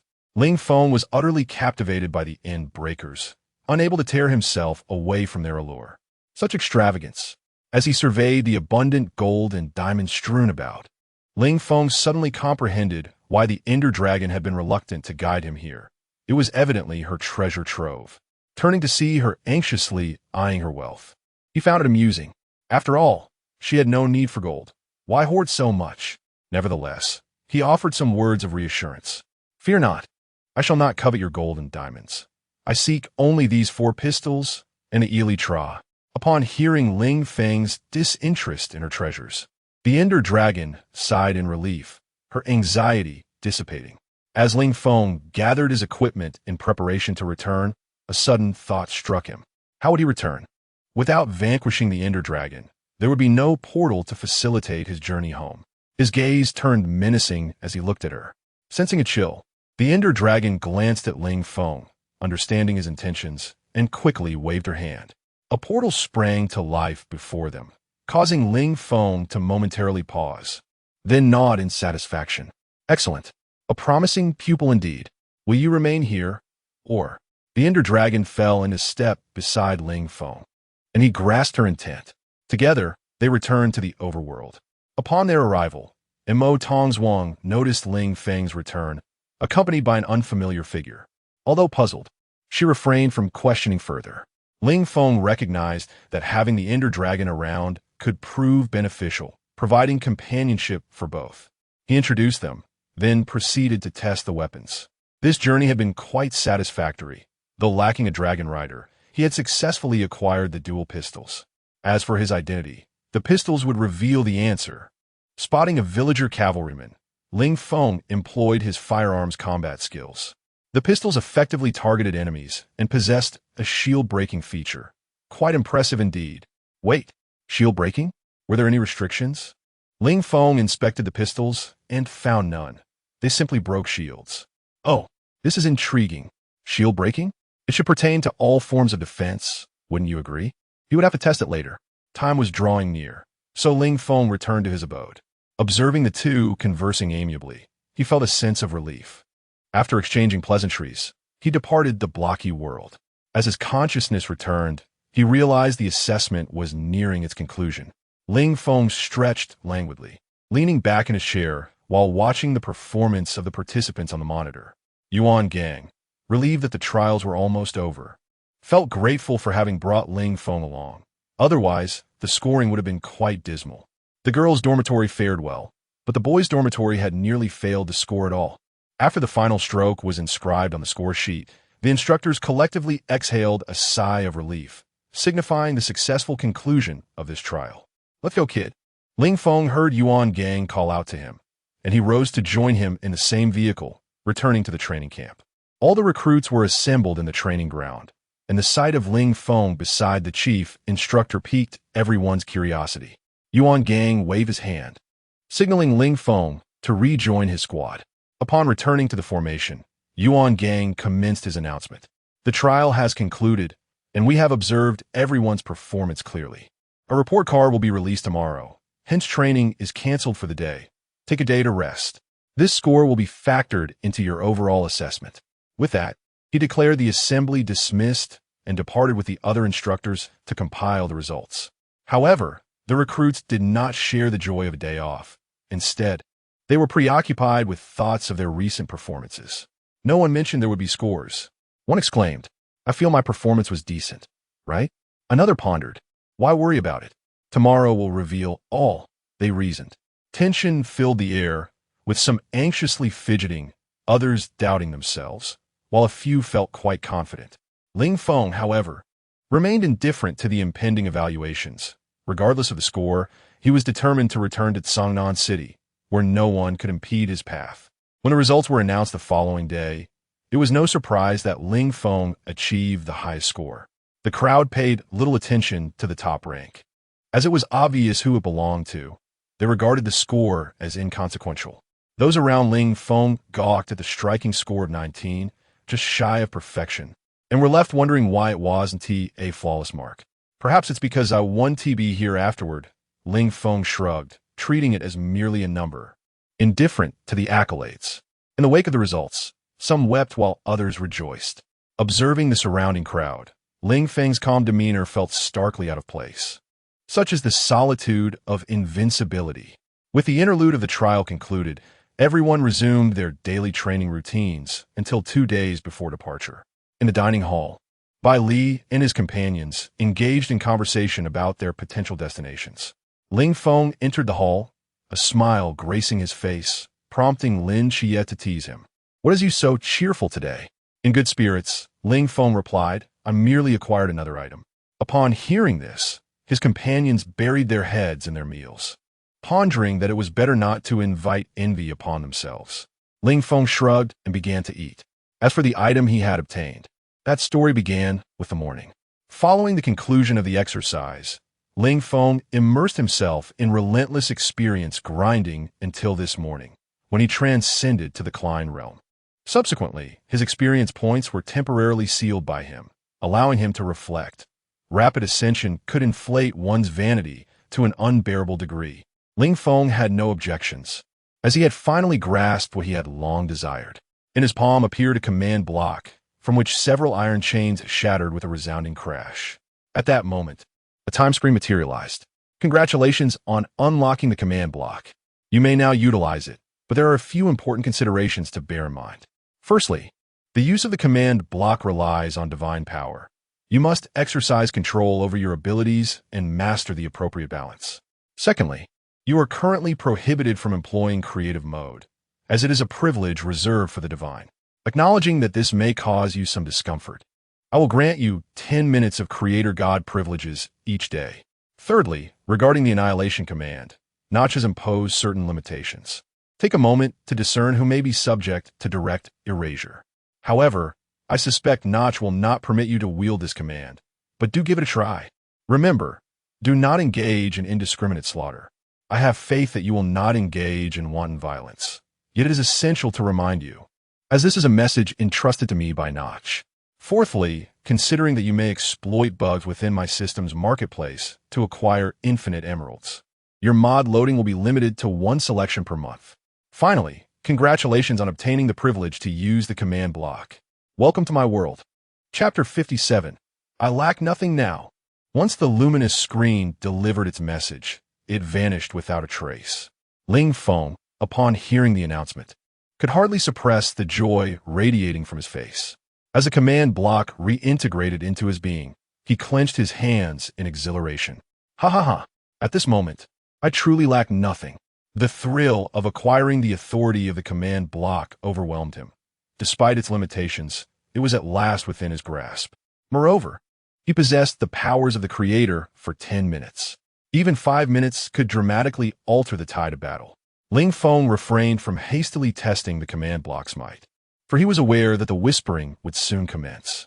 1 from the sea realm and 4 from the river realm? They truly underestimate me. His spirits soared, and the smile on his face remained unyielding. This joy accompanied him to the dining hall, where Lin Xie observed his elation with curiosity.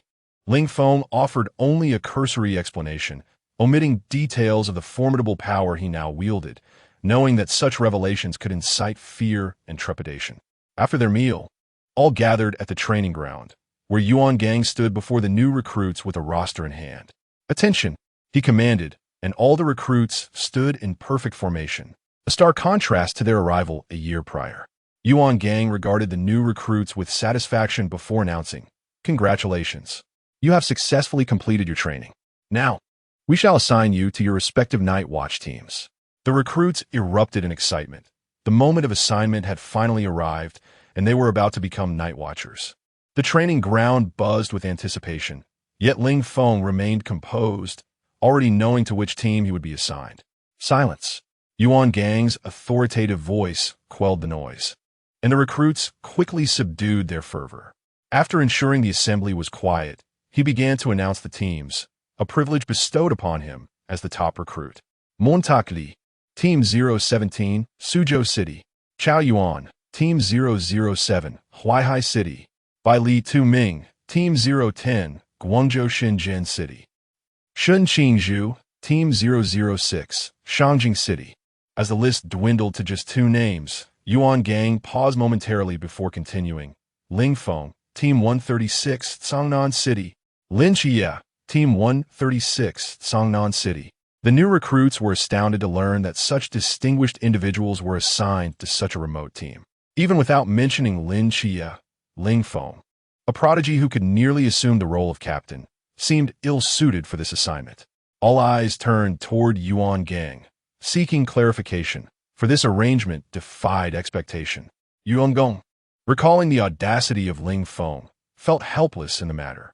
Shun Qingzhu, upon hearing that 2 individuals stronger than herself had been relegated to a lesser team, suspected foul play. The restraint she had painstakingly cultivated now flared anew. Stepping forward, Shun Qingzhu shouted, "Report. I refuse to accept this." Yuan Gang experienced a sudden headache as he glanced at Shun Qingzhu. "Do you have any business left? You've already been to the capital. What could possibly displease you? Return to your post." Shun Qingzhu remained silent, pointing at Ling Feng and his companion, voicing his grievances. "Why? Those 2 are undeniably more capable than I am.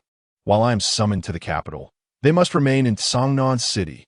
How can it be just for someone less formidable than them to go to the capital while they are left behind? Do you truly believe I can show my face when reporting to the capital?"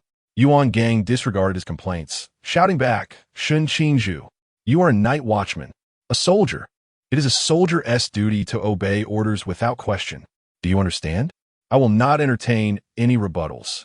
Dismissed. With that, all the instructors departed, and the new recruits gradually followed suit. Despite the exuberant congratulations from his subordinates, Shun Qingzhu felt no joy. How did it come to this? Observing Shun Qingzhu's awkward demeanor, Ling Feng approached and patted him on the back. "Come now, when did our bro become so sentimental? I chose to stay in Cangnan City because I have matters to attend to. This city is my choice, not a mere assignment. That is the privilege of being first. How about you? Do you have such a privilege?" Shun Qingzhu shrugged off Ling Feng's hand, fully aware that Ling Feng was trying to console him. Feigning indifference as he replied, "Humph. I have no interest in the privilege of being first. Next time we meet, I'll surely bring you down." Ling Feng chuckled, choosing not to expose Shun Qingzhu's facade, instead offering his congratulations. "Then I wish you success." Shun Qingzhu pointed at Ling Feng. "Of course. When we meet again, I will emerge victorious. How could you possibly grow faster than I in this place?" It was evident that Shun Qingzhu still harbored some resentment regarding why Ling Feng and his companion were not going to the capital. However, since it was their choice, he refrained from probing further. Plop, plop. A raindrop fell on Ling Feng's face, bringing with it a hint of coolness. Before long, A torrential downpour struck suddenly. All the new recruits who had not returned were now sprinting through the rain, and Xin Qingzhu and Lin Xie quickly made their exit. Ling Feng activated a command block, and miraculously, the rain bypassed his body completely. Such a trivial matter was easily managed. However, regarding weather control, Ling Feng still lacked significant divine power for extensive manipulation. He would need to consult him about how to increase his divine abilities soon. Watching the heavy rain, Ling Feng realized that the whispers had begun to take action. However, as the enemy remained still, he too would bide his time, awaiting orders. Ling Feng and Lin Xie returned to their dormitory, where Lin Xie, in a disheveled state, changed clothes and wiped his hair dry. He noticed that Ling Feng had come back completely dry and was quite curious. "How is it that you returned from the rain completely unscathed?" Ling Feng shrugged nonchalantly. "I used a tool to shield myself from the rain." Upon hearing this, Lin Xie grew impatient, tossing the towel onto a chair while eyeing Ling Feng. "Then why didn't you help me out earlier?" Ling Feng took a moment to ponder his response. "You had just been on the road when I wished to converse. Yet you urged me to hasten back to the dormitory and fled without affording me a moment to speak." Upon reflection, Lin Xie acknowledged that he had indeed uttered such words and had acted in that manner. Silently, Lin Xie picked up his towel once more and turned aside to dry his hair. Observing Lin Xie in this state, Ling Feng found himself at a loss for words. In truth, he longed to express that he could dry him off in an instant. However, seeing Lin Xie's demeanor suggested that such assistance was unnecessary. Ling Feng chose to remain silent, fearing he might inadvertently shatter the boy's composure. Standing by the window, gazing at the torrential rain outside, Ling Feng clenched his fist. He contemplated the three individuals alongside Xin Qingzhu, as well as Xin Qingzhu himself: Deng Wei, Li Jia, and Li Liang. "These lives shall not be claimed by your petty machinations." Murmurs? Oomph. Ling Feng's command block transformed into the size of a Rubik's Cube, floating in his palm and rotating slowly. Chapter 58. Natural Disaster or Man-Made Calamity. The torrential rain hammered down upon the earth, washing away all in its path. A sense of foreboding emanated from the mountains, and soon the resounding call to assemble echoed through the training camp. The new recruits, though perplexed, sensed that something was amiss. In such inclement weather, a gathering could only signal an urgent situation, a stark departure from their usual routines.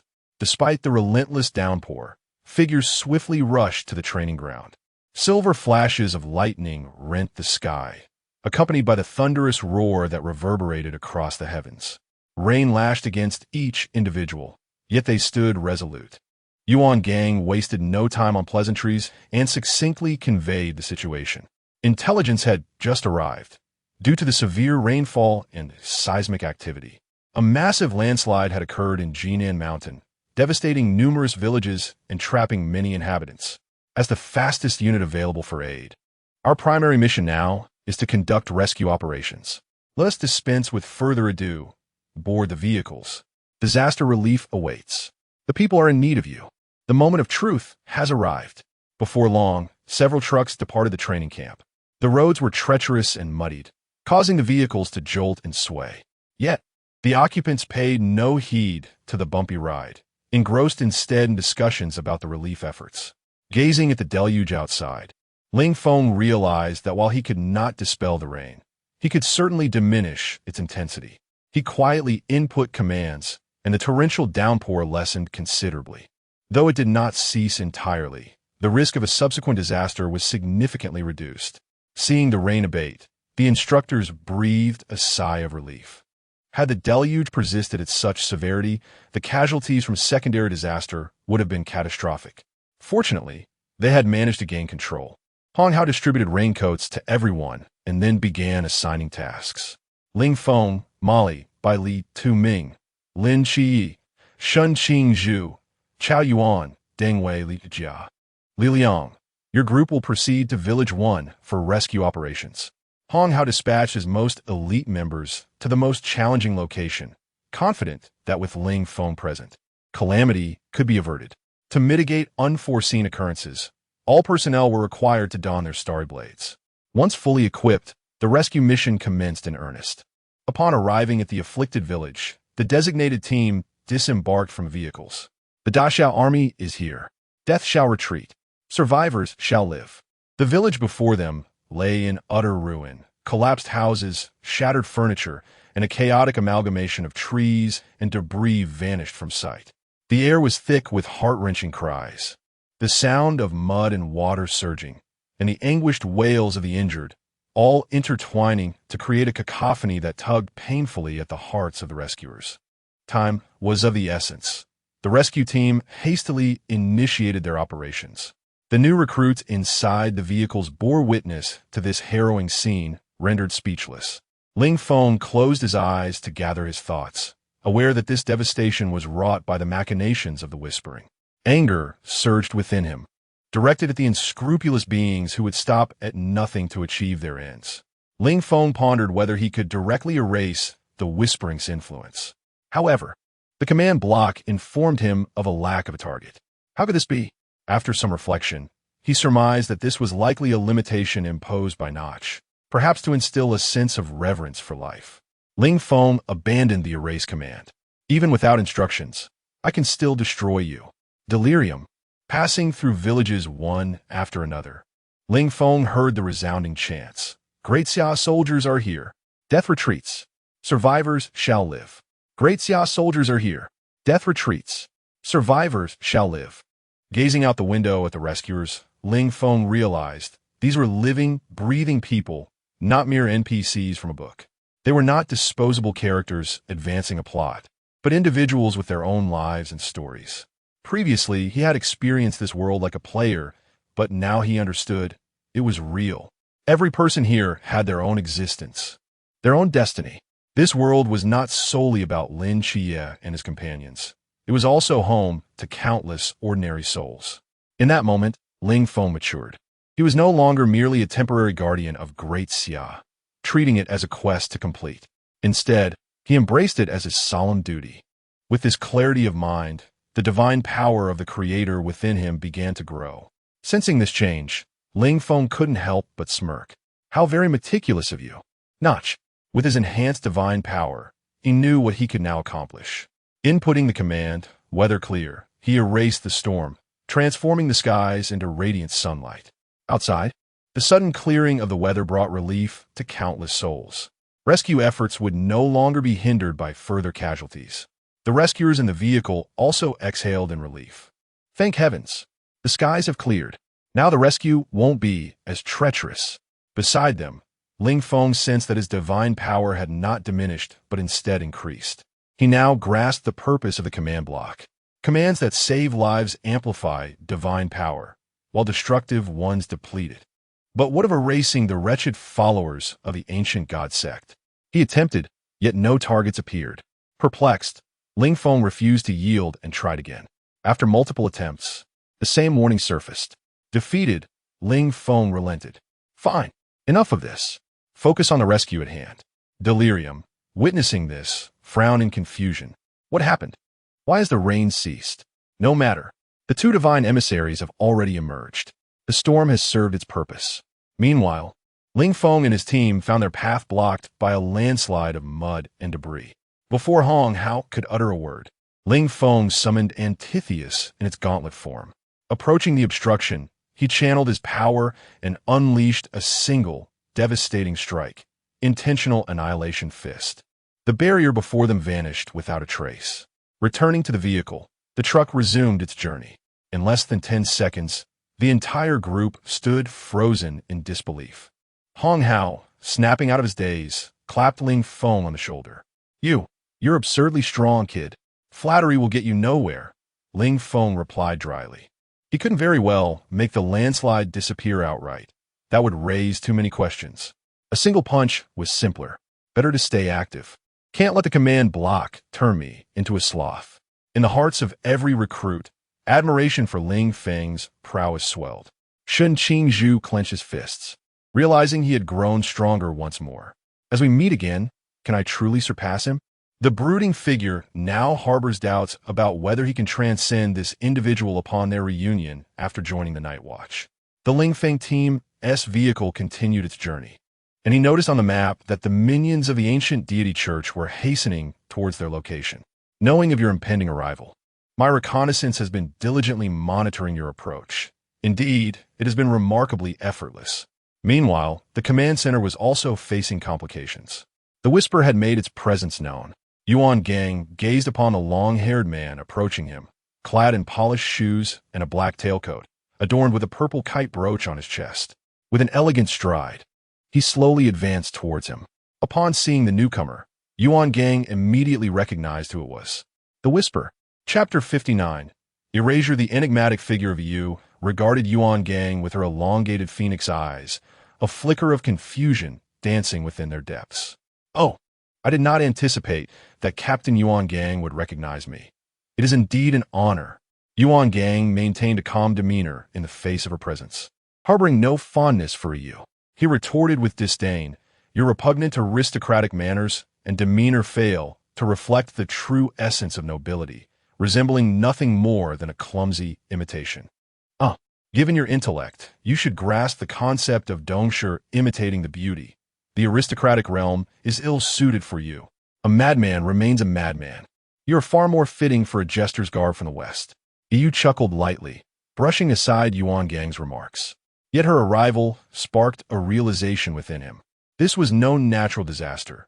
It was a calamity wrought by human hands. However, he found himself ensnared in this space by Yu, powerless to escape. Perhaps Ling Feng, that lad, would manage to handle the situation adequately? After all, even I cannot discern the extent of his strength. Gazing at Yu, Yuan Gang sought confirmation. Your targets are Ling Feng and Lin Xie. Yu beamed with delight, of course. Is it not apparent? Since they refuse to join us, their only fate is death. Observing Yu's confident expression, Yuan Gang scoffed. Oh, are you so certain of your victory? Do not be surprised when you end up with a mouthful of your own teeth. Seeing Yuan Gang's persistent skepticism, Yu decided to divulge a fragment of her plan, reasoning that he was trapped and could not escape anyway. Ha ha ha! This is the most amusing jest I have ever heard. Though these two are divine agents, they're merely insignificant beings at the pawn level. Do you truly believe they can withstand 2 sea realm beings and several from the river realm? How can your instructors and recruits possibly endure? Resign yourself to your nightmares. When you awaken, those divine agents will be no more. As Yu vanished before him, her demeanor exuded an unsettling knowledge that hinted at the presence of a mole within the upper echelons. The configuration of the Night Watchers was known only to the higher-ups, and the current information leak could only signify treachery. With furrowed brows, Yuan Gang realized he was powerless to act. He could only place his hopes in Ling Feng. Surely, he would alter the tide of battle. Meanwhile, Ling Feng had briefed Hong Hao on the surrounding dangers. Upon learning that a sea realm being was approaching, Hong Hao hastily attempted to contact the command center. Yet, he could not reach Yuan Gang. The personnel in the command center informed him that the chief instructor had vanished hours ago. They assumed he had departed for some business and did not inquire further. A weighty gloom enveloped Hong Hao. He lacked the strength to confront a sea realm being.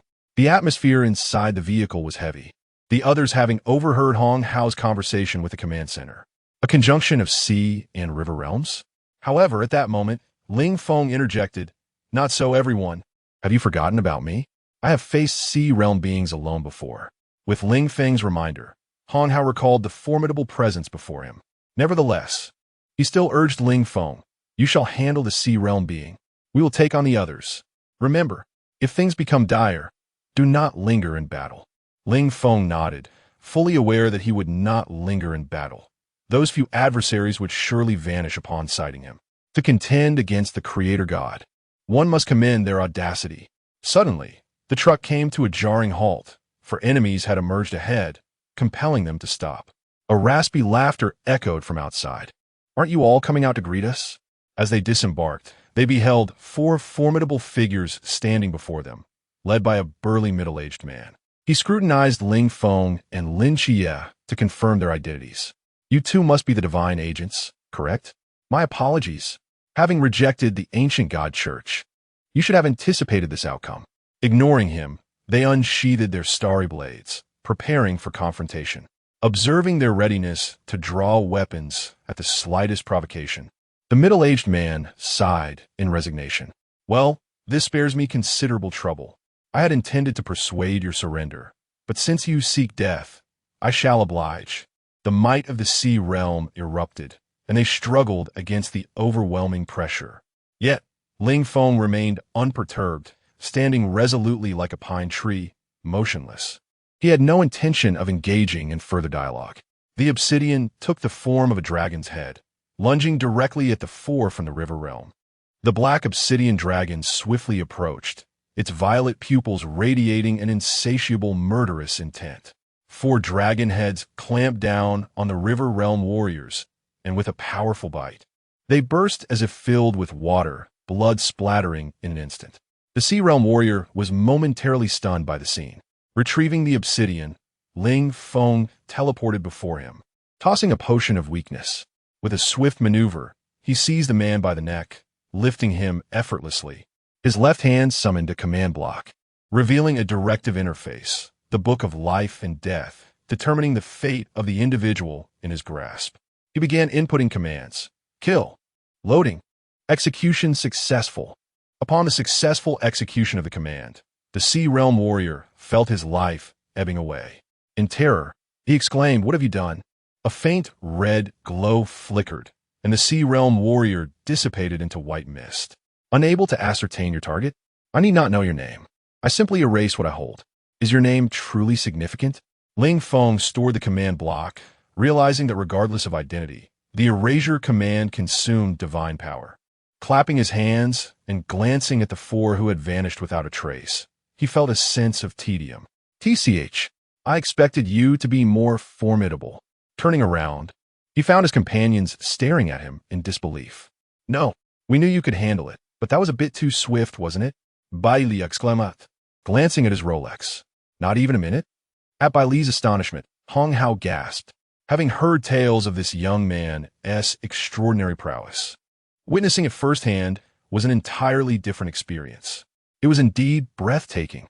1 minute for a Sea Realm warrior, for River Realm warriors, all effortlessly obliterated without a hint of resistance. It was the first time Lin Xie and the others witnessed Ling Feng effortlessly vanquishing those at the Sea Realm. While they were astounded, a hint of helplessness also crept in. How could this fellow have grown so powerful? He truly seemed beyond reach. Observing the slight despondency in their expressions, Ling Feng sought to reassure them. Fear not, my brothers. I merely had my divine entity assist me. I do not possess such strength myself. To alleviate their doubts, he produced a golden apple, feigning a recovery, knowing well that he had an abundance of them and could indulge in them as mere snacks. However, Lin Xie and the others were not so naive. They remained unconvinced. Yet, rather than succumbing to disappointment, a surge of competitive spirit ignited within them. He was not beyond surpassing. Chapter 60. The wooden cabin in the real world, the vehicle, had become inoperable, prompting the group to proceed on foot to their intended village. Time slipped by quietly as night fell, and the rain had ceased, revealing a star-studded sky. Beneath this picturesque canvas lay countless perils. Although the targets of the recent assassination attempt had been eliminated, no one could be certain that new dangers would not arise. Thus, every member of the party treaded cautiously toward their destination. After a prolonged journey over rugged terrain, fatigue began to set in among the travelers. Ling Feng summoned the command block and replenished himself with several bottles of regeneration potions, boosting his resistance, speed, and strength. Standing among his companions, he smashed the vials. And in an instant, everyone felt invigorated, their spirits, strength, and speed notably enhanced. The group had grown accustomed to Ling Feng's remarkable abilities, which had become almost commonplace. Once rejuvenated, they pressed on at full speed, arriving at the village without difficulty. Indeed, this was the true utility of the command block. This was what creation was all about. Ling Feng was thoroughly pleased with his manipulation of the command block, though it appeared he could only summon items from the original version, not from mods. Yet, this was sufficient. One should not be overly greedy. Upon reaching the village, they commenced their rescue efforts, addressing various troublesome situations. Meanwhile, Lin Xie and the others continued their assistance, while Ling Feng took out wood to construct a temporary shelter. In no time, a two-story wooden house was completed. The group stood before this suddenly materialized abode, mouths agape, their expressions filled with disbelief. How had this house appeared? They had not seen it being built. Had Ling Feng created it? As the wooden doors swung open, Ling Feng emerged, calling for them to transfer the injured inside.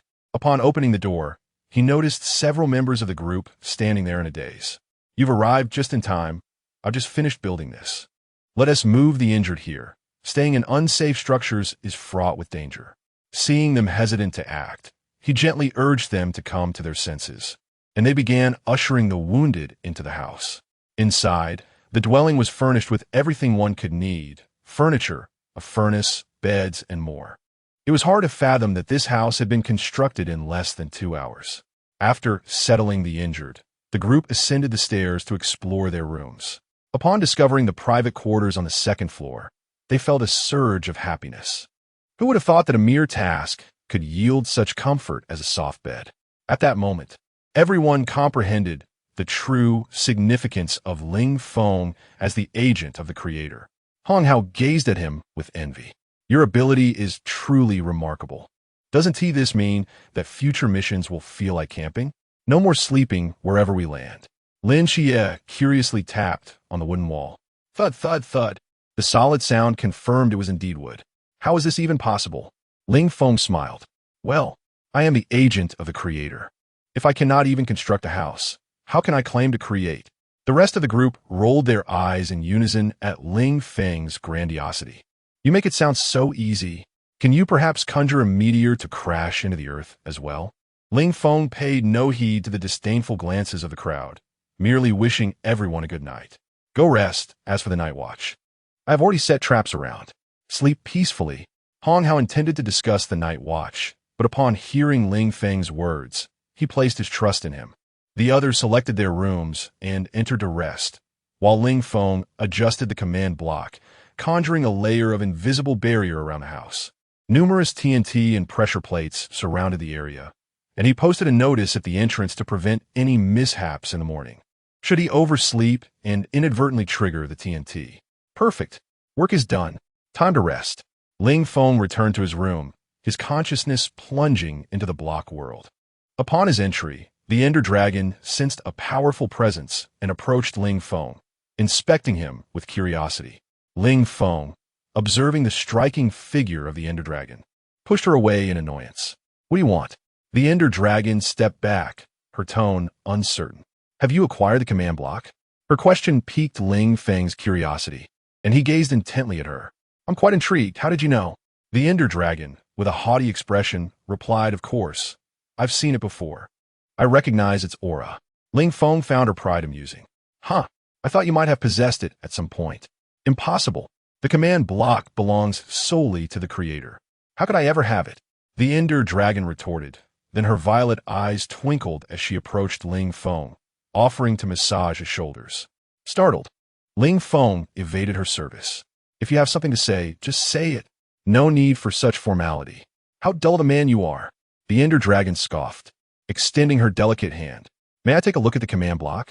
Without a moment's hesitation, Ling Feng retrieved it and tossed it to her, leaving the Ender Dragon astonished by his nonchalance. Really? You're giving it to me just like that? Aren't you afraid I'll snatch it away? Ling Feng continued his work on the transformation table without looking back. If you could take it, then you would indeed be impressive, but without admin privileges. You cannot utilize it. It dawned on the Ender Dragon why Ling Feng so readily relinquished the command block. It was essentially useless to her. Realizing this, she lost interest and returned it to Ling Feng. Ling Feng teased, What is the matter? You don't want it anymore? Not at all. It's dull. Just like a brick, she replied, turning away and pulling Mo Tong Shuang to continue constructing their garden. Ever since they had installed the furniture mod, their enthusiasm for building had soared. Their modest abode had transformed into a villa, complete with a sea of flowers behind it. The endeavor had cost him a significant number of emeralds, leaving him feeling quite pained. Glancing at the nearby emerald farm, Ling Feng couldn't shake the feeling that they were mocking him, prompting him to mute their voices entirely. Now that felt much better. The marauder exclaimed in frustration. Yet no matter the expression of the marauder, Ling Feng remained oblivious to it. After completing the transformation table, Ling Feng approached the workbench and placed it upon it, intending to check on the activities of the two women. Suddenly, he sensed a violent tremor from the outside world. His consciousness swiftly returned. This was no mere illusion. A genuine earthquake had occurred. The ground shook, yet Ling Feng's residence stood resilient and unyielding. How could this be? Such a significant seismic disturbance. And yet this house remained entirely unscathed? In the future, people would marvel at the impressive seismic rating of this dwelling. Noticing the curious gazes directed at him, Ling Feng appeared perplexed. What was the matter? Surely, I did not construct a shoddy structure, did I? Is this truly a shoddy structure? It is remarkable indeed.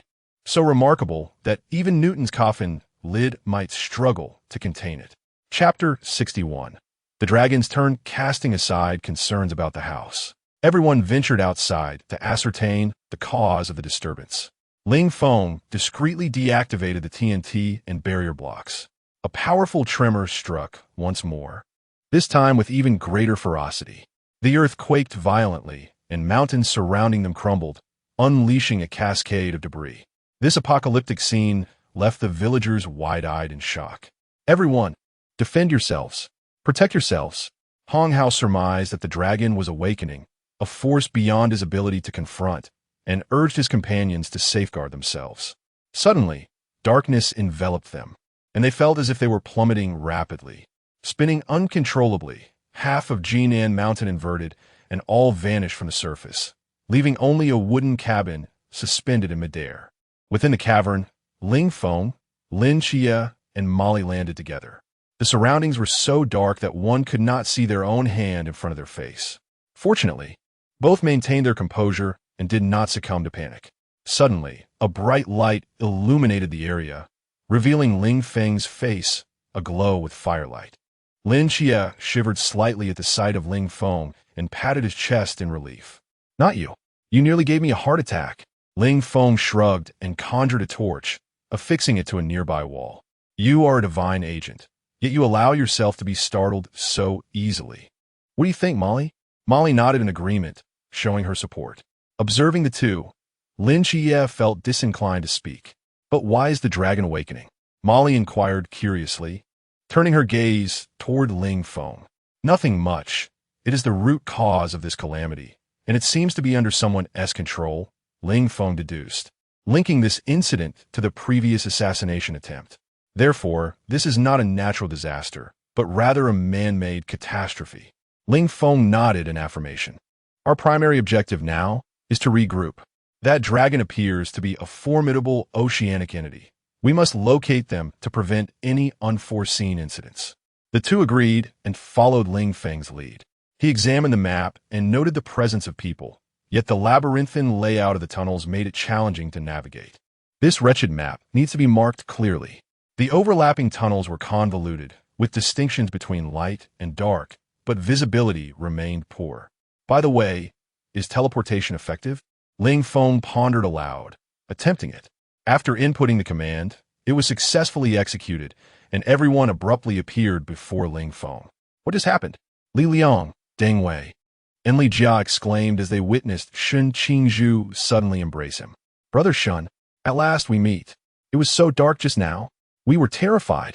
Shun Qingzhu, with a popped bubblegum bubble, rubbed his eyes and cleared the remnants of gum from his lips. How did this happen? I thought I was alone just moments ago. How'd I end up here?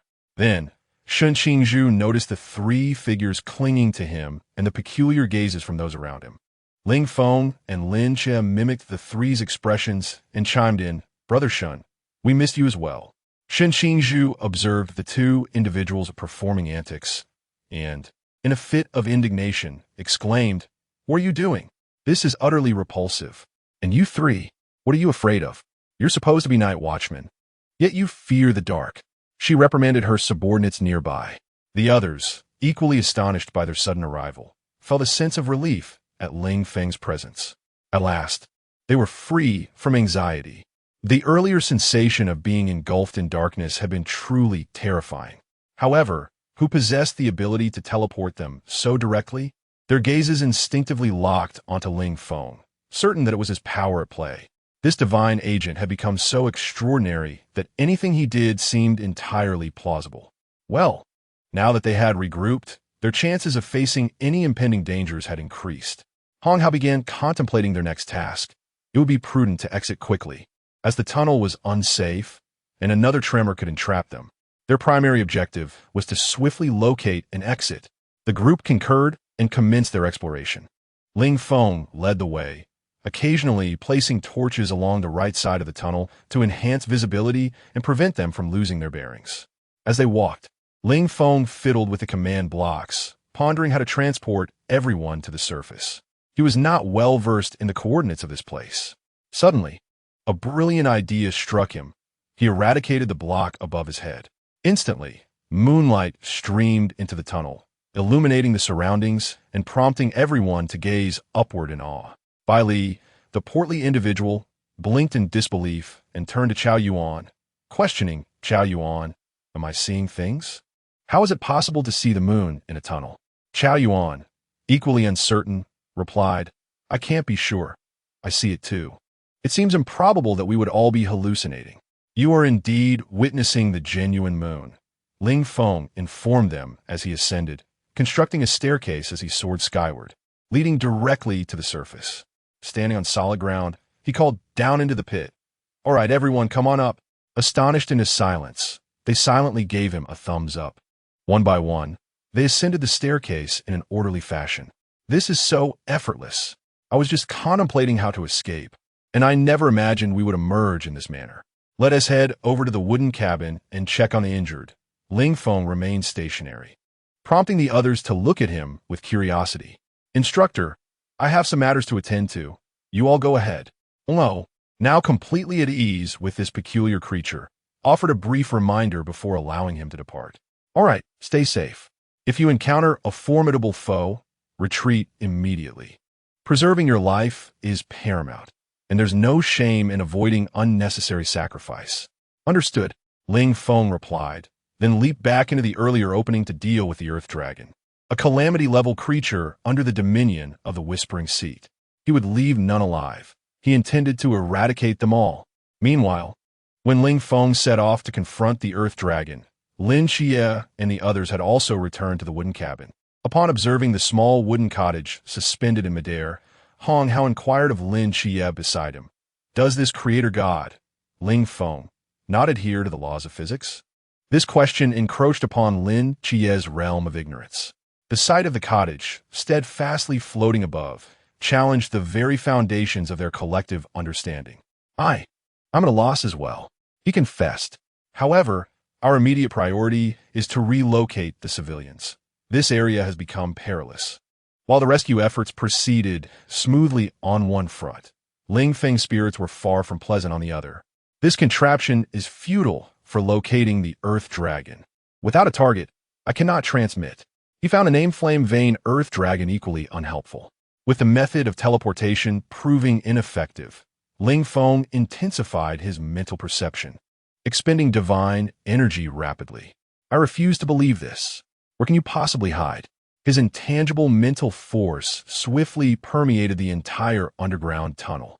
In a matter of moments, he located both a person and a dragon. "You truly are adept at concealment." Ling Feng hastened towards the designated location, consuming enchanted golden apples along the way to replenish his strength. Chapter 62. The Divergent Sorrows of Humanity. Ling Feng moved with incredible swiftness, soon arriving at the lair of the flame pulse Earth Dragon.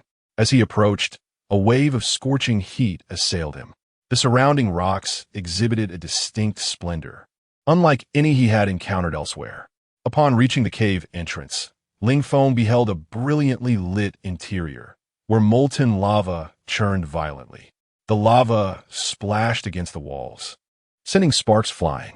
The crimson glow illuminated the rocky surfaces, resembling glistening rubies. The Earth Dragon coiled at the center of the magma, its scales reflecting the fiery light, as if engulfed in flames. With a furious roar, the dragon opened its cavernous maw and unleashed a torrent of dragon breath toward the intruder.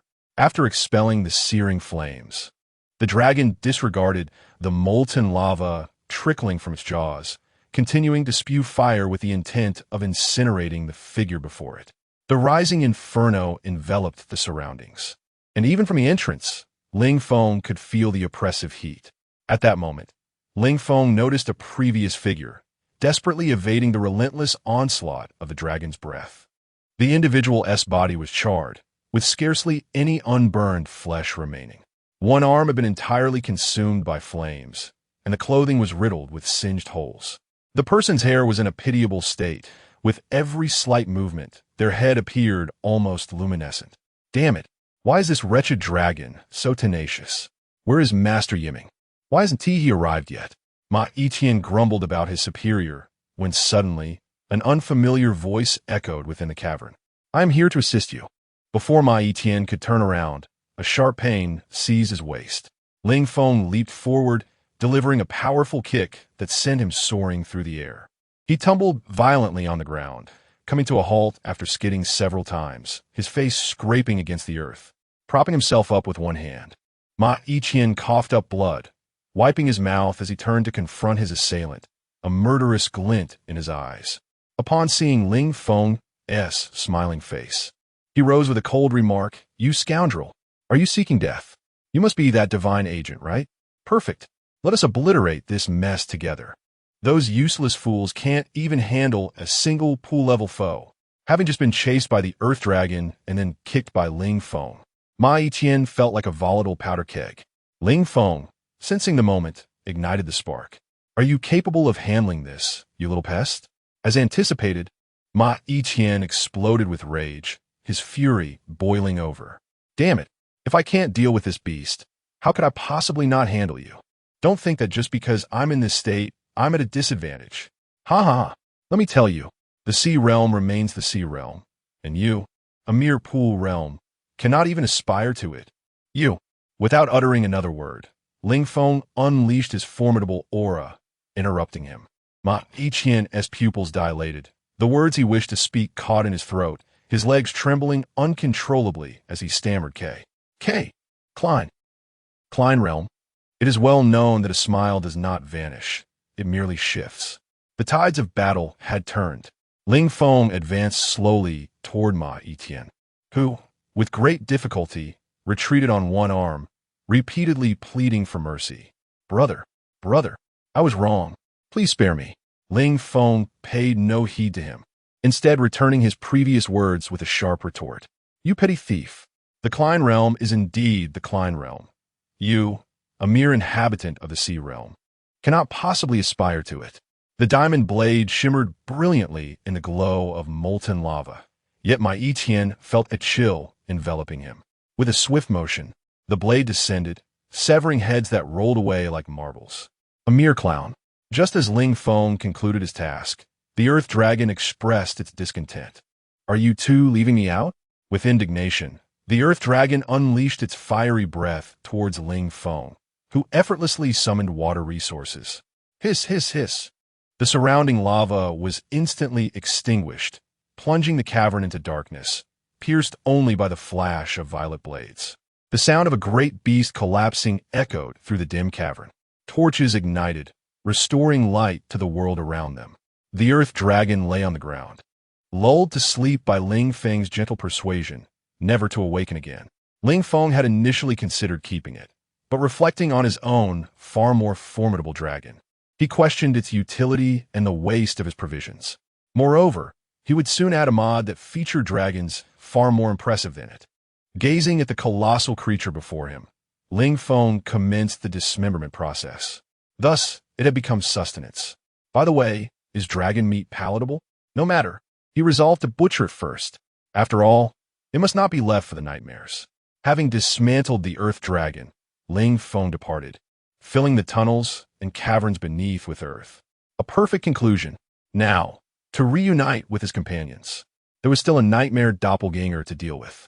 Having experienced the convenience and might of the Administrator Code, Ling Feng found himself unable to escape its grasp. With a direct teleport, at the moment the command succeeded, he appeared beside Lin Xie. Upon the sudden appearance of this figure, all drew their blades towards Lin Xie, their gazes shifting to the space behind him.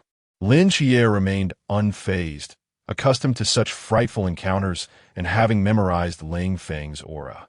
Seeing it was Ling Feng, Hong Hao waved his hand, and the others recognized him, lowering their weapons.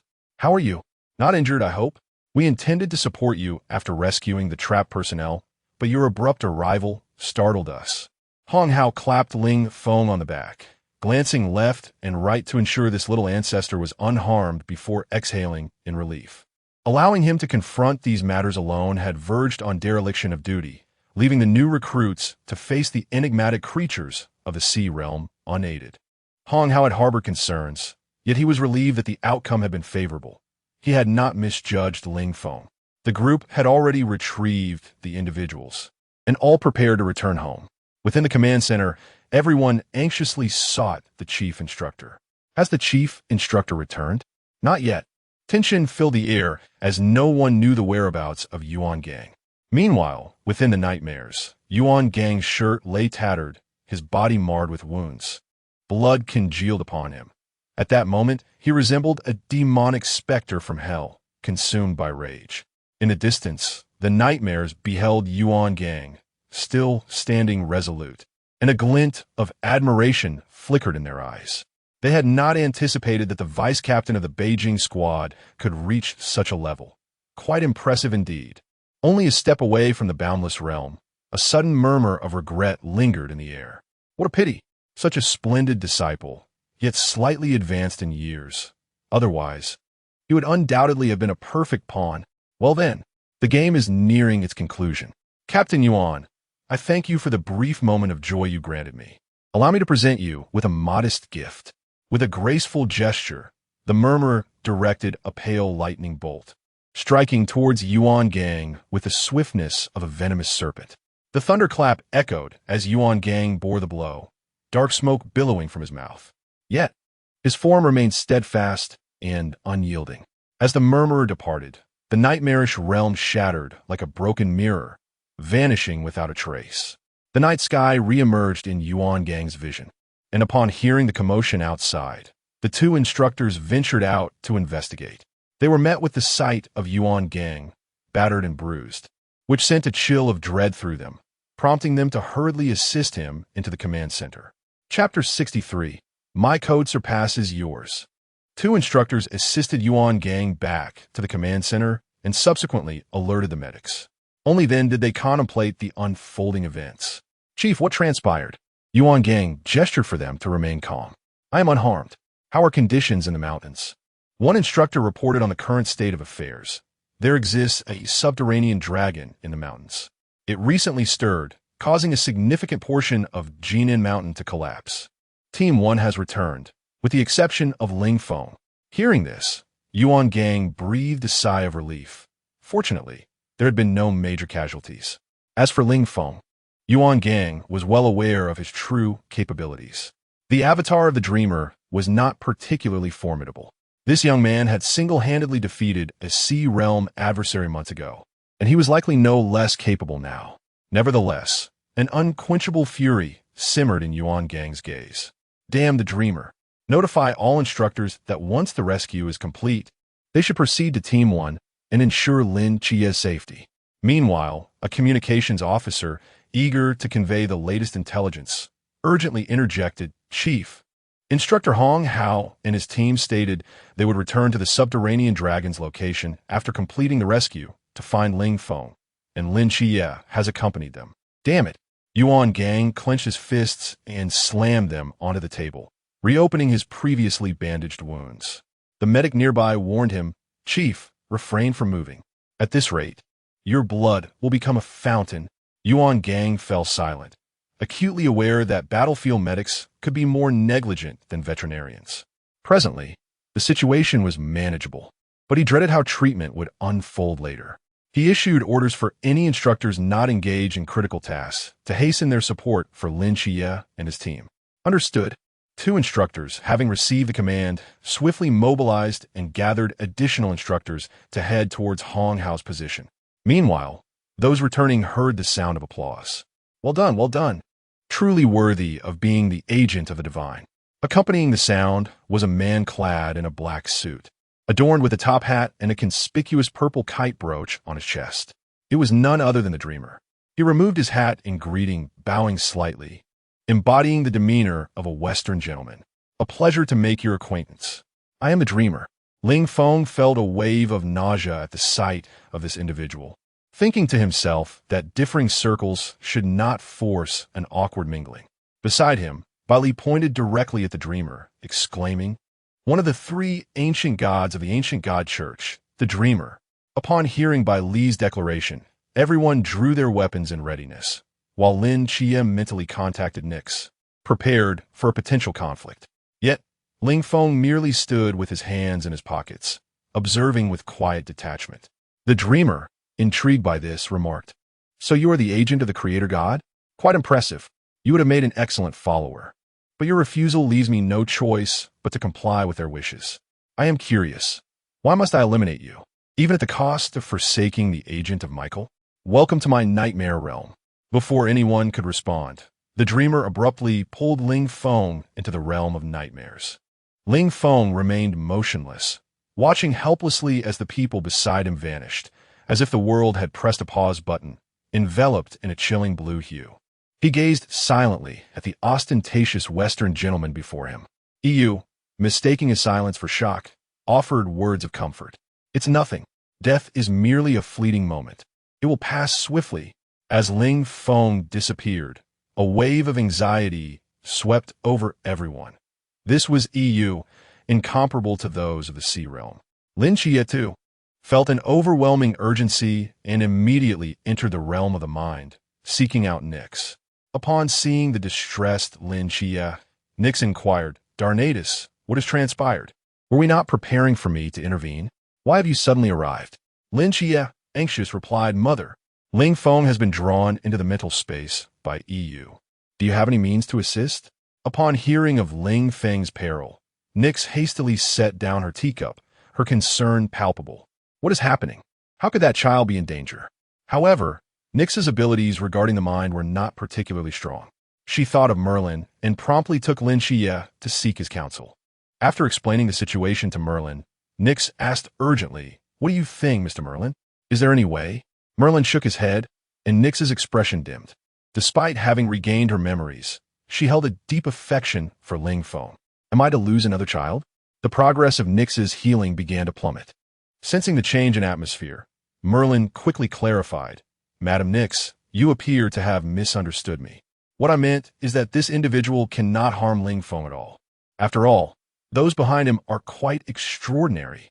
He had initially attempted to pry into the situation, but was immediately deterred by a pair of icy, radiant eyes. Such power did not belong to this realm. Hearing this, Nix's spirits lifted, and her healing progress returned to normal. Meanwhile, Lin Chia's emotions swung like a pendulum, fluctuating between hope and despair. Since Merlin had spoken, the only course now was to wait. The situation within the nightmare space unfolded as Merlin had surmised. Regardless of EU's intentions, his commands were rendered ineffective. Witnessing his power dissipate, EU seethed with rage. "What have you done?" Ling Feng smiled enigmatically, green code appearing beside him and rapidly spreading to fill the entire nightmare space.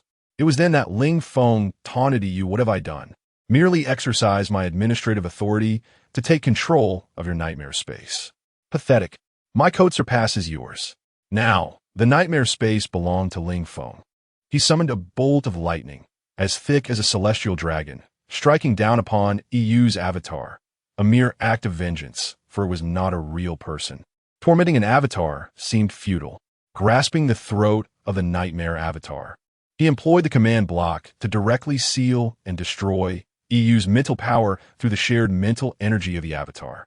A powerful surge of psychic energy coursed through, rendering the puppet in Ling Feng's grasp devoid of consciousness, while its soul was ensnared within the confines of a barrier cube. In a distant corner of the world, the medium team relentlessly pursued the entity known as Whisper, whose headaches intensified, taking considerable time to regain composure. What on earth is happening? Has the nightmarish avatar vanished? Furthermore, my mental strength, Whisper assessed, and realized that only a mere 10% of his original psychic power remained. What could possibly be the cause of this? No, I must flee swiftly. I fear I may meet my end here. In Sangnan City, the agents of the divine. Whisper was acutely aware that those two divine agents were behind this mischief, and he vowed to exact a double measure of vengeance for this grievance. Chapter 64. The End of Calamity. Blade of the War God. As the ethereal spirit was contained, the surrounding space remained intact, for it had already returned to Ling Feng. With a snap of his fingers, the space shattered, and Ling Feng reappeared before the crowd.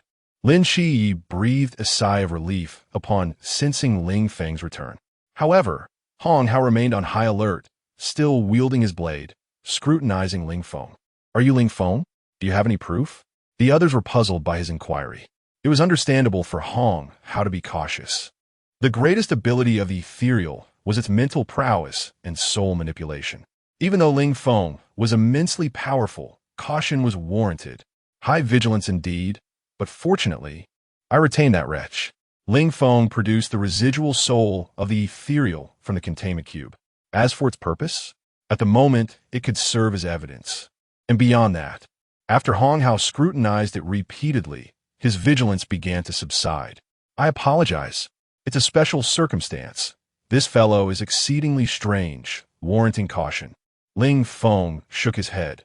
He bore no ill will towards Hong Hao for his vigilance, as the instructor acted out of concern for everyone's safety. Clenching his fist, Ling Feng obliterated the residual soul in his grasp, justifying his earlier decision to keep it for a while. As the residual soul vanished, the ethereal far away felt an excruciating headache. "Damn it, what on earth is happening?" Ling Feng, who had ensnared the ethereal twice, felt an overwhelming sense of joy, indeed much lighter in spirit. Initially, he intended to erase the ethereal outright, but he realized that he could not eliminate something of equal strength before him, nor could he face those of a superior realm. However, it was inconsequential. If he could not eradicate them, he had numerous ways to ensure their demise. "Well, it's finally over. Let us return." Seeing that matters had concluded, Hong Hao urged everyone to rest, acknowledging their exhaustion. The others had no objections. After all, it was tiring, and a break was well-deserved. Better not to rely on the golden apple. Ling Feng munched on an apple, contemplating this. The new recruits returned to rest, and Hong Hao, having just received news, learned that Yuan Gang had already returned and was likely growing anxious, so he went to report. Inside the command center, upon seeing only Hong Hao return, Yuan Gang felt a pang of anxiety and asked uncertainly why. "What? Is it just you?" Seeing his tense demeanor, Hong Hao hastily clarified, "And no, sir, do not worry. I sent them back to rest first. I came alone to report to you." Yuan Gang, relieved, staggered forward and playfully kicked Hong Hao.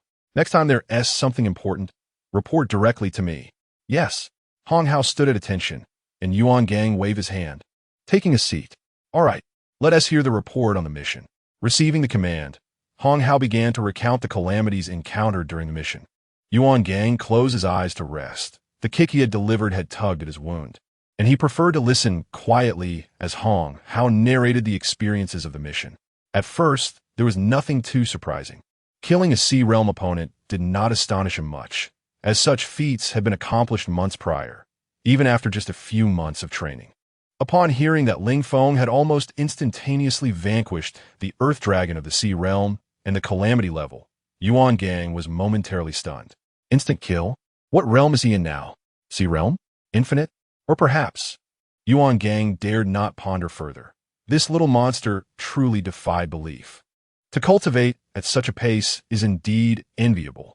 Regaining his composure, Yuan Gang prepared to depart to organize matters concerning the new recruit's graduation. Just as he stepped outside, a thought struck him. Turning to Hong Hao, he assigned a task.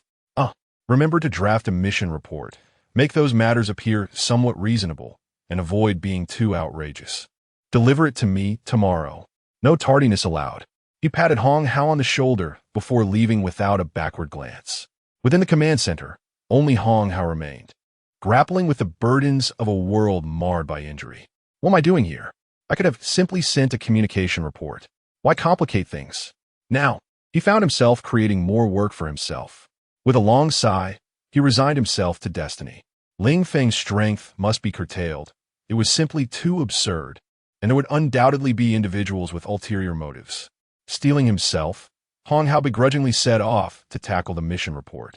Meanwhile, Ling Feng and the others were utterly exhausted, slipping into slumber in the vehicle until the abrupt stop at the training camp awakened them. No, I'm still so tired. I need to catch up on sleep. Bai Li, feeling too weary to even open his eyes, lamented, yet the desire for a comfortable rest prevailed. Dragging their fatigued bodies, they summoned remarkable willpower to pry their eyelids apart, stumbling toward the dormitory. Ling Feng observed the scene, reminiscent of a zombie apocalypse, nearly convinced he had traversed into another world. Strolling behind the group, he ensured their safe return to the dormitory. The moment their heads met the pillows, consciousness swiftly faded away. Shaking his head, Ling Feng chuckled at the earlier spectacle. He recalled his own struggles to rise for school. Glancing around, he noted that everyone had succumbed to slumber while he entered the block world. Not spotting the Ender Dragon and Mo Tong Shuang, Ling Feng scratched his head, not out of concern for their safety. After all, with the Ender Dragon present, what danger could there be? All right, no need to worry. The Ender Dragon is here. They're safe. The voice of him echoed from behind, prompting Ling Feng to turn around and inquire about the situation regarding the Ender Dragon. Him pondered for a moment. After a series of unequal agreements, the purple-eyed individual had finally consented to allow the Ender Dragon to assist Ling Feng. Reflecting on the sacrifices made for this character, him felt a twinge of irritation. He delivered a punch to Ling Feng's head, causing him to crouch down, cradling his skull. That hurt. What was that for? Ling Feng exclaimed, eyes wide with surprise. Him maintained a stoic expression, yet internally felt a wave of relief. It's nothing. Ling Feng, bewildered, retorted, if it's nothing, why did you hit me? Despite the presence of command blocks, Ling Feng couldn't dismiss the possibility that him might possess them as well. Fueled by a moment of anger, he was reluctant to face him's wrath, as it would no longer be mere training, but rather an explicit justification for him to strike him. Ling Feng was not foolish. Of course, he would not be deceived. Subsequently, he proceeded directly to the main topic, applying to him for the assessment of the blade of the war god. Without a moment's hesitation, him handed over both the blade of the war god and the Wu Pai to Ling Feng, holding the two divine artifacts in his hands. Ling Feng's mind momentarily short-circuited. Buffering complete, Ling Feng still found himself perplexed by the current situation. Was it truly this simple to obtain them? What does this mean? Just take them if they are given to you. By the way, to spare you any annoyance, I've disabled their language functions. After all, they are not spirit tools and serve no real purpose. Your mastery of my combat techniques is all that you need. After delivering these instructions, him left as straightforwardly as ever, leaving Ling Feng in a state of disarray amidst the wind. Upon returning next to Notch and 303, him was met with their teasing remarks. Going to deliver more equipment? Him paid no heed to their banter, while the two continued to chuckle. Ha ha ha. One insincere fellow. Ling Feng from the block world finally regained his composure and wondered aloud. Aren't we supposed to undergo an assessment? Chapter 65, Graduation. Oath. After expressing his doubts and watching him disappear, Ling Feng ceased to ponder further. His gaze shifted to the coveted god of Warblade before him, gently caressing the blade. A look of satisfaction illuminated Ling Feng's eyes. The massive diamond sword radiated dazzling brilliance under the sun, while the swirling blue light that enveloped the blade rendered it even more majestic. Beside him, the Wu Pai sword, slightly longer than the typical diamond longsword, bore two additional barbs at its tip. The Wu Pai sword possessed the ability to manipulate wind elements, primarily aiding players in achieving the God of War leap. Arriving at a vast plain, Ling Feng was eager to test his newfound weapon.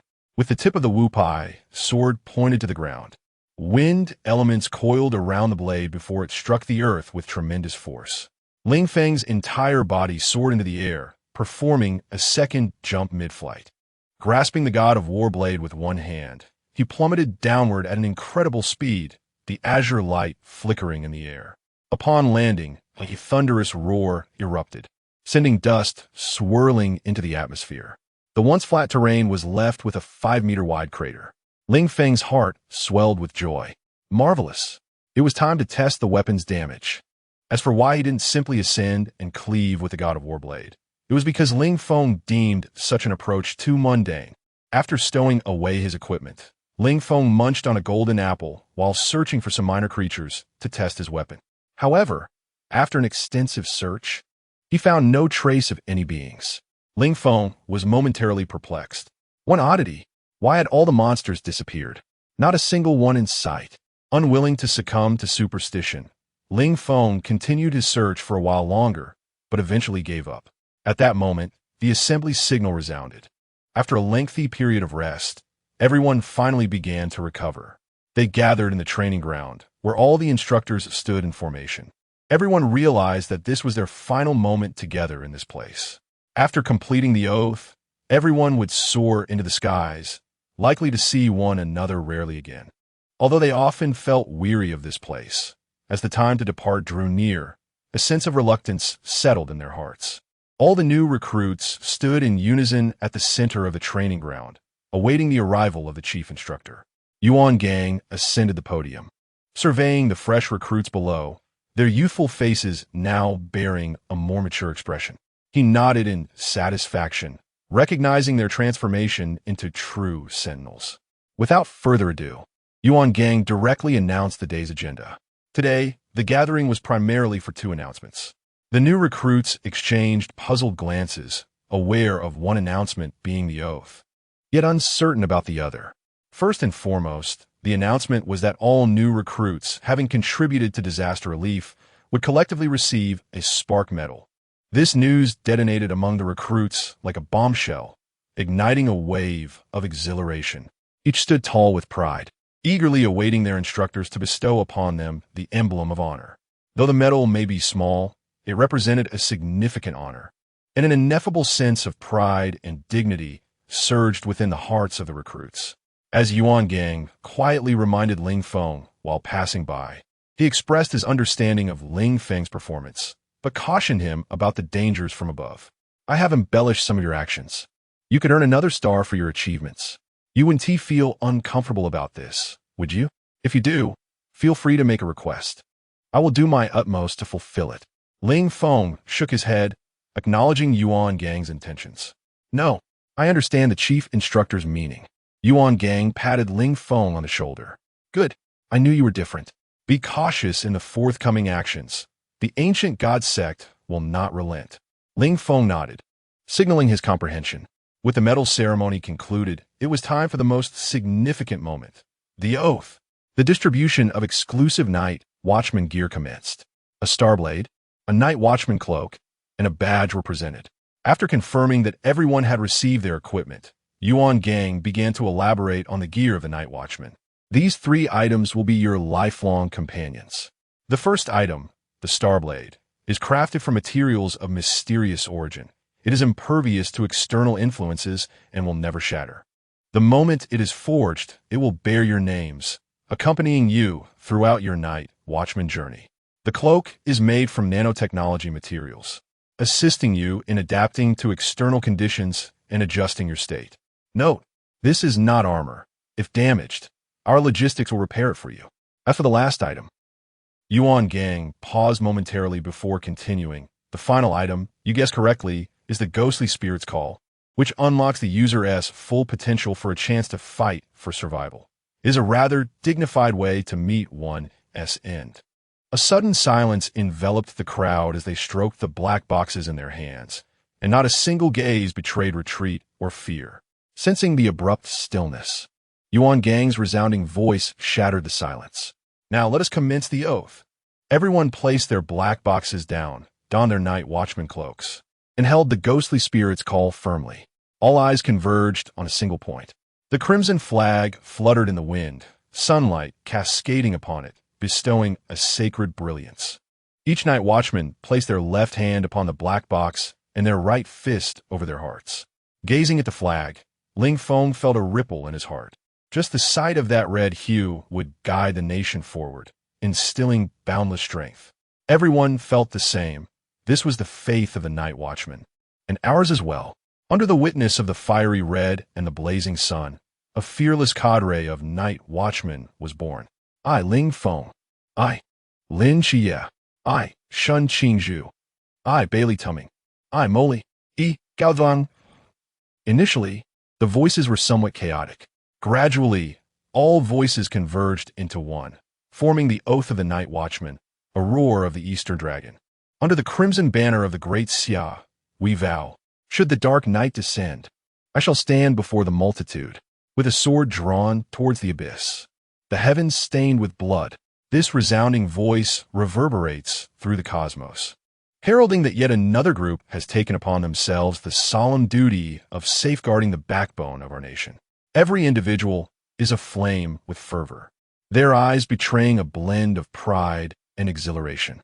The surging emotions within them refuse to be quelled. In this moment, they are no longer mere recruits, but steadfast sentinels. In this instant, they will bear the weighty responsibility of defending the great Xia, determined to eradicate every foe that dares to invade. As the oath concludes, the most poignant moment arrives, the time of parting. This is an experience shared by all. The hour to bid farewell has come. Each person strides towards their respective paths. Yet they all share a singular purpose, to protect the great Xia. Chapter 66. Farewell. A new journey. After gathering their belongings, everyone convened one last time at the training camp for a meal. During this meal, a serene atmosphere enveloped the group as they quietly savored their food. As they prepared to depart, they realized how swiftly time had flown by. Deng Wei, Li Liang, and Li Jia embraced Shun Qingzhu tightly. Brother Shun, it will be quite challenging to see you again. Indeed, meeting up will be quite difficult. The exuberant voices of the trio captured everyone's attention, causing Shun Qingzhu to feel somewhat flustered. After landing a playful punch on each of them, they reluctantly released their hold on him. Despite the reluctance in their eyes, Shun Qingzhu feigned indifference, saying, "What is there to be sad about? We have phones, don't we? You three act as if we will never see each other again." With a sigh, he shook his head, but before parting ways, he wanted to share a few heartfelt words with his brothers. Bai Li, having finished his last mouthful of food, expressed his sentiment. It's a pity that we won't be able to enjoy these meals anymore. This remark prompted a teasing response from Chao Yuan beside him. What is this? Young master Bai Li is reluctant to part with such simple fare? Of course not. Bai Li trailed off in his silence, and Chao Yuan, noticing this, refrained from further teasing. Like Bai Li, he was also loath to say goodbye to this group of friends. However, Chao Yuan had previously conducted some research and turned his gaze towards Ling Feng and Lin Xie. I've looked into it. There aren't many mysterious incidents in Songnan City. I'm in Huaihai, so feel free to visit me if you have time. Hearing this, Ling Feng couldn't help but twitch his lips. Indeed, mysterious occurrences were rare. The first time nearly didn't happen, and the second time was a complete absence. Such events were truly scarce. Lin Xie nodded in agreement. Ling Feng glanced at him and thought, I hope you will be strong when the time comes. As for whether to save Songnan City, Ling Feng had already bestowed the immortal totem upon those he cherished. As for others, he was uncertain if he possessed the capability or desire to rescue an entire city. Moreover, what impact would this have on Lin Xie's state of mind? Never mind, we shall take it one step at a time. Upon hearing Chao Yuan's words, Bai Li couldn't help but scoff internally. What a blatant display of boasting. You all are so close, while I'm leagues away. Who knows when we will meet again? Furthermore, the night watchers were not permitted to leave the cities they were assigned to. Bai Li sighed dramatically, feeling a sense of loss. However, this did not deter the ever-optimistic Bai Li. An idea suddenly struck him. I just remembered, if we want to stay together, we could form a special team. A special team can travel freely without regional restrictions. If we can't join a special team, can't we create one ourselves? Lin Xie and Chao Yuan's eyes brightened at this prospect, contemplating the feasibility of this plan. Ling Feng, upon hearing about the special team, recalled another matter. Once his avatar stabilized, could he perhaps establish an immortal legion? My King Him, 303, the Dark Sovereign, the Death Knight, the Demon Lord of Fear. If these 5 were to manifest in this world, Wouldn't the mysteries just explode? These 5 individuals are formidable forces, akin to a legion of the undead. And the mere thought of it is exhilarating. As Ling Feng contemplated the feasibility of forming a legion of the undead, Shen Qingzhu had completed his conversation with his comrades. Were they discussing? Bailey inquired directly. We are deliberating the formation of a special squad. Would you like to join? Shen Qingzhu glanced at the 2 divine agents beside him. The presence of these extraordinarily powerful beings would undoubtedly make their team thrilling. Without hesitation, Shen Qingzhu agreed, much to Bailey Fatty's astonishment. He had not anticipated such a swift acceptance, which now provided an abundance of candidates. Himself, Ling Feng, Qi Yi, Chao Yuan, Brother Zhuai, and Mamali. Bailey Fatty's expression shifted uneasily. Shen Qingzhu stepped aside slightly and addressed Ling Feng. Please do not include this fellow in your special squad. I am not acquainted with him. The 3 nodded in agreement, sensing the validity in Zhuai Ji's words. Bailey Fatty, shaken from his daydream, quickly intervened. No, this won't do. I am, of course, the most vital component of our team. I can assist in crafting a plethora of equipment. Lin Qi Yi chimed in with a playful jab. No need for that, young Master Bailey. He playfully draped his arm over Ling Feng's shoulder and added, Ling Feng is a creator deity. His equipment surpasses even the most forbidden artifacts. With our esteemed creator deity on board, we shall be well equipped. Ling Feng, aware that they were jesting, nodded in agreement. Bailey Fatty grew anxious and protested. Please, don't abandon me, Lin Ge, Feng Ge. The sight of Bailey Fatty in distress elicited laughter from a group. Lin Qi Yi gave him a reassuring pat, halting his lamentations. We were merely jesting. How could we possibly forsake you? Bailey Fatty cast a forlorn glance at his companions. But the seed of forming a special squad had been planted in everyone's minds thanks to Bailey's proposal. After a brief discussion, it was time to depart. Each received an envelope, and curiosity piqued as they wondered what it contained. Ling Feng grinned mysteriously. You'll find out once you board the vehicle. After bidding farewell to the group, Ling Feng and Lin Qi Yi began to tidy up their belongings, as there was no rush being local. On the bus ride back to the dormitory, Ling Feng fidgeted with the demon goddess call, activating the command block. Remove all side effects of the target object. Executing. Execution failed. Note, this item is governed by world rules. Permissions to alter are currently unavailable. Ling Feng was momentarily taken aback. He had not expected that altering this item would be beyond his authority. Was this trivial object governed by such high-level rules, or was there an issue with his command? Puzzled, he and his companion returned to the dormitory, abandoning that line of thought as they began to organize their belongings. Meanwhile, the others on the bus eagerly opened Ling Feng's parting gift. What gifts might this formidable individual bestow upon them? Bai Li Bang Bang, Macao Li, Shenkingzu, Chao Yuan, and Deng Wei eagerly opened the envelope. Inside lay a striking golden figurine with emerald eyes, the immortal totem. Intrigued, they began to admire this exquisite ornament, only to discover a note within. Brothers, Emoli, this object is known as the immortal totem. It will grant you protection against a single fatal blow, serving as a means of resurrection. I hope that the next time we speak of one another, it is not accompanied by dire news. Therefore, I have bestowed upon you this safeguard, with the hope that you will all thrive. Wishing you all great success in your martial endeavors. Upon reading this message, the astonishment within them lingered, unable to be quelled. Resurrection? Could it truly be possible? Yet, if it is his word, it must hold merit. At that moment, the immortal totem transformed into a golden luminescence, enveloping each of them. As they felt the figurine nestled within their hearts, a profound sense of reassurance washed over them. Chapter 67. Reporting in after the 2 had gathered their belongings, they prepared to depart the camp. In the distance, Yuan Gang observed the 2 young men leaving, a wave of emotion washing over him. It seemed that the world was on the brink of transformation.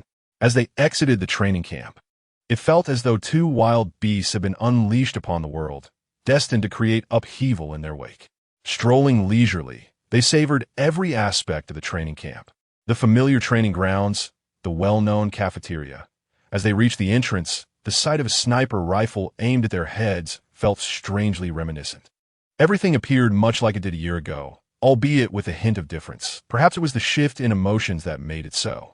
Once they stepped beyond the military control of the camp, they spotted a black vehicle parked by the roadside. Beside it stood a scruffy-looking man and a girl clad in athletic wear. Indeed, it was old Zhao and Hong Ying. Upon seeing their figures, Hong Ying waved enthusiastically. "Brother, over here." Hearing her call, the two hastened their steps towards the vehicle. Suddenly, a loud pop echoed as Hong Ying produced a confetti cannon from who knows where. Celebrating their arrival, colorful paper fragments burst forth before them, mercifully avoiding their heads. "Congratulations to both of you for becoming night watchers. You both look remarkably fit," Hong Ying remarked, discreetly squeezing Ling Feng's muscular arm, her admiration evident. Ling Feng noticed her subtle gesture and smiled, choosing not to comment. As Hong Ying assisted her brothers in stowing their luggage in the trunk, she cast a meaningful glance at old Zhao. Zhao Kongcheng, momentarily bewildered, processed the unspoken message and sought to comfort the two. Don't be too disheartened. It's all right if your results weren't stellar. It was just one misstep, and it doesn't reflect your true abilities. We've all witnessed your strength firsthand." Once the luggage was secured, Hong Ying chimed in, "Indeed, results do not define everything." Ling Feng chuckled softly, realizing they were still unaware of the situation. "Old Zhao, Sister Hong Ying, I placed first, and Qi placed second." Upon hearing this, Zhao Kongcheng looked at Ling Feng with concern, thinking the boy had lost his wits. How could first and second possibly end up in Team 136? Hong Ying mirrored his concern, gazing at Ling Feng with worry. "Brother, are you all right? Don't be upset. Isn't it good that Team 136 is filled with familiar faces? Don't dwell on the results. They mean little." Seeing their disbelief, Ling Feng nudged Lin Qiyi, who echoed the same sentiment. The two remained skeptical, but decided to enter the car regardless. After their repeated assurances of sanity, Zhao Kongcheng and Hong Ying were left puzzled. Why were the top two assigned here? Realization dawned on Hong Ying, and she exclaimed in frustration, "Isn't this corruption? Why would two brothers with such outstanding results be placed in a less prestigious night watcher team?" Ling Feng quickly sought to calm her, understanding her frustration over their potentially brighter futures being relegated to a lesser squad. "Sister Hong Ying, Lin Xie is in a special situation, and I specifically applied to stay." Upon hearing Ling Feng's words, Hong Ying felt a mix of frustration and disappointment. "Brother, how could you jest with your own future? You ought to seek better opportunities. While your decision brings me joy, it also fills me with guilt." Ling Feng remained indifferent to which team he belonged. His prowess would not wane due to such trivialities. Observing the conflicting emotions of happiness and guilt on Hong Ying's face, Ling Feng reassured her, "Fear not, Sister Hong Ying, my strength shall not stagnate because of this." "Really?" Ling Feng nodded vigorously, which finally put her at ease. He chastised himself for his earlier words, regretting his thoughtlessness. Now, Sister Hong Ying was upset. He resolved to think before speaking in the future. The vehicle fell into silence, the only sound being the roar of the engine. As they traversed the mountain roads, the view of San'an City outside the window was breathtaking. It was a marvel, albeit one with a time limit. The city had little time left, and misfortune awaited it. By the way, Sister Hong Ying, has San'an City been busy lately? Having regained her composure, Hong Ying pondered and answered Ling Feng's inquiry. In the past 6 months, there haven't been many mysterious incidents. However, recently, while dealing with the enigmatic, we've inexplicably lost several corpses. It's quite puzzling. Initially, it was merely corpse theft, but now the perpetrator has begun actively hunting the mysterious, and we have yet to uncover his identity. It's utterly vexing. Upon hearing this, Ling Feng deduced that it must be in Qing Yu's doing. The fellow had always been fervent about corpses. Ling Feng found little admiration for such behavior. As the conversation flowed, the atmosphere in the car brightened. Eventually, Hong Ying grew curious about her two younger brothers' abilities. Lin Xie responded first. "Pool realm." They nodded in acceptance. Ling Feng then dropped a bombshell that left both of them astonished, even Lin Xie. Everyone turned to Ling Feng, who calmly stated, "Sea realm." "Sea realm? Quite impressive." Zhao Kongcheng praised Ling Feng's cultivation, but suddenly he stumbled, nearly sending the car careening off course. Ling Feng quickly cautioned him, "Old Zhao, steady yourself, or we'll be thrown out." At that moment, Zhao Kongcheng had no time to heed Ling Feng's warning as he sought confirmation of Ling Feng's prowess. "What realm did you just say you were in?" "Sea realm," Ling Feng replied, feigning confusion. "What's wrong? Did I exaggerate?" Observing their expressions, he realized he had indeed oversold his capabilities. Fortunately, he had not mentioned the Klein realm. Otherwise, they would have been even more astonished, though they were quite shocked as it was. Hong Ying's mouth fell agape at the revelation, her eyes gleaming with excitement. "Ha ha ha! Old Zhao, our team finally boasts someone in the sea realm." Zhao Kongcheng drove with great concentration, striving to keep his thoughts focused on the road. Yet the news of Ling Feng's ascendance to the realm of the sea echoed relentlessly in his mind. This fellow is utterly outrageous. Beside him, Lin Xie couldn't help but chuckle in resignation. How could one even pursue such an unattainable figure? He seemed as lofty as an insurmountable peak, leaving others in his dust. Nevertheless, I shall not concede. As a divine agent myself, how could I possibly lag so far behind? Upon arriving at the office, they tossed their luggage into the car. Hearing the commotion, Wu Xiaonan teased Chenmai, "What's this? A new team member arrives, and you don't even extend a greeting?" Chenmai retorted with a laugh. "We're all familiar faces here. What's there to welcome? Quick, bring out the dishes." Wu Xiaonan replied with a smile as he assisted Chenmai in laying the food upon the dining table. Ling Feng and Lin Xie followed Hong Ying and Zhao Kongcheng back to the office. Ling Feng and his companion saluted, proclaiming loudly, "Ling Feng, Lin Xie, reporting for duty." Chapter 68. The Rule of Milk. Upon hearing the reports from the two individuals, Chenmai wiped his hands on his apron before removing it. He faced them, saluted, and wore a smile that was as warm as ever. "Welcome to Team 136, new members." After lowering his hand from the salute, Chenmai gestured for them to take their seats and enjoy their meal.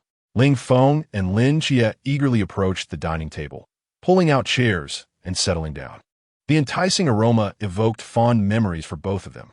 Indeed, the captain's cooking was a source of nostalgia. Once they began to eat, Ling Feng and Lin Xie wasted no time in shoveling food into their mouths. The familiar flavors danced across their palates, awakening their taste buds, and they dove into their meal with fervor. Observing them, smiles blossomed on the faces of all Team 136 members. After the meal, Hong Ying inquired about Chenmai and the others. Did the teacher come to Tsangnan for any specific mission?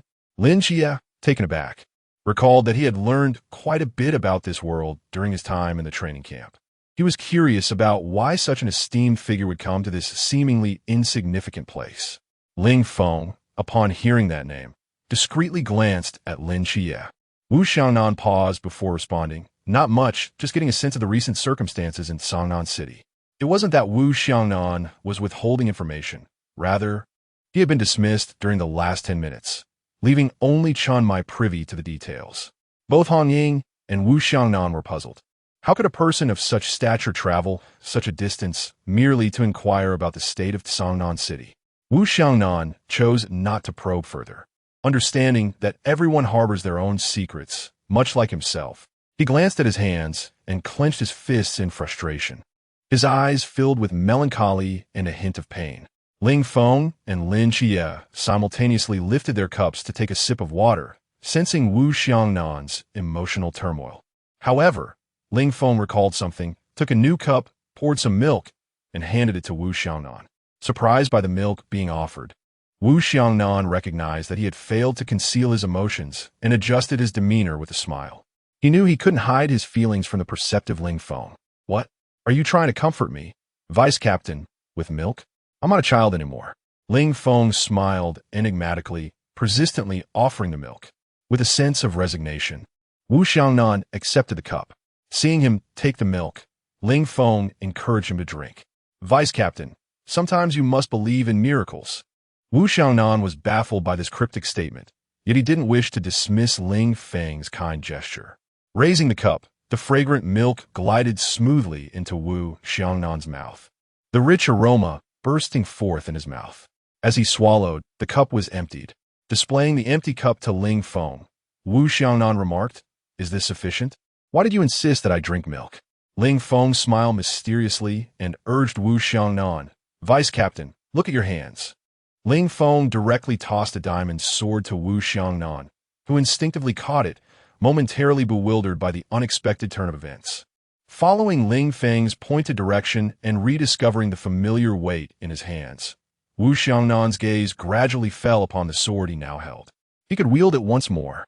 After years of helplessness, it was astonishing that this young man before him had so effortlessly liberated him from his plight. Overcome with emotion, Wu Xiangnan looked at Ling Feng, who gave him a reassuring pat. "Vice Captain, don't look at me like that. The law of milk surpasses all." With that ambiguous remark, Ling Feng was called away by Hong Ying, leaving Wu Xiangnan alone to absorb this unexpected boon. Curiously, Hong Ying approached Ling Feng, inquiring about the incident. "It's a secret," Ling Feng replied, prompting her to change the subject. "You little rascal. Sister Hong Ying has taken such good care of you. Yet you haven't even poured her a glass of milk?" Ling Feng, caught off guard by her charming visage, felt his ears flush and instinctively stepped back. He hurriedly poured a glass of milk for Hong Ying. "I'm sorry, sister. I'll make it up to you now." Taking the glass, Hong Ying patted him on the shoulder. "Thank you, little brother."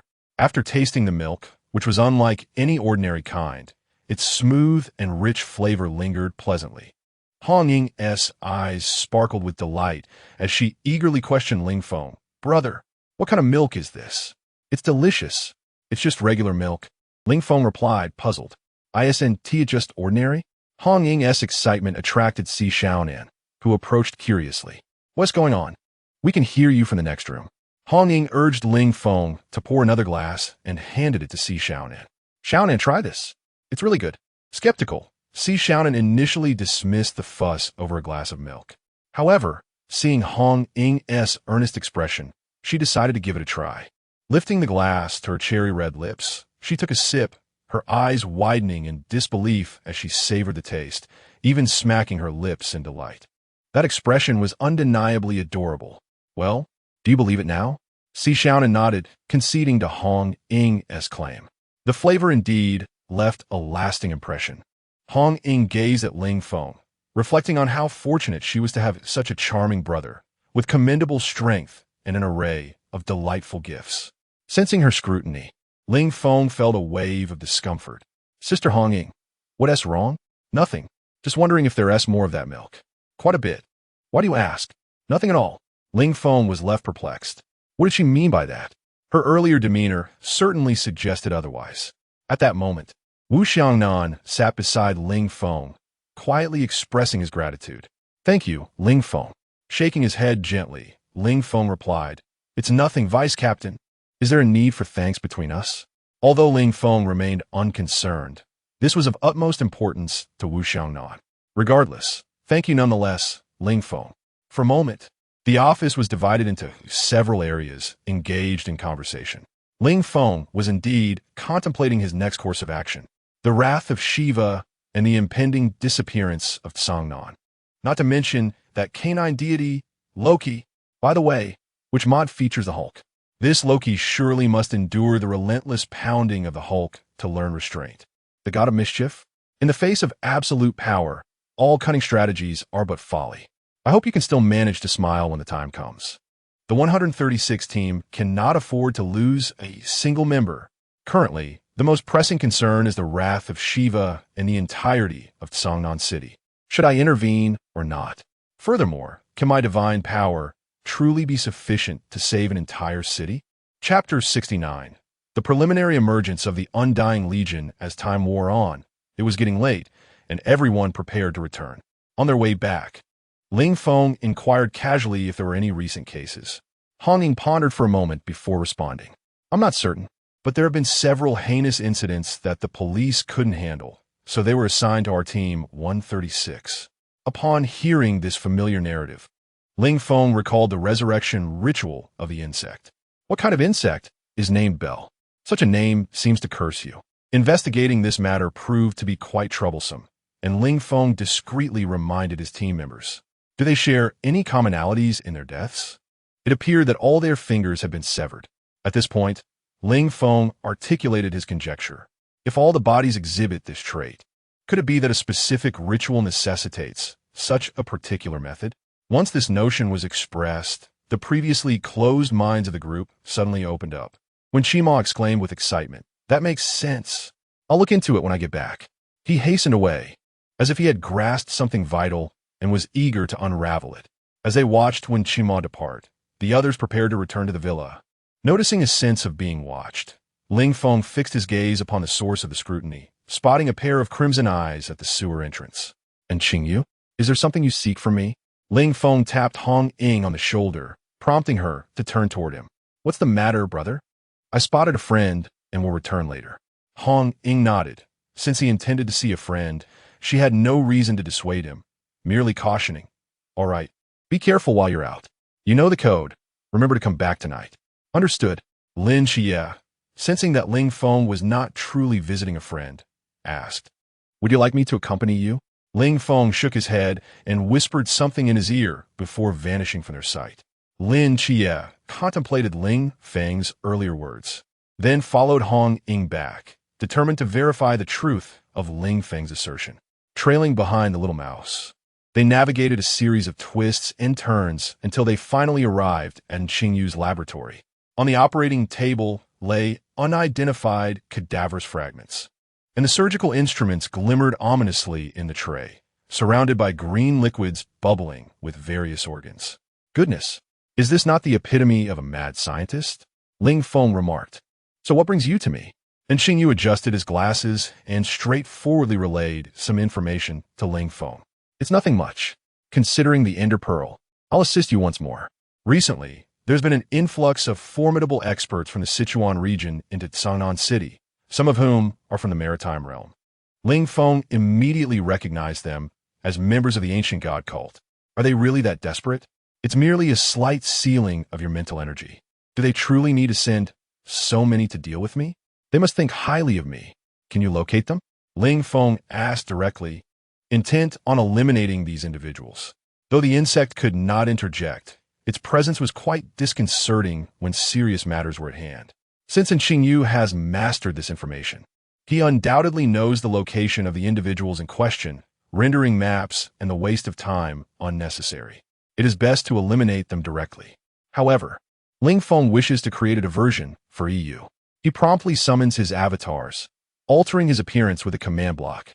He manifests as him, adorned in a blue short sleeve, emanating an otherworldly glow from his eye sockets, as 303, cloaked in white robes with a black visage, his crimson eyes radiating boundless murderous intent, as Null, shrouded in black mist, with eyes mirroring those of the king, as the fearsome demon king, a skeletal figure draped in purple robes, and as a necromancer knight clad in heavy armor, wielding a lava sword. Upon witnessing the emergence of these 5 formidable entities, comparable to Ling Feng himself, and Qingyu's curiosity intensifies. "What other powers do you possess, Ling Feng? My intrigue in you only grows." Meanwhile, 303, who is accompanying Notch in observing the world, nudges him, commenting, "It seems this fellow possesses a wealth of knowledge."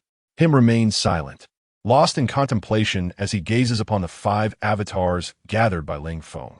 Only when prompted by 303's teasing does him return to the present, retorting, "That rascal, always concocting such schemes." Yet, without further ado, him obediently waves his hand. Upon learning of him's actions, 303 is momentarily taken aback before bursting into laughter. "Ha ha ha! Him! Do you hold such high expectations for this lad?" In the depths of the sewer, Ling Feng had already instructed Qingyu to lead the avatars to vanquish the minions of the ancient god church. Suddenly, he notices that his avatar, him, wields the iron sword that has long been his companion. A smirk graces Ling Feng's lips. He comprehends the implications. "Thank you, my king." With their equipment in place, the avatars follow in Qingyu's rodent minions to pursue their adversaries. After bidding farewell to Qingyu, Ling Feng departs.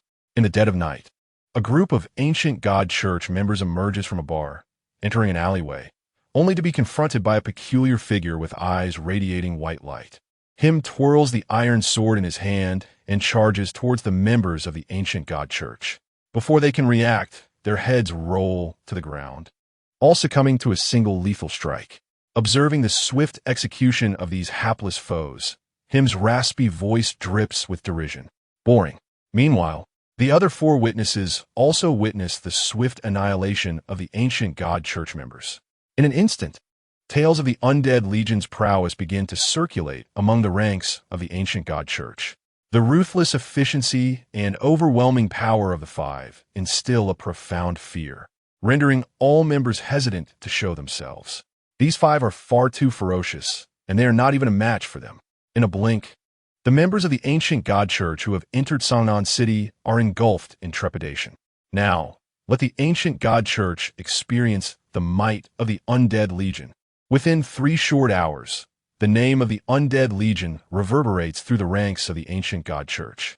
However, it must be noted that the intelligence network of the ancient god church is remarkably robust. Even EU, located far away, cannot maintain his usual gentlemanly demeanor upon learning this news. Damn it! Who dares to oppose the ancient god church?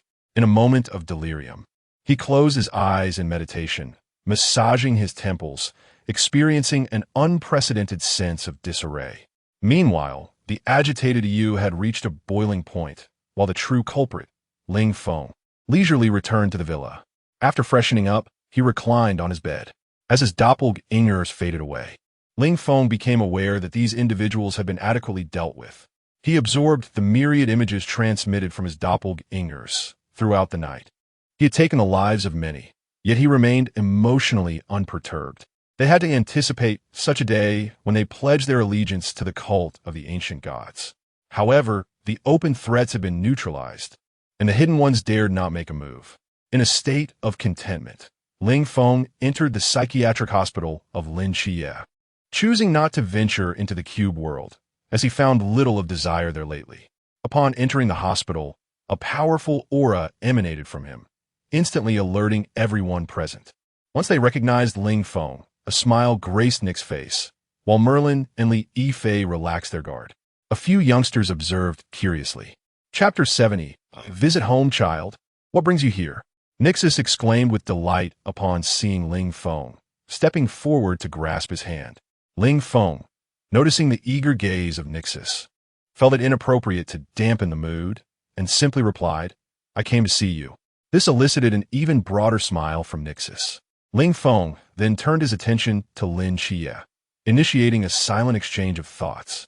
Have you not yet mentioned it? Lin Xie inquired. How could I? I fear she might not believe me. What if the situation escalates? Ling Feng was hesitant to elaborate further. He relayed to Lin Xie the circumstances surrounding Nixus's refusal of treatment, but felt it unwise to act impulsively. Ultimately, he decided it was best to leave the matter in Nixus's hands, having already informed him. After a period of observation, Aju recognized the individual's identity. He stealthily departed, the memory of that devastating blow that had incapacitated him still vivid in his mind. Ling Feng noted his departure, but dismissed it. What adult would lose their temper at a child? Ling Feng engaged Nixus in conversation, while Merlin observed him with a hint of curiosity. What was the nature of that ethereal glow? Despite his intrigue, Merlin refrained from probing further, the previous perilous encounter still fresh in his memory. Having spent only a brief time at the mental institution, they were soon met with an uproar outside. Ling Feng and Lin Xie exchanged glances and swiftly exited. Upon reaching the living room, they encountered Hong Ying, who tilted her head in inquiry. Brother, when did you return? I've been back for a while, he replied, noticing that all members of Team 136 were present. He inquired about the current situation. However, what was unfolding? Chen Mai's intense gaze fixed on Ling Feng as he disclosed their purpose for coming. The intelligence department informed me that numerous bodies of the ancient god cult members have suddenly appeared within the city. This case has been assigned to our team. Wu Xiangnan, upon hearing about the case, had an inkling of who was involved. Ling Feng remained silent, a subtle smile gracing his lips. A flash of white light emanated from his eyes, vanishing after a mere blink. Both Chen Mai and Wu Xiangnan witnessed this fleeting brilliance. This mischievous brat, making such a grand entrance upon his return without reporting. Upon realizing it was Ling Feng, both Chunmai and Wu Xiangnan breathed a sigh of relief. Dealing with their own was considerably easier, though they still needed to keep an eye on him. Chunmai promptly instructed Hong Ying and Si Xiaonan. Hong Ying, you and Xiaonan are to keep a close watch on these two tonight. Do not let them wander. Hong Ying nodded in acknowledgement. Once everyone departed, the villa returned to tranquility. However, in the latter half of the night, Ling Feng was anything but subdued. Under the cover of darkness, a shadow moved stealthily. He had intended to check on Lin Chie's progress before dealing with the pest. To his surprise, Lin Chie seemed hesitant. Suddenly, a figure appeared ahead. Where are you off to at this hour? Hearing Lin Chie's voice, Ling Feng immediately pulled him along. Once outside, he regarded Lin Chie and asked, "What are you doing awake at such a late hour?" Lin Chie was utterly bewildered. "Are you even listening to yourself? You sneaked out, and now you're asking me what I'm doing here? Can't I enjoy the moonlight? What are you doing here?" With crossed arms, Lin Chie fixed his gaze on Ling Feng, challenging him. Feeling the intensity of Lin Chie's stare, Ling Feng responded nonchalantly, enjoying the sunlight. Lin Chie, perplexed, rubbed his ears as if he had misheard something audacious. "What? Why are you here?" Realizing that this lad was unlikely to leave, Ling Feng decided to bypass the topic and instead urged him to join. As they passed by Lin Chie's home, Ling Feng noticed him pause momentarily. Gazing at the familiar abode before him, Lin Chie struggled with his steps. Inching closer and then retreating, Ling Feng halted, observing Lin Chie's indecisiveness, and offered him a choice by heading toward his home. "Come on, let's go back and take a look." Upon hearing this, Lin Chie hesitated, and after a series of internal conflicts, he ultimately decided against it. "No, the rules of the night watch prohibit returning home. Is that even a big deal?" "It's nothing." Ling Feng pondered for a moment before activating the data space, enveloping Lin Chie's home within it. This action caused Yang Jin to leap from his bed, while the small black cat beside him opened its eyes. "What's happening? Is there an enemy?" Yang Jin sensed his brother downstairs, accompanied by an unfamiliar figure. However, the aura of that stranger felt unsettlingly familiar. Where had he seen it before? Downstairs, Lin Chie was puzzled by Ling Feng's actions. Ling Feng patted Lin Chie on the shoulder, proudly proclaiming, "This is a data space. Whatever you do in this area won't affect the outside world. Are you reassured now? Nobody will know you were here." Upon hearing Ling Feng's explanation, Lin Chie felt a surge of excitement. Clenching his fists, he expressed his gratitude. Ling Feng then led him to the door. No need for formalities. Standing at the threshold, Lin Chie was overwhelmed by a flood of longing, yet he felt a twinge of nervousness, his hand hovering in midair, poised to knock. After contemplating for a moment, he finally brought his hand down to rap against the wooden door of his home. Knock, knock. The sound echoed, reviving memories within Lin Chie. Reaching the ears of his aunt, the lights of the small building began to illuminate, and Lin Chie's heart raced in anticipation. "Who is it?" The familiar voice resonated, and as the door swung open, the walls of his emotional defenses crumbled under the torrent of longing. His aunt, upon seeing who stood outside, felt tears welling in her eyes. "Xiao Qi, is it really you?" She reached out to caress Lin Chie's cheek. "You've lost weight, but you've grown stronger. Have you endured much hardship?" Though Lin Chie had a myriad of thoughts to express, the warmth of his aunt's concern rendered him speechless. Ultimately, he managed to utter, "Ie me fine, auntie." "It's not hard at all." At this moment, Annie also noticed Ling Feng standing behind Lin Chie. "Who is this?" Lin Chie stepped aside slightly to introduce Ling Feng. "Auntie, this is my comrade, Ling Feng." "Hello, Auntie." Ling Feng quickly greeted her, having observed the warm interaction between the two and reluctant to intrude. "Oh, hello, dear. Don't just stand there. Come inside." Ling Feng followed her into the house. Lin Chie and his aunt had much to discuss, so Ling Feng refrained from interrupting them. He surveyed his comrade's living environment, taking in the surroundings. Just then, Yang Jin and Xiao He descended from upstairs. After some contemplation, he recalled who this person was, the enigmatic divine agent. Although he was uncertain of Ling Feng's intentions, he still treated him with courtesy. He poured a cup of tea for Ling Feng, who accepted it with both hands, smiling as he said, "Hello. I am your brother's comrade, Ling Feng. Yang Jin concealed his demeanor well, shedding the composed and seasoned persona he had exhibited by the window. He expressed his gratitude to Ling Feng. Thank you for taking care of my brother this past year. Not at all. It was nothing. Your brother is quite capable. Yang Jin nodded, well aware of his brother's strength, recognizing that the divine agent was under the protection of a deity, thus facing little real danger. For a moment, both fell into a contemplative silence. Yang Jin cast a curious glance at the unknown divine agent. Noticing Yang Jin's gaze, Ling Feng remained unfazed. He lifted his teacup and took a sip, sensing a faint aura emanating from Yang Jin. A soul-collecting bag, is it?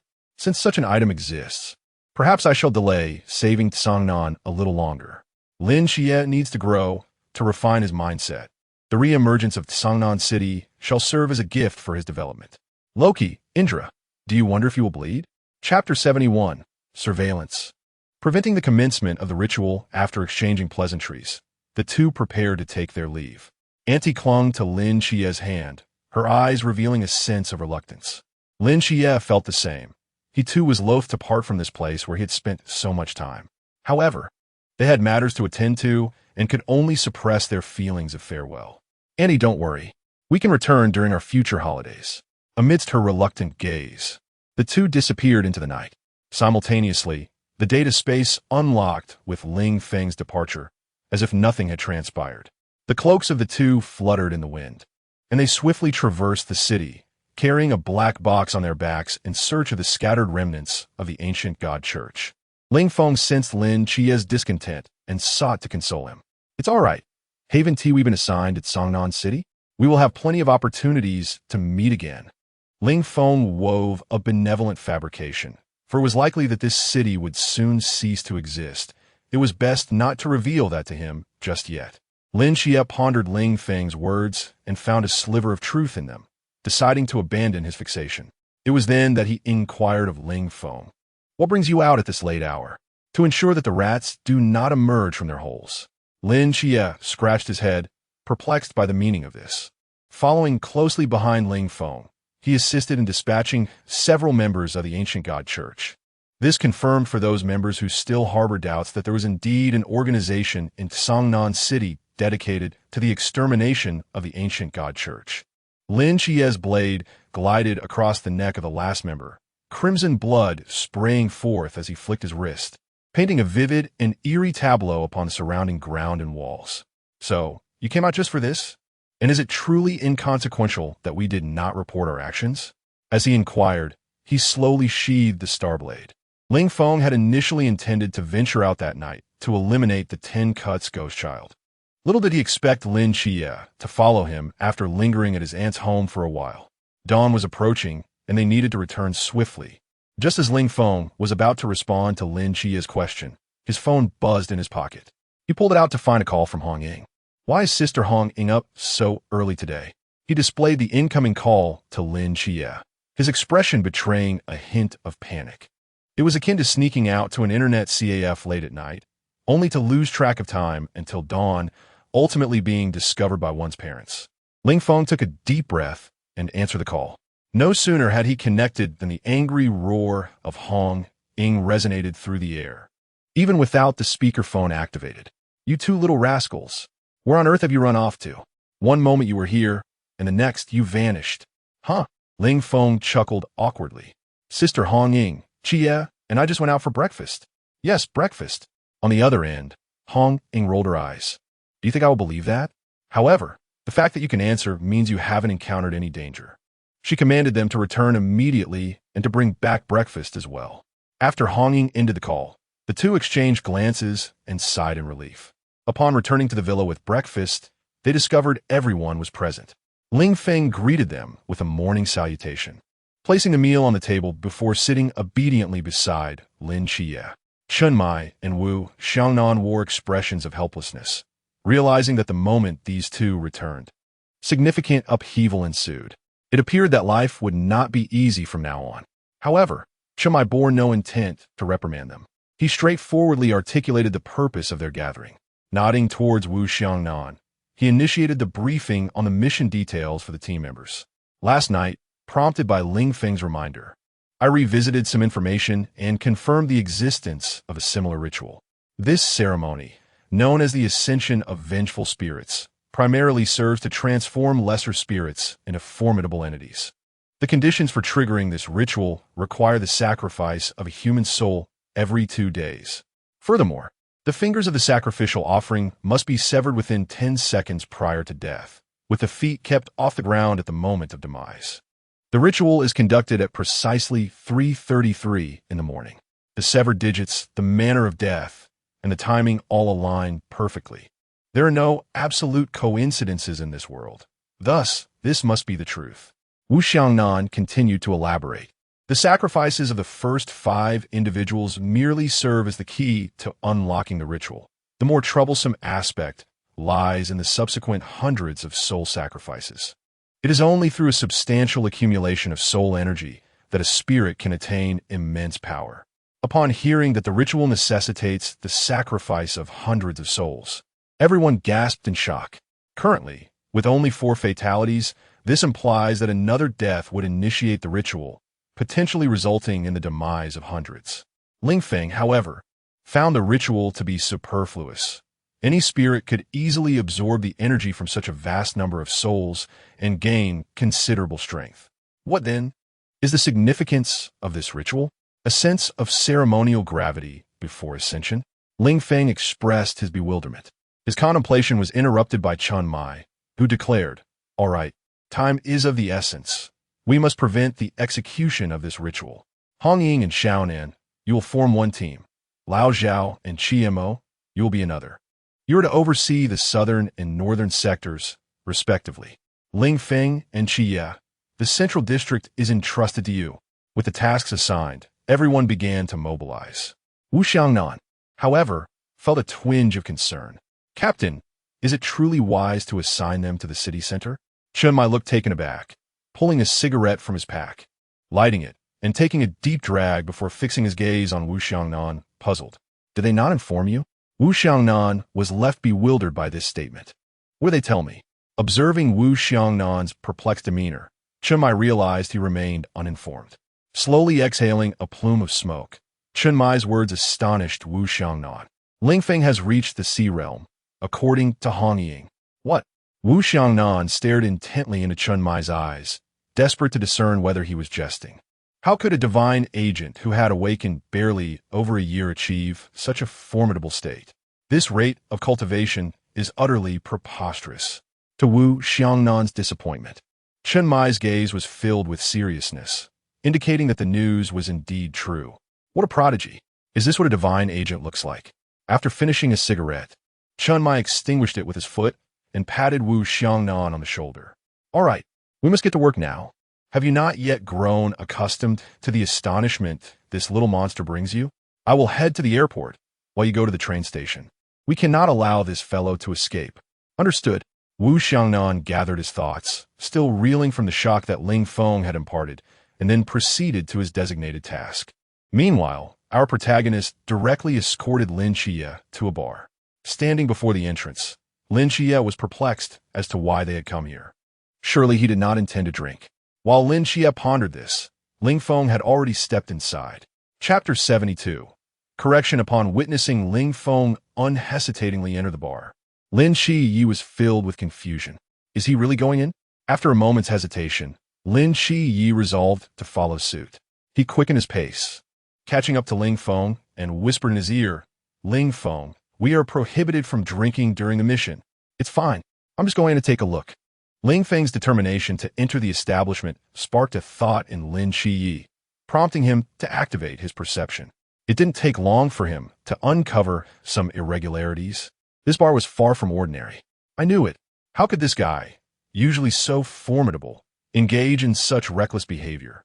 With his conscience eased, Lin Xie trailed behind Ling Feng into the bar, pushing open the soundproof iron door.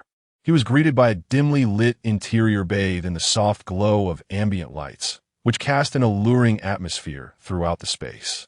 The pulsating beats of DJ music reverberated within the bar. In the center, a dense crowd of revelers danced freely, lost in their own worlds. Behind the bar, bartenders skillfully shook cocktail shakers, presenting each patron with their finest creations. As Lin Qi stepped inside, he inadvertently attracted the attention of several mature women, dressed provocatively and exuding confidence. Before he knew it, a throng of admirers encircled him. The charm of this innocent-looking college boy was evidently appealing to the more experienced ladies. Faced with such an enticing scene, Lin Qiye's face flushed crimson, his ears burning with embarrassment. The women surrounding him found his flustered demeanor even more endearing. "Are you here all alone, little brother?" Overwhelmed by the situation, Lin Qiyi cast a desperate glance at Ling Feng, who merely turned his head away, signaling that he had seen nothing.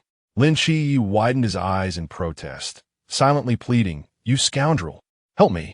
Realizing that Ling Feng was of no assistance, he had no choice but to struggle free from the throng. As he emerged, his clothing was disheveled, nearly losing his garments in the fray. This was ruthless. He swiftly pulled Ling Feng away from this den of temptation. "Don't go, little brother." The chorus of entreaties from behind prompted Lin Qiyi to quicken his pace. Ling Feng allowed himself to be led away, unable to contain his laughter any longer, erupting into hearty guffaws. Seeing Lin Qiyi's woeful expression only provoked more laughter from Ling Feng. Infuriated, Lin Qiyi seized Ling Feng's shoulders, shaking him vigorously. "Laugh! Laugh! Why are you so unfazed?"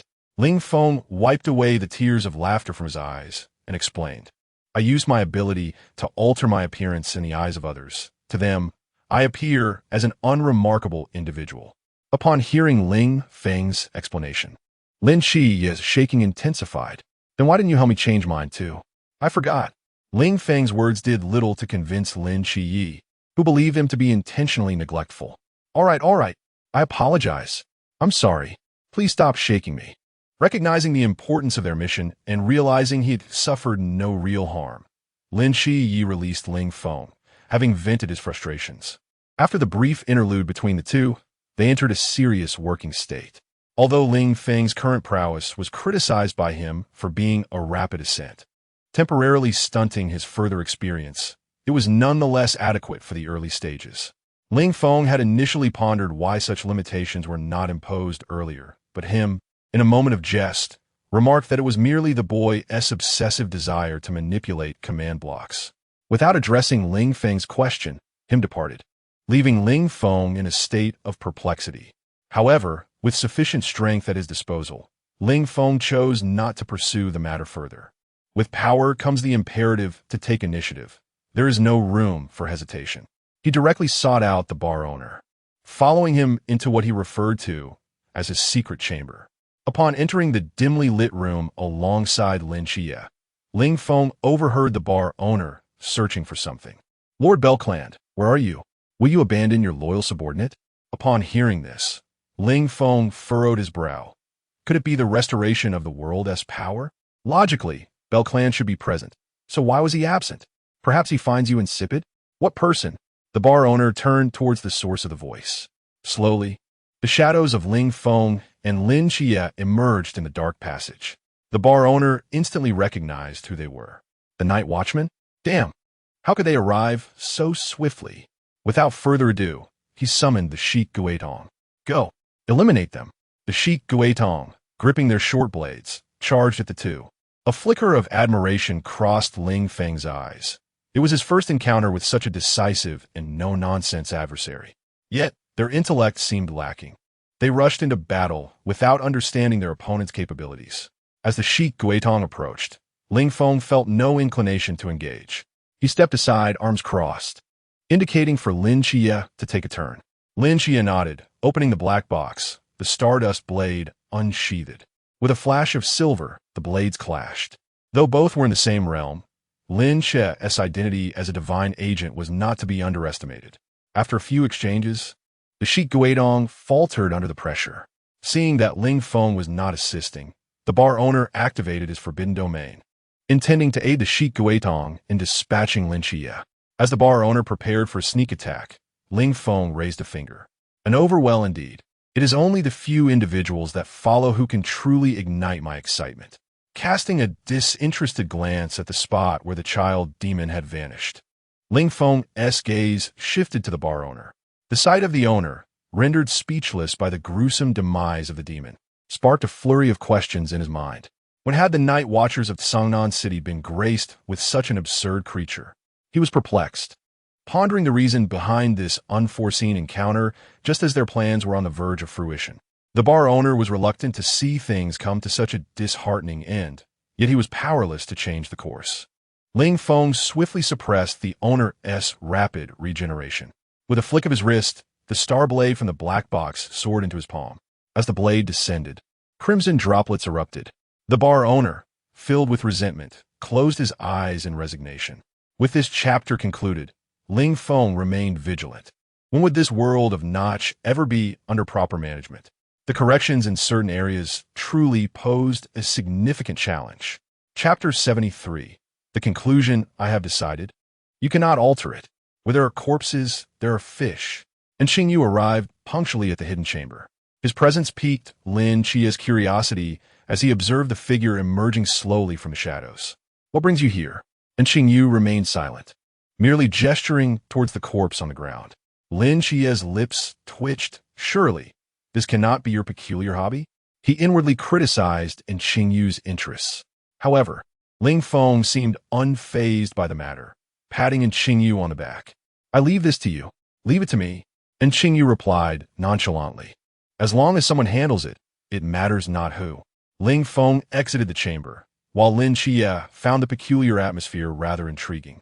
He followed closely behind, stepping out with Ling Feng. Upon reaching the dance floor, Lin Chia attracted the attention of numerous onlookers. Feeling the ravenous gazes upon him, Lin Chia sensed an imminent threat. He hastily departed the bar, stepping outside. Ling Feng smirked, choosing to follow suit, for he was not particularly fond of the ambience within the establishment. Pushing open the grand door, they inhaled the fresh air, both feeling invigorated. Ling Feng activated his earpiece to report the situation at hand. Soon, Chun Mai's voice crackled through. Ling Feng, what's the situation? Captain, I have a development.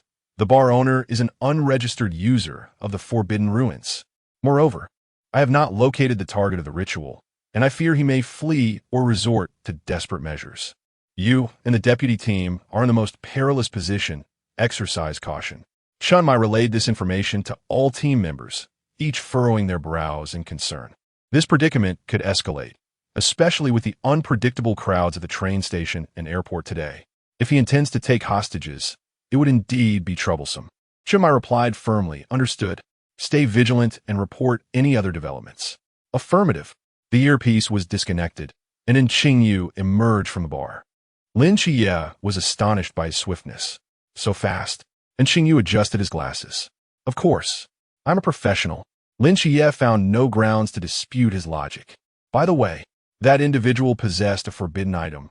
I shall gift it to you. I have no use for it. And Xing Yu had initially intended to return the spoils, which were claimed by Ling Feng, yet he found it preferable to receive them directly, sparing himself the trouble of negotiations. All right, consider it mine. Just give me a heads up next time you assist me. Ling Feng nodded, remaining silent thereafter as Xing Yu achieved his objective and departed ahead. Lin Chia quietly awaited Ling Feng's next move. Meanwhile, Ling Feng utilized the command block to impose a detonation that would not inflict harm within Songnan City. Want to use explosives? I shall ensure your bomb merely makes a sound. As the directive was completed, Ling Feng turned to Lin Chia. Let's ascend to the highest point in the city center. Lin Chia, perplexed by Ling Feng's intentions, wondered about the purpose of such an elevation. Nevertheless, despite his confusion, he silently followed Ling Feng. Once upon a time, this comrade had always instilled a sense of security. The duo made their way to the pinnacle, while Chun Mai and Wu Xiangnan remained acutely vigilant, observing every passerby with trepidation of unforeseen events. Suddenly, Chun Mai spotted an individual clad in full gear, a cap and mask obscuring his identity, a travel bag slung over his shoulder, darting furtively glances around him. As he approached the safety inspection area, he seized the moment to dash forward, only to be swiftly subdued on the spot. Witnessing this, Chun Mai exhaled a sigh of relief. He approached the backpack, revealing merely ordinary clothing within. What was the meaning of this? Ha ha ha, Captain Chun, were you looking for me? Upon hearing the voice, Chun Mai's pupils constricted. Before him stood a gaunt man, explosives strapped to his chest and limbs, who provocatively displayed the overflowing munitions from his backpack.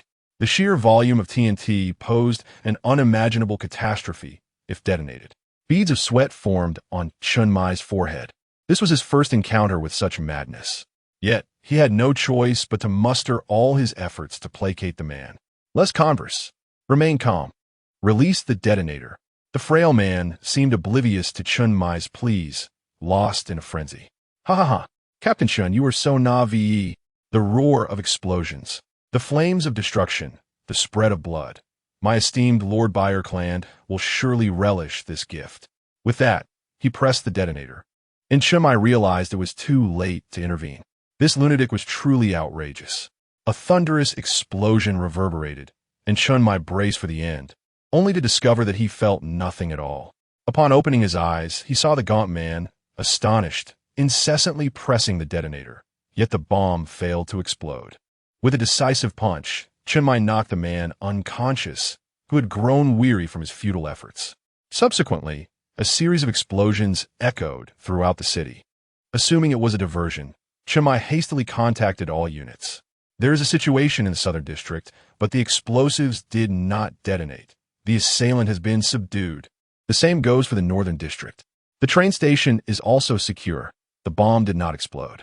At that moment, Ling Feng's voice crackled through the earpiece.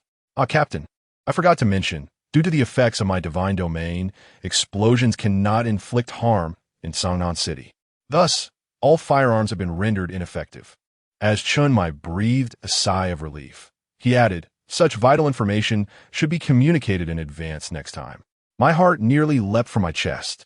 Ling Feng scratched his head, recalling that he had just forgotten.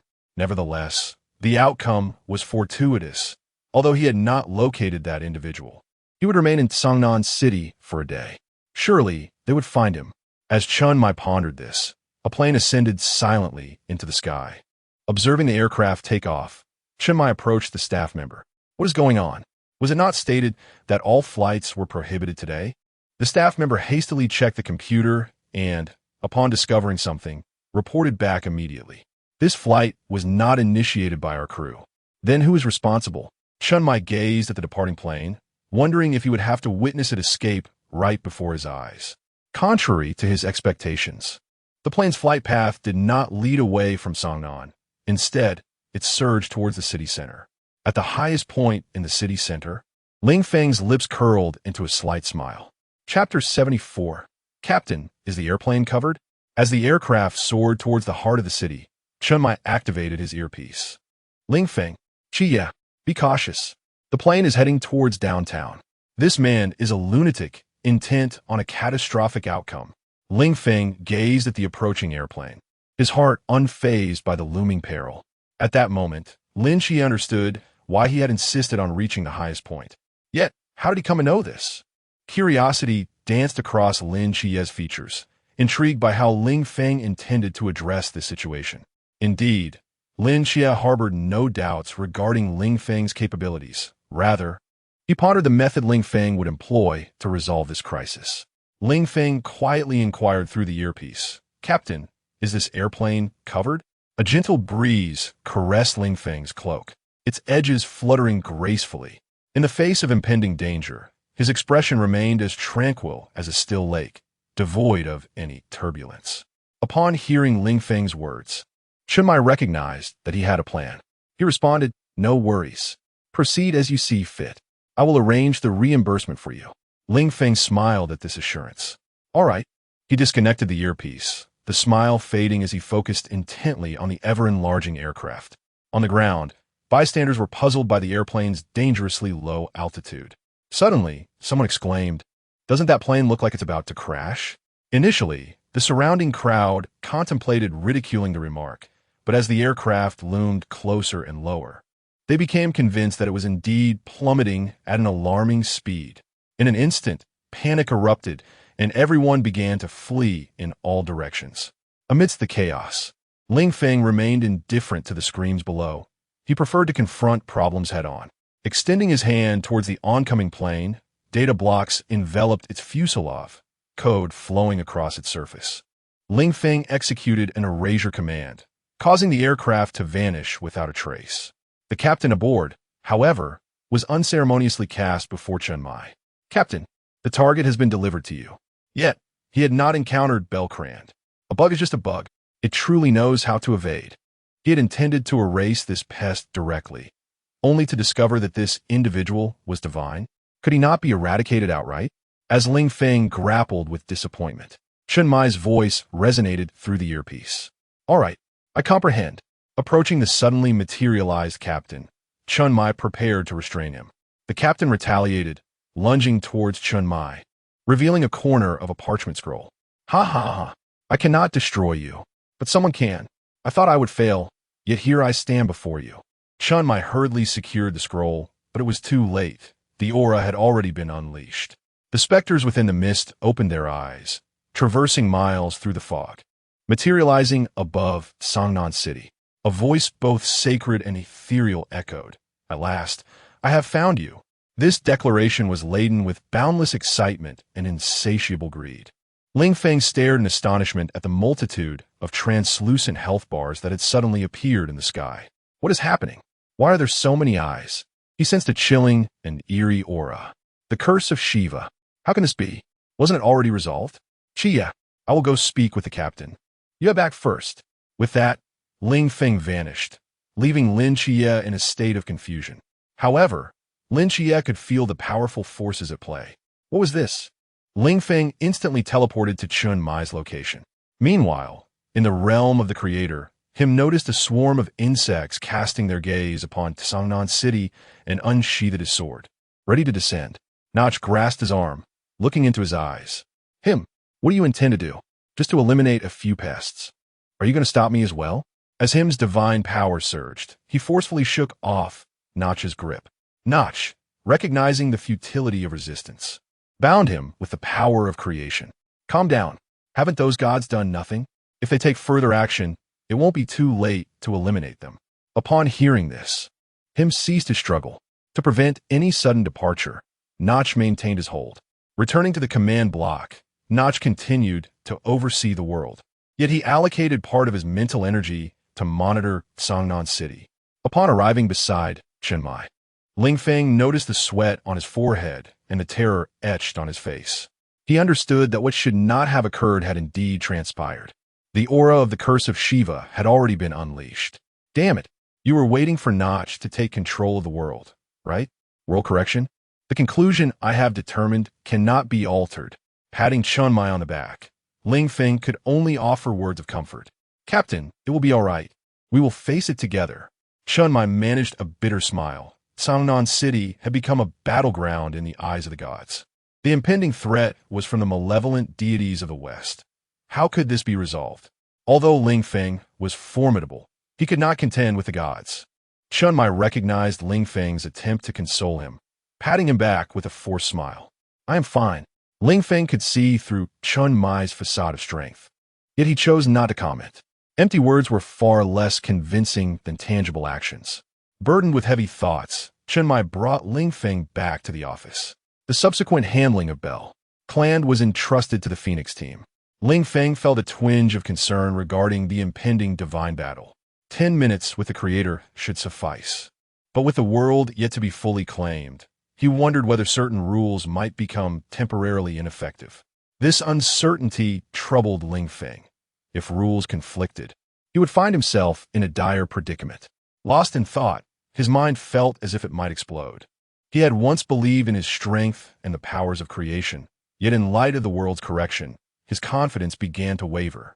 Just as Ling Feng was consumed by worry, he felt that familiar ethereal sensation once more. In the blank expanse of the Creator's realm stood a scruffy, bald figure, draped in a mahjong cloak, clutching a staff, with his back to Ling Feng. "Notch." Upon hearing the voice, Notch turned around, revealing a compassionate smile. "It seems you are somewhat perplexed, are you not?" he inquired. I'm uncertain whether I can withstand those deities." Notch paused, sensing Ling Feng's apprehension before continuing. "Do you recall the declaration you made on your first day here? You were unafraid of those gods, even proclaiming your intent to slay them." Notch perceptive to Ling Feng's concerns, decisively urged him not to dwell on them. Fear not. This realm is not beyond my control. I shall swiftly assume command of this world. Remember, I am not merely the notch who manages the blocky universe. I am at the pinnacle of my power. Do not be intimidated by these lesser gods. What value can a god with a health bar possibly possess? Having reassured Ling Feng, Notch promptly returned him. As Ling Feng slowly opened his eyes, the confusion faded, replaced by boundless combat, spirit, and confidence. Chun Mai, who was driving, was taken aback. What had caused such a sudden transformation in the young man's demeanor? Chapter 75.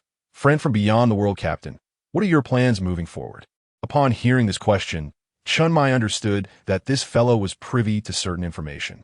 Yet, how did he come to know? How did you? Ling Feng gazed out at the swiftly retreating scenery, organizing his thoughts before speaking. I have my own sources of intelligence, Captain. Do not worry. I wish to assist you. Chun Mai did not receive the answers he sought, nor did he pursue them further. Everyone harbors their own secrets, and he would not press for more.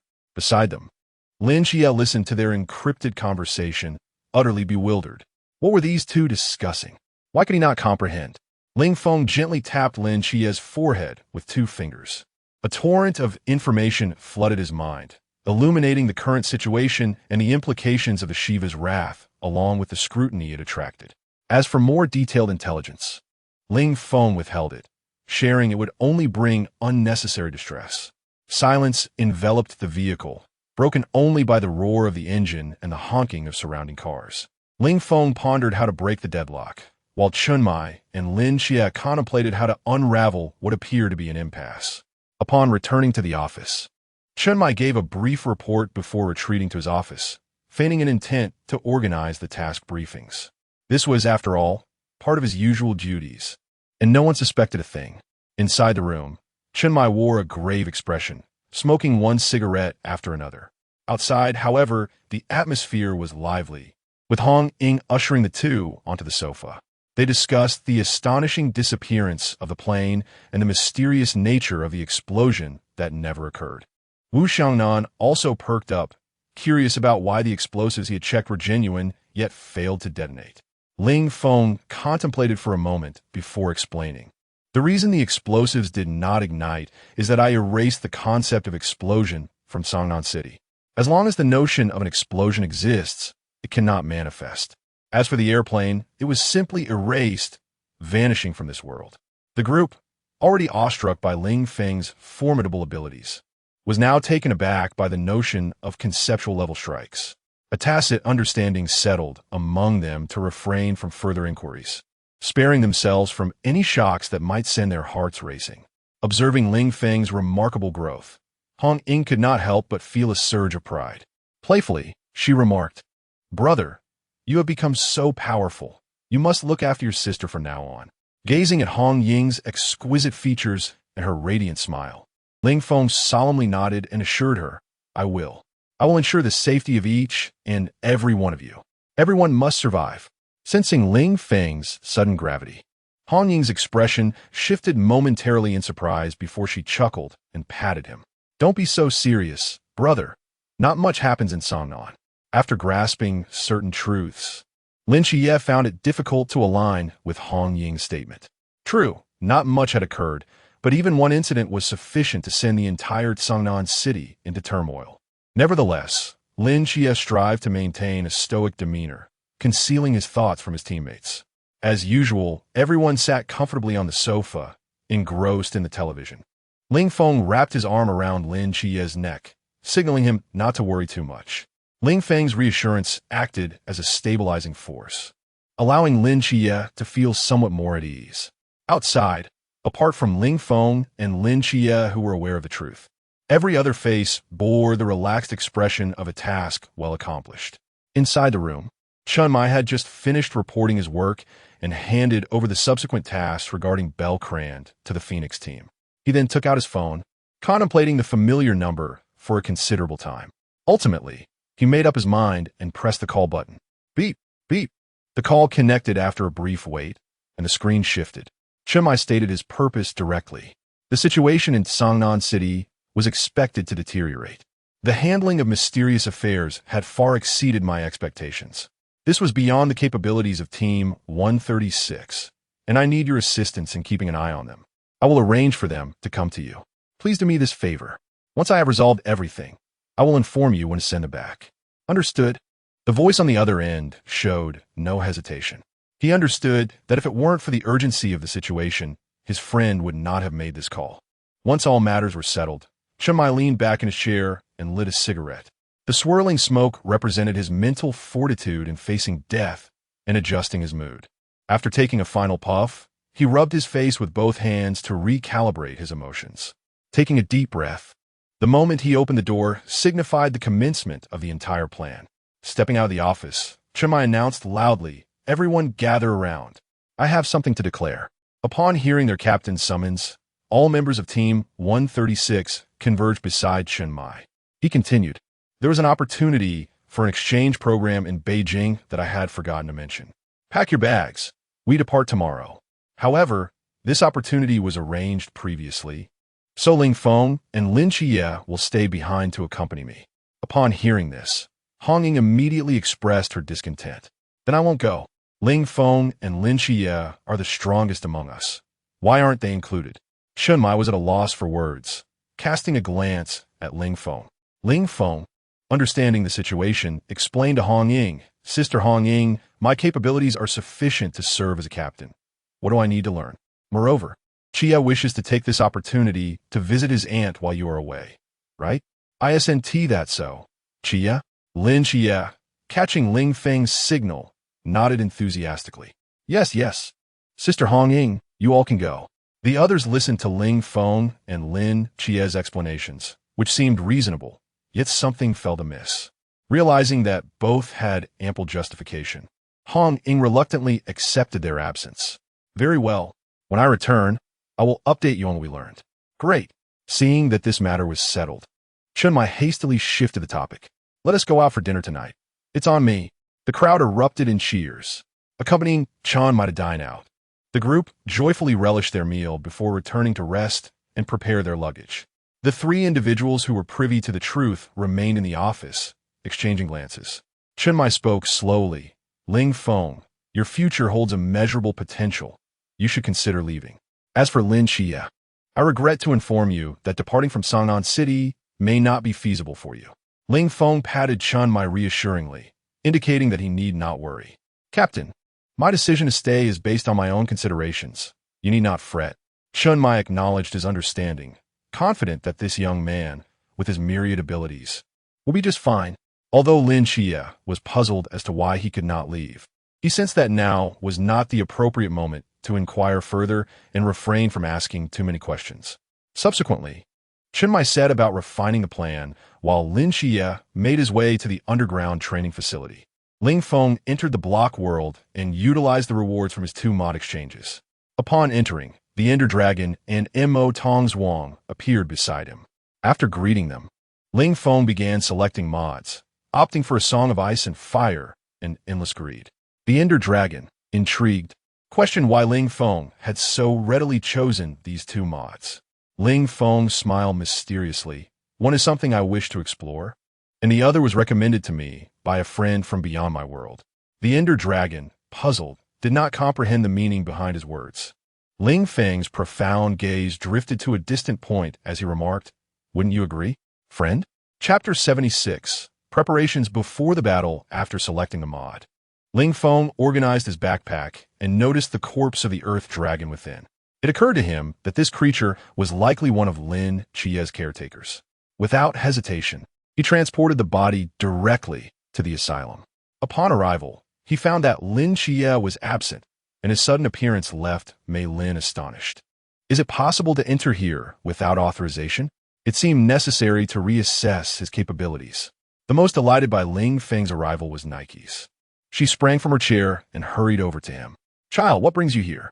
she inquired warmly, to which Ling Feng responded eagerly, "It's nothing, just delivering a gift for Lin Xie." "Dana Doss, what kind of gift?" Without further ado, Ling Feng resurrected the Earth Dragon, transforming it in the process, and then input the caretaker directives into the asylum. "What do you think about presenting her with this caretaker?" Nikes examined the transformed Earth Dragon and nodded in approval. Not bad, but what about her mentality? It was evident that Nikes noticed the Earth Dragon's mental state seemed somewhat diminished. Ling Feng appeared unfazed and reassured Nikes. It's nothing to worry about. Dana Doss will handle it, right? After contemplating, Nikes found his reasoning sound. Dana Doss was indeed a source of comfort. She chose to set aside her concerns and engaged in conversation with Ling Feng. Once Ling Feng completed the directives, a luminous screen appeared before Lin Xie. You have agreed to designate Hong Yan as the caretaker of the asylum. What is this? Lin Xie, having just finished practicing his sword in the basement and seated to rest, was bewildered by the sudden notification. Without even wiping the sweat from his brow, he rushed to the asylum. Upon arrival, he was greeted by an unfamiliar face. With fiery red hair cascading over her shoulders, a graceful figure, and an air of aloof elegance, she embodied the essence of a sophisticated ice queen. The red dragon tail and faint scales on her abdomen barely hinted at her species. Lin Xie realized that this must be the new caretaker. But why had she been appointed as such? His gaze drifted towards Ling Feng, who was conversing with Nikes. He was certain that Ling Feng was responsible for the current situation. No one else could alter the enigmatic realm of the asylum. Observing Ling Feng's indifferent demeanor, Lin Xie understood that he wished to keep the extent of his control over the asylum secret. Yet his prowess was evident.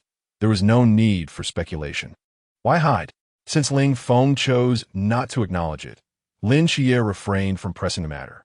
Instead, he approached the newly arrived caretaker, extending his hand to greet her. He was unprepared for her reaction. Hong Yan glanced at him and, without warning, bit down, consuming his outstretched handhold. This unexpected action startled Lin Xie. What sort of greeting is this? As they shook hands, you abruptly swallowed me whole? Li Yifei, witnessing this scene, hurriedly pulled Hong Yan aside, exerting considerable effort to separate her from Lin Xie. Once liberated, Lin Xie stared in disbelief at the myriad of bite marks adorning his hand. In the distance, Ling Feng and Nikes were amused by the spectacle, their laughter eliciting a look of grievance from Lin Xie. Ling Feng gestured to his mouth as if zipping it shut, signaling his intention to refrain from further commentary. Nikes covered the corners of her mouth, which struggled to suppress a smile, although the quirk of her brow betrayed her amusement. She found the lively scene quite enjoyable. After parting from Hong Yan, Li Yifei ensured her well-being before approaching Lin Xie to discuss her situation. Director. Previously, Li Yifei had referred to Lin Xie as father, a title that felt rather peculiar. Thus, he opted for director instead. It seemed that this dragon's cognitive faculties were not particularly astute. Following Li Yifei's lead, Hong Yan's eyes reflected a certain innocence. Lin Xie felt that Ling Feng was once again causing him trouble and cleared his throat a few times to attract Ling Feng's attention. They began a silent communication through glances and understanding. Where did you find this caretaker? Why does she behave like a child? Who cares? Wouldn't a mature woman suffice? Good heavens! What could she even do? Ling Feng pondered briefly before responding telepathically. Can she eat? Lin Xie suddenly felt the urge to give him a good thrashing. But given the circumstances, he resolved to let Li Yifei handle her. After assigning the task, Li Yifei appeared invigorated. Once the duties were delineated, Lin Xie sat directly across from Ling Feng, inquiring about the subsequent divine battle. I have no idea, Ling Feng replied bluntly, providing Lin Xie with his answer. Nikes, who had been quietly observing, noticed the furrow in Lin Xie's brow and the confusion evident in his previous inquiry. Turning to him, Nikes gently said, Donatus, do you have any troubles? Share them with your mother. She can assist. It's nothing, mother. I can manage. Lin Xie feigned composure, but Nikes, observing his earnest demeanor, refrained from pressing him further. Ultimately, she grasped Lin Xie's hand, patting it gently while offering reassurance. Donatus, if you encounter difficulties, remember your mother is always here. Lin Xie nodded gravely. After bidding farewell to Nikes, he returned to the training room, while Ling Feng ventured back into the block world.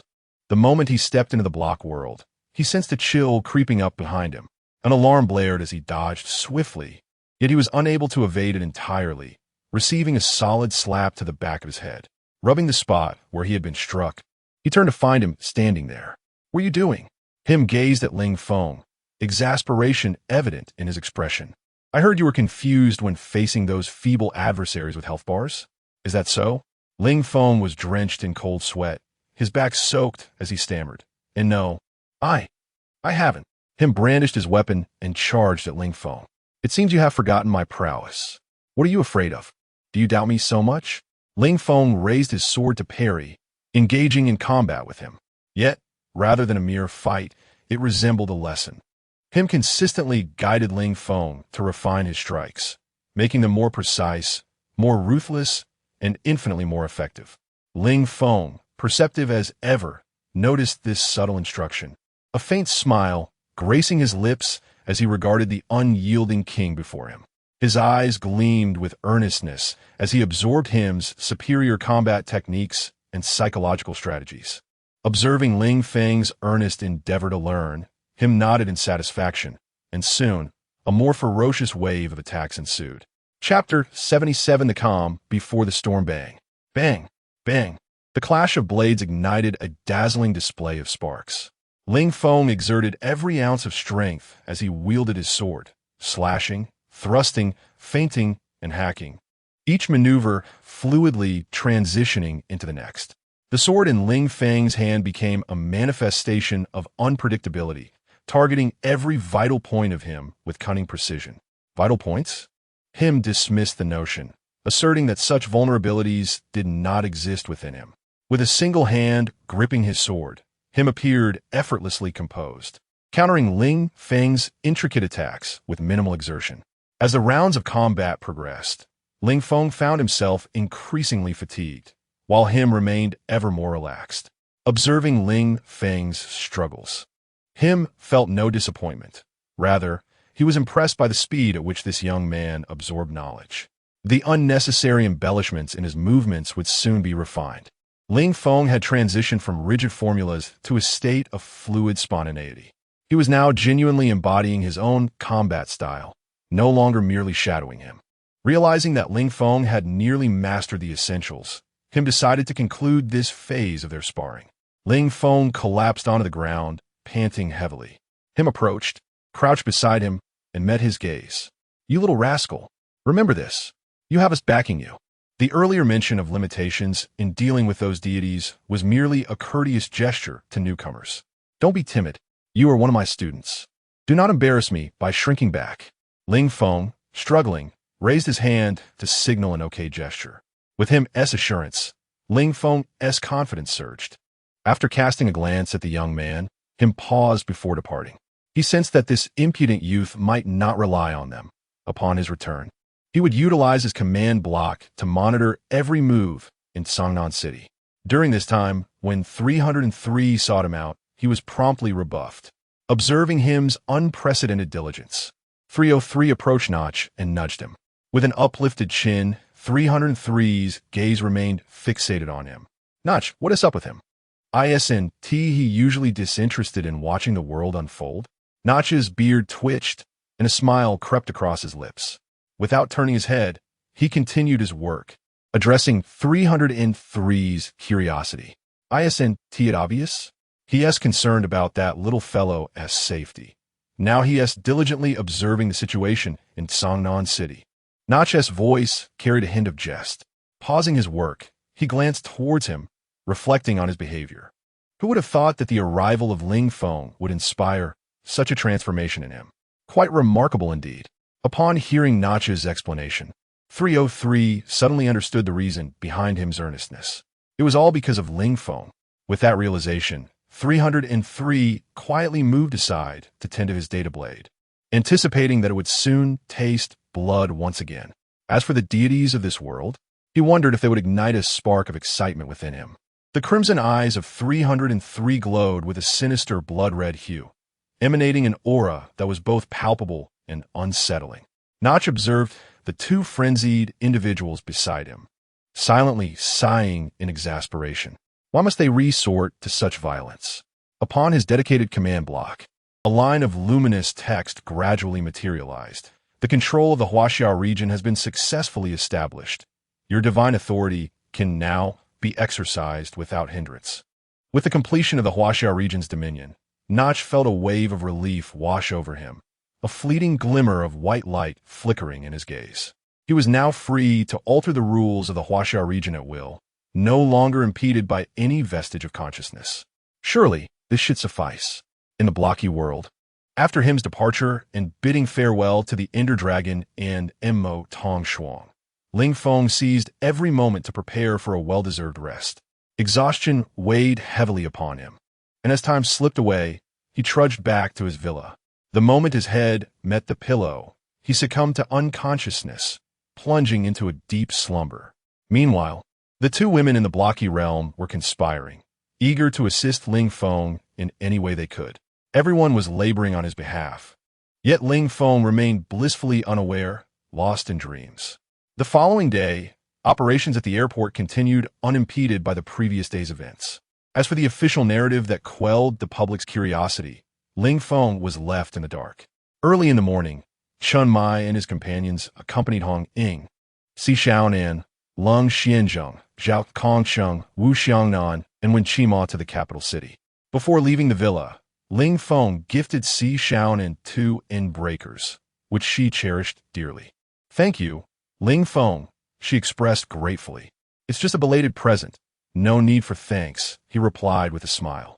As the plane bound for the capital prepared for takeoff, the group made their way to board. Midway, Hong Ying waved goodbye to the three. "Goodbye, Ling Feng." "Ling Qi, Captain." Ling Feng and Lin Qi waved back. "Farewell, Hong Ying, safe travels." Watching everyone depart, Chun Mai felt a notable sense of relief. Yet, upon seeing Ling Feng and Lin Qi, a cloud of worry descended upon him once more. "Ling Feng, Qi, I'm sorry. You should be able to leave." Lin Qi remained unfazed, for the one he cherished most was in Songnan, and he could not bear to venture alone to the capital. Ling Feng similarly shook his head, gazing earnestly at Chun Mai.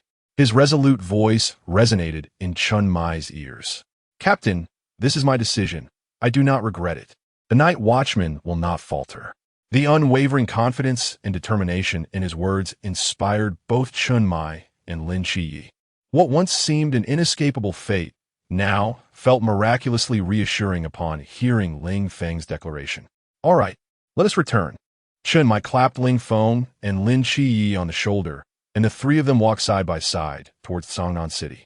The members of Team 136, Chun Mai, Ling Feng, and Lin Qi, prepared to confront the lurking gods amidst their watchful gaze.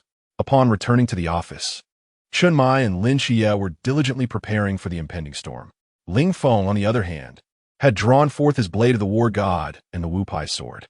As he caressed the icy, azure blade of the war god, the unease that once flickered in his eyes had completely vanished. Now, they sparkled with an indomitable martial spirit instilled in him by him.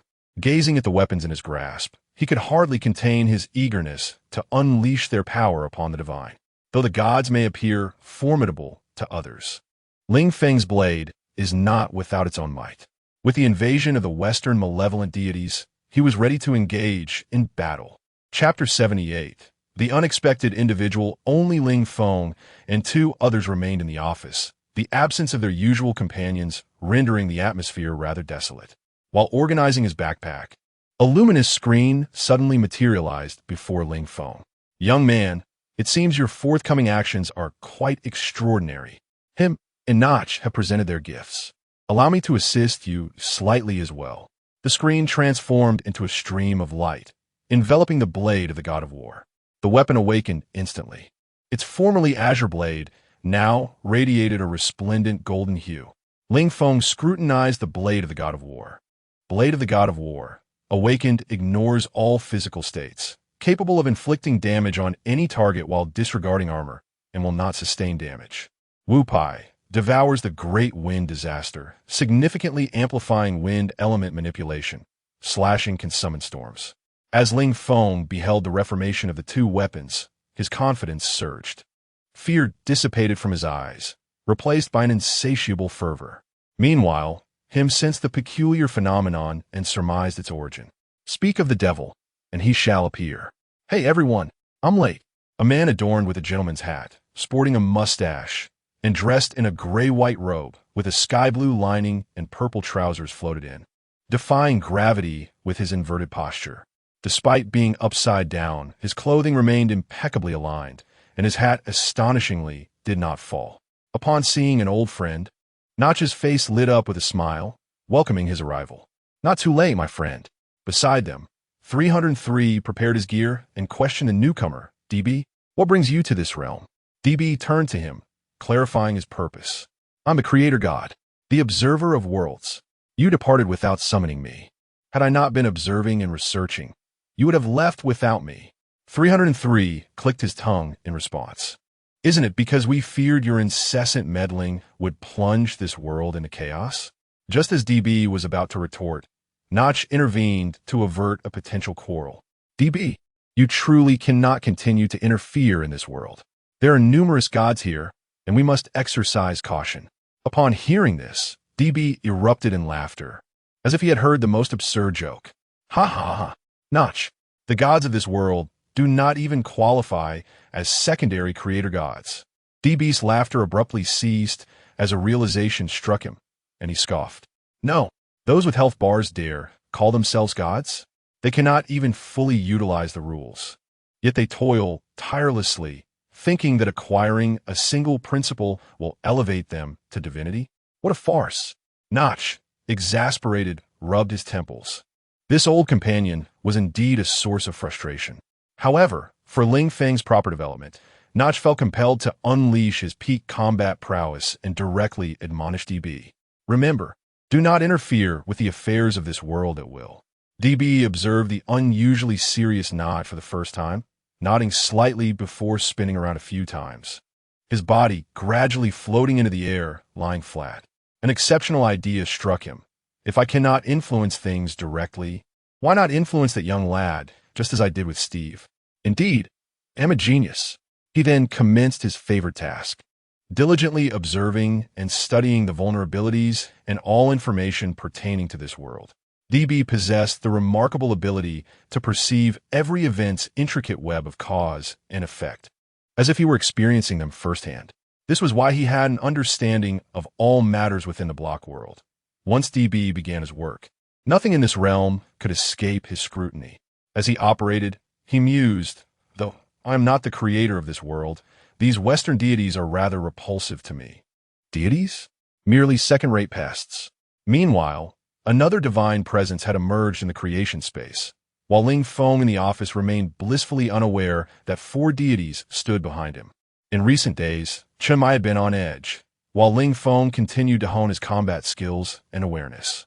Lin Xie spent his days searching for solutions within the confines of a mental institution. Upon hearing Lin Xie recount the potential events looming ahead, Nix found the situation quite troublesome. Merlin, on the other hand, appeared indifferent, which piqued Lin Xie's curiosity. "Merlin, do you have any good ideas?" Lin Xie asked.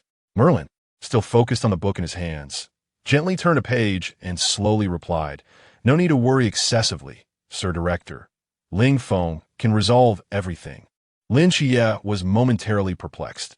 Even if Ling Feng was powerful, could he truly contend against so many gods? Lacking any particularly effective methods, Lin Xie concentrated on accelerating the treatment progress for both of them, striving to enhance his own strength. Ultimately, Lin Xie acquired mastery of transformation magic from Merlin. He was eager to test it out, finding the transformation seamless, regardless of whom he became. However, when it came to Ling Feng, Lin Xie's ability proved ineffective. The target of transformation belonged to the realm of rules, rendering it immutable. Was Ling Feng a part of these rules? What did that mean? This hint eluded Lin Xie's comprehension as he sought clarification from Merlin. Observing Merlin lost in thought, Lin Xie scratched his head and exited Merlin's room to converse with Nix. Merlin sat at his desk, the study enveloped in silence, allowing him to think clearly. Leaning back in his chair, he closed his eyes, contemplating the hint. Suddenly, he opened his eyes wide. A bold idea struck him. Could it be that Ling Feng was the very embodiment of the rules of this world? Merlin was startled by his own hypothesis, rising to pace within the study. His hands moved restlessly, his mind in turmoil. The audacity of his speculation lingered at the forefront of his thoughts, refusing to dissipate. The more he pondered, the more convinced he became that this answer was indeed correct. Ling Feng was the rules themselves, perhaps even transcending them. Eureka! I understand. I must inform the director. As Merlin took a step forward, he immediately realized he had entered another realm. Before him floated a figure in an inverted position, none other than DB. DB gazed at Merlin and initially expressed admiration, exclaiming, "Impressive! You have indeed uncovered this truth." However, that praise was swiftly overshadowed by an overwhelming aura of menace. Merlin felt as though he could vanish from existence at any moment. DB's chilling voice resonated. "My friend, I implore you to keep this matter to yourself and refrain from divulging this intelligence for the time being, if you would." Although presented as a request, sweat beads uncontrollably formed on Merlin's brow, and his back became drenched with perspiration. He felt an icy chill enveloping him, akin to being trapped in a frigid chamber. Upon hearing DB's admonition, Merlin nodded fervently.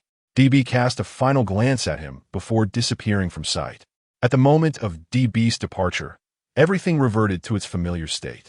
Gasping for breath, Merlin vowed never to investigate anything pertaining to Ling Feng again.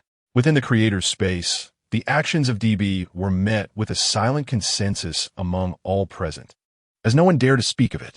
Chapter 79. The Departure of Team 136. As Merlin witnessed the departure of Team 136, he was once again struck by the terrifying nature of life behind Ling Feng. The ability to manipulate the very rules of the world was nothing short of astonishing. While Merlin was still in shock, Lin Xie entered the study. Upon entering, Lin Xie noticed Merlin, who was visibly shaken. Cold sweat dripped from Merlin's brow, and his pupils quivered as he stood frozen in place, occasionally gasping for breath. Lin Xie suspected that there might be more to Merlin's condition than mere anxiety.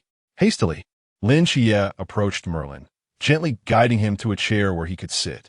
Merlin allowed Lin Xie to lead him, leaning against the chair and feeling a wave of relaxation wash over him.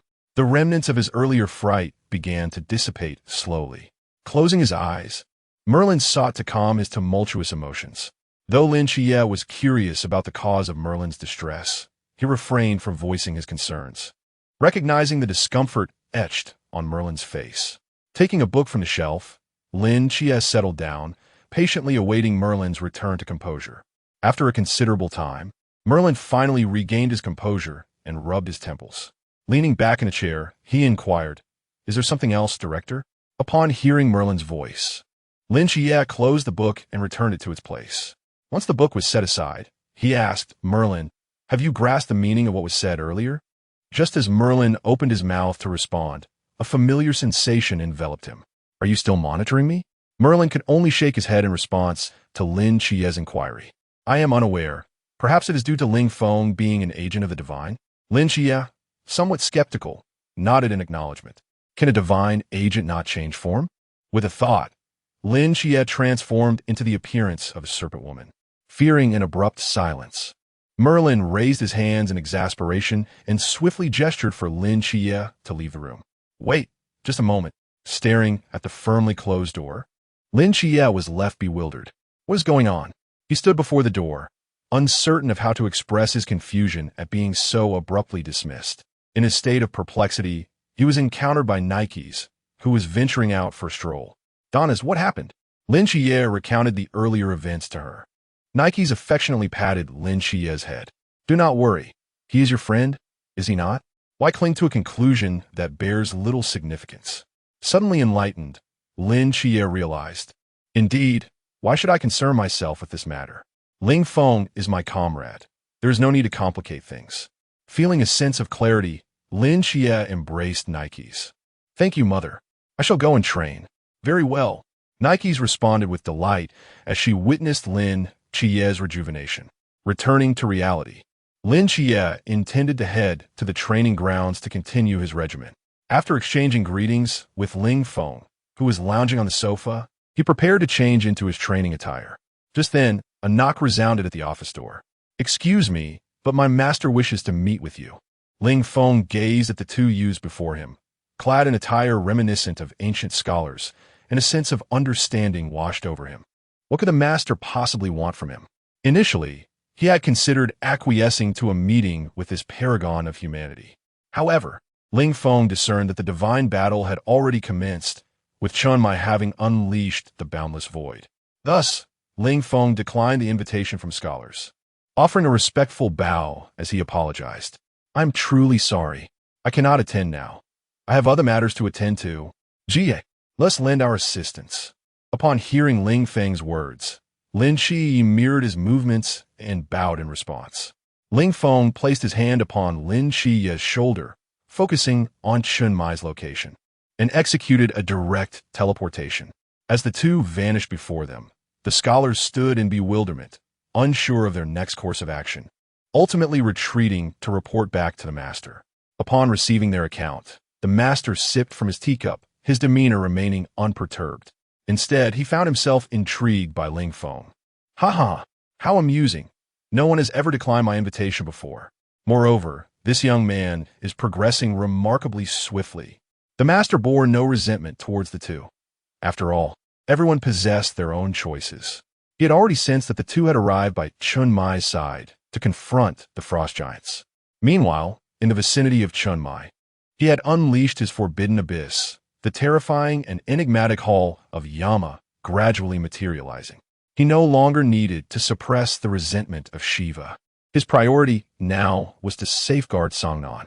Behind him stood countless souls, his heart's allegiance, and he could not allow the frost giants to breach the city. "Captain, this is our opportunity to be heroes. Do not steal our thunder." Ling Feng and Lin Shi, disregarding the boundless void that had appeared out of thin air, arrived without surprise to Chun Mai, who chuckled and rebuked. "What? Can an old man be a hero?" Ling Feng and Lin Shi exchanged knowing smiles, and Ling Feng accessed his equipment menu, drawing forth the Wu Pai sword. With a gentle flourish, a tremendous tempest surged forth towards the frost giants. The fierce winds sliced through like blades, shredding the giants apart. The current storm resembled a colossal grinder, hurling the frost giants skyward, where they were torn into a myriad of tiny ice crystals. As the frost giants vanished, a flurry of snowflakes danced around the three. The actions of Ling Feng elicited no surprise from his companions. They had long since grown accustomed to such displays.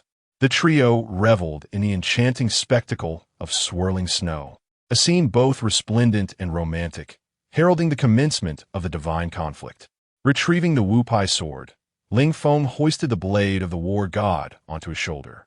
Observing Ling Feng wielding the grand golden scimitar, Chun Mai and Lin Shi exchanged incredulous glances. "You truly are extravagant. Do you even have the strength to wield that?" Lin Shi pondered the weight of the weapon, questioning whether such a hefty armament could be maneuvered with finesse. Ling Feng remained silent, effortlessly tossing the blade of the war god into the sky. The blade spun gracefully twice before he deftly caught it with one hand. Ling Feng raised an eyebrow at Lin Shi. "What do you think?" Lin Shi gestured with his hand near his mouth, mimicking the action of zipping a zipper. "All right, I admit I was overly suspicious. My apologies." Subsequently, the frost giants continued to emerge, and the trio charged towards the enigmatic creature before them. After vanquishing numerous frost giants, a brilliant flash of fire and the thunderous roar of explosions erupted from a distance. As the cacophony drew nearer, Chun Mai discerned the source of the detonations. Ong Ying, Sister Hong Ying." Ling Feng brandished the Wu Pai sword once more, immobilizing the mysterious entity before him, subjecting it to the ravages of the tempest. This storm discerned friend from foe, tearing apart adversarial beings while sparing the allies. "Brothers, Captain, did we startle you? We have returned." Upon seeing Hong Ying, Chun Mai was enveloped in a swirl of bewilderment, while Wu Xiangnan adjusted his glasses. "Having worked alongside you for so long, how can I not fathom your thoughts?" Chapter 80. The curtain rises. Wu Xiangnan stood beside Chun Mai, slowly speaking amidst the swirling ice crystals. "Captain, you seem overly anxious this time.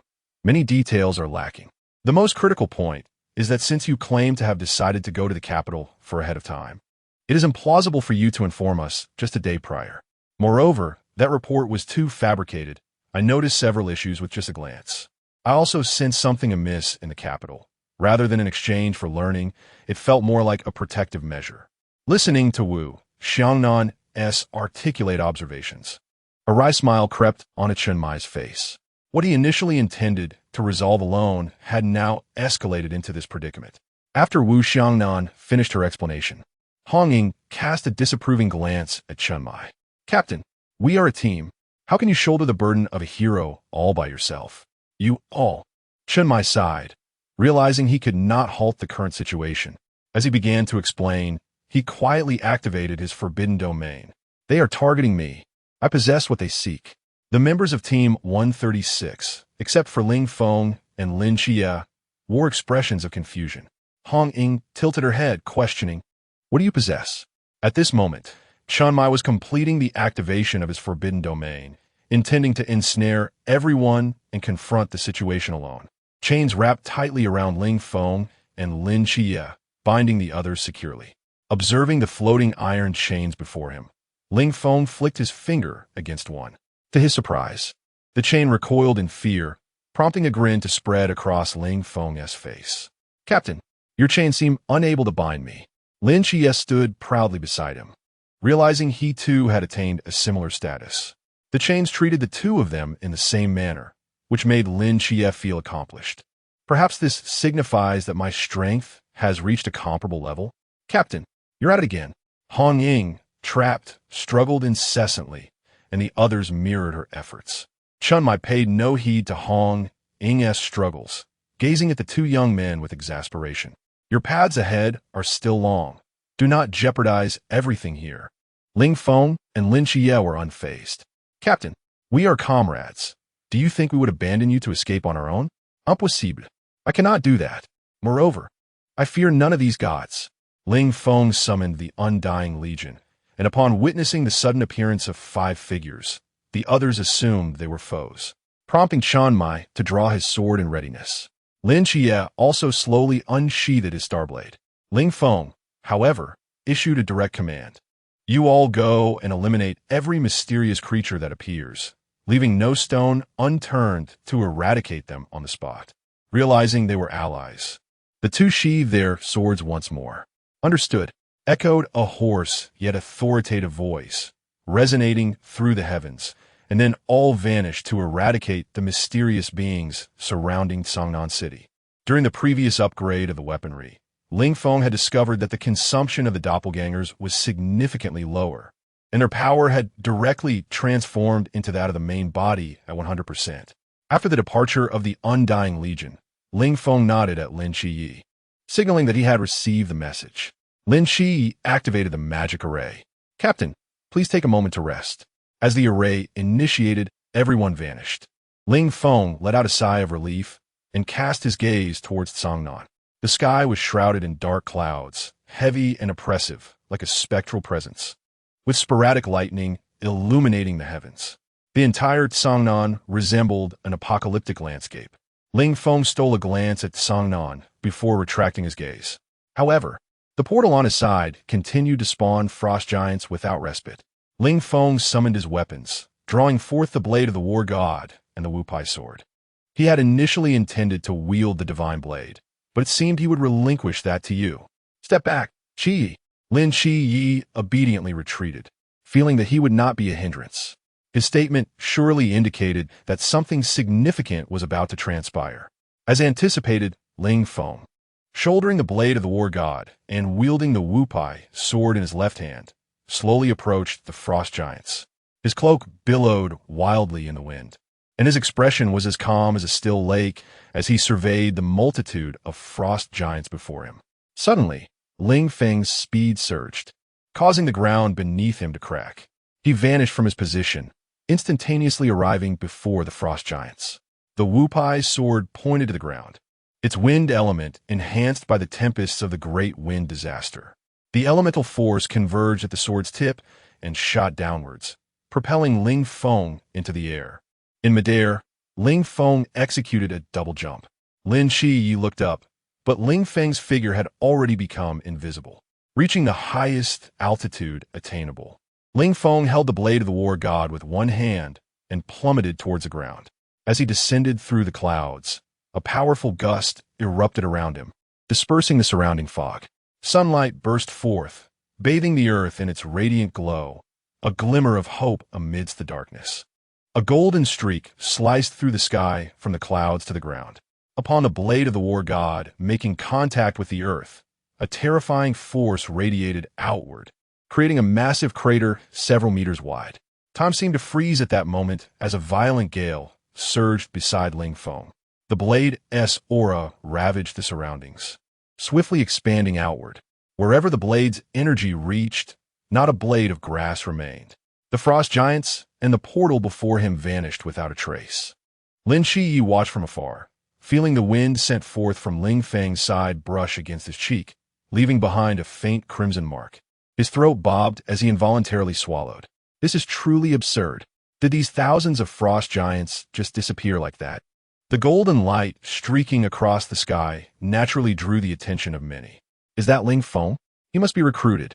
Xia Meng's eyes sparkled with excitement as she gazed at the golden light, fixated on Ling Feng's direction. From a distant high-rise, Loki observed the scene, a subtle smile tugging at his lips. How intriguing. The agent of an unknown deity, is it? Once I obtain what I seek, I shall pay you a visit. But for now, let them entertain themselves. With a snap of his fingers, Loki vanished, rushing to Chunmai's side to seize the Shiva's wrath. Little did he know, Ling Feng's 303 incarnation awaited him. Ling Feng surveyed the surrounding deep pits and the jagged scars carved by blade energy, nodding in satisfaction. Quite impressive. Approaching Lin Xie, the two prepared to venture to other regions for defense. Suddenly, a new portal materialized. A blood-soaked giant wolfhound burst forth from the portal, emerging into the wilderness surrounding Cangnan City. Baring its teeth, it fixed its gaze on Cangnan, lowering its massive frame while emitting a deep, ominous growl, poised to attack. The spatial portal remained active, with countless tendrils writhing forth, glistening with a slick, cold light, until the massive figure of a giant squid gradually became visible. The sea monster kraken, its formidable body resembling a small island, menacingly focused its gaze on Cangnan.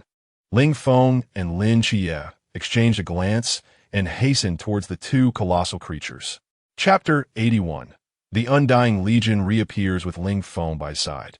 Lin Xie felt an overwhelming sense of assurance. His trust in Ling Feng was unshakable. He would never engage in reckless endeavors. However, the sudden emergence of two colossal beasts on the battlefield cast a pall over the faces of all present. In stark contrast, Ling Feng was engulfed in an exhilarating fervor, eager to subdue these so-called deities. The howls of the hellhound echoed across the heavens as it soared toward Cangnan City, its path littered with an array of bones, seemingly lifting it toward its destination. Suddenly, 8 golden silhouettes materialized in the air above Cangnan City, their golden cloaks whispering in the breeze as they gazed upon the mythical creatures before them. The onlookers showed no signs of retreat, and a relentless killing intent blazed in Xia Meng's eyes. Just as she prepared to strike at Gam, 3 figures raced toward them. "Captain, look!" A team member alerted Xia Meng, pointing in the indicated direction. A shadow shrouded in black mist, a knight clad in heavy armor, and a figure draped in a purple robe appeared. Observing their attire, the group presumed these 3 were allies of Gam. They swiftly entered a state of readiness. Yet the trio disregarded them entirely, charging directly toward Gam, leaving the Phoenix squad bewildered. Were they there to assist? Null was the first to reach Gam. Raising his sword and aiming a strike at him, Gam deftly sidestepped the attack, eyeing the unexpected intruders. The hellhound lowered its massive head, emitting a deep growl, poised to devour the intruders. "Null, you cheat. This prey is undoubtedly mine." The Death Knight protested, displeased with Null's sudden claim. Null cast a glance at him before shifting his focus back to the hellhound. In the wilderness, the spoils go to whoever claims them. The Demon Lord and the Death Knight were both eager to seize the prize. The hellhound, incensed by the perceived disrespect from the 3, opened its gaping maw and lunged at them, intent on swallowing them whole. As the ferocious creature charged, the trio demonstrated remarkable synchronicity, uniting their fists to strike the creature's head. A seemingly mundane punch erupted into a tremendous shockwave upon contact with the hellhound, sending it hurtling backward like a cannonball. The three exchanged glances, each unwilling to yield, and propelled themselves toward the retreating beast. This flurry of action transpired in the blink of an eye, leaving the Phoenix squad members in a state of bewilderment. Who are they? They are incredibly strong. They sent the hellhound flying with a single punch. One member of the Phoenix squad marveled. Xia Simeng relaxed her clenched fist and quickly gathered her team. Since Gam has assistance in subduing the threat, let us proceed to cleanse the Kraken. Indeed, all members of the squad received the command to follow Xia Simeng towards the direction of Kraken. Upon reaching the battlefield, Ling Feng and Lin Xie had already arrived at the scene. Without a moment's hesitation, Ling Feng brandished the blade of the war god and charged forward. Lin Xie, startled by this impulsive action, shouted urgently, "Ling Feng, this is a mythic creature from the Klein realm. Do not act recklessly." At that moment, Ling Feng remained impervious to Lin Xie's advice, swinging the blade of the war god towards Kraken. Kraken, observing the diminutive figure before it, felt no interest. It raised a tentacle to strike, but Ling Feng effortlessly severed it with a single swing. The severed tentacle writhed on the ground, inciting Kraken's fury. "A mere ant dares to harm me." Countless tentacles, fueled by Kraken's wrath, surged towards Ling Feng, enveloping him entirely. As Ling Feng's figure vanished within the mass of tentacles, Lin Xie rushed over, desperate to assist. However, a hand suddenly grasped his arm, halting him. "You, a resident of the Chuan realm, dare to confront a mythic creature from the Klein realm? Are you seeking death?" Before him stood a woman clad in a golden cloak, her golden hair cascading down. She was flanked by 7 similarly attired companions. Lin Xie recognized her from the information he had gathered about the Phoenix squad from Chunmai. Although he did not know her name, he was aware that they were the Night Watchers. Initially anxious, Lin Xie quickly pointed towards the entangled tentacles that formed a cage. "Help Ling Feng, he's trapped inside."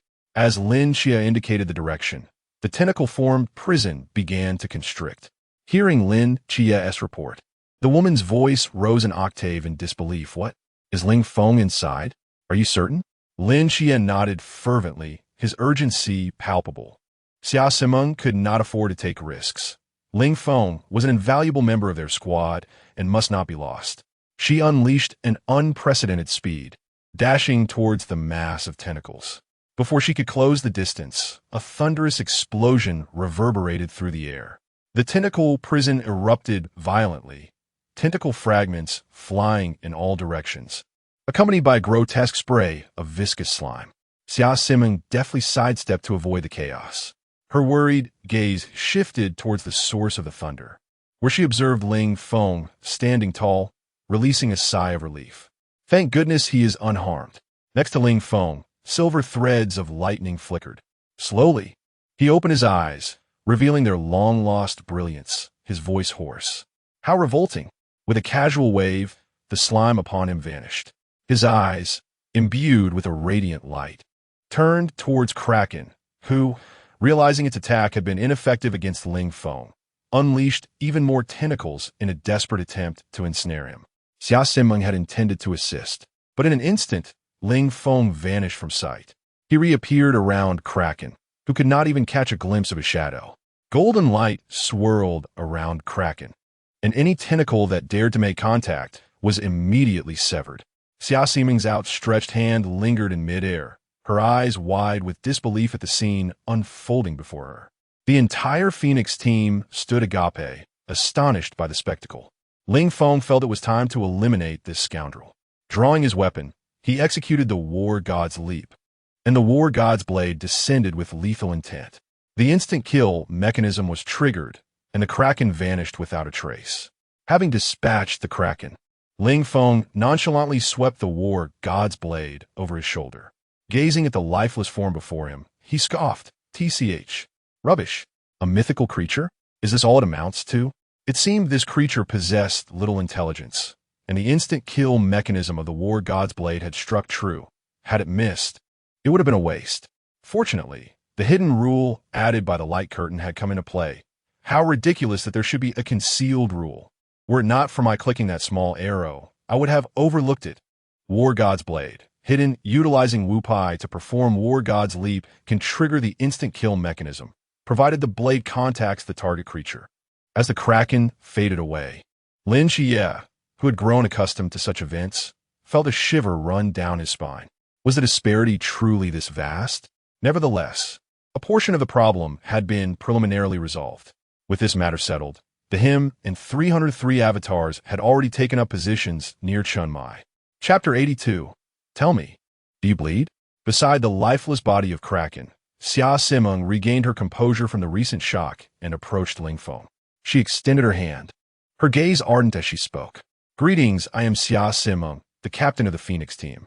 Ling Feng grasped Xia Simeng's hand, and contrary to his expectations, her hand, accustomed to years of combat, felt surprisingly soft and devoid of calluses.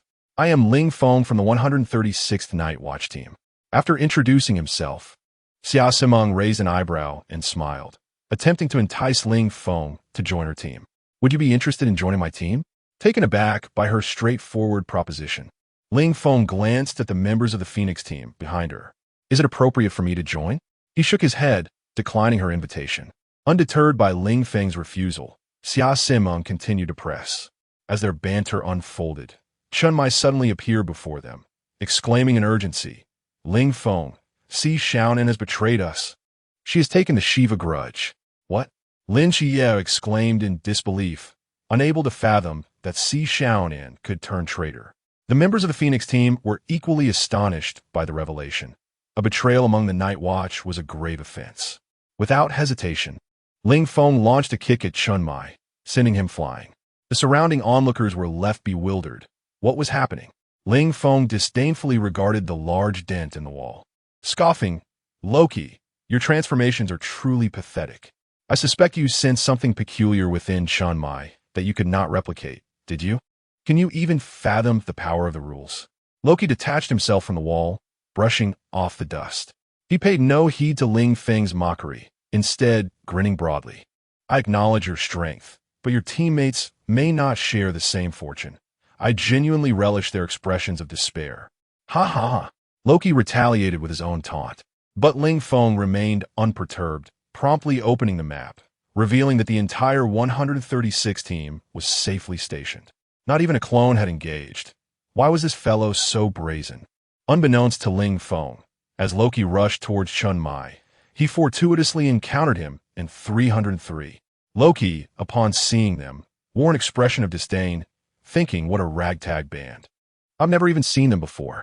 However, the murderous intent emanating from 303's crimson eyes solidified into a palpable force directed towards Loki. Are you the one who previously took our little companion? Him inquired, his gaze equally frigid as he fixed it upon Loki. Panic surged through Loki as alarm bells rang in his mind. He turned to flee, questioning the value of the Shiva grudge against his own life. If they traced him back to his clone, it would spell his doom. Cold sweat dripped down his brow as he recalled who these two were.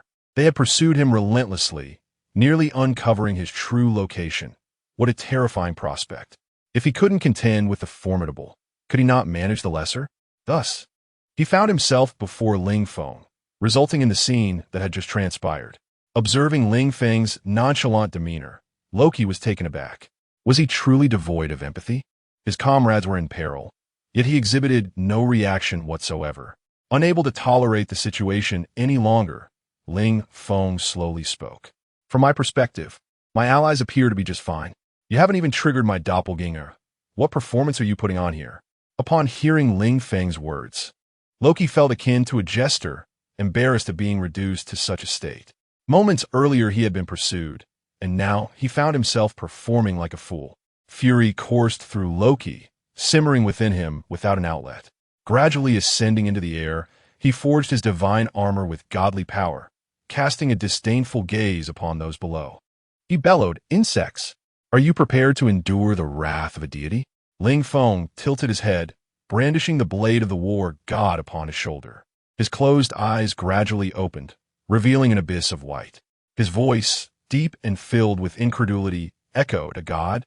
You dare consider yourself a god?" Ling Feng raised his gaze, fixating intently on Loki, the blade of the war god pointing directly at him. "Tell me, do you bleed?" "What?" Loki momentarily faltered at the thought of resisting Ling Feng, but quickly regained his composure. A mere mortal, what could he accomplish? An agent of the divine remains just that, an agent, not a god. Ling Feng disregarded the effects of potions, directly maximizing his status with the command block. Instantly, a kaleidoscope of extraordinary buffs enveloped him, all at the pinnacle of the original game's enhancements. To ascend further would require mods, but this was more than sufficient. With the blade of the war god in hand, Ling Feng teleported beside Loki and executed a swift horizontal slash. Loki intended to withstand the blow, but upon attempting to block, he realized he was utterly incapable.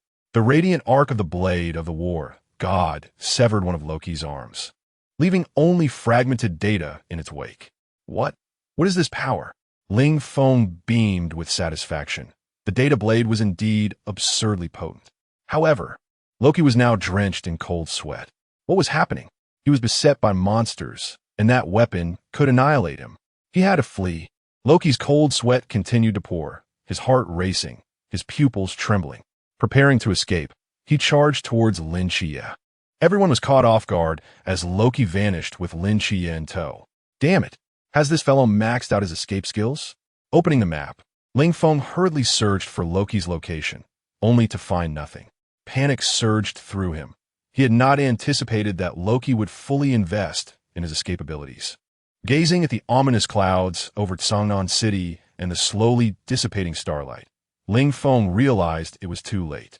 Damn it! He retrieved the command block, ready to utilize his 10 minutes of creator god privileges. Just as he was about to confirm, a radiant pillar of light shot down towards the Phoenix squad and Ling Feng.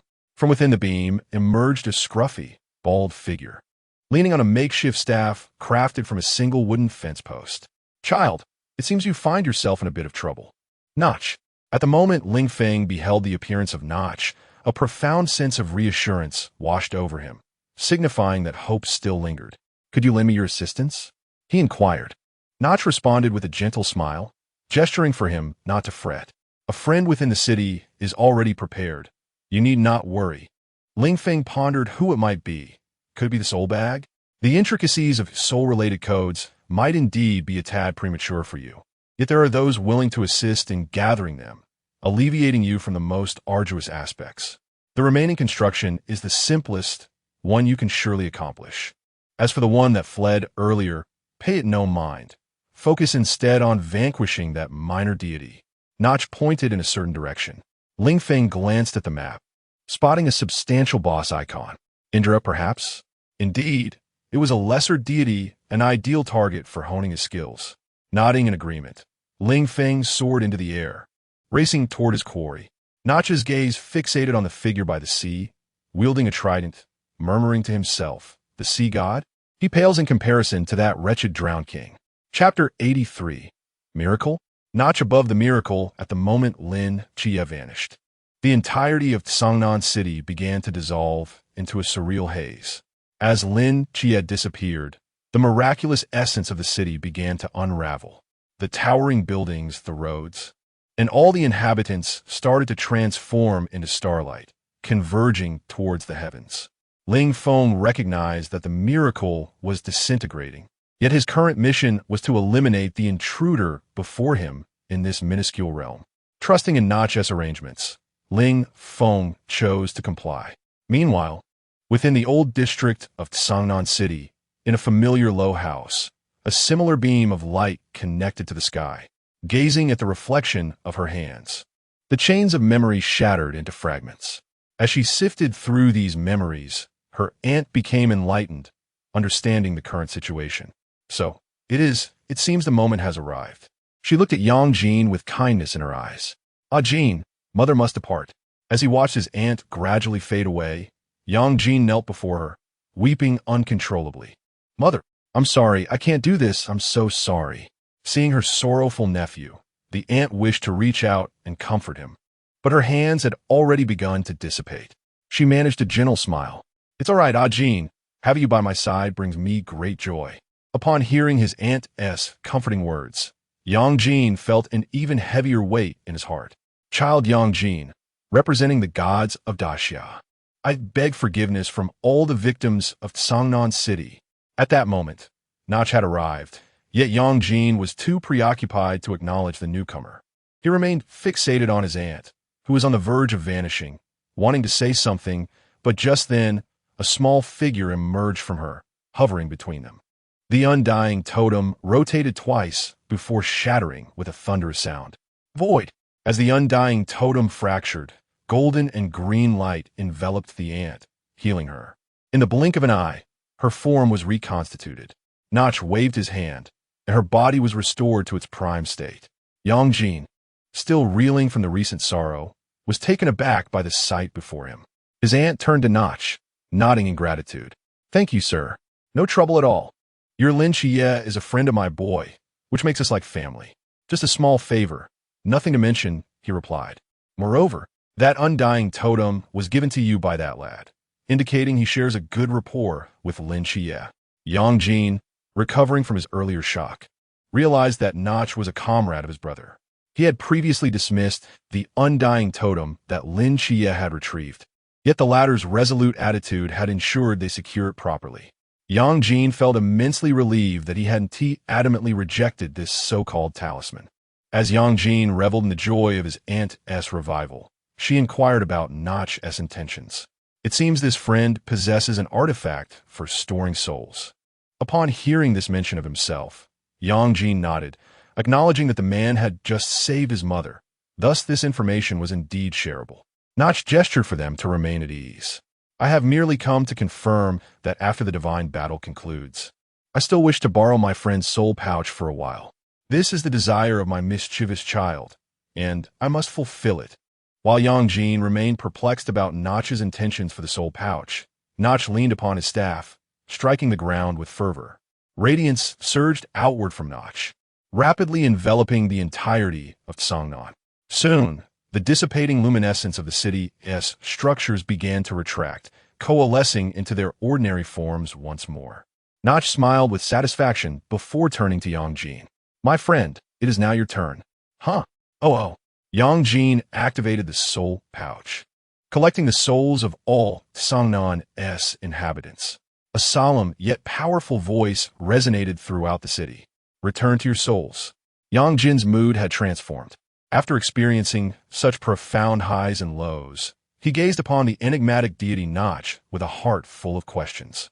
What manner of power is this that so effortlessly defies the rules of the vengeful Shiva? It appears that my comrade is not an ordinary individual. With matters settled on this side, we turn to the other, where Lin Xie, taken by Loki, helplessly witnessed the vanishing of Songnan. However, in that fleeting moment of Nach's appearance, Loki severed the projection. Loki had no desire for any unforeseen complications. Observing Lin Xie's utter despair, Loki felt an overwhelming delight. Indeed, such a splendid display of hopelessness. Enraged, Lin Xie drew his starry blade and charged at Loki. Driven by fury, his capacity for discernment diminished significantly. He had completely forgotten the immortal totem granted to him by Ling Feng. Loki, with a face full of mirth, regarded the furious Lin Xie. "Precisely. Embrace your anger."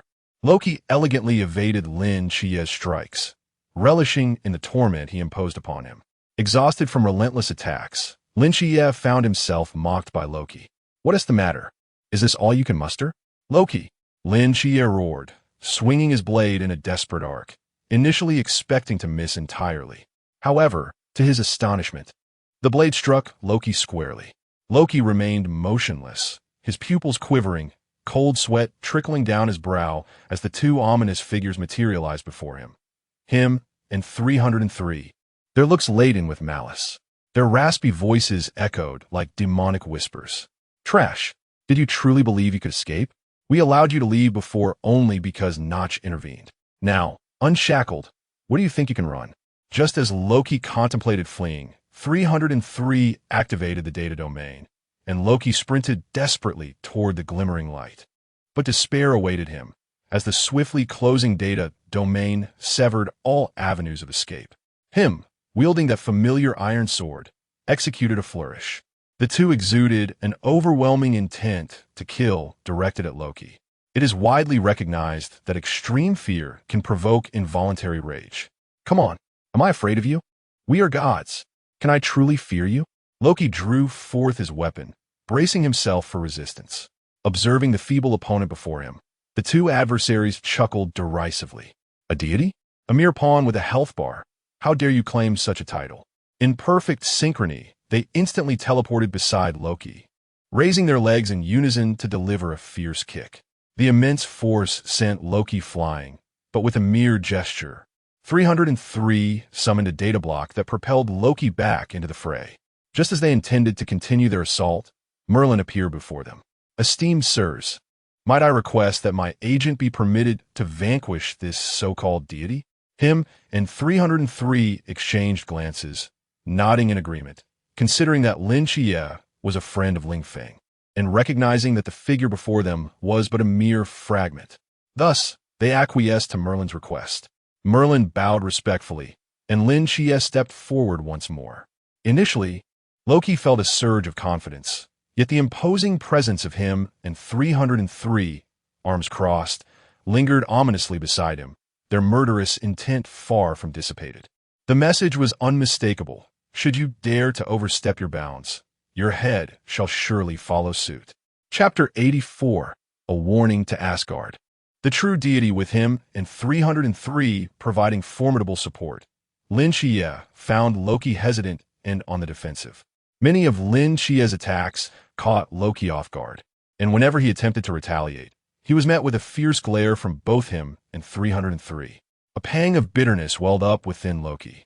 He had never been treated in such a manner before. How infuriating! After exchanging several blows with Loki, Lin Xie ultimately vanquished the deity with the assistance of Nyx and Michael. Upon seeing Michael, him's lips curled into an involuntary smile. So was you all along? Michael, equally taken aback, offered a slight nod before vanishing from sight. With the battle's outcome determined, 303 deactivated the data space. After Lin Xie expressed his gratitude, him waved his hand, sending him back. Him's gaze then shifted to a particular direction, fixated and unwavering. This penetrating gaze traversed the distance, reaching Asgard. Sensing an unusual scrutiny, Loki hastily severed his connection to the clone. The current state of Loki was far from that of a competent god. He slumped carelessly to the ground, drenched in cold sweat, his disheveled hair matted with perspiration on his forehead. Struggling to keep himself upright, he gasped for breath, muttering incessantly, "He found me. He found me." In Asgard, Loki's spirit teetered on the brink of collapse. This was the first deity to instill in him a genuine sense of mortality. Unaware of Loki's condition, him prepared to journey to Asgard. "Cunning rat, I have located you." Him and 303 set forth towards Asgard. Notch noticed their intentions, but chose not to intervene. He decided to let them proceed this time. As him and 303 made their way to Asgard, Ling Feng arrived at Indra's location. Upon his arrival, thunder roared and lightning crackled. Indra radiated with the essence of thunder, the air around him resonating with the sound of booming storms, as he confronted the diminutive figure within the carriage below. "Insignificant insect, who bestowed upon you the audacity to challenge the gods?" Suspended nearby, Ling Feng observed the conspicuous health bar above Indra's head. "No, how can one who can be so easily slain still be called a god?" Ling Feng, well versed in the essence of humility, activated the Genesis God mode. A prism of vibrant light enveloped him as he transitioned into the Byakugan state. A voice, raspy yet divine, echoed, "Master, I have arrived." With that, Ling Feng soared before Indra, brandishing the blade of the war god with a swift motion. A tempest erupted, tearing asunder the surrounding lightning, which vanished without a trace. Indra, momentarily astonished, remarked, "It seems you possess more than mere insectal power." Yet, as he prepared to summon the thunder once more, Ling Feng would not grant him the opportunity. In an instant, he teleported before Indra, wielding the blade of the war god and striking toward him. Indra executed a desperate sidestep, narrowly evading a fatal blow. However, The inevitable strike of the blade of the war god severed his arm, causing it to disintegrate into code, much like Loki's fate. No longer was there any possibility of recovery. Indra attempted to mend his own body. Upon discovering the futility of his efforts, a cold sweat broke out on his brow, and for the first time, the specter of death loomed over his heart. Having never encountered a method that could extinguish his life, the realization of imminent peril naturally instilled dread within him. At that moment, the smile on Ling Feng's face resembled the jubilant cheer of a demon demanding his life. Indra yearned to flee, but Ling Feng activated the data domain, effectively severing his last hope of survival. The once mighty deity now found himself pleading for mercy.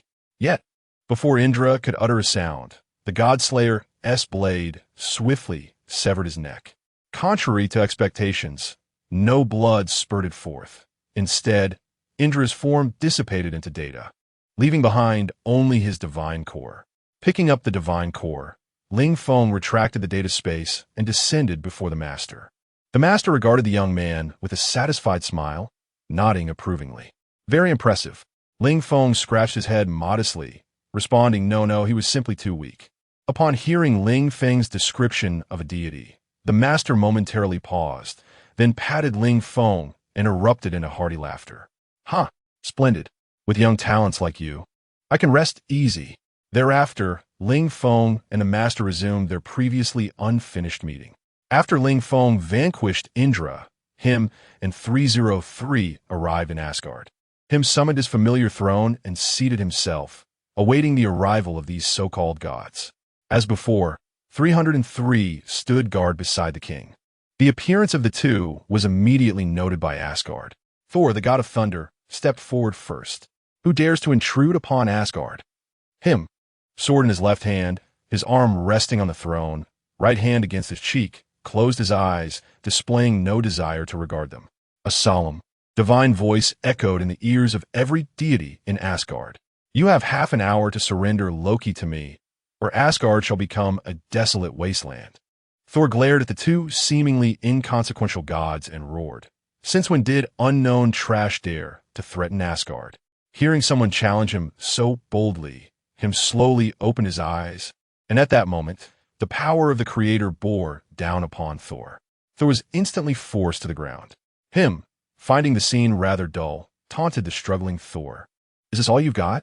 The commotion attracted all the deities of Asgard. Heimdall, witnessing Thor on the ground, seethed with rage and charged at him. Him simply snapped his fingers, causing green data codes to flicker around Heimdall, who then vanished without a trace. Observing those creatures who called themselves gods, Him noted the myriad flaws above their heads. The presence of health bars indicated a vulnerability to death, yet Him was entirely different. He could not be selected, defined, or slain. This is what it truly meant to be a god. At the moment Heimdall fell, Odin led the pantheon of gods, brandishing their weapons, their gazes fixed intently upon him. This is not a realm where you can act with impunity. Upon hearing Odin's admonition, Him merely scoffed. Is it truly you who dare oppose me?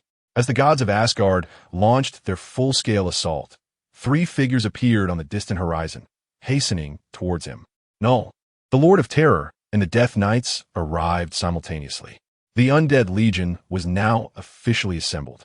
Him grasped his sword and descended from the throne. With every step, his presence grew more formidable. The knees of the Asgardian gods below began to tremble, hinting at a desire to prostrate themselves under the weight of his oppressive aura. Brothers, slay! The undead legion received the command, commencing their warning to Asgard in the most unadulterated manner. Chapter 85. The Celestial Shift and the Shattered Divine Realm, the Undying Legion surged forth, directly assaulting the deities of Asgard. Their weapons clashed against the revered artifacts of the gods, shattering them effortlessly. The deities at the forefront were engulfed in disbelief, witnessing their treasured relics crumble with such ease.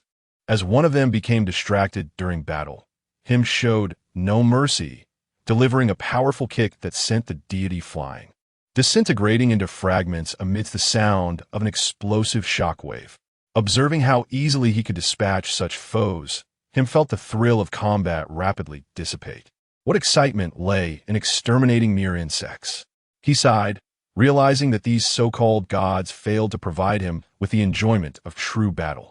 The other members of the Undying Legion shared similar sentiments. When deities fell upon them, they remained unscathed, yet their own strikes elicited cries of despair from the gods. Odin furrowed his brow in concern, pondering the identity of these formidable adversaries. Why had he never encountered such overwhelming power before? Amidst the scattered limbs and severed bodies around him, he commanded Thor to fetch Loki without delay. Thor, feeling a sense of urgency, hastily retreated from the battlefield, experiencing his first retreat in such disarray. Stumbling as he went, he sought out Loki in a hidden location, where he found his brother sprawled on the ground, frustration boiling within him. Grasping Loki by the collar, he shouted, "You wretch! What have you done to plunge Asgard into such peril?" Loki's eyes were devoid of light, and seeing his brother in such a despondent state filled Thor with a sense of helpless rage. He brought the defeated Loki before Odin, who shook his head at the sight. Subsequently, they approached him together. "Friend, we have surrendered Loki to you. Will you not spare us now?" Loki could have pleaded with Odin for salvation, yet the surrounding devastation and the anguished cries of the wounded deities echoed in his ears. He understood that his divine existence was drawing to a close. Before Loki could linger in despair, Him extended a hand, and Loki transformed into data, coalescing into a divine core within Him's palm. Him nodded to the Undying Legion, and they all departed in a flash of light. As Odin and the other deities sighed in relief at their departure, Odin's simmering rage erupted. "Damn it! I shall avenge this affront." No sooner had he uttered these words than a colossal shadowy obsidian meteor descended from the sky, hurtling towards the divine realm. The immense shadow obscured the sunlight of Asgard, casting an oppressive gloom that none could withstand. Odin swiftly summoned the deities of Asgard. "Unite and strike that meteor with all our might. Shatter it." Without hesitation, all the gods unleashed their divine powers, directing their most potent assaults toward the massive meteor. Multicolored energies surged forth, yet upon reaching its surface, they dissipated into nothingness. Their attacks proved utterly futile, leaving them powerless to witness the meteor's descent. Boom! The unique laws belonging to him began to radiate from the meteor, sending dust swirling into the air at the moment of impact, as immense shockwaves rippled through the divine realm. The rules of destruction silently activated, and Odin's kingdom shattered like a fragile mirror. With a cough of blood, Odin's complexion turned ashen. His divine realm lay in ruins. Observing the vanishing direction of the undead legion, Odin was consumed by deep resentment. Meanwhile, Him, undeterred by the thunderous noise, remained in good spirits, thinking, "Did you truly believe that my departure would grant you a tranquil existence? I warned you just half an hour ago to bring me the people I requested. You dare strike me without complying? Now that you've summoned them out of fear, I shall certainly present you with a gift. I hope the leader of the deities finds it to their liking." Asgard's calamity evoked no joy from the other deities. They understood the undead legion was asserting its dominance. They were powerless to intervene, for Him had indeed unleashed his full might, though much of it was dispersed among the myriad gods spectating from afar. This ultimately spared Thor from being obliterated by Him's direct assault. The oppressive aura emanating from him was palpably felt by all deities, including those from Olympus, who dared not act rashly, knowing they could not escape unscathed in the face of such formidable power. Back in Sanan City, Notch approached a few individuals. Aside from 303 and him, the undead legion stood at attention, refraining from uttering a word. Shifting his gaze to him, Notch broke into a cheerful smile. "Relax. There is no need for tension. Even if you choose not to intervene, I will certainly go and teach them a lesson. Asgard, they seem rather feeble in comparison." Suddenly, Notch sensed a gaze upon him and turned to investigate. He spotted a robed figure accompanied by a child clad in a fiery red hoodie. The robed figure initially expressed surprise that Notch had noticed him, then bowed respectfully. Notch returned the gesture with a slight nod, choosing not to focus on them any longer. After all, they bore no ill intent, did they? Upon witnessing the bow, the young boy inquired curiously, "Heavenly Sovereign, What are you doing? Nothing much. It's just that those deities have already caught wind of us, replied Notch. How protective they are. For deities, even I find them challenging. And yet they're all focused on Asgard. The boy, upon hearing the heavenly sovereign's words, could not help but display a look of astonishment on his youthful face. What could possess such strength to be deemed challenging by the heavenly sovereign? With a smile, the heavenly sovereign stroked his beard. It cannot be disclosed, for the secrets of destiny must not be revealed. Yang Jin, standing nearby, slowly spoke up. What shall we do next? The boy, filled with rebellious enthusiasm, excitedly brandished his fists. Of course, we shall take advantage of their weakness and strike them down while they are vulnerable. No sooner had this proposal been voiced than several bumps appeared on his head. As the heavenly sovereign prepared to depart, he began to explain to the boy. The recent downfall of Asgard serves as a dire warning to the pantheon of Western deities. The necessity for Asgard to uphold a delicate balance remains paramount. However, they now dare not encroach upon our great Xia lightly. With that, the celestial sovereign departed, leaving the boy, Yang Jin, and a small black dog behind. Meanwhile, Ling Feng and Master Chen had concluded their conversation, prompting him to return to the office without delay. Upon his arrival, he was relieved to find everyone safe and sound. Chen Mai still present, and Si Xiaonan and Lung Xian had not left either. A sigh of relief escaped him as Ling Feng, under the gaze of the others, produced the Loki divine essence that him had entrusted to him on the way. Sister Xiaonan, you need not worry. Loki is dead. His divine essence is right here. Do you want it? Upon hearing this news, Si Xiaonan was overcome with joy, tears streaming down her face. After learning that Loki was among the divine assailants in Songnan City, she had feared for the safety of her family and teammates. Now, she could finally lay those fears to rest. Glancing at the divine essence in Ling Feng's hand, she shook her head. No, thank you, I do not need it. Ling Feng, undeterred, stowed it away. All right, seek me out whenever you wish for it. He then turned to Chen Mai, extending his hand. Captain, hand it over. Let us bring this to an end. With trembling hands, Chen Mai relinquished the wrath of Shiva to Ling Feng, who immediately activated the command block, merging it with the power of the Creator. The wrath of Shiva shattered into fragments and vanished. Witnessing its dissolution, Chen Mai felt a decade of arduous guardianship come to a close, finally free to rest. Chapter 86. The Desolate City Captain, you may take a rest now. While the city of Chang'an has been preserved, the shaping of the soul and body remains incomplete. Chen Mai, still immersed in the relief of fulfilling his mission, listened to Ling Feng's explanation. He shook his head and turned to Ling Feng. Regardless of the circumstances, will everything eventually return?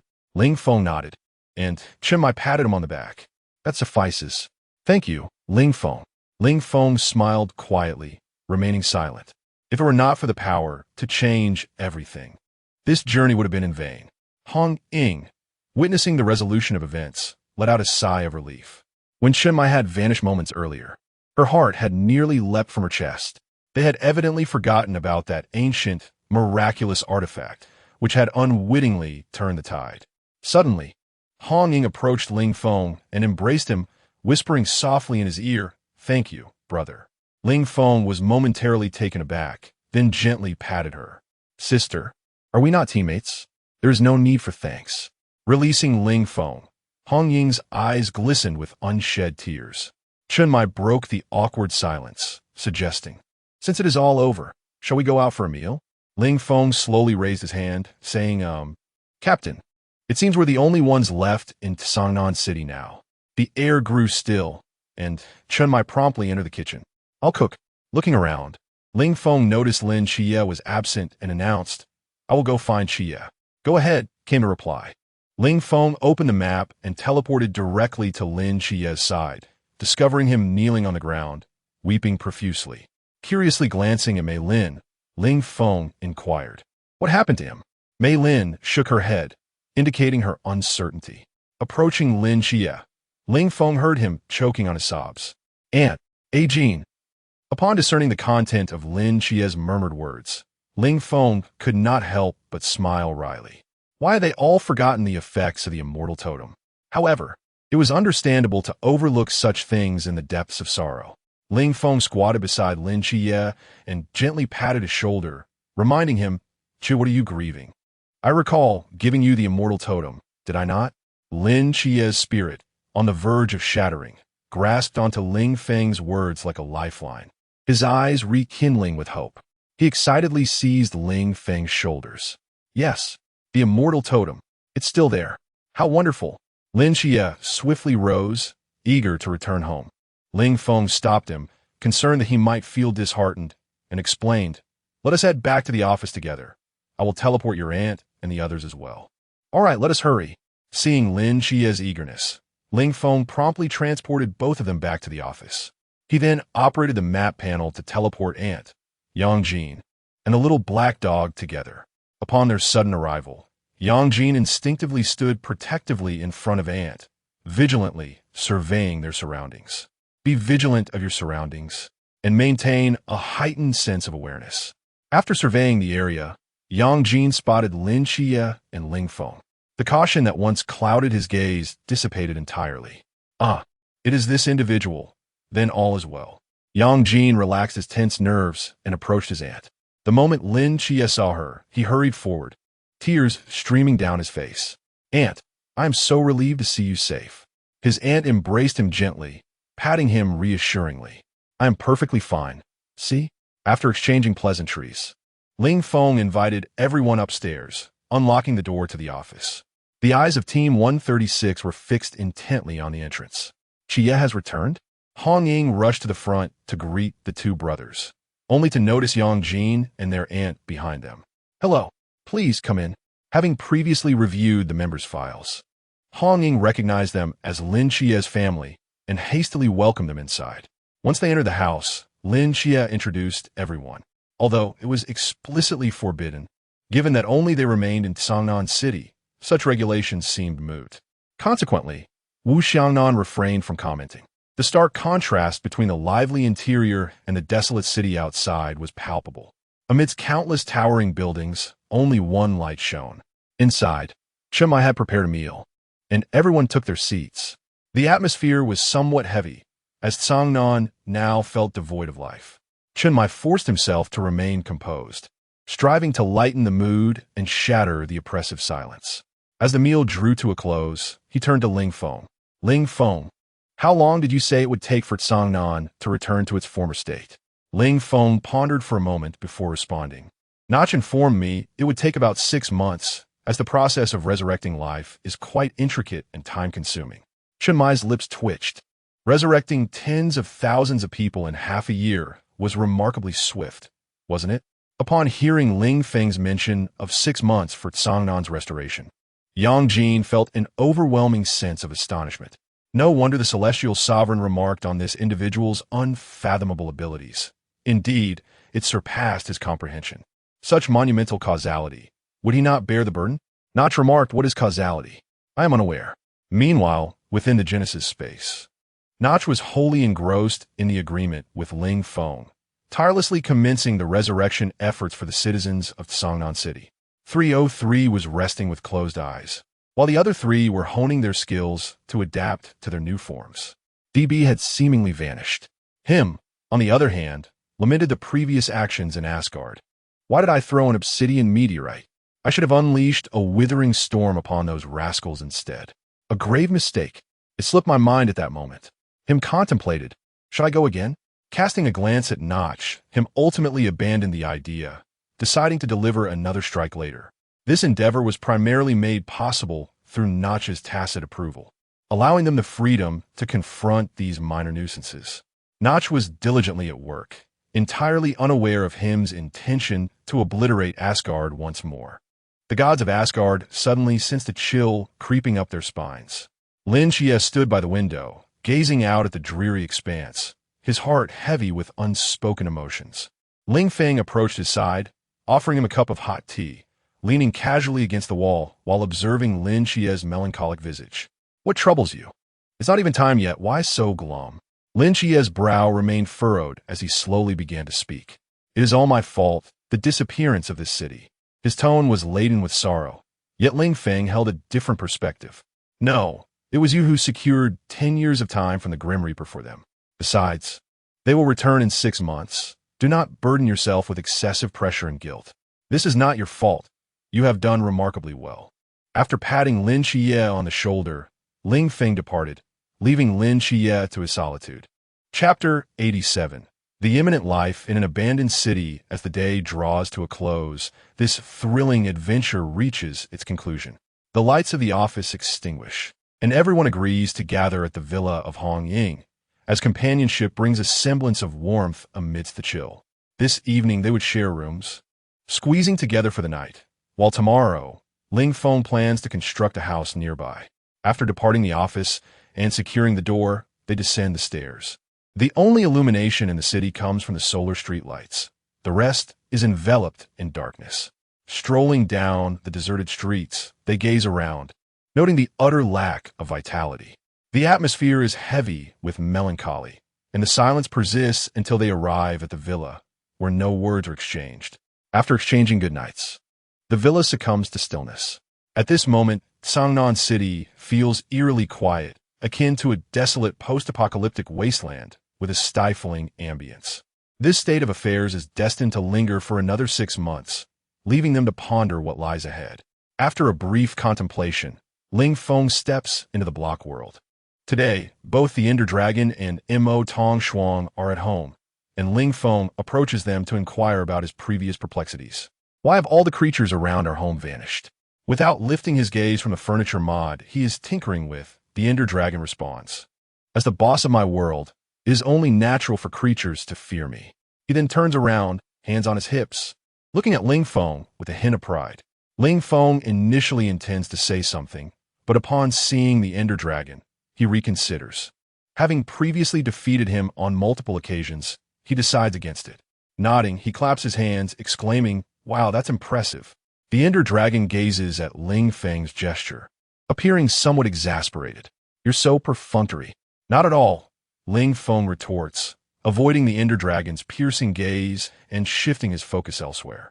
His eyes inadvertently land on a cluster of dragon eggs strewn across the nearby table. Approaching, he picks one up, examining it closely. Observing the egg and then glancing at the Ender Dragon's flat abdomen, he is filled with curiosity, noticing Ling Feng's peculiar stare. The Ender Dragon looks at the egg in his hand and then follows his gaze. Realizing the implication of Ling Feng's strange look, her face flushes with embarrassment, and she points a slender, jade-like finger at him. With a voice tinged with indignation, she exclaims, "What are you thinking? How could this possibly be mine? You've seen Ender Dragon eggs before. How could you not recognize them?" Ling Feng finds the Ender Dragon's reaction rather endearing and, with a mischievous grin, replies, "I never claimed anything. Why are you so flustered? Could it be?" "Shut up." The Ender Dragon, her cheeks aflame, swiftly drags the onlooking Mo Tong Shuang away from the scene.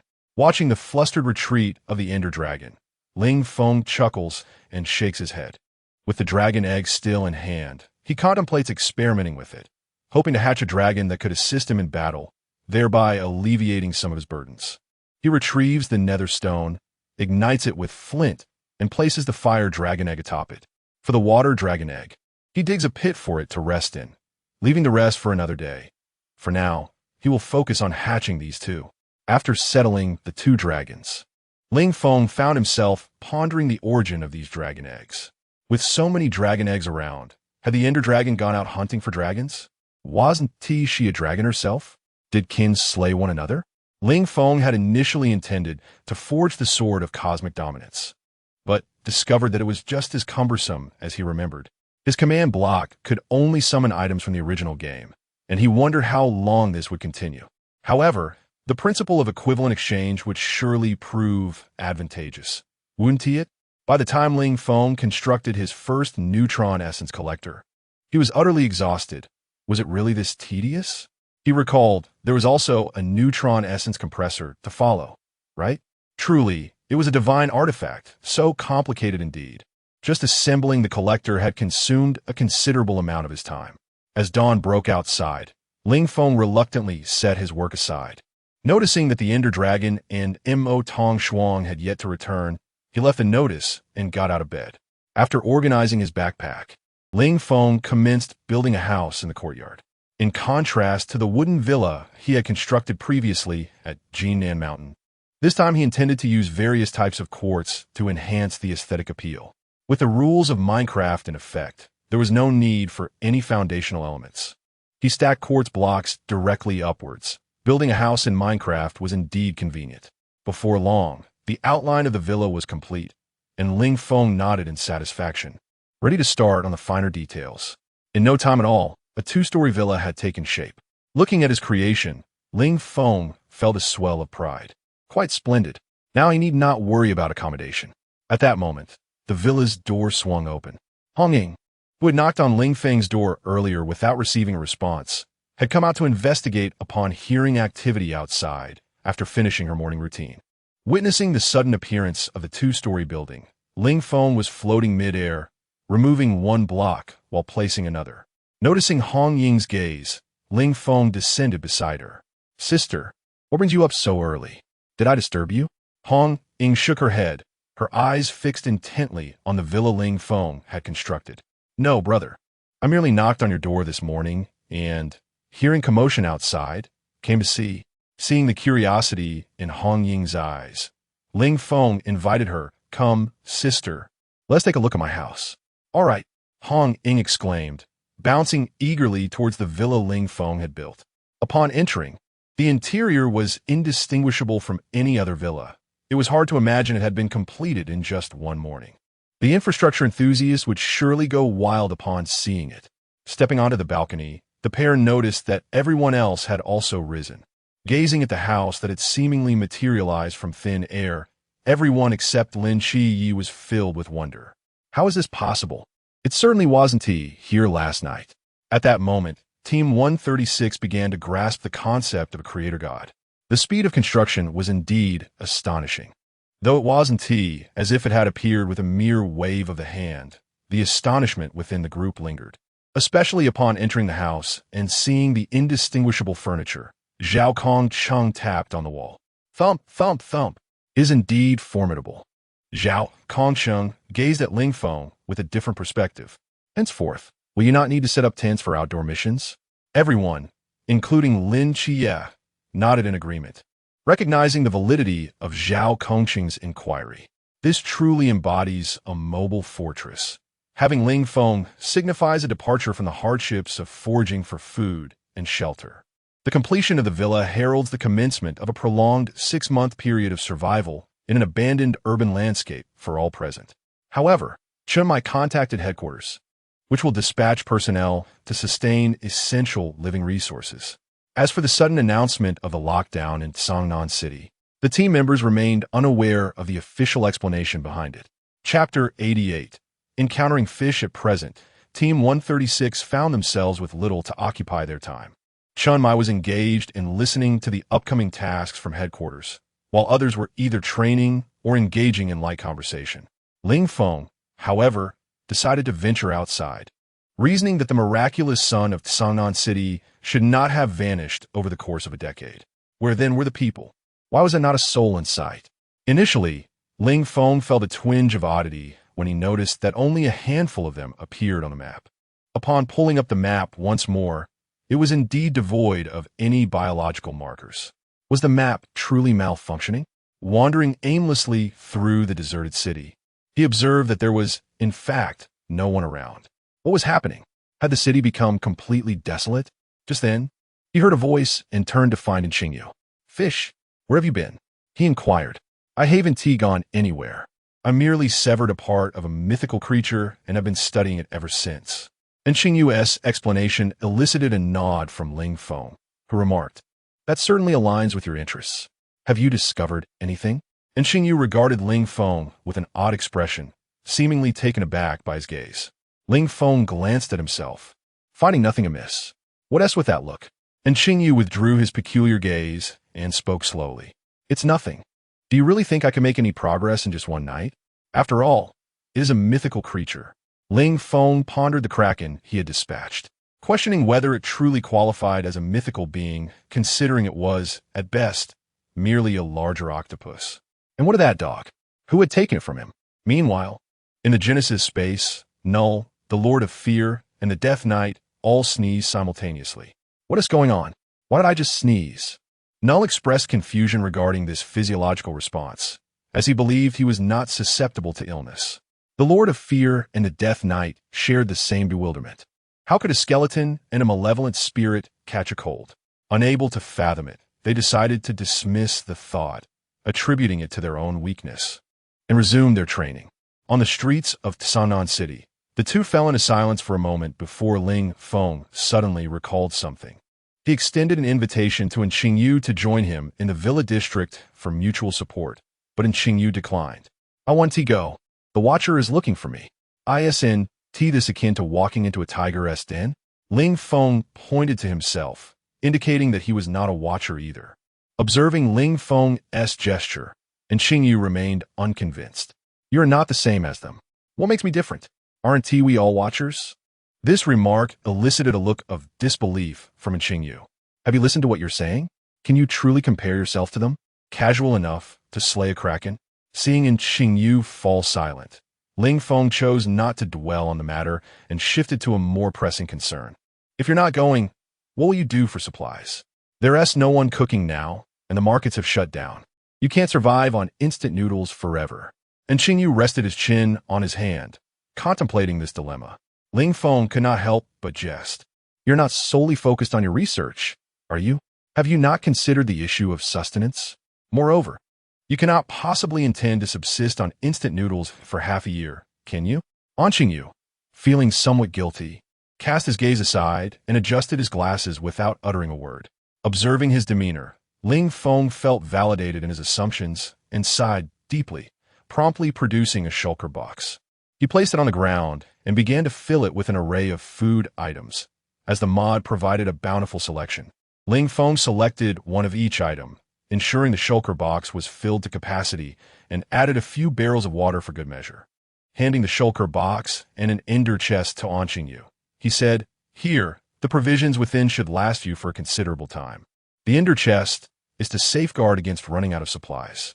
Begin with the food in this purple shulker box. Should it deplete, contact me, and I shall deliver more using the ender chest. Qingyu, intrigued by the two small items in his hands, set them down for inspection. Ling Feng demonstrated their usage. Tapping the shulker box, it rotated and levitated open. The contents were enveloped in a transparent square barrier, floating around the box. Grasping a block from the barrier containing a type of food, he tapped it again, causing that specific food item to materialize in his hand. This is how it works? I trust you've grasped the concept. After returning the food, Ling Feng tossed the barrier block back into the shulker box, which then resumed its floating position. After a short while, the shulker box gently closed. To prevent Qingyu from struggling with its weight, Ling Feng had previously adjusted its heaviness significantly using a command block.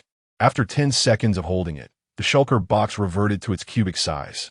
Placing the shulker box back into Qingyu's hands, Ling Feng prepared to take his leave to further investigate the situation within the city. Before departing, Qingyu disclosed a piece of information to Ling Feng. There is no need to search any further. Aside from the few you know, there is no one left in the city. With Qingyu's voice fading away, Ling Feng was left in a state of confusion. This was unexpected. Subsequently, Ling Feng reached out to Notch, who promptly sent a representative in his stead. Child, what troubles you? Have you summoned me for a specific purpose? Ling Feng, eschewing any circumlocution, directly expressed his concerns. Notch, upon hearing Ling Feng's apprehensions, smiled kindly and gestured for him to remain calm. With a wave of his hand, a vast luminous screen materialized before him. On the screen, all individuals were neatly arranged, deeply entrenched in slumber. Notch spoke softly. To subject ordinary people to such calamity is a source of great suffering. Thus, I have erased all memories of that day from them. They have been transported to this uniquely crafted space where potions will preserve their health. After 6 months, they shall return alongside their families. Upon hearing Notch's explanation, Ling Feng exhaled in relief, realizing the situation was as such. What was initially a task for the higher-ups had been deftly handled by Notch himself. Is there anything else? Notch, ever with a benevolent gaze upon Ling Feng, awaited his response. Shaking his head to signal that he had no further inquiries, Notch turned and vanished without a trace. In a moment of contemplation, Ling Feng glanced at the desolate city, shivering slightly. He then promptly teleported back to the villa. Inside the underground laboratory, and Qingyu crouched before the shadow box, her expression brimming with curiosity as she endeavored to unravel the workings of this enigmatic device. It was truly fascinating. How could it possibly function? If Ling Feng were aware of Qingyu's thoughts, he would undoubtedly offer a sardonic remark.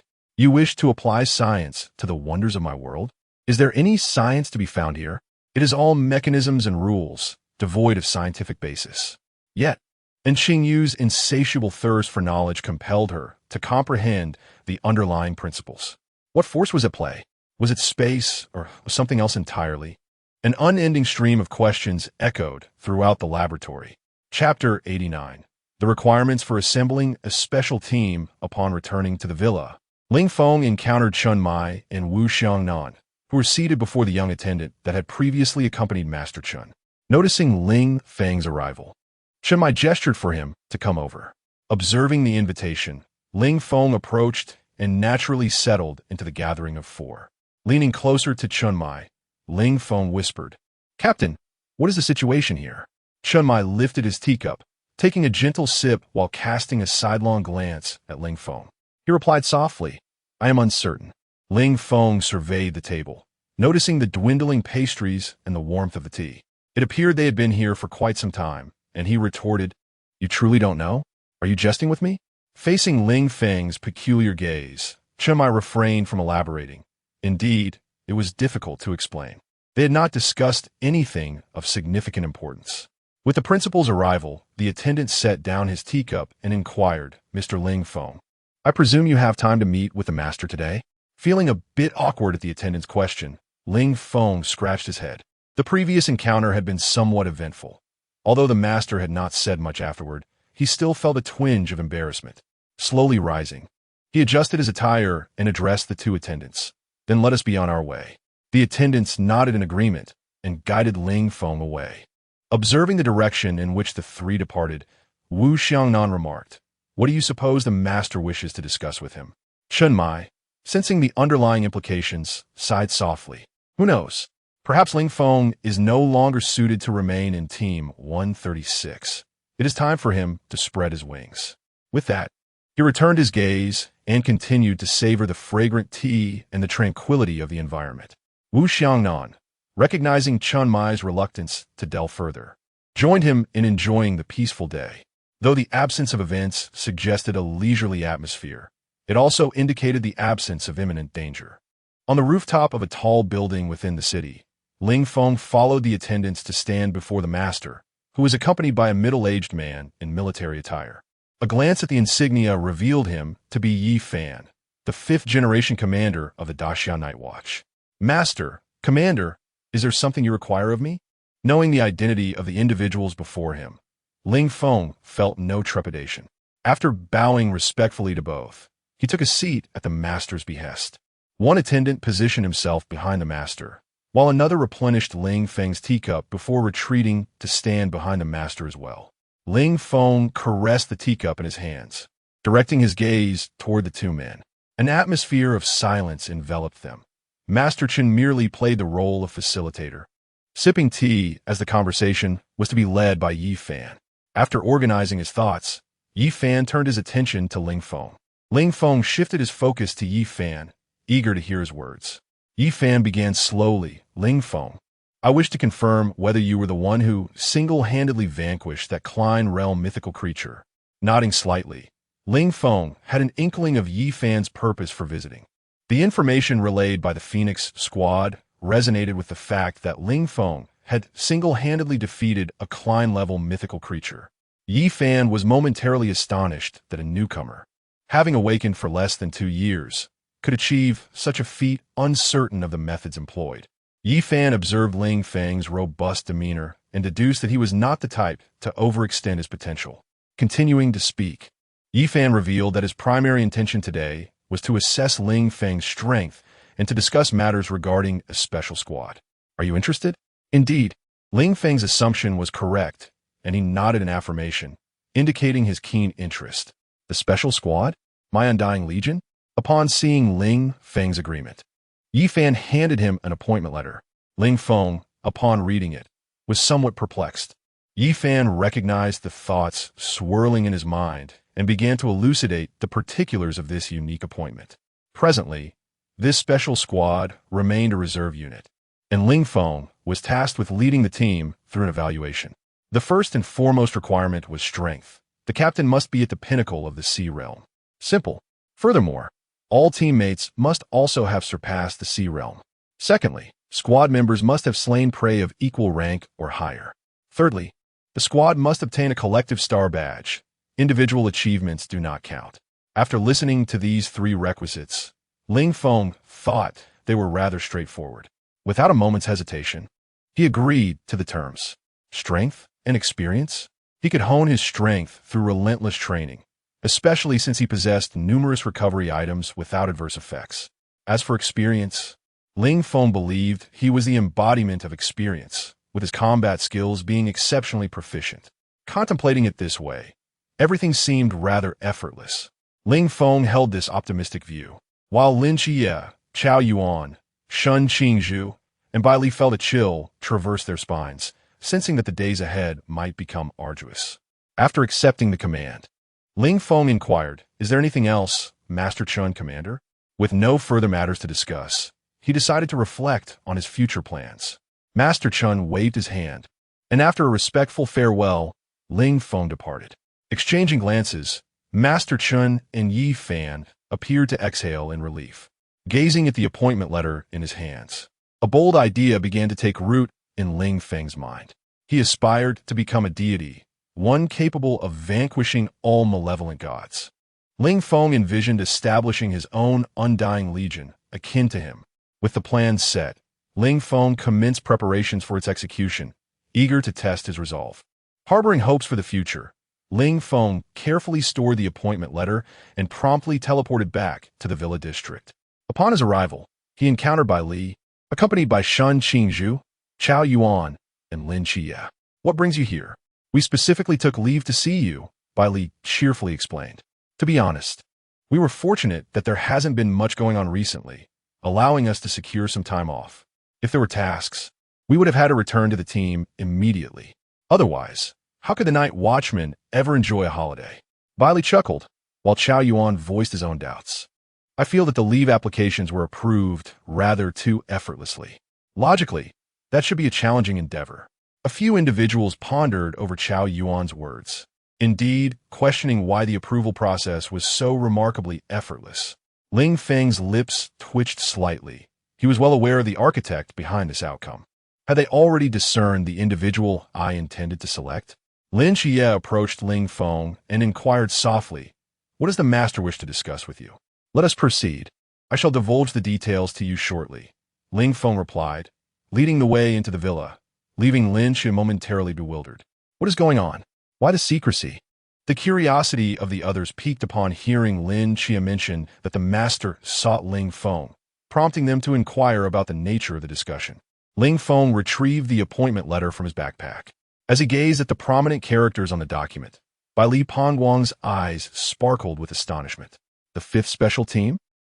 Chapter 90. The 5th Special Squad. Bai Li Pongguang's exclamation drew the attention of those around him.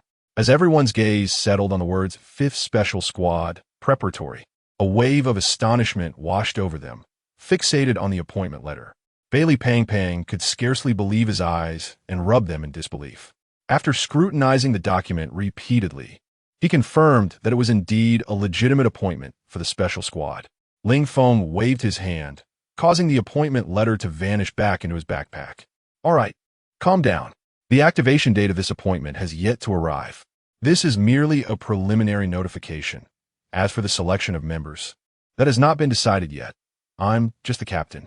All eyes turned towards Ling Feng, filled with envy, admiration, and a hint of reluctance. Seizing the moment, Bai Li Pang rushed to Ling Feng's side. "Brother Feng, look at me. I'm here." He patted his chest, eagerly volunteering himself. However, Shun Qingzhu swiftly pulled Bai Li Pang aside. "Don't cause trouble. Ling Feng has his own plans. As for you," in Shun Qingzhu's tone, Ling Feng detected a flicker of anticipation. Hearing Shun Qingzhu's inquiry, Bailey Pang Pang began to argue. What's wrong with me? Ling Feng, observing the individuals before him, decided to be forthright. All right, all of you are on my list, so don't worry.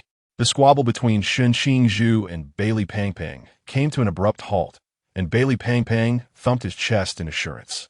Brother Feng is straightforward. I one T lag behind.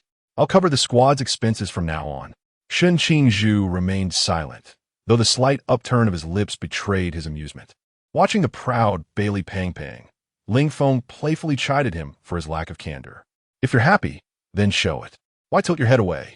Where? You're mistaken. My strength is evident to all, Bailey Pang Pang retorted. All right. Our Shun is truly impressive. Hey, you. Ling Feng promptly halted Shun Qingzhu's impending response and instructed Chao Yuan to escort him into the villa. When friends come from afar, one must naturally entertain them.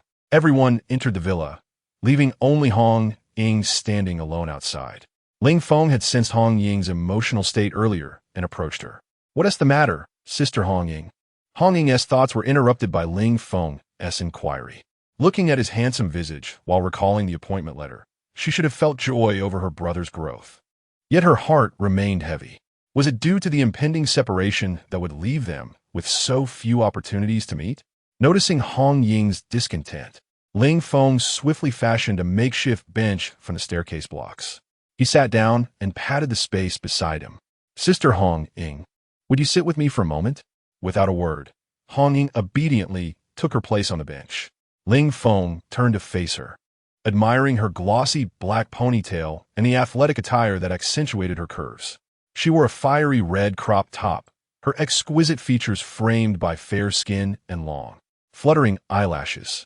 For the first time, Ling Feng observed Hong Ying with earnestness, unconsciously drawn to her, while Hong Ying became aware of his gaze. She glanced down at herself, wondering if something was amiss. Is something wrong with me? Her inquiry jolted Ling Feng back to reality, his ears turning a shade of crimson. That was close. Sister Hong Ying had not noticed. Ling Feng feigned calmness. It's nothing. I simply find you very beautiful, Sister Hong Ying. She playfully slapped him and chuckled softly, her mood visibly lifting. You just know how to make your sister happy. But why is your sister feeling down? Do you miss me? Ling Feng smirked mischievously at Hong Ying, who, seemingly unfazed by his expression, nodded gently. Now it was Ling Feng's turn to be taken aback. Sincerity was indeed a potent weapon. He set aside his own thoughts and spoke earnestly. Sister Hong Ying, there's no need to worry. I may be away on missions, but I can return at any time. He granted her access to his map, explaining its significance. Sister Hong Ying, this is my map. I can teleport to any illuminated spot on it at will. There is no need to concern myself with distance or energy consumption. If you wish to see me, just give me a call, and I shall arrive instantly. Upon hearing Ling Feng's explanation and observing the map before her, Hong Ying gazed at him with a hint of skepticism. Is that truly the case? Ling Feng nodded resolutely. I assure you, seeing the sincerity in his bright eyes, Hong Ying's spirit lifted considerably. The thought of reuniting after parting was indeed delightful. As she smiled once more, Ling Feng's initial tension melted away, replaced by joy. He exhaled, turning to her. How about now? Feeling better? Let's head back. As Ling Feng prepared to rise, Hong Ying tugged him back down to his seat. Wait, stay with me a little longer. All right. He resumed his place beside her. However, Hong Ying's next action caused Ling Feng's face to flush deeply. She embraced his arm and leaned against his shoulder. Stammering, he inquired, Hong Ying, what are you doing? Seeing the usually confident Ling Feng in such a state, Hong Ying looked méridi. Brother, you're so adorable. After a brief moment, she stood, chuckling, I won't tease you anymore. Let us go back. With her hands clasped behind her back, she skipped joyfully towards the villa. Ling Feng, seated on the bench, took a while to gather himself. The single Ling Feng found himself utterly unprepared for this situation. Him, observing from the Genesis space, wore an expression of exasperation. What is wrong with this kid? How can he be so dense? 303, behind him, offered unfiltered commentary. Aren't you just the same? You and that. Before 303 could finish, him covered his mouth, his vacant eyes fixed on 303, signaling him to remain silent. I warn you, don't speak out of turn. Him cast a warning glance. Alertness etched upon his face as he released his grip on 303, who bore an expression of resignation. If they were not to speak, then so be it. Truly. The two were of equal measure, with little to discuss. Weapons, after all, are the most loyal companions. Women, such complex beings, are often more challenging to contend with than adversaries. Meanwhile, the trio observed their king as he covered 303's mouth, speculating whether something sensational was about to unfold. They swung their swords while straining to catch any sound, only to hear nothing at all. A collective sigh escaped them, inciting him's murderous intent. The trio quickly feigned nonchalance and resumed their training, beads of cold sweat trickling down their foreheads. Do not look at me. I am aware of nothing. They silently communicated through their determined swordplay, signaling that they had been deaf to the earlier exchange. Noticing the trio's lack of abnormality, him averted his gaze, and they collectively breathed a sigh of relief. Chapter 91. The commencement of training. Lin Chie's agony within the villa. The atmosphere became considerably lively due to the arrival of a few individuals. After finishing their meal, they prepared to return to their respective duties. For the granted holiday was rather brief. It was only due to the divine battle in Sangnan City that some pressure was alleviated, allowing the mysterious beings from other regions to momentarily remain subdued. Upon their arrival, the three had already experienced the desolate silence of Sangnan City and expressed sympathy for Ling Feng and Lin Chie regarding their forthcoming circumstances. Ling Feng and Lin Chie went to bid farewell to the trio. As they boarded the plane, Bali Pang did not forget to remind Brother Feng, "Remember to save me a spot." "All right." Upon hearing Ling Feng's reassurance, Bali Pang felt a sense of relief and boarded the aircraft. As they watched the plane gradually fade from view, Ling Feng patted Lin Chie on the shoulder. "Let us go back. It's time for your training." Upon hearing this, Lin Chie involuntarily shuddered. He followed Ling Feng back to the villa area.